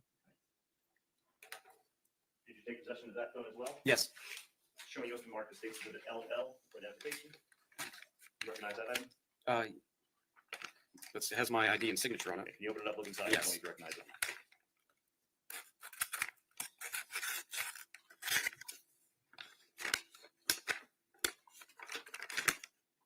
Yes. What is that? Appears to be the victim's phone that was collected from the top of the toolbox. Is it in the same, substantially the same condition as when you collected it and packaged it that day? Yes. State would move LL into evidence as 38. No objection. LL, the United States number 38. Were both the victim's personal phone as well as his work phone given to someone to analyze? Yes. And who were they given to? I gave them to Jesse Newbanks. Who was that? He was our digital forensic analyst at the time. And how did it come about that you gave those items to Jesse Newbanks? I handed them to him. Was called to the scene and came? Yes, he came out to the scene so he could collect them. And did he perform or attempt to perform extraction of the data on those phones during the course of the investigation? Yes. And you're going to be recalled at a later time to talk a little more about that. So I'm not going to do that right now. Did the defendant indicate that he was going to go leave? He was going to leave the scene and go get something to eat? Yes. Did you call him back and ask him to come back to the scene at some point? Yes. Why? I wanted to do a walk through the apartment with just him to try to find anything that was out of place or evidentiary value in there. Did he in fact return to the scene? Yes. Did anyone come with him? He was with his father. When he arrived, did you in fact do a walkthrough of the scene, have him point out certain things that he indicated to you were out of place? Yes. And who went inside the apartment during this walkthrough? It was me, Lieutenant Calhoun, which is the supervisor of the crime scene technicians, Herbert, and then there was a crime scene technician to take pictures. That was it. Herbert? Did the defendant's father go inside the house during his walkthrough? No. And why would you not have let that happen? It's an active crime scene on a homicide case. I don't want anybody going in there. I let him go in there, let Herbert go in there because he had shared the apartment anyways, and he's the best person to point out if something's out of place. I'm assuming at this point, Tim Smith's body had been removed. Yes. Okay. Generally, what happened during the walkthrough? We went from room to room throughout the apartment, and he would point out different things in different rooms that he would tell me about or he would think was out of place. For example, when we went into the kitchen, he would point out that there was a bowl on the kitchen counter. He said that when they entertain guests, when they have people over, that they would normally have some foods and chips or whatever it may be. We went into the bedroom where Tim was found. He pointed out that there was some towels missing. He pointed out some sexual lubricant that was supposed to be in another room that was in that room. He pointed out that there was some leather items that were supposed to be hung a certain way. They were not hung the correct way, and that there was some sex toys in the other room that he said appeared to be dirty, which would be unusual. Those things were supposed to be cleaned. During this conversation you had with him, did he also back off his initial claim that he knocked on the apartment door when he showed up the day earlier? Yes, I had talked to him, and I asked him about the banging on the door thing, and he came off that and backed off of it and said that maybe he didn't bang on the door. At some point, did you request permission to collect a DNA sample from the inside of his cheek? Yes. Did he agree with you, or did he cooperate with that? Yes. Was that DNA sample collected? Yes, it was. By whom? Kat Medina collected it, one of the crime scene technicians. And can you describe the defendant's demeanor during that process? He was laughing. He was pleasant during that procedure. Did you also locate the victim's white Jeep parked in front of this apartment? Yes, I did. Were you given permission to look inside by the defendant? Yes. What did you see? It looks like it was messy, like somebody that would use it to go to and from work. There was no signs of any disturbance, no obvious signs of blood or anything in it. What was done with the Jeep at that point? We photographed it and then released it back to Herbert. And why was it released back to the defendant? At that point, the sheriff's office had no reason to hold it. Did you ask the defendant if you and a crime scene technician, specifically Taylor Paxton, could go to his house and collect the victim's medication? Yes. And on that same day, did you travel to his residence? Yes. The address 4388 Southeast 26th Court Road? Yes. Is that Marion County? Yes, it is.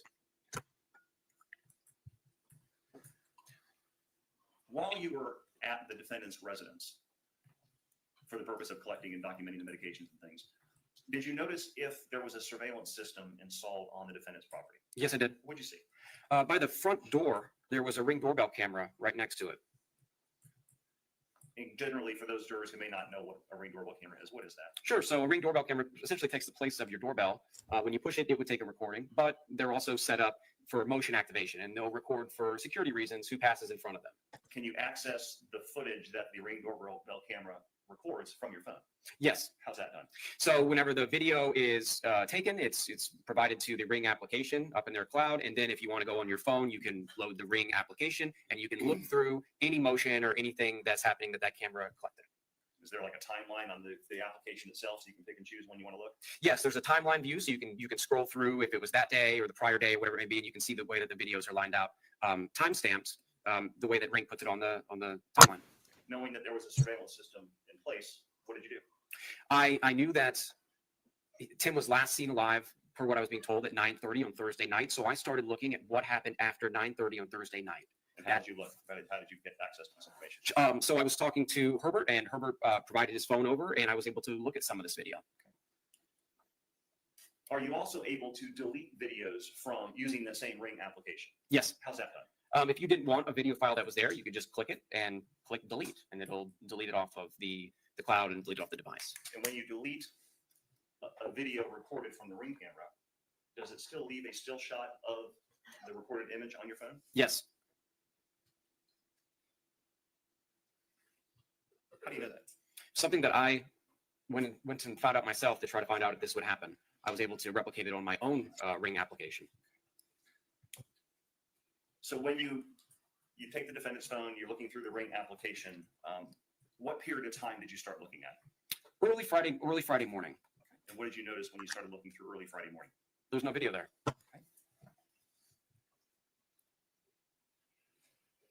Did you see any images from video that used to be there? Yes. So instead of there being video there, when I'm looking at this timeline, the videos stop at some point, and then there's just these still images that are sitting in a timeline with no video attached to them. And during what period of time were those still images that didn't have video associated with them? This is starting at about 1 a.m.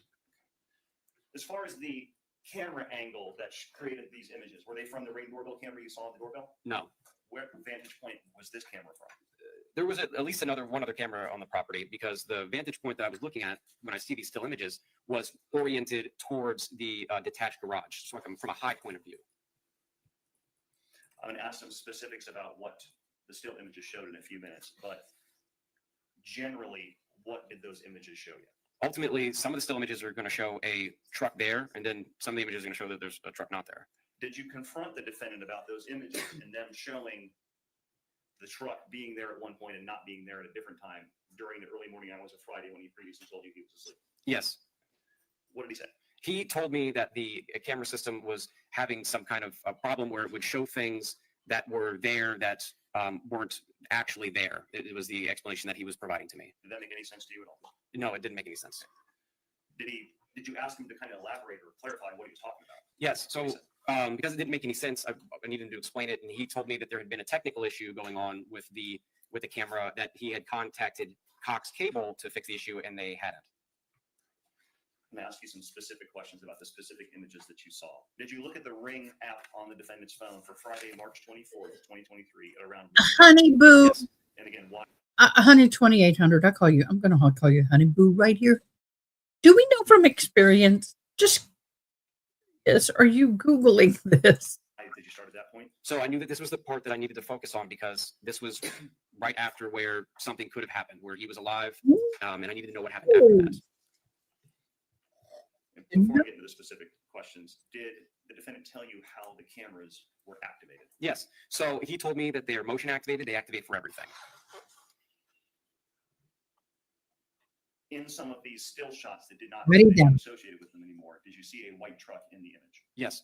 Was that same white truck there on the property in the same location it was in the video as when you were there at his house? Yes. Was there anything unique or distinct about his white pickup truck? It has a black tailgate on it. And what do you mean by that? So the whole truck is white except for the tailgate. The tailgate is black.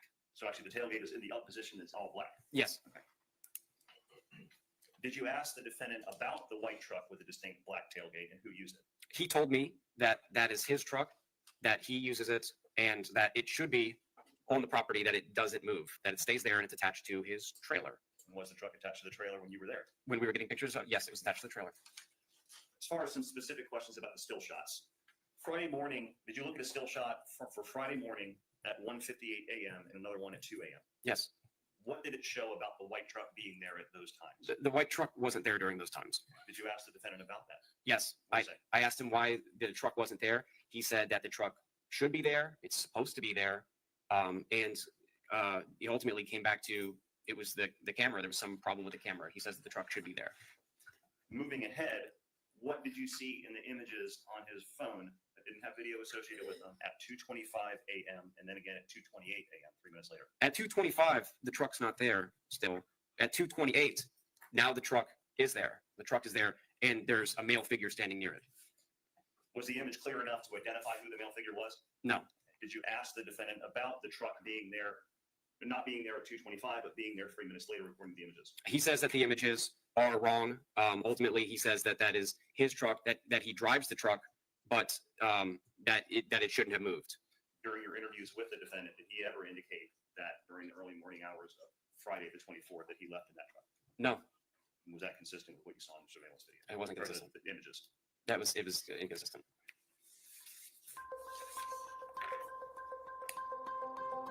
Breaking news. We have breaking news. Unfortunately, I'm sorry to say. I'm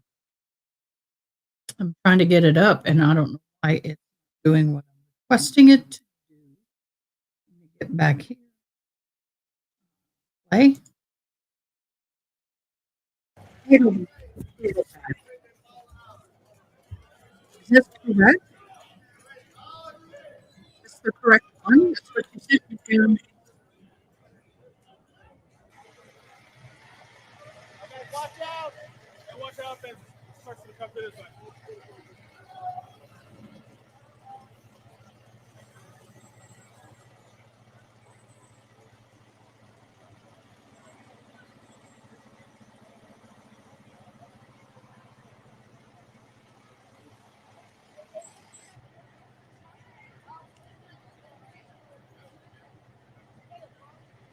Hey, back up. We're just getting the fire trucks out of here. I don't think that's the right one. My apologies. I'm trying to. It's so frustrating. Come on. Everything's work for me, please. Let's try this one.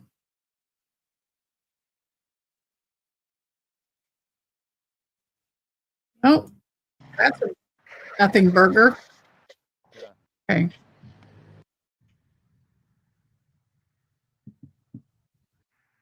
Yeah, I wasn't sure. The mics are facing this way. You're all that way. You want me to?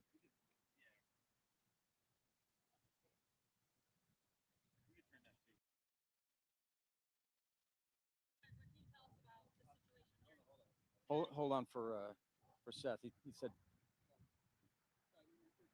"You good now?" I have a statement I'm going to read, and this is going to be the statement. There's not going to be any questions after that. This is all we have at this time. At 2:10 p.m., York County 911 received word of a police incident in North Codorus Township. Following that, numerous police and EMS units responded to the scene. At this time, Pennsylvania State Police are investigating. And that's it. So that's the statement that we have at this time.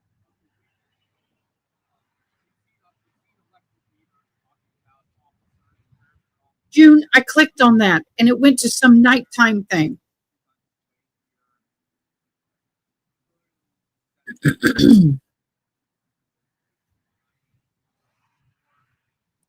That's all I can say at this point in time. The incident, the investigation is evolving. So, and it just happened not too long ago. So at this point, that's the statement that can be made. And I'll be checking in with those who are in command to see if there's anything else. But at this point, that's it. We're not going to discuss that now, I'm just going to have to Thank you very read it much. because the video is just of sirens. It has no video. Okay, that was a nothing burger.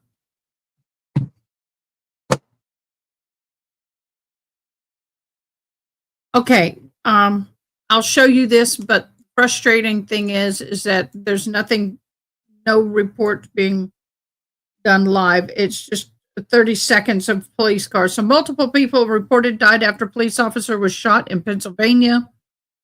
Let me get it this way. Okay. Schools and hospitals in New York County have been locked down as an emergency crew response to officers involved incident. Dispatch calls suggested that there have been multiple fatalities. At least 2 officers are in serious conditions and some were airlifted to be treated for those injuries. Detail about the shooting will still emerging as 911 calls came in at 2:10. The series following calls included officers down, signal 13.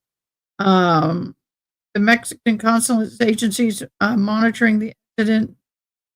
A Mexican community advised to follow official instructions.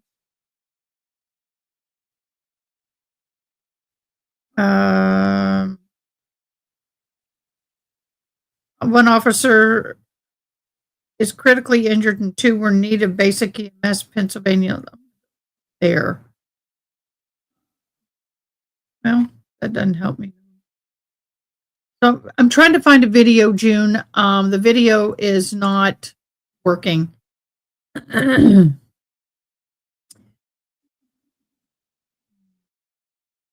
So I don't have much more information than that at this moment. I'm trying to find a video. That video that was a part of this story is a nothing burger. Unfortunately. I appreciate the efforts, June. Trying to find a YouTube video with the information with him live, not a hour long of nothing.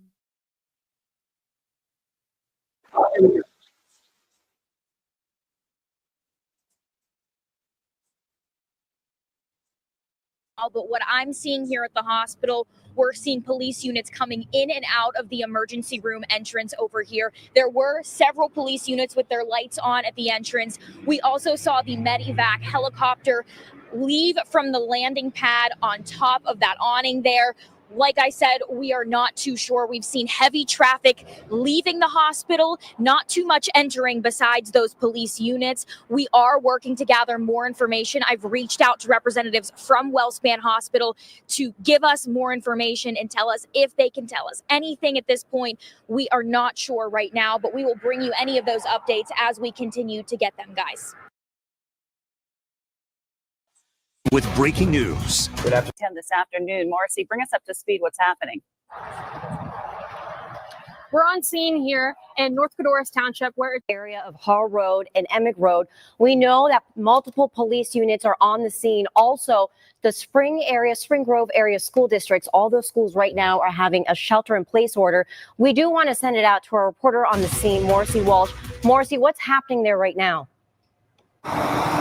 That's me, Jerry. It is a very tense scene here in North Cadorus Township. So we do know this incident is happening on Har Road. We did talk to the emergency management coordinator just a few minutes ago, who said that this is a police-involved incident. Now, everything around Har Road has been blocked off. There are a lot of police vehicles. When we arrived here just about an hour ago, we did see a medical evacuation helicopter leaving the scene. There are police cars blocking off all of the entrances to Har Road. We saw some Wellspan vehicles, lots of police. It's a very tense situation here. And new information just coming in. Governor Josh Shapiro just posted on Twitter that he is aware of the incident happening here and he is on his way to the scene. Lieutenant Governor Austin Davis also just tweeted, please send prayers to those officers and those involved in the shooting in York County.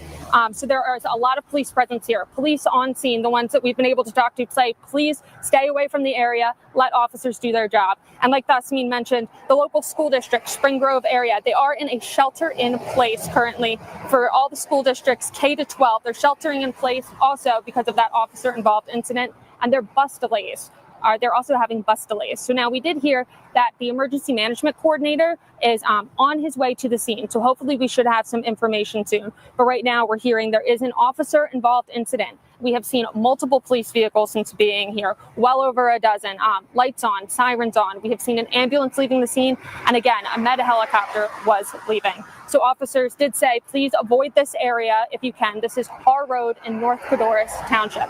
And right now we're waiting for some more information. Governor Josh Shapiro is on his way to the scene, as well as emergency management coordinators, and there are lots of police here. So hopefully we will have an update to bring you soon. But for now, live in North Codorus Township, Marcy Walsh, WGAL News 8. Marcy, thank you. And Marcy mentioned that post on X by Governor Josh Shapiro that he says, I've been briefed on the situation involving law enforcement in York County, and I'm on my way there now. We ask those in the area to please follow the directions of local law enforcement and the Pennsylvania State Police. So again, Governor Josh Shapiro is saying he is heading to the scene of this police incident in York County. Yeah, we're also seeing a Twitter from Lieutenant Governor Austin Davis posting this. Please send prayers to the officer and those involved in the shooting in York County. As we learn more, follow all guidance from police and stay away from the area. So if you're just now tuning in to WJL, it's 3:37 right now. We are following breaking news out of York County in North Codorus Township. There was an officer involved incident in the area. We do know that right now that call came in around 2:10 this afternoon. We are still following developments. We are still getting a lot of calls. If you're in the area, you are asked to shelter in place. We know that the schools in the area are shelter in place. Spring Grove School District. Absolutely. So you just want to stay out of the area right now. We do have multiple crews heading to the scene as well. We do indeed. We have several crews heading out to the scene there. We've been hearing a lot of information that is unconfirmed at this time about exactly what is going on. But as you heard Morrissey talk about, we do know a medical helicopter left the scene there. We've got a lot of crews on the scene. That includes the police, of course, and we continue to follow this. And again, lock down the area. They're asking people in that area to shelter if they can, and that includes the Spring Grove School District. Absolutely. So we'll have another update for you in about 20 minutes during News at 4. Make sure you stay with us both here online and also on our app for any of those developing updates. Okay, so yeah, this sucks, guys. I'm so tired of this. This is just getting to be enough. It's got to stop. It just got to stop. Just. Yes, I was. Explain what happened. I was speaking to Herbert about I'd rather watch these pictures that I could see, and his father interrupted and started asking why the crime scene I'd rather technician was watch taking this pictures around the than property. crap. Did you determine whether the defendant's It's horrible. for law enforcement? Yes, he worked for Alachua County Sheriff's Office. Okay. Thank you, June. So a few minutes ago, you talked about the still shots on his Ring doorbell application, the truck not being there at 1:58, at 2 a.m., at 2:25 a.m., but at 2:28, the truck was there. Were you able to document those still shots in any way? No, I wasn't. Why not? As a detective, I carry around an audio recorder, and I record my interviews audio. I don't have a body camera, so none of it was recorded video. And again, was that process, that discussion interrupted? Yes. Let me direct your attention now to March 27th of 2023. Did you speak with the defendant again? Yes. Did he tell you anything new about the key to the apartment, his key? Yes, when I'm speaking to him that morning on the phone, he's telling me now he has found the key. He's found the key. He's found the key ring. He tells me that he was going through his trailer, and while he was emptying out some items from a job from Thursday, the key just drops out of the tarp with the debris in it. And he says that he has the key now he's reporting me that he has it. And is that different than what he told you initially about the victim taking his key? Yes.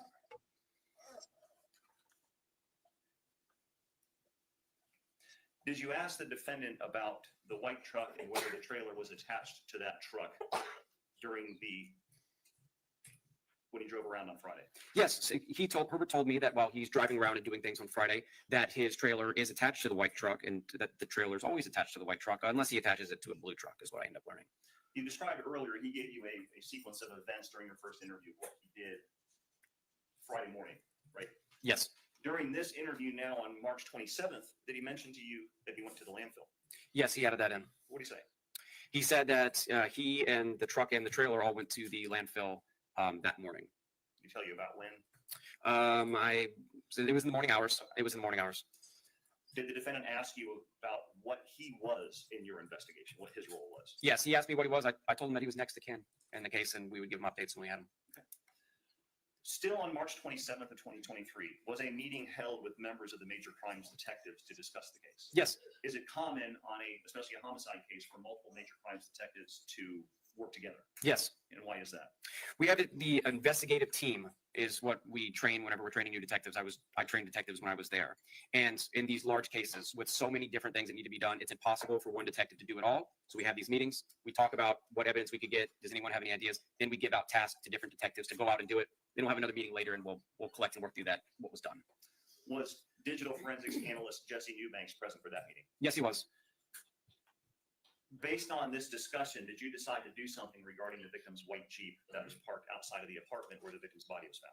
Yes. After the meeting, it was brought up that that Jeep infotainment system could potentially have some very important information on it. So I was tasked with reaching back out to Herbert to figure out if he would bring it in.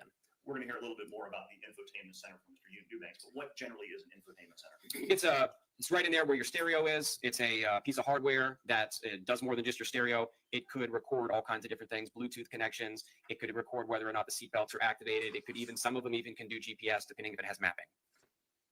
And was this the type of information you were potentially looking for? Yes, we're looking for anything at all along those lines. What efforts did you make to try to get possession of the Jeep to perform this analysis? So I called Herbert up on the phone. I told him that infotainment system in the Jeep could have some really valuable information that's going to help us figure out this case. And I asked him to bring it in, and he said that he'd bring it in at 8 o'clock the next morning. Did the defendant, say anything about the information that the digital forensic analysis of the infotainment center might reveal? Yes, he said something to the effect of, I'm assuming you guys are going to be able to review all the GPS information. And I told him, yes, potentially, and along with other things is what we're hoping for. At the end of that call, you indicated he was going to bring the Jeep to the Marion County Sheriff's Office the following morning at 8 o'clock? Yes. And you had contact with the defendant over the phone during the several days before this? Yes. What was his number? 352 283 2372. During this discussion about the Jeep, did you also have a brief discussion about the financial institutions that he and Tim Smith used? Yes. And what was done with that information as far as banking and credit cards and things like that? Investigative subpoenas were wrote and sent out to those different financial institutes. Moving ahead to the next morning, March 28th of 2023, after 8 o'clock, did you make efforts to further locate the victim's Jeep? Yes. What did you do? I called Herbert. He didn't answer his phone. I left him a voicemail. Then after that, we still didn't know where it was at. I sent Detective Canterbury, Detective Carpenter out to the residence where they lived and sleep at to try to find the Jeep. It wasn't there either. On that same day, did you receive information about the location of the victim's Jeep? Yes. And from whom did you receive that information? I learned it from Attorney Gail Grossman. And where was the Jeep eventually located? It was located in the parking lot of Gail Grossman's office. What was done with the victim's Jeep? We towed it back to the Marion County Sheriff's Office and put in evidence there. On that same day, the evening of March 28th of 2023, did you obtain a search warrant to collect certain items from the defendant's residence? Yes, I did. Generally, what is a search warrant? Search warrants is it's an order that is signed by a judge telling us, the sheriff's office, that we can go out and we can collect certain things because those items, they have potential evidence in an investigation. So it's an order saying that it's okay for us to go out and collect them from someone. Specifically, what items of evidence did the search warrant allow you to go look for and collect at the defendant's residence? Herbert Swilly's cell phone and the ring cameras from the property.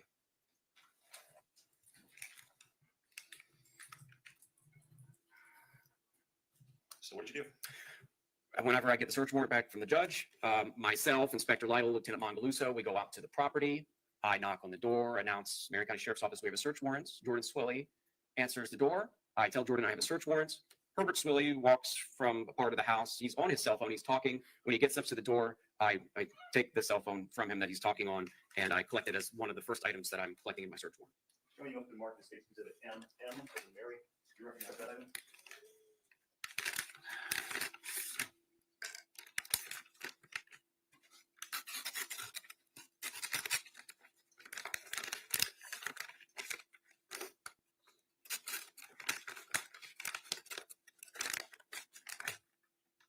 Yes, that looks like a Herbert Swilly cell phone. Is it in the same or substantially the same condition as when you took it out of his hand on the 28th of March, 2023? Yes. time state would move M as in Mary into evidence as 39. The objection? Yes, Your Honor, I would object, and I would ask the approach to articulate my grounds. Sure.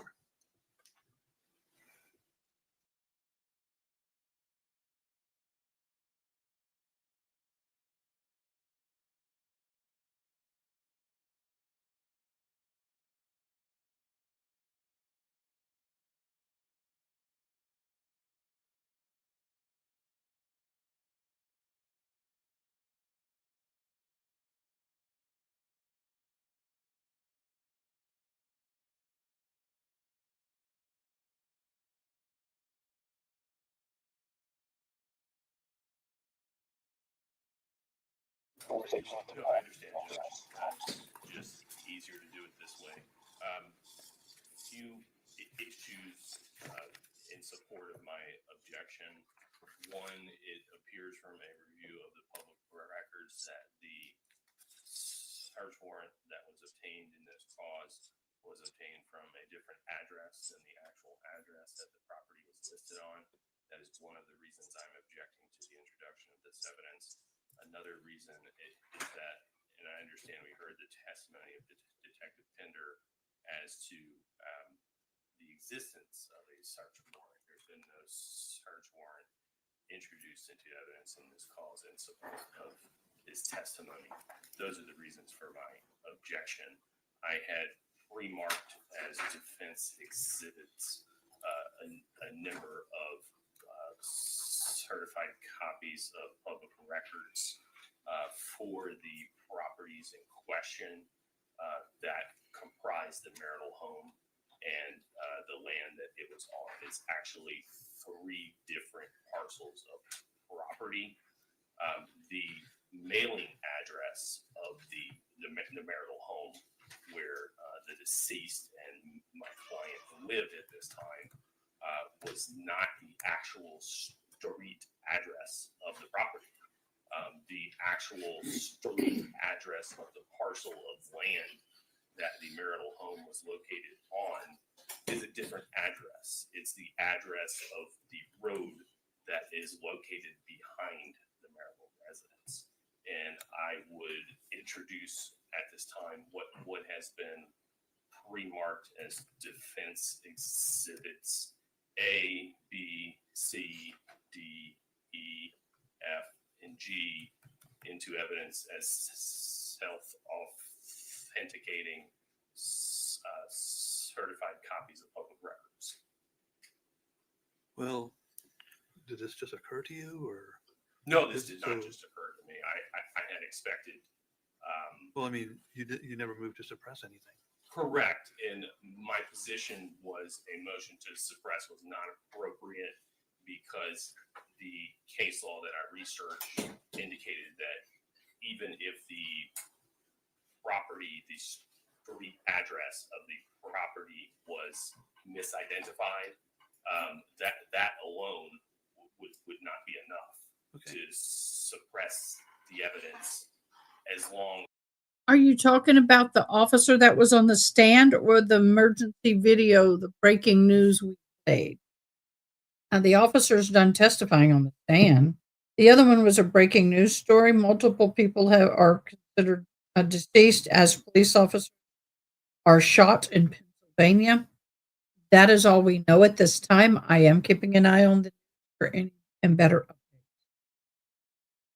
As the description to get to the property was adequately described, which it appeared from my review of the application for the warrant and the warrant itself to be a valid description.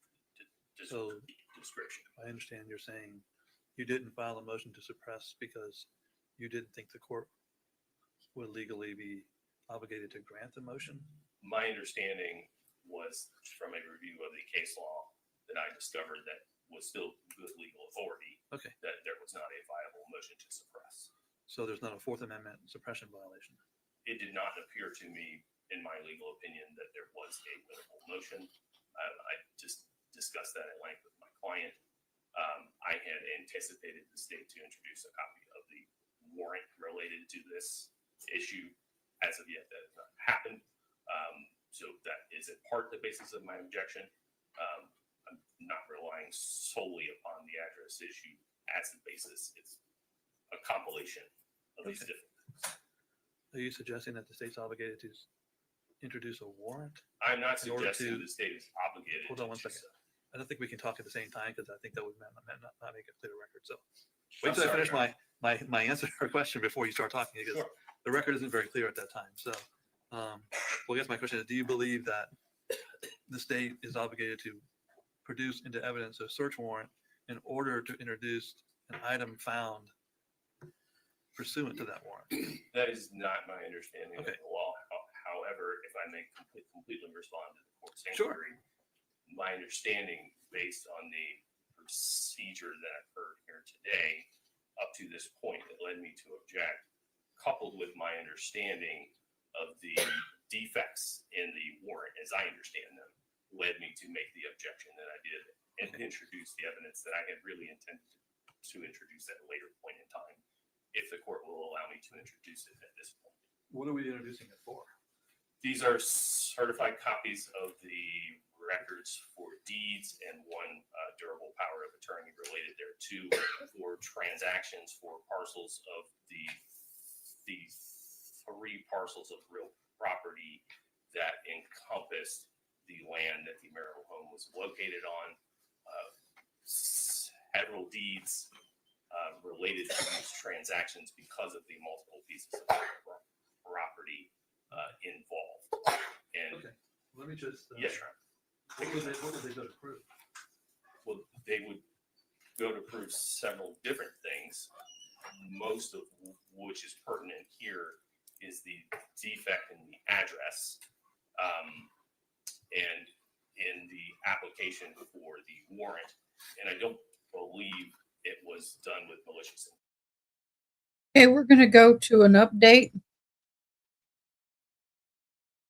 Live at the scene in North Codorus Township near Har Road, where everything unfolded around 2:10 this afternoon. Marcy, bring us up to speed. What's happening? We're on scene here in North Codorus Township, where it's been a very tense afternoon. We just had a press conference from York County Emergency Management Coordinator Ted Check, who did not give many details. He was pretty tight-lipped, but we are just learning now from NBC News that 5 officers have been shot. 3 from Northern York Regional Police Department are in grave condition, and 1 is critical from that same department, and a York Sheriff's deputy has been injured. Now, just a few minutes ago, we saw a forensic investigative truck pull right into the street over there near Har Road. Ted Check, the emergency management coordinator, did say that the investigation is evolving. They are actively looking into things. We have learned now that the police were serving a warrant when they were fired upon, and the alleged suspect is believed to be dead from a self-inflicted gun wound. So we are working to learn more information, but I'll send it back to you in the studio for now. All right, Marcy, thank you very much. As Lori said, we have live team coverage all throughout the region regarding the shooting. Our live team coverage now continues with News 8's Bailey Martin. Yeah, she's joins us from York Wellspan Hospital. We know a couple of people there are being treated right now. Bailey, what can you tell us?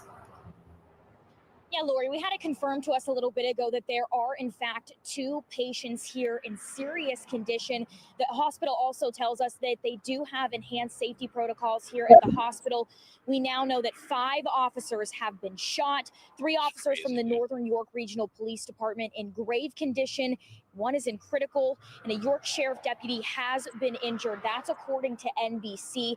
As we've been here at the hospital, we arrived here a little bit before 3:30 p.m. We had seen officers standing here with their lights on at the entrance to the emergency room. There's been an officer that has been manned at the center of the driveway here. It seems as though he has recently just left the scene. We also saw the medevac helicopter leaving from the helipad on the top of the building. That all happening just around 3:30. Again, we know that this incident happened around 2:10, so not too much time between all of these things occurring. Police have been in and out of Wellspan York Hospital, several units from around the area. We have seen Northern York Regional Police units going into the hospital. We've also seen Pennsylvania State Police. We now know that Pennsylvania State Police are investigating this situation, but again, confirmed from the hospital, there are 2 patients being treated here at Wellspan York Hospital in serious condition, and those safety protocols still in place, guys. We'll send it back to you in the studio with more. Bailey, thank you. Okay, so that is where we are in that situation. My prayers and my heart goes out to the victims and the perpetrator's family because they too are victims. But this is horrible. Apparently, the perpetrator is deceased. Sad. Intent, but there was a portion of the application for the search warrant where Detective Pender had written that he had searched the property records from the Marion County Property Appraiser's Office. And from my own review of those records, it was clear to me that there was a defect in terms of the actual street address of the warrant, comparing it to the online records which were available, which I was later able to get certified copies of the actual recorded documents related to my client and his husband coming into possession of those parcels of land prior to the incident charged in the indictment in this case. But you don't think those defects are material to a question of suppressibility? I do not. But I think they are ripe for cross-examination. And I had intended, depending on, I don't know how the state is going to present their case. I can't tell them how to do it. They're well-versed in what they do, but I have to respond accordingly. I'm in a reactive phase at this point. So this is the reason for my objection being made when it is, and for the reasons as I've stated. So if I understand your objection, you're objecting because you're objecting to the introduction of the state's MM, which I believe is the cell phone taken from the hand of the defendant? Yes, sir. Why exactly are you objecting to that coming into evidence? My objection would be on the basis of improper predicate. There was testimony from the witness that there was a search warrant that was obtained. There was no search warrant introduced into evidence in this cause. Not necessarily that it has to be, but coupled with my understanding that there was a defect in the warrant that I intended to cross-examine the sergeant, now Detective Ben, on. You know what? I finally get it. This guy here, every time he hits an S, stutters. Stutters on S's. Somebody made a comment earlier. What's wrong with this dude? He's got a stammer. Or his stammer triggers. So, yeah, let you know he's got a stammer. Led to the cumulative grounds for my objection. I believe, Mr. Buxton, you were attempting to offer this. Do you want to respond to this? Do you want Ms. Burke to respond to this? I'll respond, Your Honor. First of all, there's no requirement for me to introduce the search warrant into evidence as a condition precedent to getting the subject of the search warrant into evidence. I believe if I would have attempted to do that in light of all of the facts contained in the PC affidavit of the search warrant, that would be highly prejudicial and inappropriate. So that, I don't think that's a valid basis to preclude admission of the cell phone. Secondly, even assuming that the numerical address on the search warrant was incorrect, which I'm not conceding it was, Detective Pender, pursuant to the case law that I appreciate Mr. Klein's candor report, if there's a description of how to get to the property, which there is in the search warrant, there's a description of the parcel ID number. If it is reasonable that a law enforcement officer will be able to find the property in question in order to get the item as the subject of the warrant, then that is sufficient. So I don't think there's any basis whatsoever to exclude this item from being introduced to the jury based on a lack of foundation. Two things. One, I agree with you that it's not suppressible based on the case law, and that it's not normally admitted because search warrants have affidavits typically filled with hearsay and other things that wouldn't necessarily come in. My only concern regarding the predicate is his identification of the phone. I think he said it looks like it, but as far as I know, most iPhones look pretty much the same. So I think he would have to give us more indication as to why he believes that's the phone he took. But right now, I'm just saying it looks like it, given the idea that most cell phones pretty much look the same. I don't know how you can differentiate one cell phone from another, but you may have labeled something. Not going further into that. But that part of it, I think the predicate has not been adequately put forth. But I will allow you to ask him some more questions on those lines. Yes, sir. But otherwise, right now, if you need these, are you saying you'll need these in cross? Yes, Your Honor, I am, and they are self-authenticating documents, so I would ask that they be introduced. Is there objection to these things coming into objection for cross? Yes, Your Honor, I figured we might want to address that with jury's out now. Sure. What's the nature of the objection? My objection would be that the legal sufficiency of a search warrant is an issue for the court to determine, not for the jury to determine. If these items are being introduced to challenge the legal sufficiency of a search warrant, that is an improper purpose in light of the fact that it's the court's decision to determine if the search warrant is valid. They're not being used to contest the legal sufficiency of the warrant. As I clearly explained to the court, I did not feel there was sufficient grounds on the face of the warrant alone to file a motion to suppress the evidence. Okay. So that is not that is not the purpose of these records being introduced. They go to the credibility of the witness, not to the warrant that was obtained. That is in part the reason for the introduction of these documents. They have other evidentiary value, which will come about at a later point in time with other witnesses other than Sergeant Pender. I can elaborate on that now if the court would like, but these are self-authenticating documents. They are relevant to the purchase of the marital home by my client and his then spouse, and any transfers of the land thereafter. And absent a legal reason why they should not be introduced, they ought to be admitted by themselves. In light of the defense's explanation, at this point, I don't see the relevance to introduce them through Detective Pender. I don't see how they would be impeachable of Detective Pender. I'm not introducing. Hold on. Let her finish the statement. I understand they may be relevant through some other witness for some other purpose, but to try to introduce them in the state's case in chief to impeach Detective Sergeant Pender, I don't see the relevance in that at this point. Yes, sir. We're trying to get done with this case in a week. I would ask for a little bit of latitude. And I would note that I have hardly made one objection in this matter about anything. Hold on. I can hear pretty well, so we don't need to raise our voice. And that means what? And I would note that these documents, I'm not introducing them through Detective Pender. These documents are self-authenticating. They were previously provided to the state in advance of trial. They were noticed as reciprocal discovery. They are relevant and probative, and absent a rule to the contrary, they should be admitted. If the state would rather me recall their witnesses during the limited time that I am allowed to call defense witnesses in this cause, then I guess that's the way it's got to be. But we're not going to be finished with this trial in a week if that happens.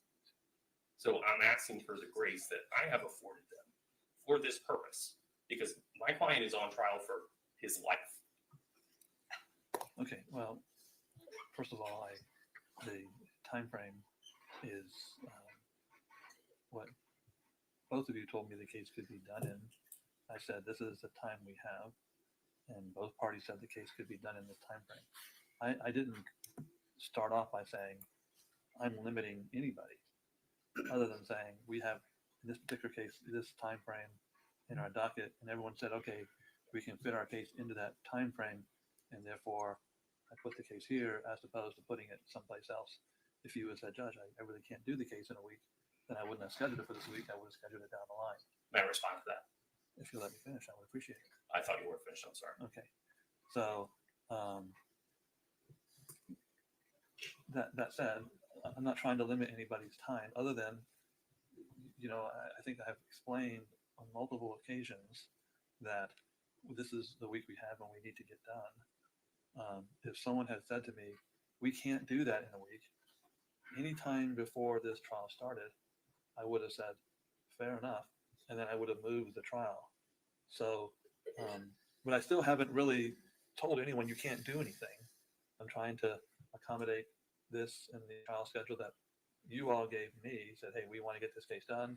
And then I try to work around multiple people's schedules. And so this is a week I have. And if we can get it done in a week, we can use this week. Fair enough. I haven't tried to cut off anybody. But I do appreciate everyone trying to do work efficiently.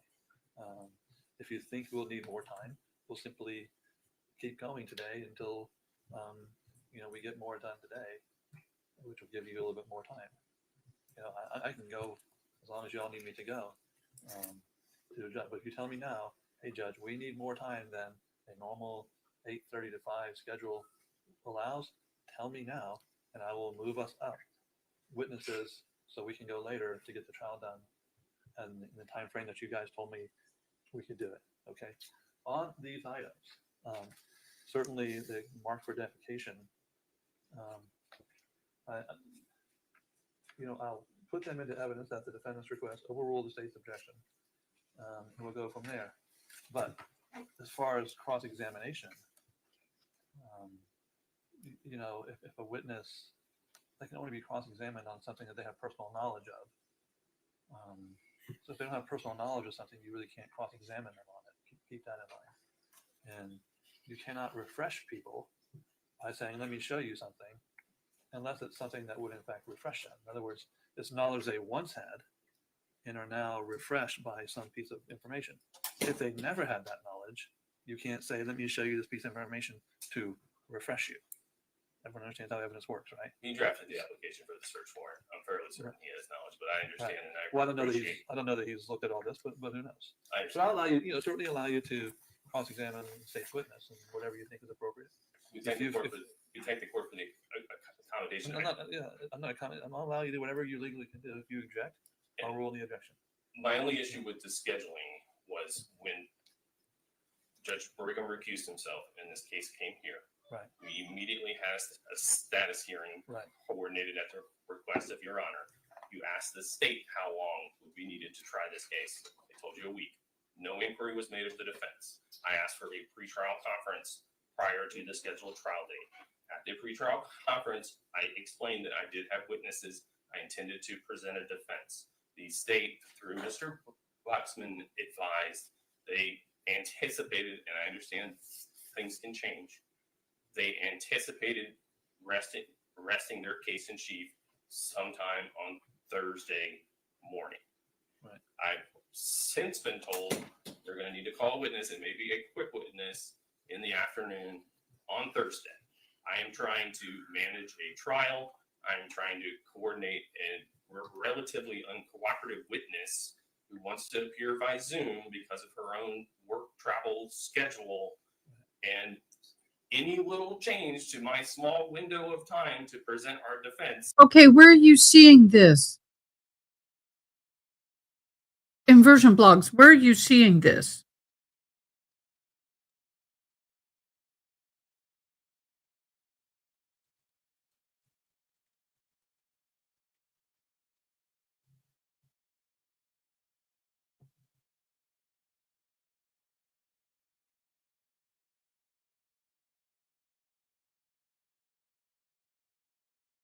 I don't see any news stating that she's been indicted. You have a link. June is not here.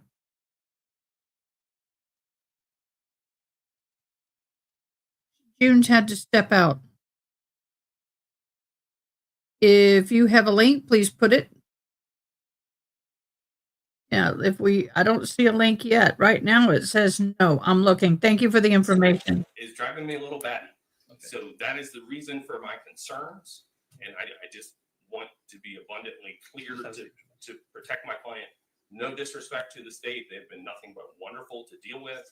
But when these little issues crop up and I am met with objections to documents which authenticate themselves, it makes me a little batty. And I'm sorry for Fair enough, but let me say this.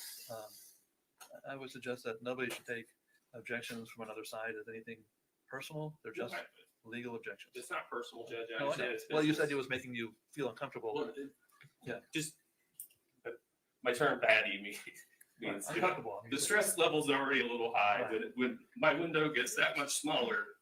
Well, like I said, I think this morning I said hopefully. I'm not finding it. I'm looking. I'm looking. We can try to push up whatever we need. I think, honestly, when Mr. Buxman, when I said how long I was trying to take, I think Mr. Buxman said a week. He was encompassing both. I would point out I guess that would have been the time to say, hey, if it's more, take care of I would have expected you to say that. But nevertheless, we are where we're at. I've been pushing us along. And they've only been state witnesses so far. So I haven't pushed any of your witnesses. I've only been pushing the state's witnesses to kind of get us going. I think they've probably moved up some people at my request. We're about an hour and a half ahead of schedule right now, Judge. Right, an hour and a half ahead of schedule. Yeah, So we're doing good. Yes. So every hour and a half we're ahead, we've saved an hour and a half. Just to help Mr. Klein's issues, we have moved our witness that we had for Thursday afternoon to the morning of Thursday. Right. So if that helps you out, it'll be Thursday morning. I only use that Thursday morning so we can make sure that you guys have enough time to really get done, have time to, I'm not rushing anybody on closings. In my opinion, foolish to limit people's closings as a judge, although I think lawyers who go too long are foolish as well. So I leave it just that it's natural, whatever you guys want to do. I'm trying to build in time so that the judge, I worry that the jury will get the case sometime late Friday afternoon in the week, and they'd be fatigued. They could cause them to, rush, a verdict one way or another. That's why I'm trying to so far, and the majority of the witnesses are states, trying to get us going so that the jury. Thank you, Bill. Thanks, Stacey. Analyze however many pieces of evidence we're up to, plus whatever we got, plus all the testimony, give them time to digest all that. But it seems like now. What are you shocked about, Boo?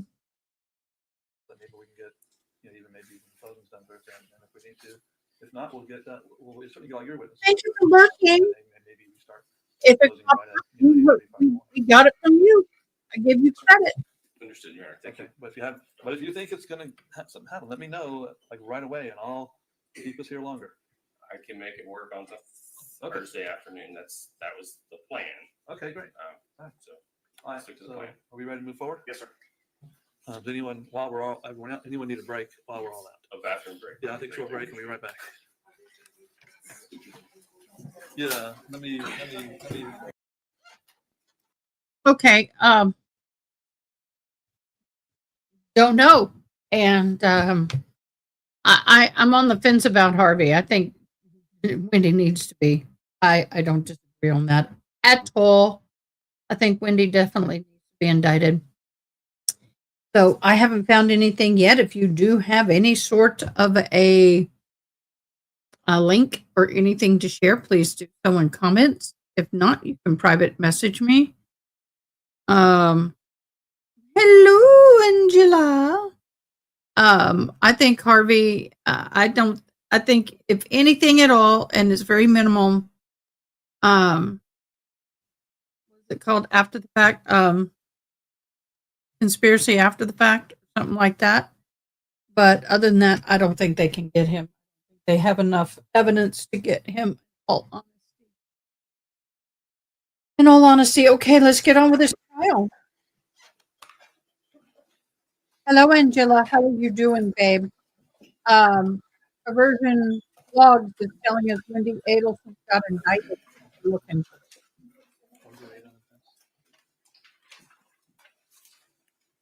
Welcome back, ladies and gentlemen. Before Mr. Buxton begins, I'll let you know that the defense had introduced a number of items into evidence labeled as defense A through H. They were admitted into evidence as defense 1 through 8. Mr. Buxton, you may proceed. Thank you, Your Honor. When we left off, Sergeant, I had shown you State's Exhibit M as in Mary. You indicated that when you arrived at the defendant's residence, you made contact with the defendant who was actually on his phone. Yes. Okay. And again, what did you do with that phone?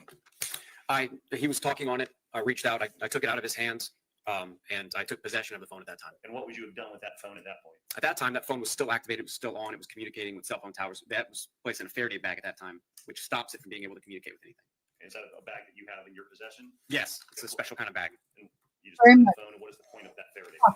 So that makes it so that no one else can contact and alter, remotely delete, or do anything to that phone. Faraday bag keeps the signal inside of the bag. It can't communicate with anything when it's inside of that bag. At some point, did you take that same phone and package it separately in an evidence bag like we see here? Yes. Do you note the evidence bag somehow with the item, what it is? Yes, my signature is here and my ID number. I filled out the front part here, listing it as Herbert Swilly's phone. So, and then would you have sealed that item? Then I sealed it up and I tape it and put my signature over it as his phone. Does it also have the sheriff's office case number associated with this case? Yes, the case. Angela, baby, don't be okay. Want to be fine, but your health comes first, boo. This number is attached to it and listing it as a homicide case. So by virtue of the fact that you know the phone you took from Herbert Swilly's possession that he was actively using, you packaged it in the package wrote Herbert Swilly's phone on it, are you confident that that's the same phone that you removed from his possession? Yes, I'm confident that this is the phone that I took from Herbert Swilly in the doorway. Is it the same or substantially the same condition as when you collected it? Yes, I don't see the screen broke. I don't see anything different than when I took it. This time around, the state would move MM into evidence as 39. May I forward hear the witness? Sure.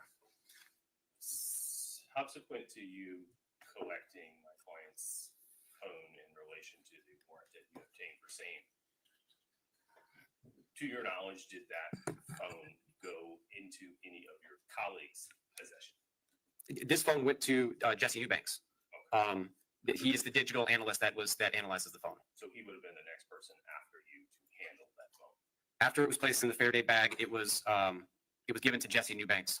On scene, the only other person that would have been watching it with possession would have been Inspector Lytle while I'm moving around the scene and collecting the other evidence.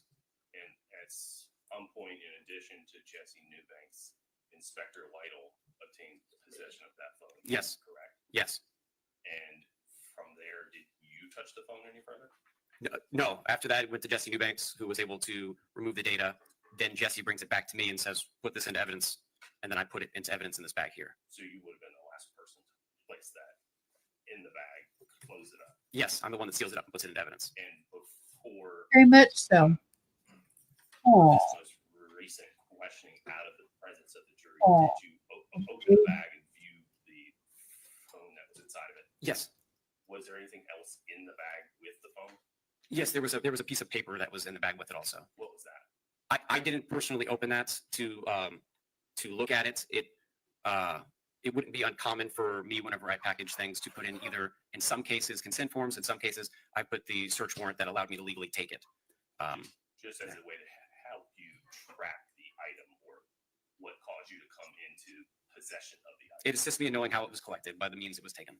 Understood. Thank you, Your Honor. No further questions and no objection. States MN will be in evidence without objection. Case number 39. Correct? 39. Yes, sir. Okay, thank you. When you collected that phone, you said you put it in the Faraday bag. Before you put it in the Faraday bag, did you turn it on or scroll through and look through anything? No. Why not? To look into the contents of the phone, to actually look at the phone, it takes a separate search warrant that I did not have. And did you eventually get a separate search warrant that actually allows you to look inside the phone and have Jesse Eubanks extract the data? Yes. And again, we'll go into the details next time you're called as a witness, not right now. Was the Ring doorbell camera system that you previously described and authorized to collect by the search warrant also collected? Yes.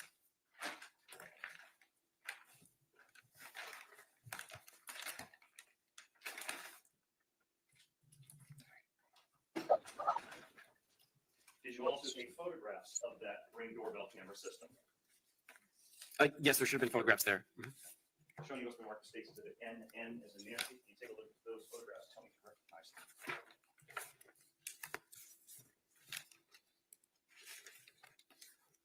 Yes, that's the camera next to the door. I recognize that. Do those photos accurately depict the doorbell camera as well as the other camera that you saw on the property? Yes, those are the cameras. Okay, this time state would move NN into evidence as 40. No objection. States NN will be in evidence without objection. Case number 40. May I publish? Yes, sir.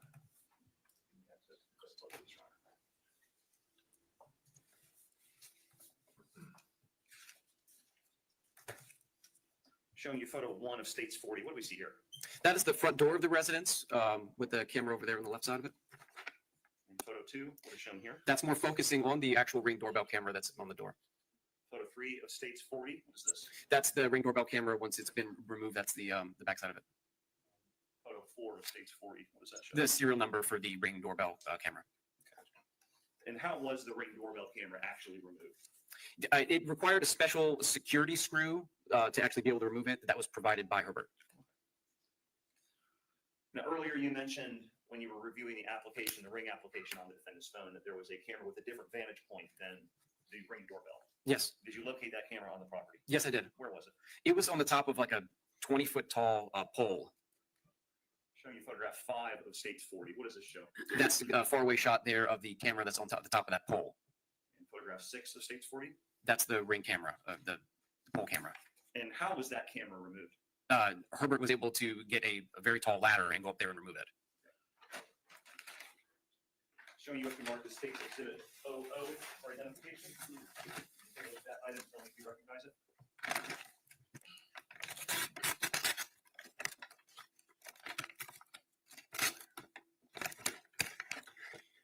Yes, I recognize that as the camera from the top of the pole. Is it the same or substantially the same condition as when you collected it, or when it was collected at the scene there? Yes. The state, at this time, the state would move 00 into evidence is 41. No objection. Objection, case number 00, we have number 41. Was there a crime scene technician out there with you, Sue Labogi, to help document and actually put it in the bag? Yes. Okay. During your discussions with the defendant at this time, did he see anything about the property located at the apartment? Yes. What did he say? He made some statements that the apartment where the murder had happened was already empty. Everything had been already cleared out and emptied out of it. During the following weeks and months, how did this investigation proceed? Just generally, what kind of things were being done? So investigative subpoenas were wrote. Search warrants were wrote and issued. We had interviews to do with friends, with family, with other people that were contacting the sheriff's office. We sent out numerous detectives to search for cameras and video from the surrounding houses and surrounding and businesses. Were various items that were collected from the scene sent to Florida Department of Law Enforcement as well? Yes. And does this whole process that you've described as well as the analysis take some time? Yes, it does.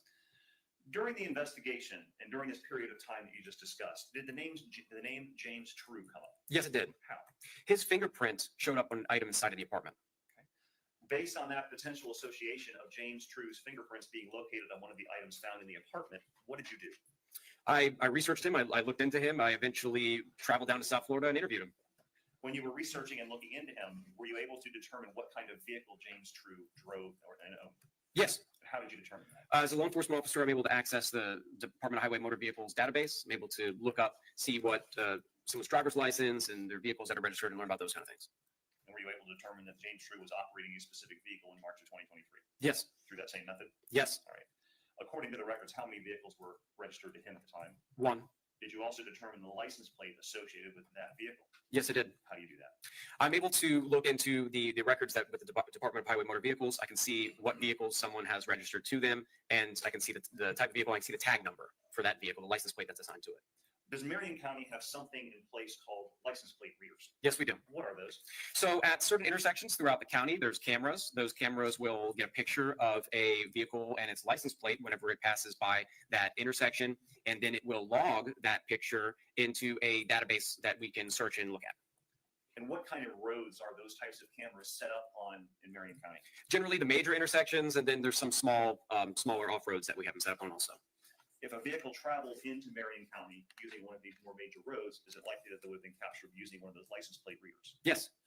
Did Marion County Sheriff's Office own the various cameras put in place around the county? We were contracting with a company called Vigilant for those cameras. And who did the maintenance of those different cameras around the county? The Vigilant staff would go maintenance them. Were these cameras and the databases with the information gathered from these cameras used on a regular basis during the course of your investigation? Yes. In this case and other cases? Yes. In cases that I'd interviewed, that I've worked, we were looking at those LPRs a couple times a week to try to look at different things. An LPR is a license plate reader? The license plate reader records. Mm-hmm. If a camera was not working for some reason, you tried to access it, would you know? Yes. How? It'd be very obvious. If you're looking at an intersection and there'd be no information at all, that means the camera's out. We'd contact Vigilant and have a service technician fix it. Are those cameras in the database, are they cloud-based? Yes. Okay, so are the timestamps accurate? Yes, it's like a computer. It sends it off into the cloud, and then we're able to look at the records from there. Is there a database that stores the information gathered from these various license plate readers? That's what we would search them on, is the Vigilant LPR database is what we would log in and look into. Do you have access to that database, or did you at the time? Yes. You still have access? Yes, I do. All right. How do you access the database? Using my secure login, I just put in my credentials, and then I log in and be able to do searches. Have you been able to independently verify the accuracy of the cameras and the dates and times in some way? Yes, a good example of how I know that the LPR pictures are accurate is we have car chases in Marion County, and when the car chase happens, a deputy is chasing the bad guy, and whenever that happens, their body camera and car camera is on. Those body cameras and car cameras have timestamps on them that can't be changed. That's what they upload as. I'm able to look at the deputy's body camera or car camera when they go through one of these main intersections. The license plate reader is there for the car that they're chasing, so I know that it's the same time. So how do you conduct a search of the license plate reader database once you log in? If I know the license plate number, I can simply type it in and I hit enter, and it will load all the different license plate hits that vehicle has. Did you conduct a search for the vehicle that was owned and operated by James True back in March of 2023 to see if it was captured in Marion County around the time of this homicide? Yes. By a license plate reader? Yes. What'd you do? I searched his tag, and I looked to see where his tag was. When was it in Marion County last? And where was it at the time of the homicide? And when was it found in Marion County prior to the homicide? James True's vehicle had not been in Marion County since November 29th of the previous year, 2022. Do other counties also have license plate readers? Yes. Do you have access to those cameras as well? Yes. Do you use the same procedure to access those databases as you just described? Yes. Is it one big database for the state, or do you have to go in specifically to the county? It's just one big database for the case. For the states, you could specify county, but if you just put it in, it'll load wherever it hits. Did you use that same procedure to look for whether James True's vehicle was captured by a license plate reader at or around the time of this homicide? Yes. What'd you find?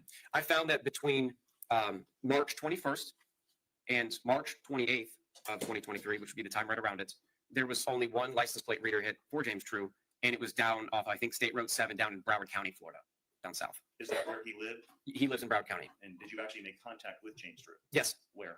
I interviewed him outside of his house. Is that down in Broward County? Down in Broward County. Okay. How did you first make contact with Mr. True? I called him on the phone. Okay.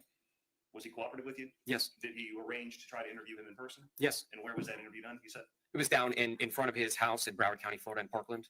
And who went to do that interview? I drove down there with Sergeant Bartlett. During that interview, did he also allow you to look at his phone? Yes. Okay. And what did you do with his phone? He said that I could look at it. I took his phone. I had my laptop with me for my Cellbrite extractions, plugged it in, and I was able to do a cell phone extraction there while we were interviewing him. You mentioned Cellbrite. What is that? Cellbrite is a program that is used to get extractions of cellular data from devices. It extracts the data without altering it, and then it puts it in a report form so that we can read it and figure out what was going on. Have you been trained in how to use that Cellbrite program? Yes. And have you used that Cellbrite program routinely during your investigations as a major crimes detective? Yes. Did you, and how logistically do you do it? You have the phone and you have your computer. What do you do? So the computer has this program logged into it. It has a special dongle that you use to plug it into the phone, because you can't just use any. Once you plug it in, it recognizes the phone. If we know the passcode, we know the information, we put that in, and then we let the computer do its thing and get the extraction of the data. Whenever it's all done, it provides a report that we're able to look at there. It's an organized fashion where you can do timeline view. You can look at what a phone was doing once the report is made. What kind of information does Cellbrite extract from the phone? It'll get everything. It'll get if there's any location information, if there's any images, there's text messages, if there's calls, it will obtain that information and then log it all into the report for you to look through.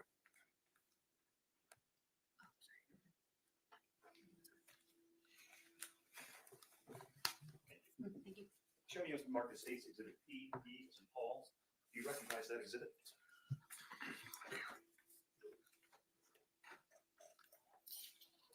Are you sitting in P? P is in Paul. Is it already in evidence?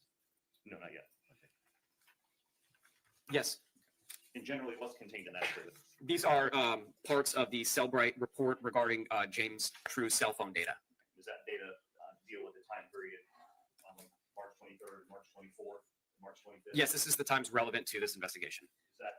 Is this accurately depict the relevant portions of James True's cell phone extraction data? Yes. This time statement move PP and evidence is 42. No objection. Yes, my neighbors are home. May I have access to the display, Your Honor? Yes, you may have access. When you reviewed the results of the cell phone extraction, were you able to locate any data showing the location of the cell phone at or around the time of Tim Smith's murder? Yes. And what type of information do you look at to determine the location of the phone? So the phone will log location data in latitude and longitude. It'll give the time and then a lat and longitude for whatever the phone had logged it for. Maybe it's a picture, maybe it's something else. And did you find entries in the phone showing its latitude and longitude at times around the period of Tim Smith's murder? Yes. Showing you first 3 locations of data from the geolocation portion of the phone. What are we looking at here? So these are 3 location information from starting at March 23rd at 7:47 p.m. on the bottom, and then it goes up to March 24th, and and if you look on the left there, it's giving the position of the phone in a longitude and latitude that could be plotted on a map. Now, we see next to the dates in the information column in the middle, Mhm. like the top entry, it says 3/24/2023 at 1:54 and 32 seconds p.m. Mhm. UTC -7. What does that mean? So Or you- -4, excuse me. What does that mean? Sure. So UTC is universal time. Devices will generally record it in universal time. It's just telling you that's how you get back to universal time. What we're looking at is Eastern Standard Time. We're looking at our time. Okay. Does the Cellbrite program allow you to plot these latitude and longitude locations on a map? Yes. Where it says open in Google Earth, if you click that button. Yes. Google Earth will then plot the longitude and latitude positions. When you plotted those locations using Google Earth, where did it show the phone, James True's phone, was located at those 3 different times, the evening of March 23rd into the next day of March 24th? Down in Fort Lauderdale. And is that the general area where he lived? Yes.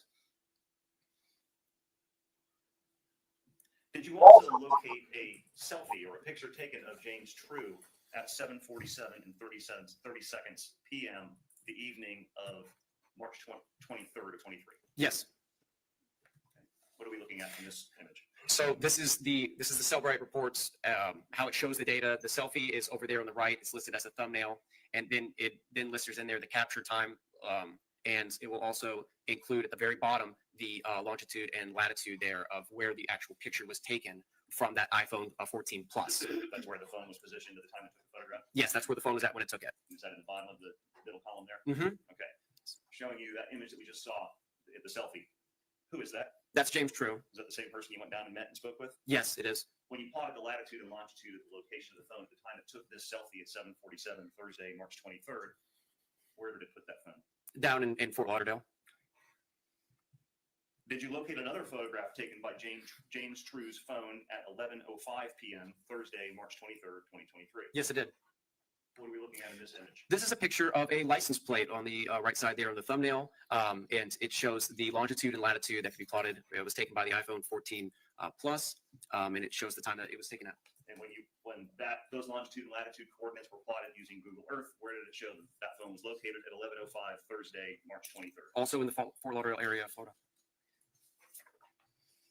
Did you locate any evidence of a financial transaction in the early morning hours of March 24th on James True's cell phone? Yes. What did you find? So this is a instant message. This is a instant message that it logged, and the description of what the phone received is over there on the right under description. It says that there was a purchase that was done at Blondie's Sports Bar, and it's just making sure that purchase is okay. And it lists the time there at being on. Now we're on March 24th in the early morning hours, 12:50. It looks like 5. So just before 1 o'clock a.m., there's a message requesting a verification of a charge at Blondie Sports Bar. Yes. How far away is Fort Lauderdale from Ocala? It's over 4 hours. Right. Do you know where Blondie's Sports Bar is? Yes, I do. How do you know? I grew up in Broward County in Fort Lauderdale. I'm familiar with the area from personal experience. Okay. And does this map generally show the location of Blondie's Sports Bar down at the bottom of Fort Lauderdale? Yes. Was there anything at all on James True's phone to indicate he was anywhere near Marion County on March 23rd or March 24th of 2023? No. Did you also collect a sample of his DNA to submit to the Florida Department of Law Enforcement? Yes. And how did you do that? With a buccal swab, Q-tip, we put on the inside of his cheek, rub it, and then put it inside of the package to send to Florida Department of Law Enforcement. Showing us Mark Stacy's QQ. Do you recognize that item?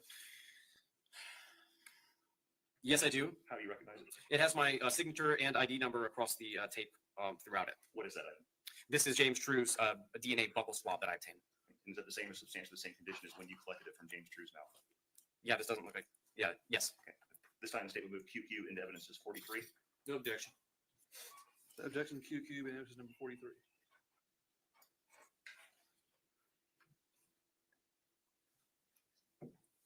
Based on this independent investigation of James True, was he ruled out as a suspect in the murder of Tim Smith? Yes, he was. During the investigation, did the name Lloyd Kelly also come up? Yes, it did. How did his name come up? There was a potential DNA CODIS hit on some item that was inside of the apartment. What is a CODIS hit? A CODIS hit is the collected DNA database that Florida Department of Law Enforcement will look into. That simply means that some of the DNA that we have at our crime scene matches DNA that they have inside of their database of all this different DNA. And does the CODIS database, to your knowledge, contain known and unknown samples submitted to the Florida Department of Law Enforcement in various cases, including samples from victims, witnesses, suspects, you name it? Yes, could be any of them. Okay. Was a detective assigned to follow up and look into and interview Lloyd Kelly? Yes. By the time Mr. Lloyd Kelly's name had come up, what was your position with the sheriff's office? I had been promoted to sergeant.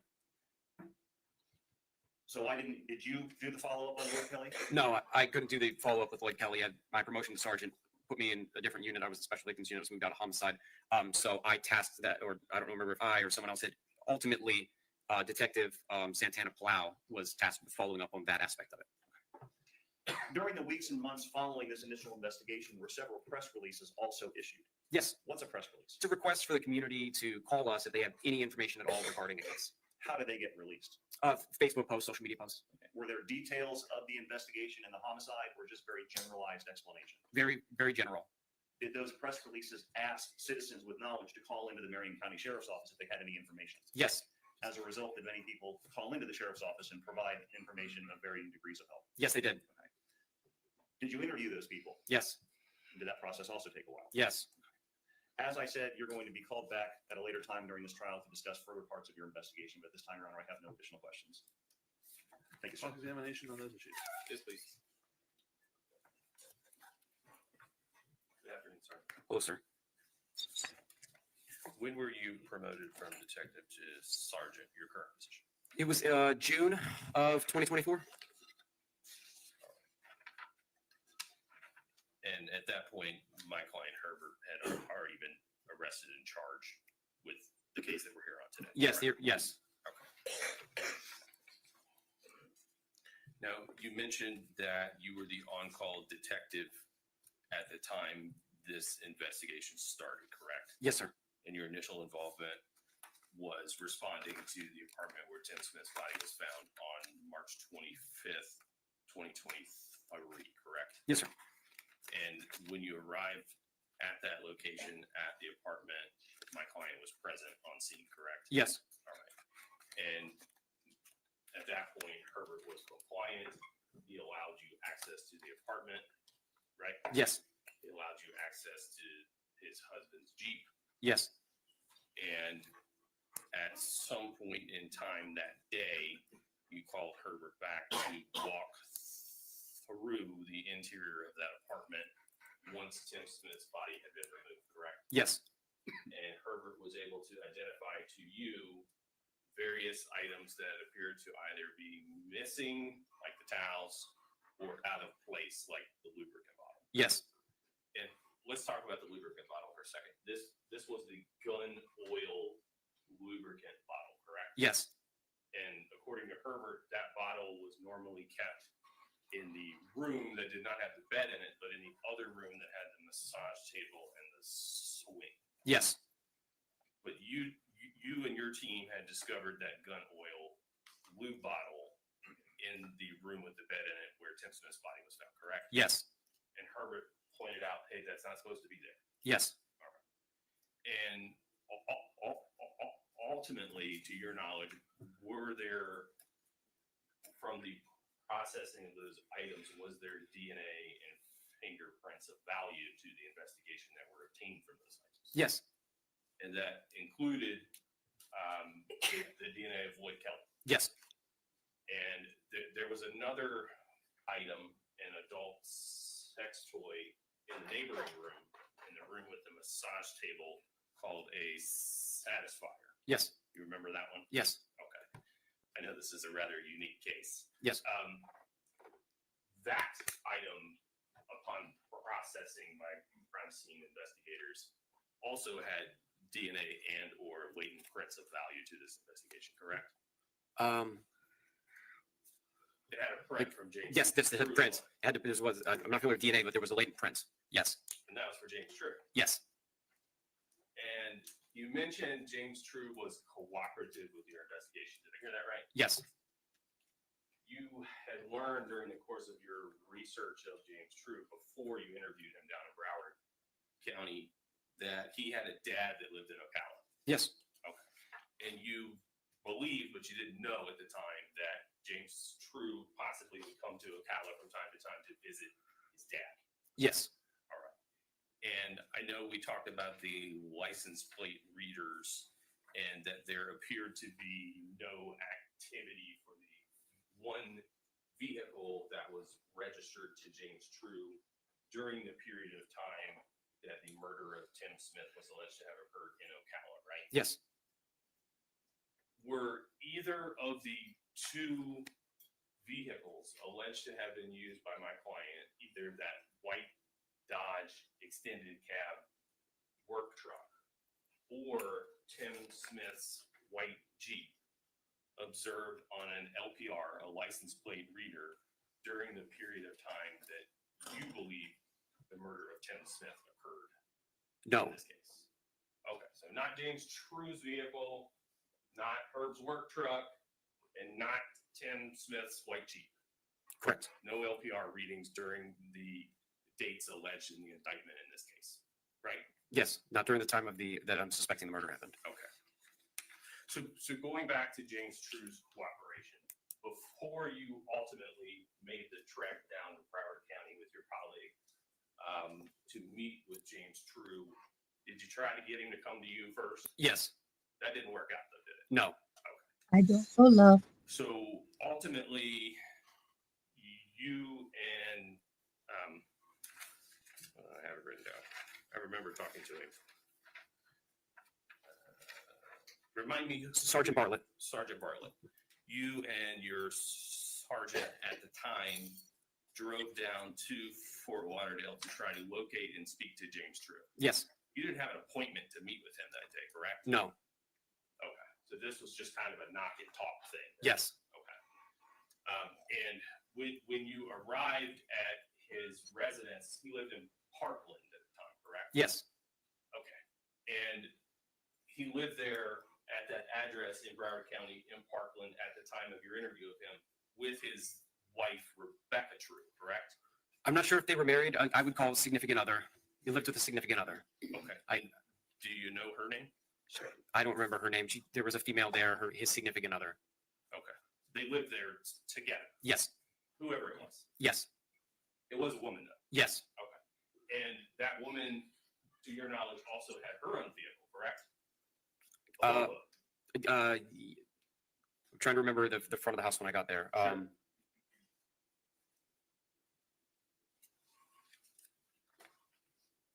I don't recall. I don't recall what she drives. Do you recall her having her own vehicle? Yes, she does have her own vehicle. Okay. And do you recall her vehicle, whatever it was, being there the day that you went to do your knock and talk with James True?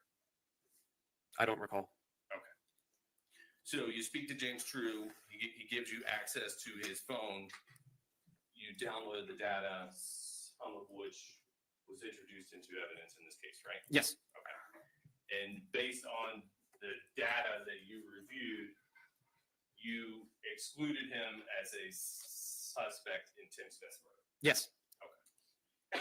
And regarding Lloyd Kelly, you did not speak to him personally, but you tasked it to a colleague because by that time that you obtained that information, you had already been promoted to a new position, correct? Yes. And my client was already in custody, correct? Yes. Okay.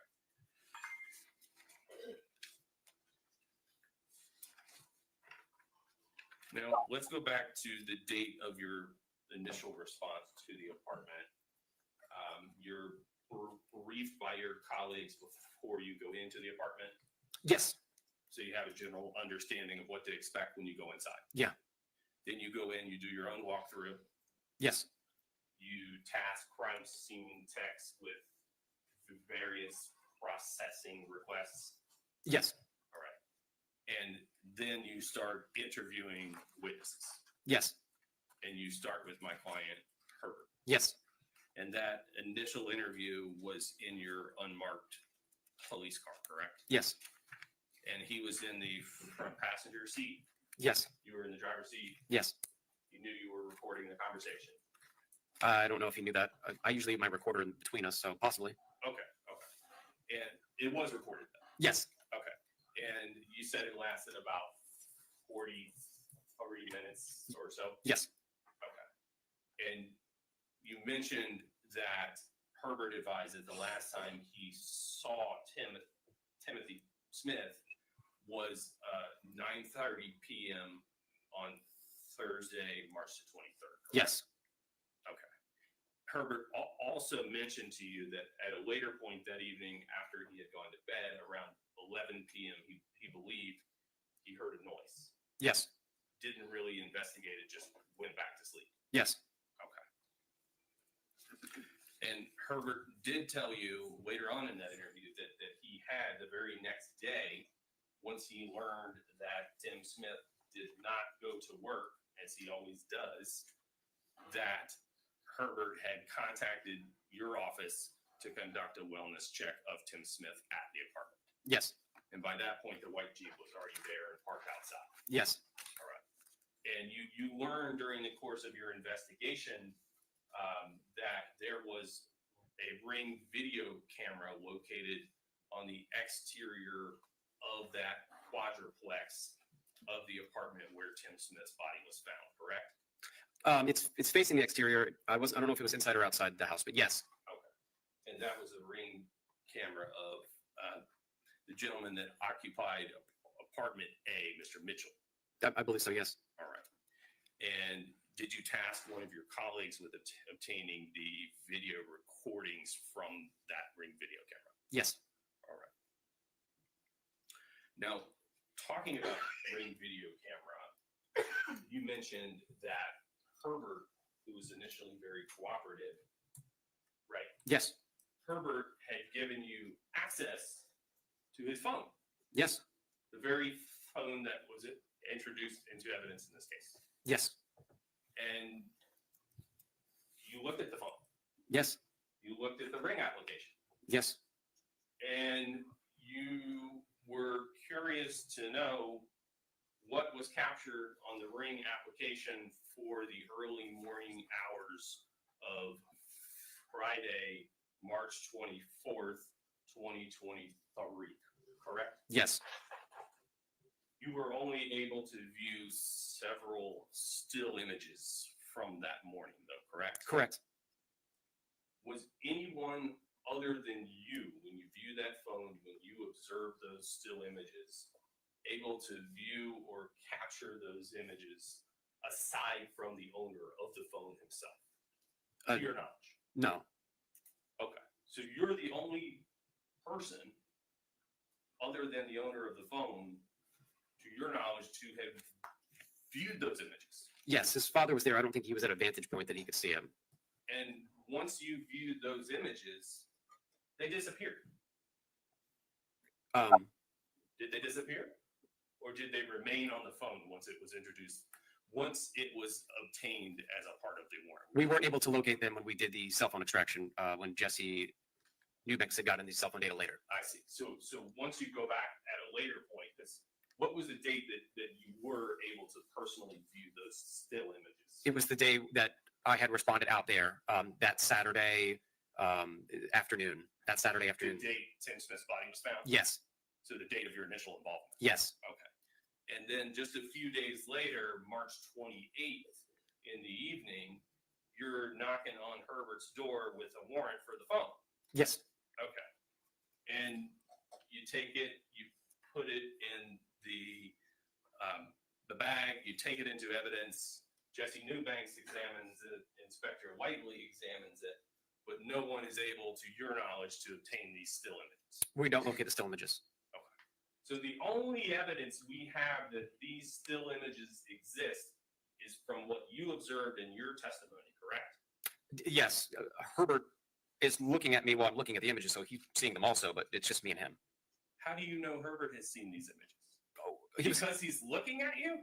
Well, he was looking at the phone while I was holding it. Oh, at the time. At the time. That was at that He's time. to my back, so I can't see what he's doing or not doing. Sure. At that time. Okay, fair enough. All right. Aside from you and Herbert, who was observing what you were doing with his phone that he let you look at and use, no one else observed these images? Correct. Okay. And to your knowledge, they no longer exist? Correct. Okay.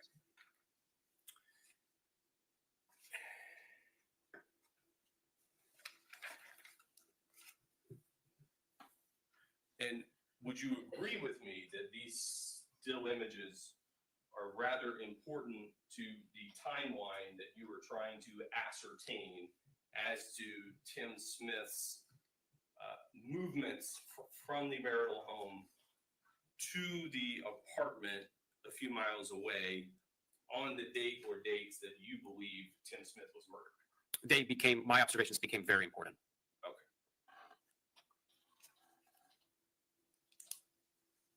Very important because Herbert had told you that he had gone to sleep Yes, and that he had not left the marital home that evening, correct, or the next morning for that matter. Not until he got up and went to the gym, right? correct. And at some point in time, very early on in your investigation, Herbert had told you what he did the next morning. He told you he got up and went to the gym. Yes, He's an early riser. yes, From the gym, he went to Lowe's. yes, He's a handyman. yes, And he had omitted that he went to the landfill. correct. But he did tell you that he had at least one job in the villages and headed down to the villages to do some work. Yes, But he had stopped by the house before he yes, went to the villages. yes, And that was when he did not notice that Tim Smith's Jeep, he didn't notice the Jeep being there at the marital home. yes, Okay. Let's talk about the Jeep for a minute. When you initially responded to the apartment, the white Jeep was parked outside, correct? yes. Okay. Was the ring video that was obtained by your colleagues from Stuart Mitchell, the neighbor in apartment A, reviewed by you? Yes, Was anyone observed on that video parking the white Jeep on either the evening of March 23rd, 2023, or the early morning hours of March 24, 2023? no, So we don't know who parked the Jeep there. Thank you. not from that video. Okay. Did you identify any witness So that observed who parked that white Jeep there outside of the apartment on either the evening of March 23rd, 2023, or the early morning hours of March 24th, 2023? No, Did you observe anyone? Did you learn of anyone through the course of your entire investigation that placed my client at the apartment on either the evening of March 23rd, 2023, or the early morning hours of March 24, 2023? we didn't find any people, witnesses to that. Okay. So you've got no license plate readers indicating any activity for the white Jeep or my client's Dodge Ram white work truck during the period of time that you believe Tim Smith was murdered, right? Correct. And you've got no one placing my client at the apartment during the period of time that you believe, based on your lengthy investigation of this case, Tim Smith's body was placed at the apartment, right? Nobody. Yeah, we have nobody. Okay. Yet, you have a theory, right? It's more than a theory. Okay. You have a theory that Herbert, based on your review of still photos from the ring application, from Herbert's phone, and some video from neighbors and businesses, that Herbert killed Tim Smith at the marital home, moved his body in the white truck to the apartment where no one saw him, came back to the marital home, drove the white Jeep to the apartment, and walked back to the marital home. Is that right? Yes. Okay.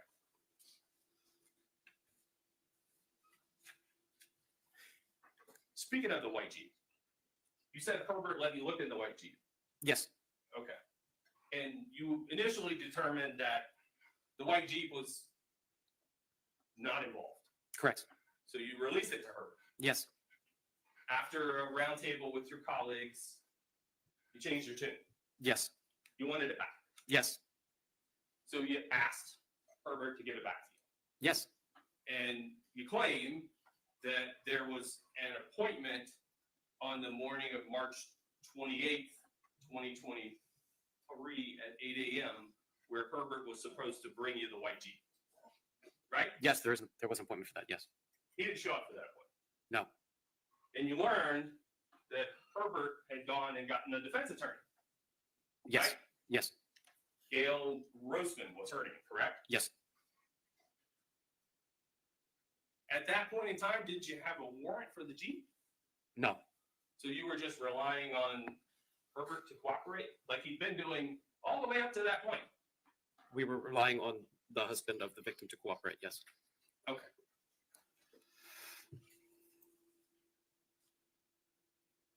So ultimately, Herbert did release the Jeep to your office's custody, did he not? I don't know if he willingly released it. I don't know the answer to that, sir. We towed it. Did you have permission from Herbert to tow it? He wasn't speaking to us at that point. Who was speaking to you? Attorney Gail Grossman was. Okay. So acting as Herbert's agent, Gail Grossman gave your office authority to take possession of the white Jeep. I believe correct? she gave the keys to someone to collect it. Okay. And at a later point in time, you go and obtain a warrant for the white Jeep, correct? Yes. Okay. And that was related to the information on the infotainment center within that white Jeep, correct? Yes. Okay.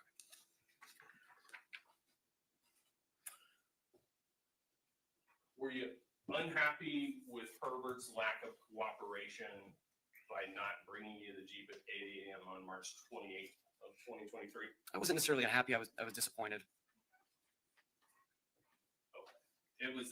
Was it that disappointment that led you to immediately go and apply for a warrant to obtain Mr. Swilly's cell phone and the Ring video cameras that very same day?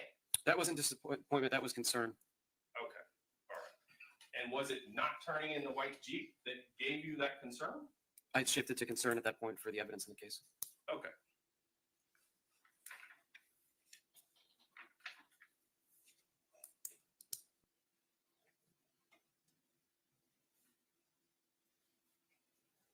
Your Honor, may I have a moment to confer with my colleagues? Certainly. Thank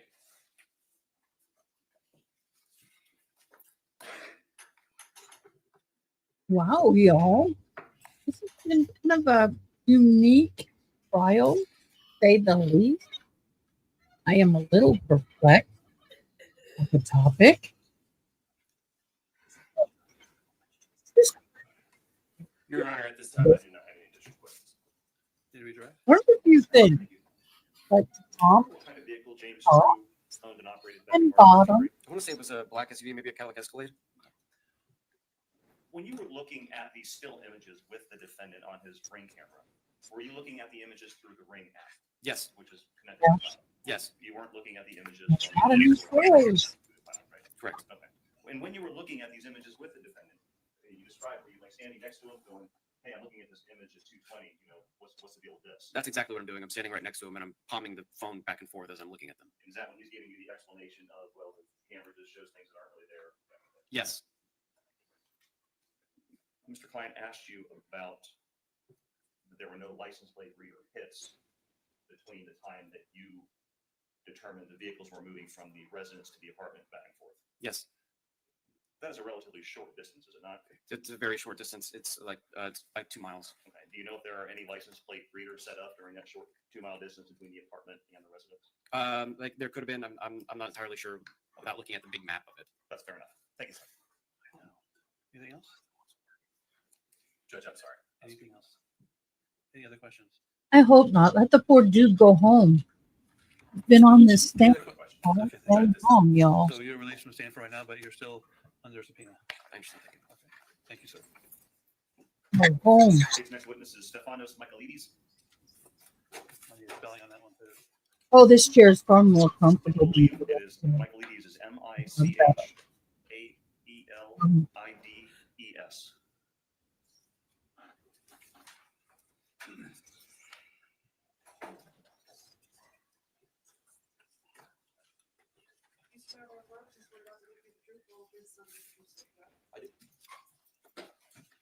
Okay, Elizabeth. I'm going to do this quick. They ended for the day and they ended at lunch. We have been watching this trial. Although, if you go back and replay, you're going to learn a lot about same-sex marriages and having a separate apartment for adult entertainment and adult fun and adult activities with adult toys. It's a shag pad. It's a place where you go and bang for hours and do all kind of crazy experiments. And then go home to your other home because you have a kid there. So you rent an apartment. You can do the nasty. Must be nice to have that kind of money. $1,000 a month or more for an apartment to go bang in and to go invite some of your friends over and have parties.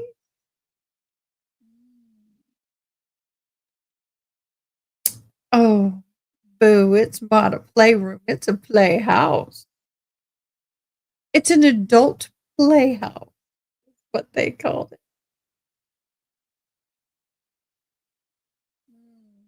Some people call it, some people have hidden X rooms in their home. Whew.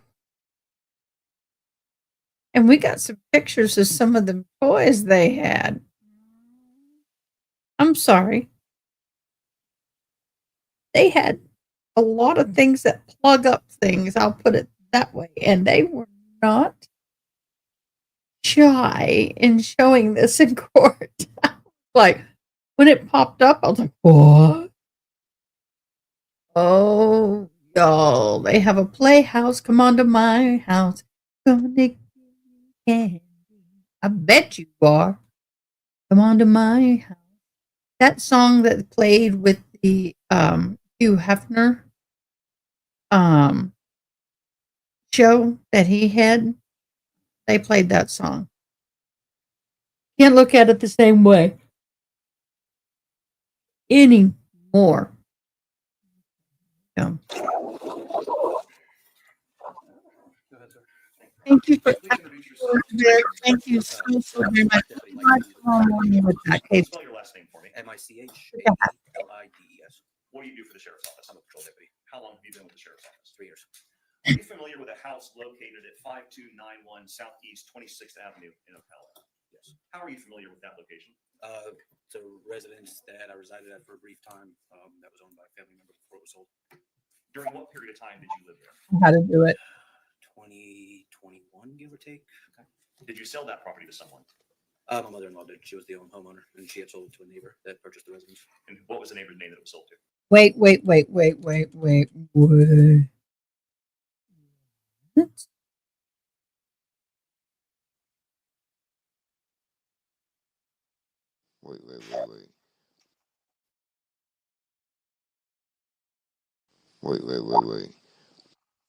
Did he own the house?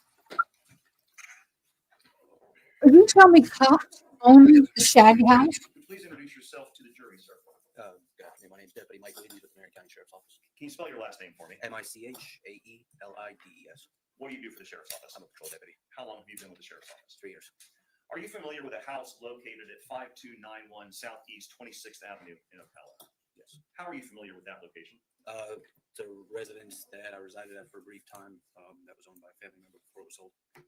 During what period of time did you live there? 2021, give or take. A neighbor. Did you sell that property to someone? My mother-in-law did. She was the homeowner, and she had sold it to a neighbor that purchased the residence. And what was the neighbor's name that it was sold to? Pedro something. I don't know the last name. Does the name Vasquez sound familiar? Yes. Okay. To your knowledge, does Mr. Pedro Vasquez live at that house now currently? Yes. When you lived there, were you familiar with Herbert Swilly and Tim Smith since you lived in that area? Not overly familiar. I know they had moved into the neighborhood. Okay. Would you see them and vehicles they were driving and things like that? Occasionally. Occasionally. Okay. Do you see Herbert Swilly in the courtroom here today? Yes. Can you please point him out and tell me what he's wearing and where he's sitting? The gentleman in the gray suit with the blue tie. Show me what marked the State's Exhibit TT map. Do you recognize the area that this map depicts? Yes. And are there several push pins indicating two specific addresses? Yes. And what are those addresses? The one will be the residence where I resided at for a brief time, and the other one would be Mr. Swilly's residence, which was at the end of the street. Does that map fairly and accurately depict the locations of those two residents in the area that it shows? Yes, sir. Now, there are a couple, this is a Google Earth image, correct? Correct. And there are some street numbers on indicating the names of the streets in that map, right? Yes. Based on the fact that you live there, does Google Earth have those street names accurate? No. Can you describe for the jury what the problem is? So on the street that where I resided was, which is 26 Ave, Google has it as 26 Court. Okay. And then the next one over is listed as 27th Ave on Google, which I believe should be 26 Court. And if you actually drive by and look at the street number. So Google Earth is kind of off on the street. Correct. Correct. Besides, except for those mislabeling by Google Earth, is it fairly accurate depicting area? Yes. At this time, state will move TT into evidence as state 44. No objection. Even evidence that states number 44. May I have the display, Your Honor?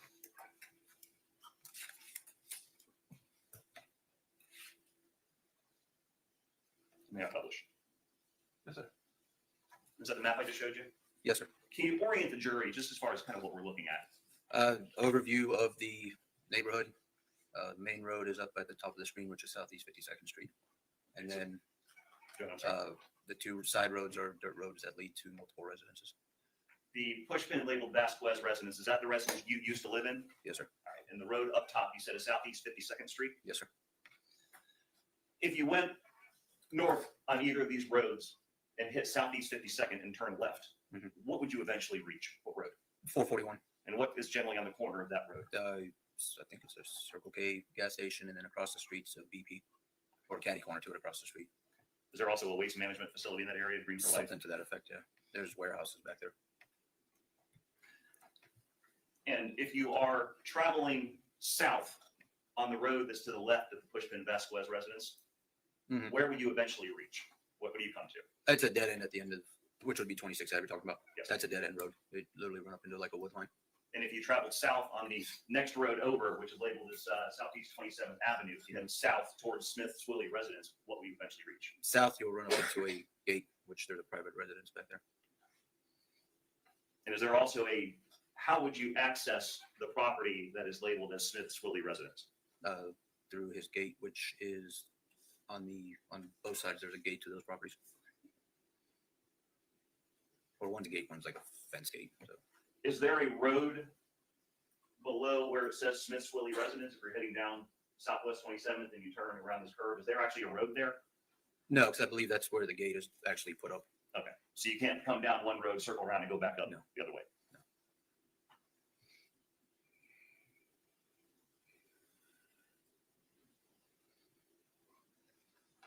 Can you access these two roads by any other means except for coming down 52nd Street, which is at the top of the map? No. Since there's really only one way in and one way out from this area by the time you moved out, describe the level of traffic in this area.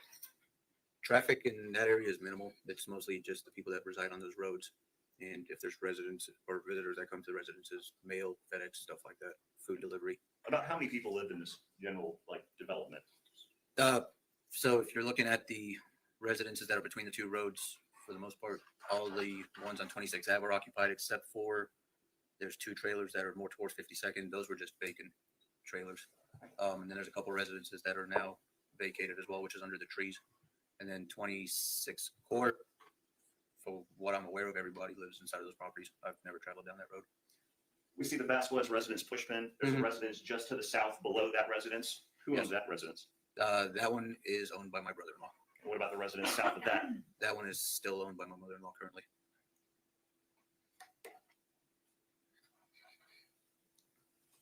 Were you generally familiar with the vehicles that drove around that area since there weren't that many people that lived there? On my street, yes, sir. Okay. I'll direct you back to the house that you used to live in, which is now Pedro Vasquez's house. When you lived there, did you install a surveillance system? I did. When did you do that, generally? Approximately a couple weeks after I moved in, just because when I first moved in there, the vehicle and foot traffic that would come down there wasn't exactly the greatest. Okay. So for obviously my safety, my wife's safety, put up cameras, and after being there for several weeks, several months, obviously everything changed with vehicle and foot traffic coming in and out of there. Did you have a marked patrol car sitting in the driveway? I did. That kind of tends to discourage some people? I hope so. Okay. Describe the process you went through in installing that system. Wired camera system was installed at each corner of the house, including the front door. It was a wired system, so everything had to be run through the roof to a DVR, which was inside the residence. Was that a night owl system? Yes. Okay. It was hardwired? Yeah. Okay. Did the surveillance system record to the cloud, or did it record to a specific DVR To a box? DVR box. Where was that DVR located in the property? In the living room. Did you need a login and a password to access it? You did. Who had access to that password? Myself. Did you install cameras that covered both your driveway and the street as well as your backyard? Yes. I had cameras on each corner of the property over the residence. Show me what the marked States Exhibit UU for identification. You recognize that? Mhm. Is that a yes? Yes, I'm sorry. And what is this show? So that's the angles that the cameras were pointing. The ones in the facing the driveway, there was one at each corner of the driveway facing the roadway, and then the two on the back corner of the house, basically crisscross to get full coverage of the backyard. Does this map fairly and accurately depict the camera angles and the kind of coverage area for each of them that you installed? Yes, sir. This time state will move UU into evidence as 45, I believe. Yes. No objection. The objection, UU, with evidence number 45.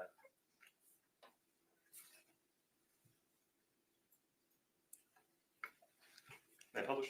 Yes, sir. Can you explain to the jury kind of what we're looking at? This up here so you can Okay. see things. So you've got the garage with the driveway at each corner right here. There's cameras that face the roadway. Backyard, I've got one at each corner of the residence that basically is in a crisscross pattern to cover the full yard. And then there was also another one that was basically on the side of the wall that would face outwards, which is this arrow here. And then I had another one that's not marked that would also face the side of the house due to the bedrooms being there with windows.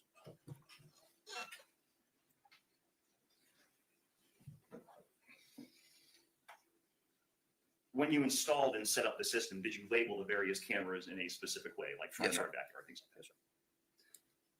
Did the surveillance system keep an accurate timestamp? Yes, sir. Did you ever have any problems with the system when you lived there?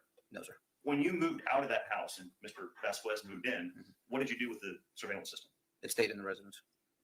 Did you disconnect it somehow to move anything and reconnect it? It was disconnected briefly when we took the TV stand out. Everything got reconnected and basically sat on the floor until Mr. Vasquez moved in. When you reconnected it, did you make sure it was working properly? Yes. Let me direct your attention to April 3rd of 2023 in the early evening hours. Did you respond to that same address, your former house, for the purpose of recovering some surveillance footage from that DVR system? Yes. What happened when you arrived at Mr. Vasquez's house? Made contact with Mr. Vasquez, explained to him what was going on and if the DVR can get reviewed so footage could be obtained. He agreed, signed the release form from the sheriff's office, recovered some video, provided it to the detectives, got a call the next day saying that the dates that I recovered were the wrong ones. Okay. So they asked me to go back out there and just obtain the whole DVR. Went back out there, spoke with Mr. Vasquez, who agreed, obtained the whole DVR, took it to Major Crimes, dropped it off with them. They had to do their thing. I think it was like a day or two later, they called me and told me I could take it back to them. Let me back you up a little bit. Yep. When you arrived there to collect the surveillance at Mr. Vasquez's house, did you notice the cameras on the outside of the house? Yes. Or stay in the same position that you installed them? They are. How did you, when you first went there the first time, how did you access the DVR system? Through login. Through your old login and password? Correct. Well, I had forgot the password, so I had to reset the password so I can get back in. And I'm assuming since you installed it, you didn't need help accessing and maneuvering around the system. No, right? sir. No, sir. You indicated you were given kind of a time period that the lead detective wanted pulled from this system, right? Yes, sir. And did you, when you went to collect the footage, did you do anything to independently make sure that the timestamp on the surveillance footage wasn't back accurate? I took a picture to show that the time that I was there to obtain it was matching with what my phone was showing and everything else. Show me what's marked States VV and Victor. Do you recognize that image? Yes. What is that? Canton, Mass. Canton, Mass. Mention Canton, Mass. Canton, Mass. Maybe you need to learn validate a timestamp the correct way. That's a good way to do it. Hold your phone and the timestamp up together to show they're in sync and photograph it. Picture of one of the cameras facing the backyard with the timestamp and the date that I was there to obtain the video. Does that fairly and accurately depict the image that you took of the surveillance system showing the timestamp? Yes, sir. This time state would move VV as in Victor into evidence as 46. No objection. That objection 46 will be in evidence as number, excuse me, VV be evidence number 46.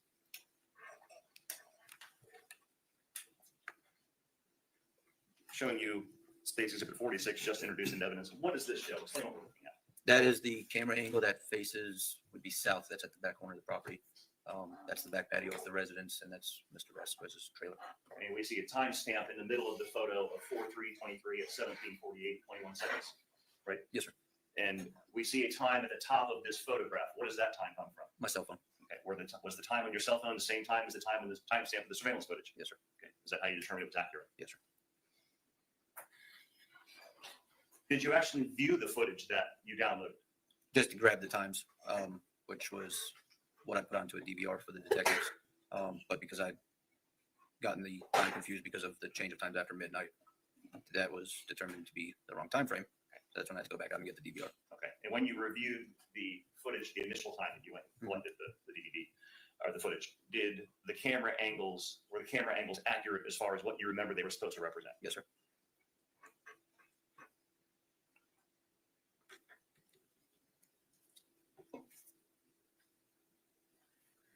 When you went to collect the footage, was the DVR system in the same place that you left it before you moved out? Yes, sir. It was still in the living room. So it's still hooked up the same way you hooked it up? Yes, sir. Any problems with it? No. You indicated that once you went back the second time, retrieved the entire DVR, you brought it to Major Crimes? Correct, for them to pull the video. And after they were done doing what they did, it's given back to you? Correct. They notified me and said, hey, the DVR is done. Went and recovered it from them and dropped it off to Mr. Vasquez. Showing you what's marked as State's Exhibit WW. Do you recognize that? Yes. Yes, sir. How do you recognize it? My signature and the date that's on there. And have you reviewed that footage? Yes. What does that footage show? Footage of vehicles that were driving anytime their cameras were active. Is there a timestamp on that? Well, on the footage that you watched? Yes. Yeah, the footage is timestamped. Any indication that the camera system had been tampered with or anything like that? No, sir. This is fairly inaccurately depict the footage and the camera angles that you viewed and the footage that you know existed based on your installation of the system. Yes, sir. This time state with WW into evidence as 47. No objection. That objection states WW, evidence number 47.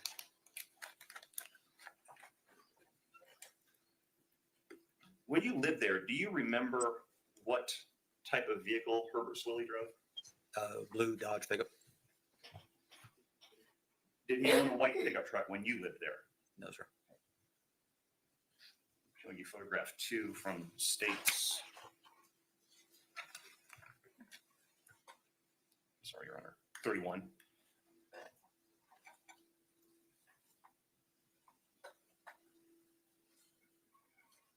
When you lived there, did anybody else drive a white pickup truck in that area? That was similar to the one we see in the photograph. No, sir.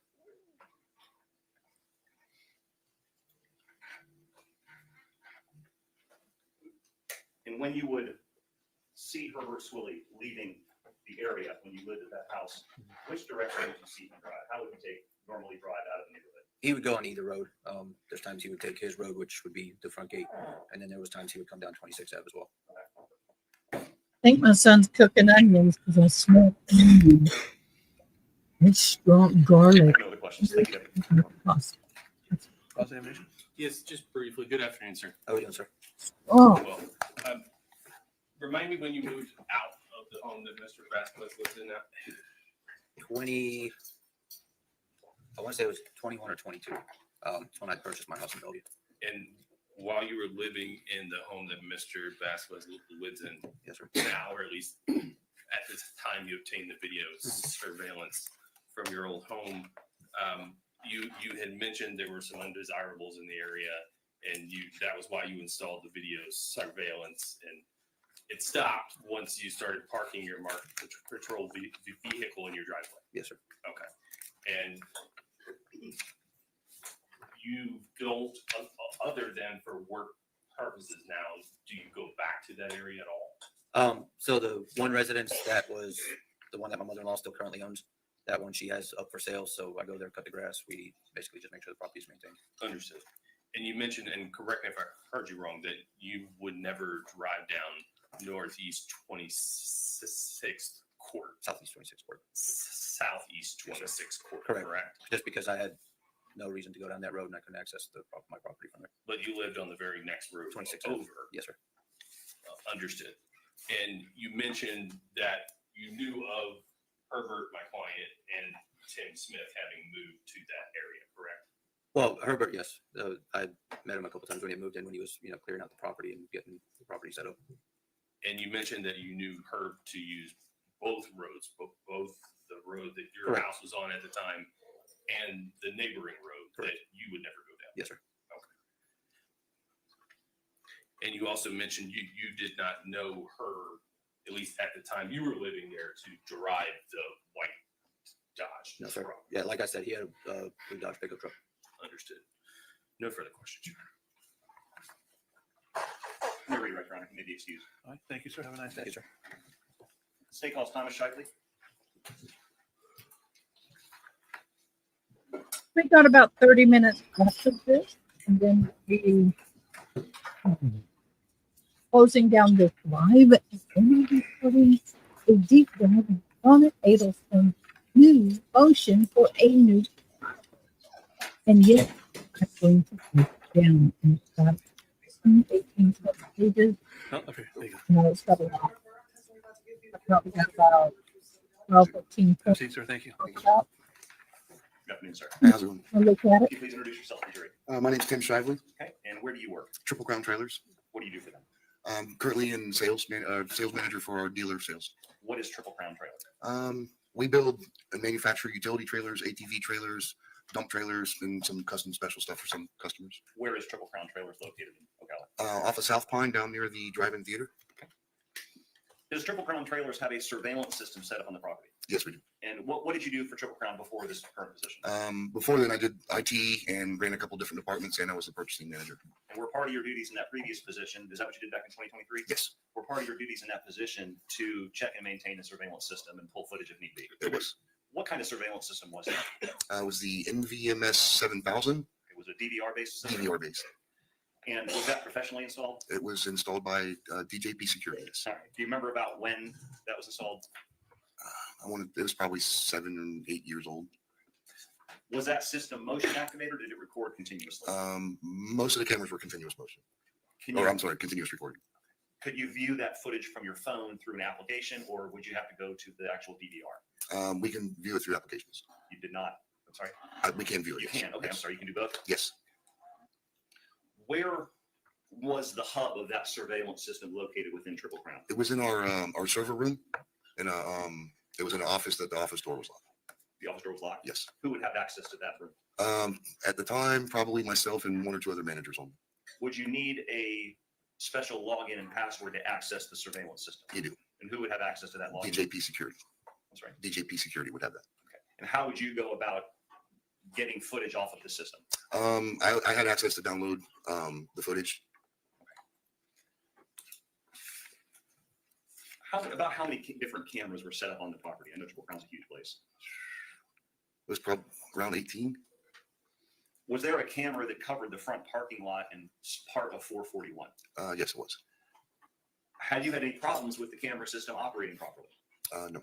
Did you regularly review that camera system to make sure it was working when you would check things and pull footage? We did. If that system was not working properly, would you have known? I would have known. You ever had any problems with the system not working? No, not working. Okay. Let me direct your attention back to March 29th of 2023. Did a law enforcement officer come to Triple Crown Trailer and ask to view and possibly collect some footage from?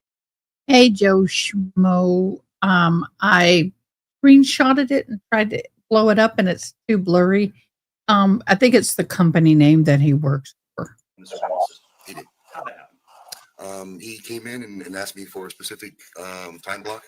I believe it was a 12-hour period to look for some video off of one specific camera. And so what did you do? I downloaded the video and he gave me the thumb drive to put it on. Okay. And while you were pulling the video, did you, when you were viewing the camera that he was interested in, did it cover the area that it was supposed to cover? It did. And did that footage accurately depict the area of the property in front of your business, the parking lot, and the part of 441? Correct. Yes, it did. When you were pulling the footage, did you determine whether the timestamp on the surveillance footage was accurate? It was not. Okay. And what was the difference in the timestamp footage? If I remember correctly, it was approximately 40 minutes. Okay. And it was It was 40 minutes behind the real time? Oh, yeah, I believe it was. Okay. Do those things happen because like power outages and things like that? Some things like that. Plus, it was a period of daylight savings time bouncing back and forth and stuff like that. Did you determine that time stamp discrepancy by looking at the footage and comparing it to yourself? I looked at the live footage and the footage versus real time or live. Did you inform the detective of that time I stamp did. discrepancy? Okay. Were there any problems with the download process to pull the footage off the system on a There was DVD not. and put it on a jump drive? Any indication that the footage was altered, corrupted, tampered with anyway? No. Showing you up in Martha States exhibit YY for identification as a disc. Do you recognize that disc? I do. How do you recognize it? I viewed it and then signed off on it. Okay. Does that footage fairly and accurately depict the area in front of the Triple Crown business, the parking lot, the Highway 441 during the time period? Yes. This time state would move YY into evidence as 48. No objection. Objection, YY, evidence number 48. Don't know why that happened. And once you downloaded the footage and put it on a jump drive, what did you do with it? I showed him how to install the player and to let his team have a list of directions to make it work. So Got it. Then you gave it to the detective? I gave it to him and then he left. No other questions. Thank you, sir. Appreciate it. Cross-examination. No question, Chair. He excused? He is, Your Honor. You're excused, Your Honor. Thanks, sir. Have a nice day. All right, thank you. State calls Detective Don Carpenter. Short and sweet.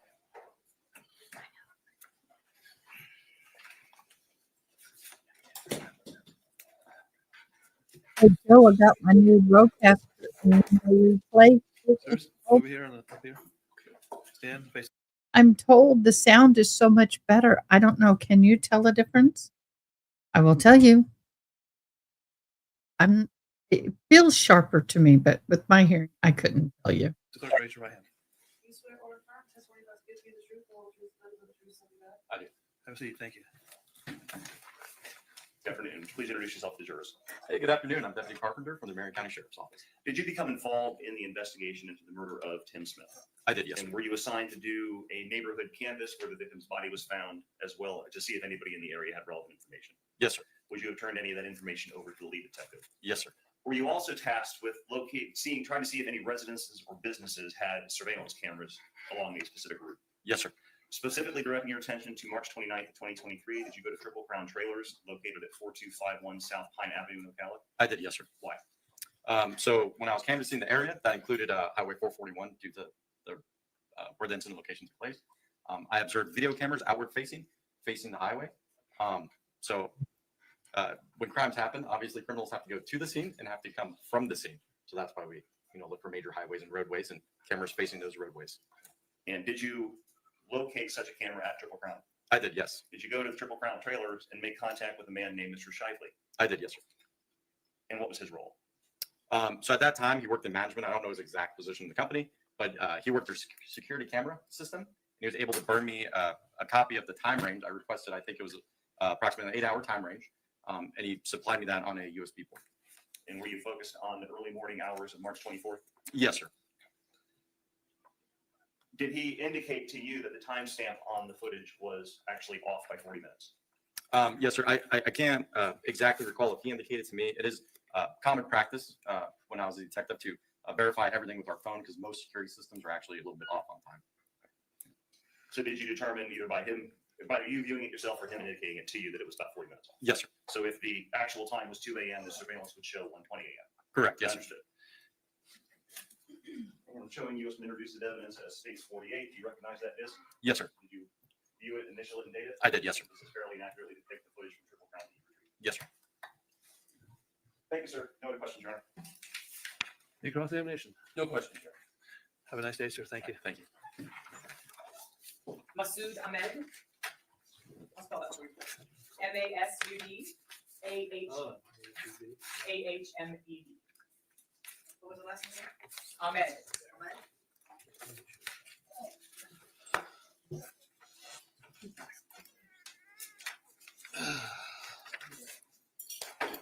Morning, sir.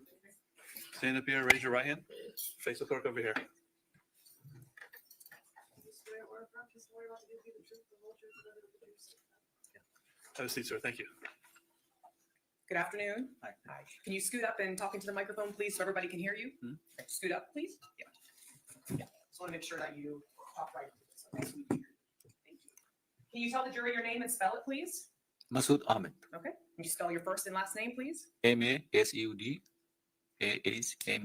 Thank you. And where do you work, Mr. Ahmed? I have gas and convenience store. I'm sorry? I have gas and convenience store. Okay. Gas and convenience store. All right.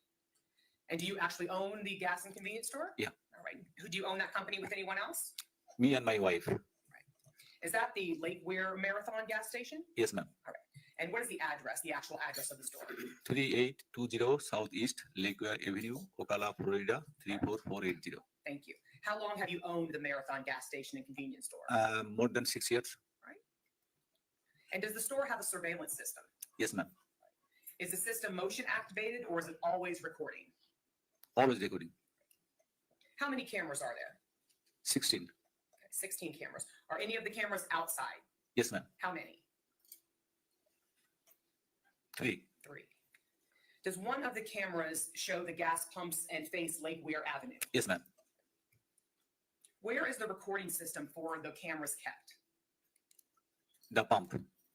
The cameras, the main hub of the recording cameras? Do you have an office inside the Yes, gas ma'am. station? Yeah. Okay. Is the main hub or recording system kept inside your office? Yes, ma'am. Is the office door locked if you aren't there? If I'm not there, it's locked. It's locked, all right? Who has keys to the office? Me. You're the only person. I need you to answer out loud. Me and my wife both. Yeah. Thank you.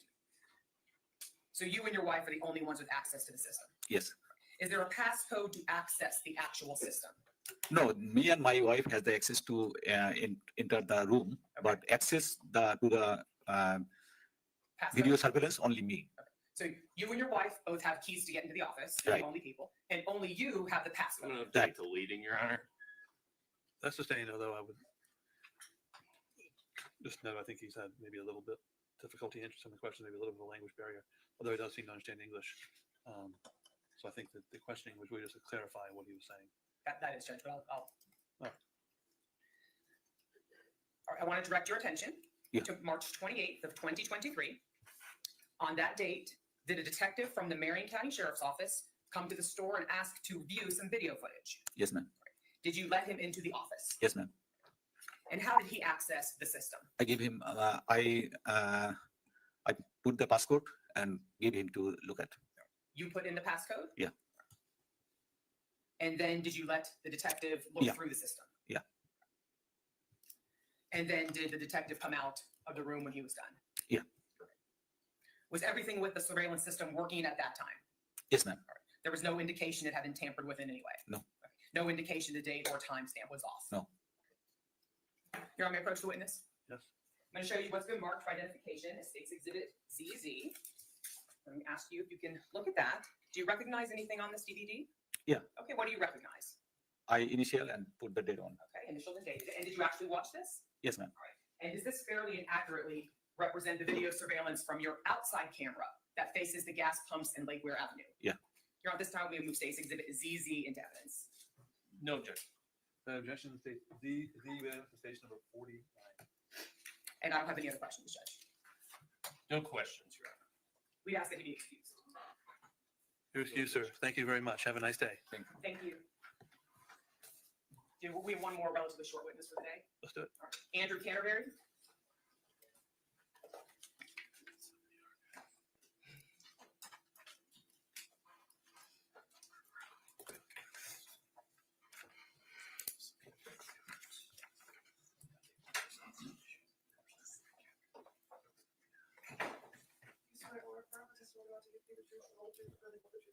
I do. Good afternoon. Good afternoon. Can you please tell the jury your name and spell it? My name is Andrew Canterbury. That's ANDREW CANTERBERRY. And where do you work? I work for the Marion County Sheriff's Office. How long have you worked for the Marion County Sheriff's Office? Almost 12 years. What is your current position? Currently, I'm a drug agent with the Drug Enforcement Unit. I want to direct your attention to March 27th of 2023. Were you in the same position with the Marion County Sheriff's Office on that date? No, What position were you in? I was a major crimes detective. On that date, did you become involved in the investigation of the murder of Tim Smith? Yes. And what were you assigned to do on that date? On that date, I was assigned to go to the area of Courtney Park, 38th Street and Lake Weir Avenue, southeast, and look through dumpsters, canvas for video, and things like that. All right. And where's the first place that you went? The Courtney Park Business Plaza, I believe is the name of it. All right. Is there a Splash car wash there on Lake Weir Avenue? Yes, ma'am. Did you go to the car wash? Yes. And what did you do at the Splash car wash? I went through the dumpsters on the property, spoke with the owner to try to obtain video. Did you locate anything of evidence in the dumpster? No, And were you able to obtain any video from the Splash car wash? we were not. And why was that? The system wasn't functioning properly. And did you go to the Marathon gas station at 3820 Lake Weir? Yes, I did. All right, what did you do there? The same thing. I canvassed the dumpsters in the area, attempted to obtain video. On that date, were you able to obtain video from the Marathon gas station? No, there wasn't. The owner or the manager wasn't available to get into the system to look at video. And you had said you went to the Courtney Park Business Center as well? Correct. Okay. And what did you do there? I canvassed for video as well. And did you also search dumpsters there? I did, yes. Did you locate anything in any of the dumpsters? No, I did not. And did any of the businesses have video surveillance there? Not inside the Courtney Plaza, no. Now, the following day, March 28th of 2023, did you go back to that Marathon gas station at 3820 Lake Weir Avenue to obtain some video surveillance? Yes, I did. All right. Who did you speak with there? Mr. Masad Ahmad, I believe is his name. I'm not sure if I pronounced that properly. Did he allow you to view his video surveillance? He did, yes. And did you locate video surveillance that of relevance to this case? Yes. Okay. And did you confirm the time and date stamps were accurate? Yes, I did, and they were accurate. And did you forward that video to the lead detective in this case? Yes. And I want to direct your attention on March 28th of 2023. Later on that day, did you and Detective Carpenter attempt to locate Tim Smith's white Jeep? Yes. And where's the first place that you went? To his residence? Would that be the defendant Herbert Swilly and Tim Smith's residence? Yes. Was the defendant there when you went there? No. Was the white Jeep there? No. Did you speak with anybody at the residence when you were there? I believe we spoke with the daughter. Jordan Swilly? Jordan, yes. And where did you go after you spoke with Jordan Swilly? We were directed by Detective Pender to a business plaza in Oxford, Florida. And what was in a plaza in Oxford, Florida? I believe it was Mr. Herbert. Mr. Herbert. Mr. Swilly? Swilly, the defendant's lawyer's office at that time. All right. That would be Gail Grossman. Gail Grossman, yes. And when you arrived at the office of Gail Grossman in Oxford, Florida, was the defendant or the Jeep there? They both were, yes. All right. And what happened next in regards to the Jeep? We got the keys from his attorney and had a tow truck come and tow the Jeep. All right. And was that the end of your involvement in this case? That was it. Thank you. I don't have any other questions. I have no questions. We would ask that you be excused, Judge. Are you excused, sir? Thank you. Thanks, sir. Well, ladies and gentlemen, I think I'll finish this up for today. Okay. I want to remind you a couple things. One, I'll leave your notebooks here and we'll lock them up for you. Two, when you go home today, sometimes your family and friends are curious, but you can't talk about the case with anyone. Okay. Three, please don't go online and look up anything about this case at all, or look at any of the local newspapers or anything along those lines. Four, some of you might be familiar with some of these areas we're talking about. You cannot go and look at these scenes yourself. Okay. You are prohibited from going to these crime scenes on your own. All right. With that, I will see you tomorrow morning, same time, about 10 after 8. Thank you. But you're right. I do workout, and I have to believe that.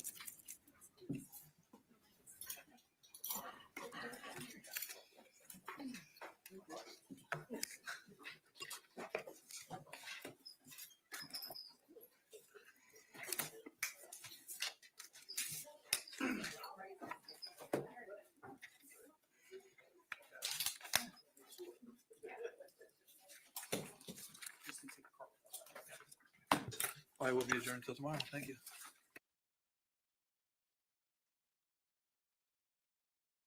Okay. Well, guys, my son made some of the best spaghetti we have had in a while. Woo! All that wonderful garlic he was cooking. I mean, this is better than some of my favorite restaurants, actually. And of course, you venison, ground venison. So, you guys, this has been a very interesting case. Oh, I see your comment. I'm so sorry. And that banging you may hear is my monkey telling us, y'all are eating, I want to eat it too. We give her some, but it can be a little pissy. Let me check with quickly that we've had a bad situation. We're gonna watch this news conference and then we'll end the live, okay? There was a shooting. 5 people have been injured. Police officers have been injured. So we're gonna watch this. I'll back it up and get the.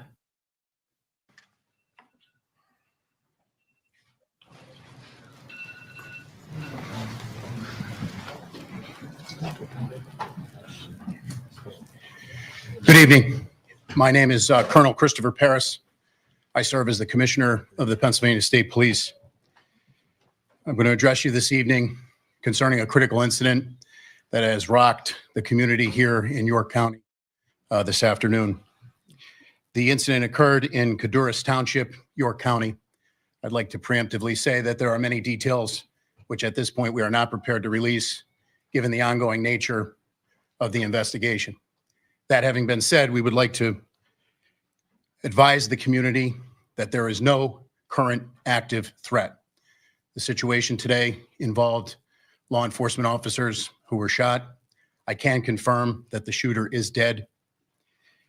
I can confirm that there were 5 law enforcement officers who were shot today.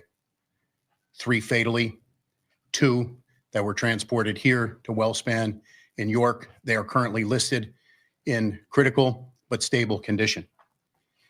The District Attorney of York County, who is no stranger to this community, or in collaborating with the Pennsylvania State Police, Tim Barker.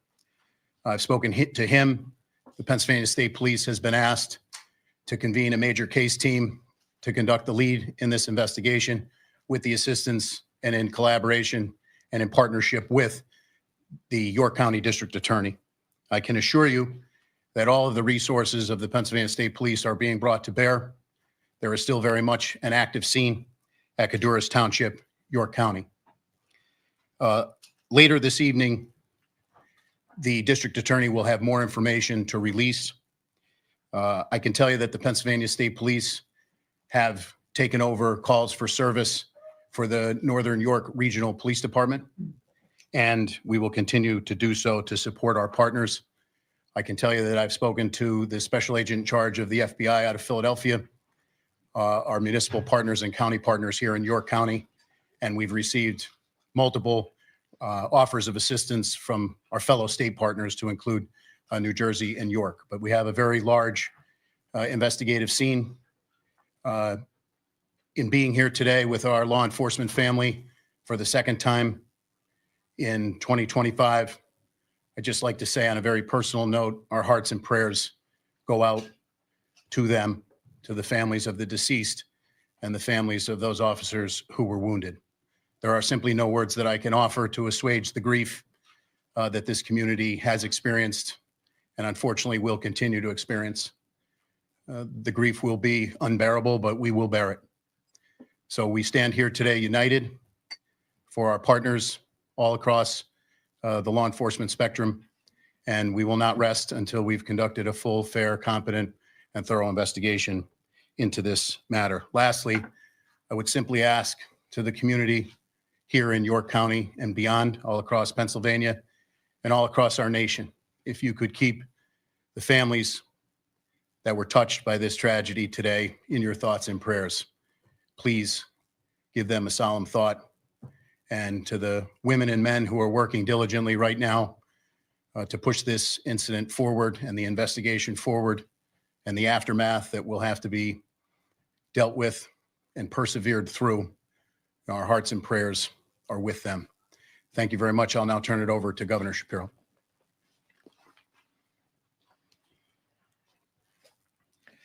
This is an absolutely tragic and devastating day for York County and for the entire Commonwealth of Pennsylvania. We grieve for the loss of life for 3 precious souls who served this county, served this Commonwealth, and served this country. We continue to pray for the full recovery of those who are dealing with their wounds. This, of course, is on the heels of just a few months ago when we lost another York County son, Officer Duarte, who again gave his life in the line of service. I had the opportunity with the Lieutenant Governor and with Senator Phillips Hill, Representative Grove, and your 3 county commissioners to spend some time with the families of those who have been impacted by this violence today. I think it's important for you to know that these families who are dealing with, they're grieving right now and they're suffering right now, took time to tell us how proud they were, how proud they are, pardon me, how proud they are of their loved ones who put on a uniform to keep us safe. It's an extraordinary thing that these law enforcement families do. They support the individual who puts on the uniform and runs toward danger. They're there for them when they leave in the morning, and they pray throughout the day that they will come home at night. So I hope as this community comes together, as I know it knows how to do, and prays, that we think not just about those who wear the uniform, but those who stand behind and next to those who wear the uniform every day. These families are extraordinary, and I hope you'll join me in prayer for them. I had some time to spend with the law enforcement who are gathered here today, who ran here because they knew that their brothers in uniform were in danger or their lives were cut short. And I'll just share with you what I told them. The entire Commonwealth of Pennsylvania respects them, and we have their backs.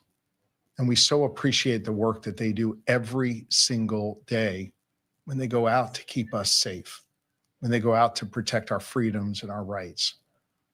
This is something that sadly we only tend to share in times of tragedy.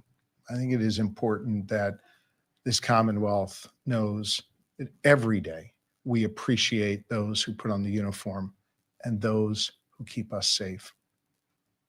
There are others here at WellSpan who wear different kind of uniforms. And I want to say thank you to the doctors, to the nurses, to the staff here at this extraordinarily wonderful healthcare institution that sadly has seen too much trauma. But thanks to their extraordinary talents and their dedication to their neighbors, they're able to help people get back up on their feet. That's what you did today for these 2 brave souls who put on a uniform to keep us safe.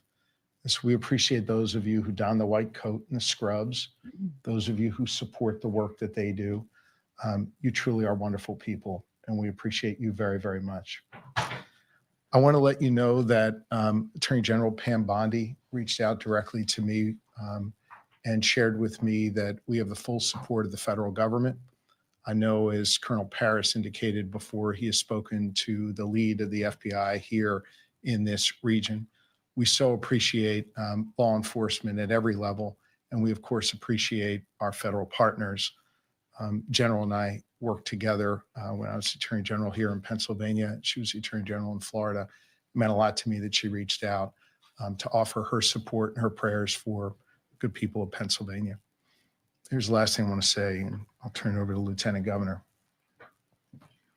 This kind of violence isn't okay. We need to do better as a society. We need to help the people who think that picking up a gun, picking up a weapon is the answer to resolving disputes. We need to do better when it comes to mental health. We need to do better when it comes to looking out for those who are in need, so we don't have to deal with tragedies like this. We got to do better as a society. I know everybody up here believes that, and everybody up here works hard to do that every day. I just think as a community, it's time for us to work hard to heal from this and to make sure that those whose lives were lost today, that something constructive can come from that in their memory that stops this kind of violence in the future, that protects those people that put on those uniforms for us. It makes it so these trauma surgeons don't have to patch this many people up. We got to do better as a society. I know we're all committed to doing that work. We've got to do even more. Now's the time for this community to come together and to do this important work. And so on behalf of a grateful Commonwealth, I say to those who wear the uniform of law enforcement, thank you. To those who wear the uniform of healthcare, thank you. To the elected leaders up here, thank you for the work that you have done and know you will do to keep our community safe. And to Colonel Paris and the entire team at the Pennsylvania State Police, I know you will have every resource you need to make sure that this investigation is conducted fully and thoroughly, and that whatever steps need to be taken will. May God bless York County and the entire Commonwealth of Pennsylvania. May God bless and watch over those families that are suffering right now. Lori and I join you in prayer. And I think prayer is a particularly important thing at this moment here in York County and all across Pennsylvania. Thank you, Governor. I share your thoughts and prayers for the officers that were lost today, the officers who were injured, and every law enforcement person across this great Commonwealth. We are unfortunately here again in York County because of gun violence, the issue that brought me to public service. I want everyone to know today is not just a devastating day for this community in this region. It's a devastating day for our entire Commonwealth. My wife, Blair, and our entire family join in the prayers of, I believe, 13 million Pennsylvanians who are praying for the officers and their families today. You know, we ask a lot of police officers in our communities, and they always run towards danger. I think we all have a responsibility to continuously do our part to make our community safer. I know I'm going to continue to do my part, and we are consistently grateful for the commitment and the sacrifice that our law enforcement officers make. We're grateful for the healthcare professionals who run towards danger to aid folks in their time of need. And we're so grateful for the work that they've done today. It's my pleasure to introduce Dr. Carney from WellSpan Health, who will provide an update from the medical perspective. So we received 2 gunshot wound victims from the scene. We immediately took them to the OR. They are both in critical but stable condition currently. Trauma centers are a resource for the community. We're here when you need us, and we enjoy the support of both the local government, state government, and our administration. Thank you.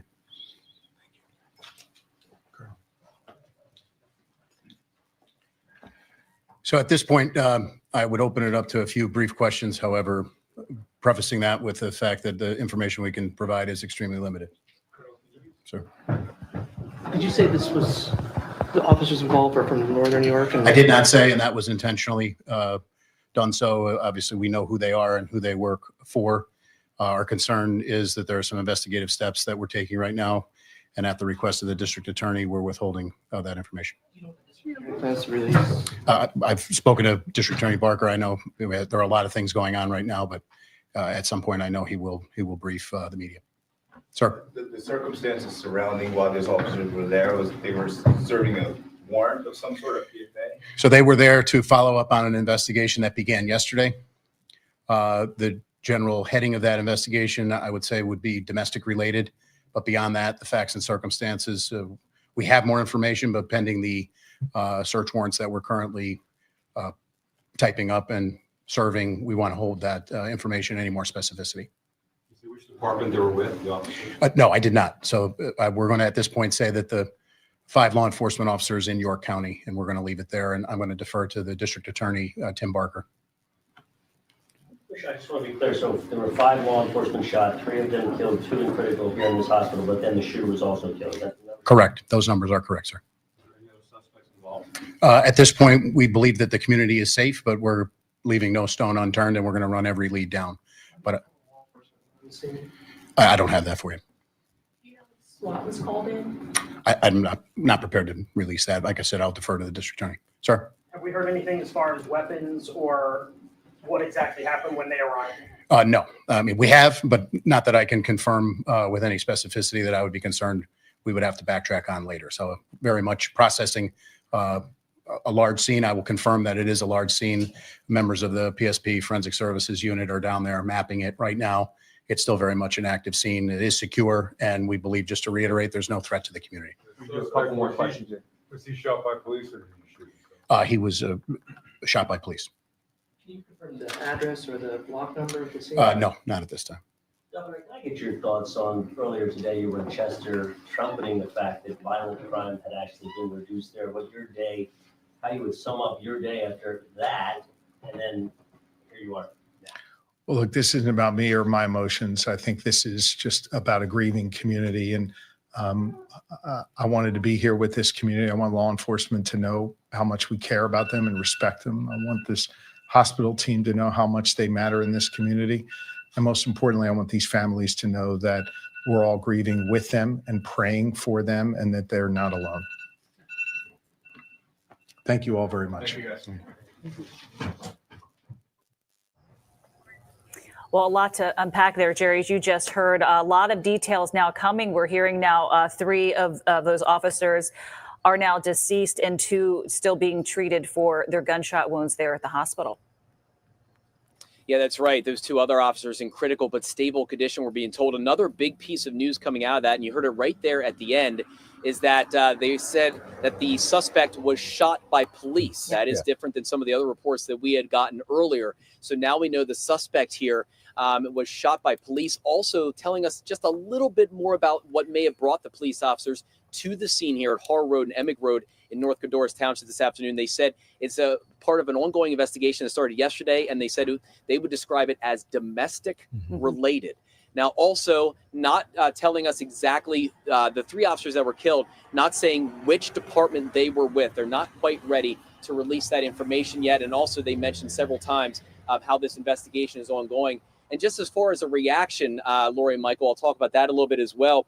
Governor Josh Shapiro, obviously devastated by this. In fact, he said absolutely tragic and devastating day for York County and the state. Also, the police commissioner saying how what has happened here today has rocked the community, even saying the grief will be unbearable. One more important note here, of course, unfortunately, tragically, this is the second time we have had a police officer shot and killed in York County, Andrew Duarte, earlier this year as well. Just horrible to see this happening again, Michael and Lori.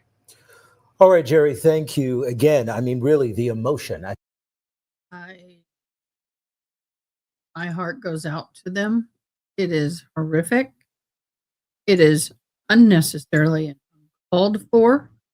It's deplorable. And I'm angry. I am very angry that this has had to happen.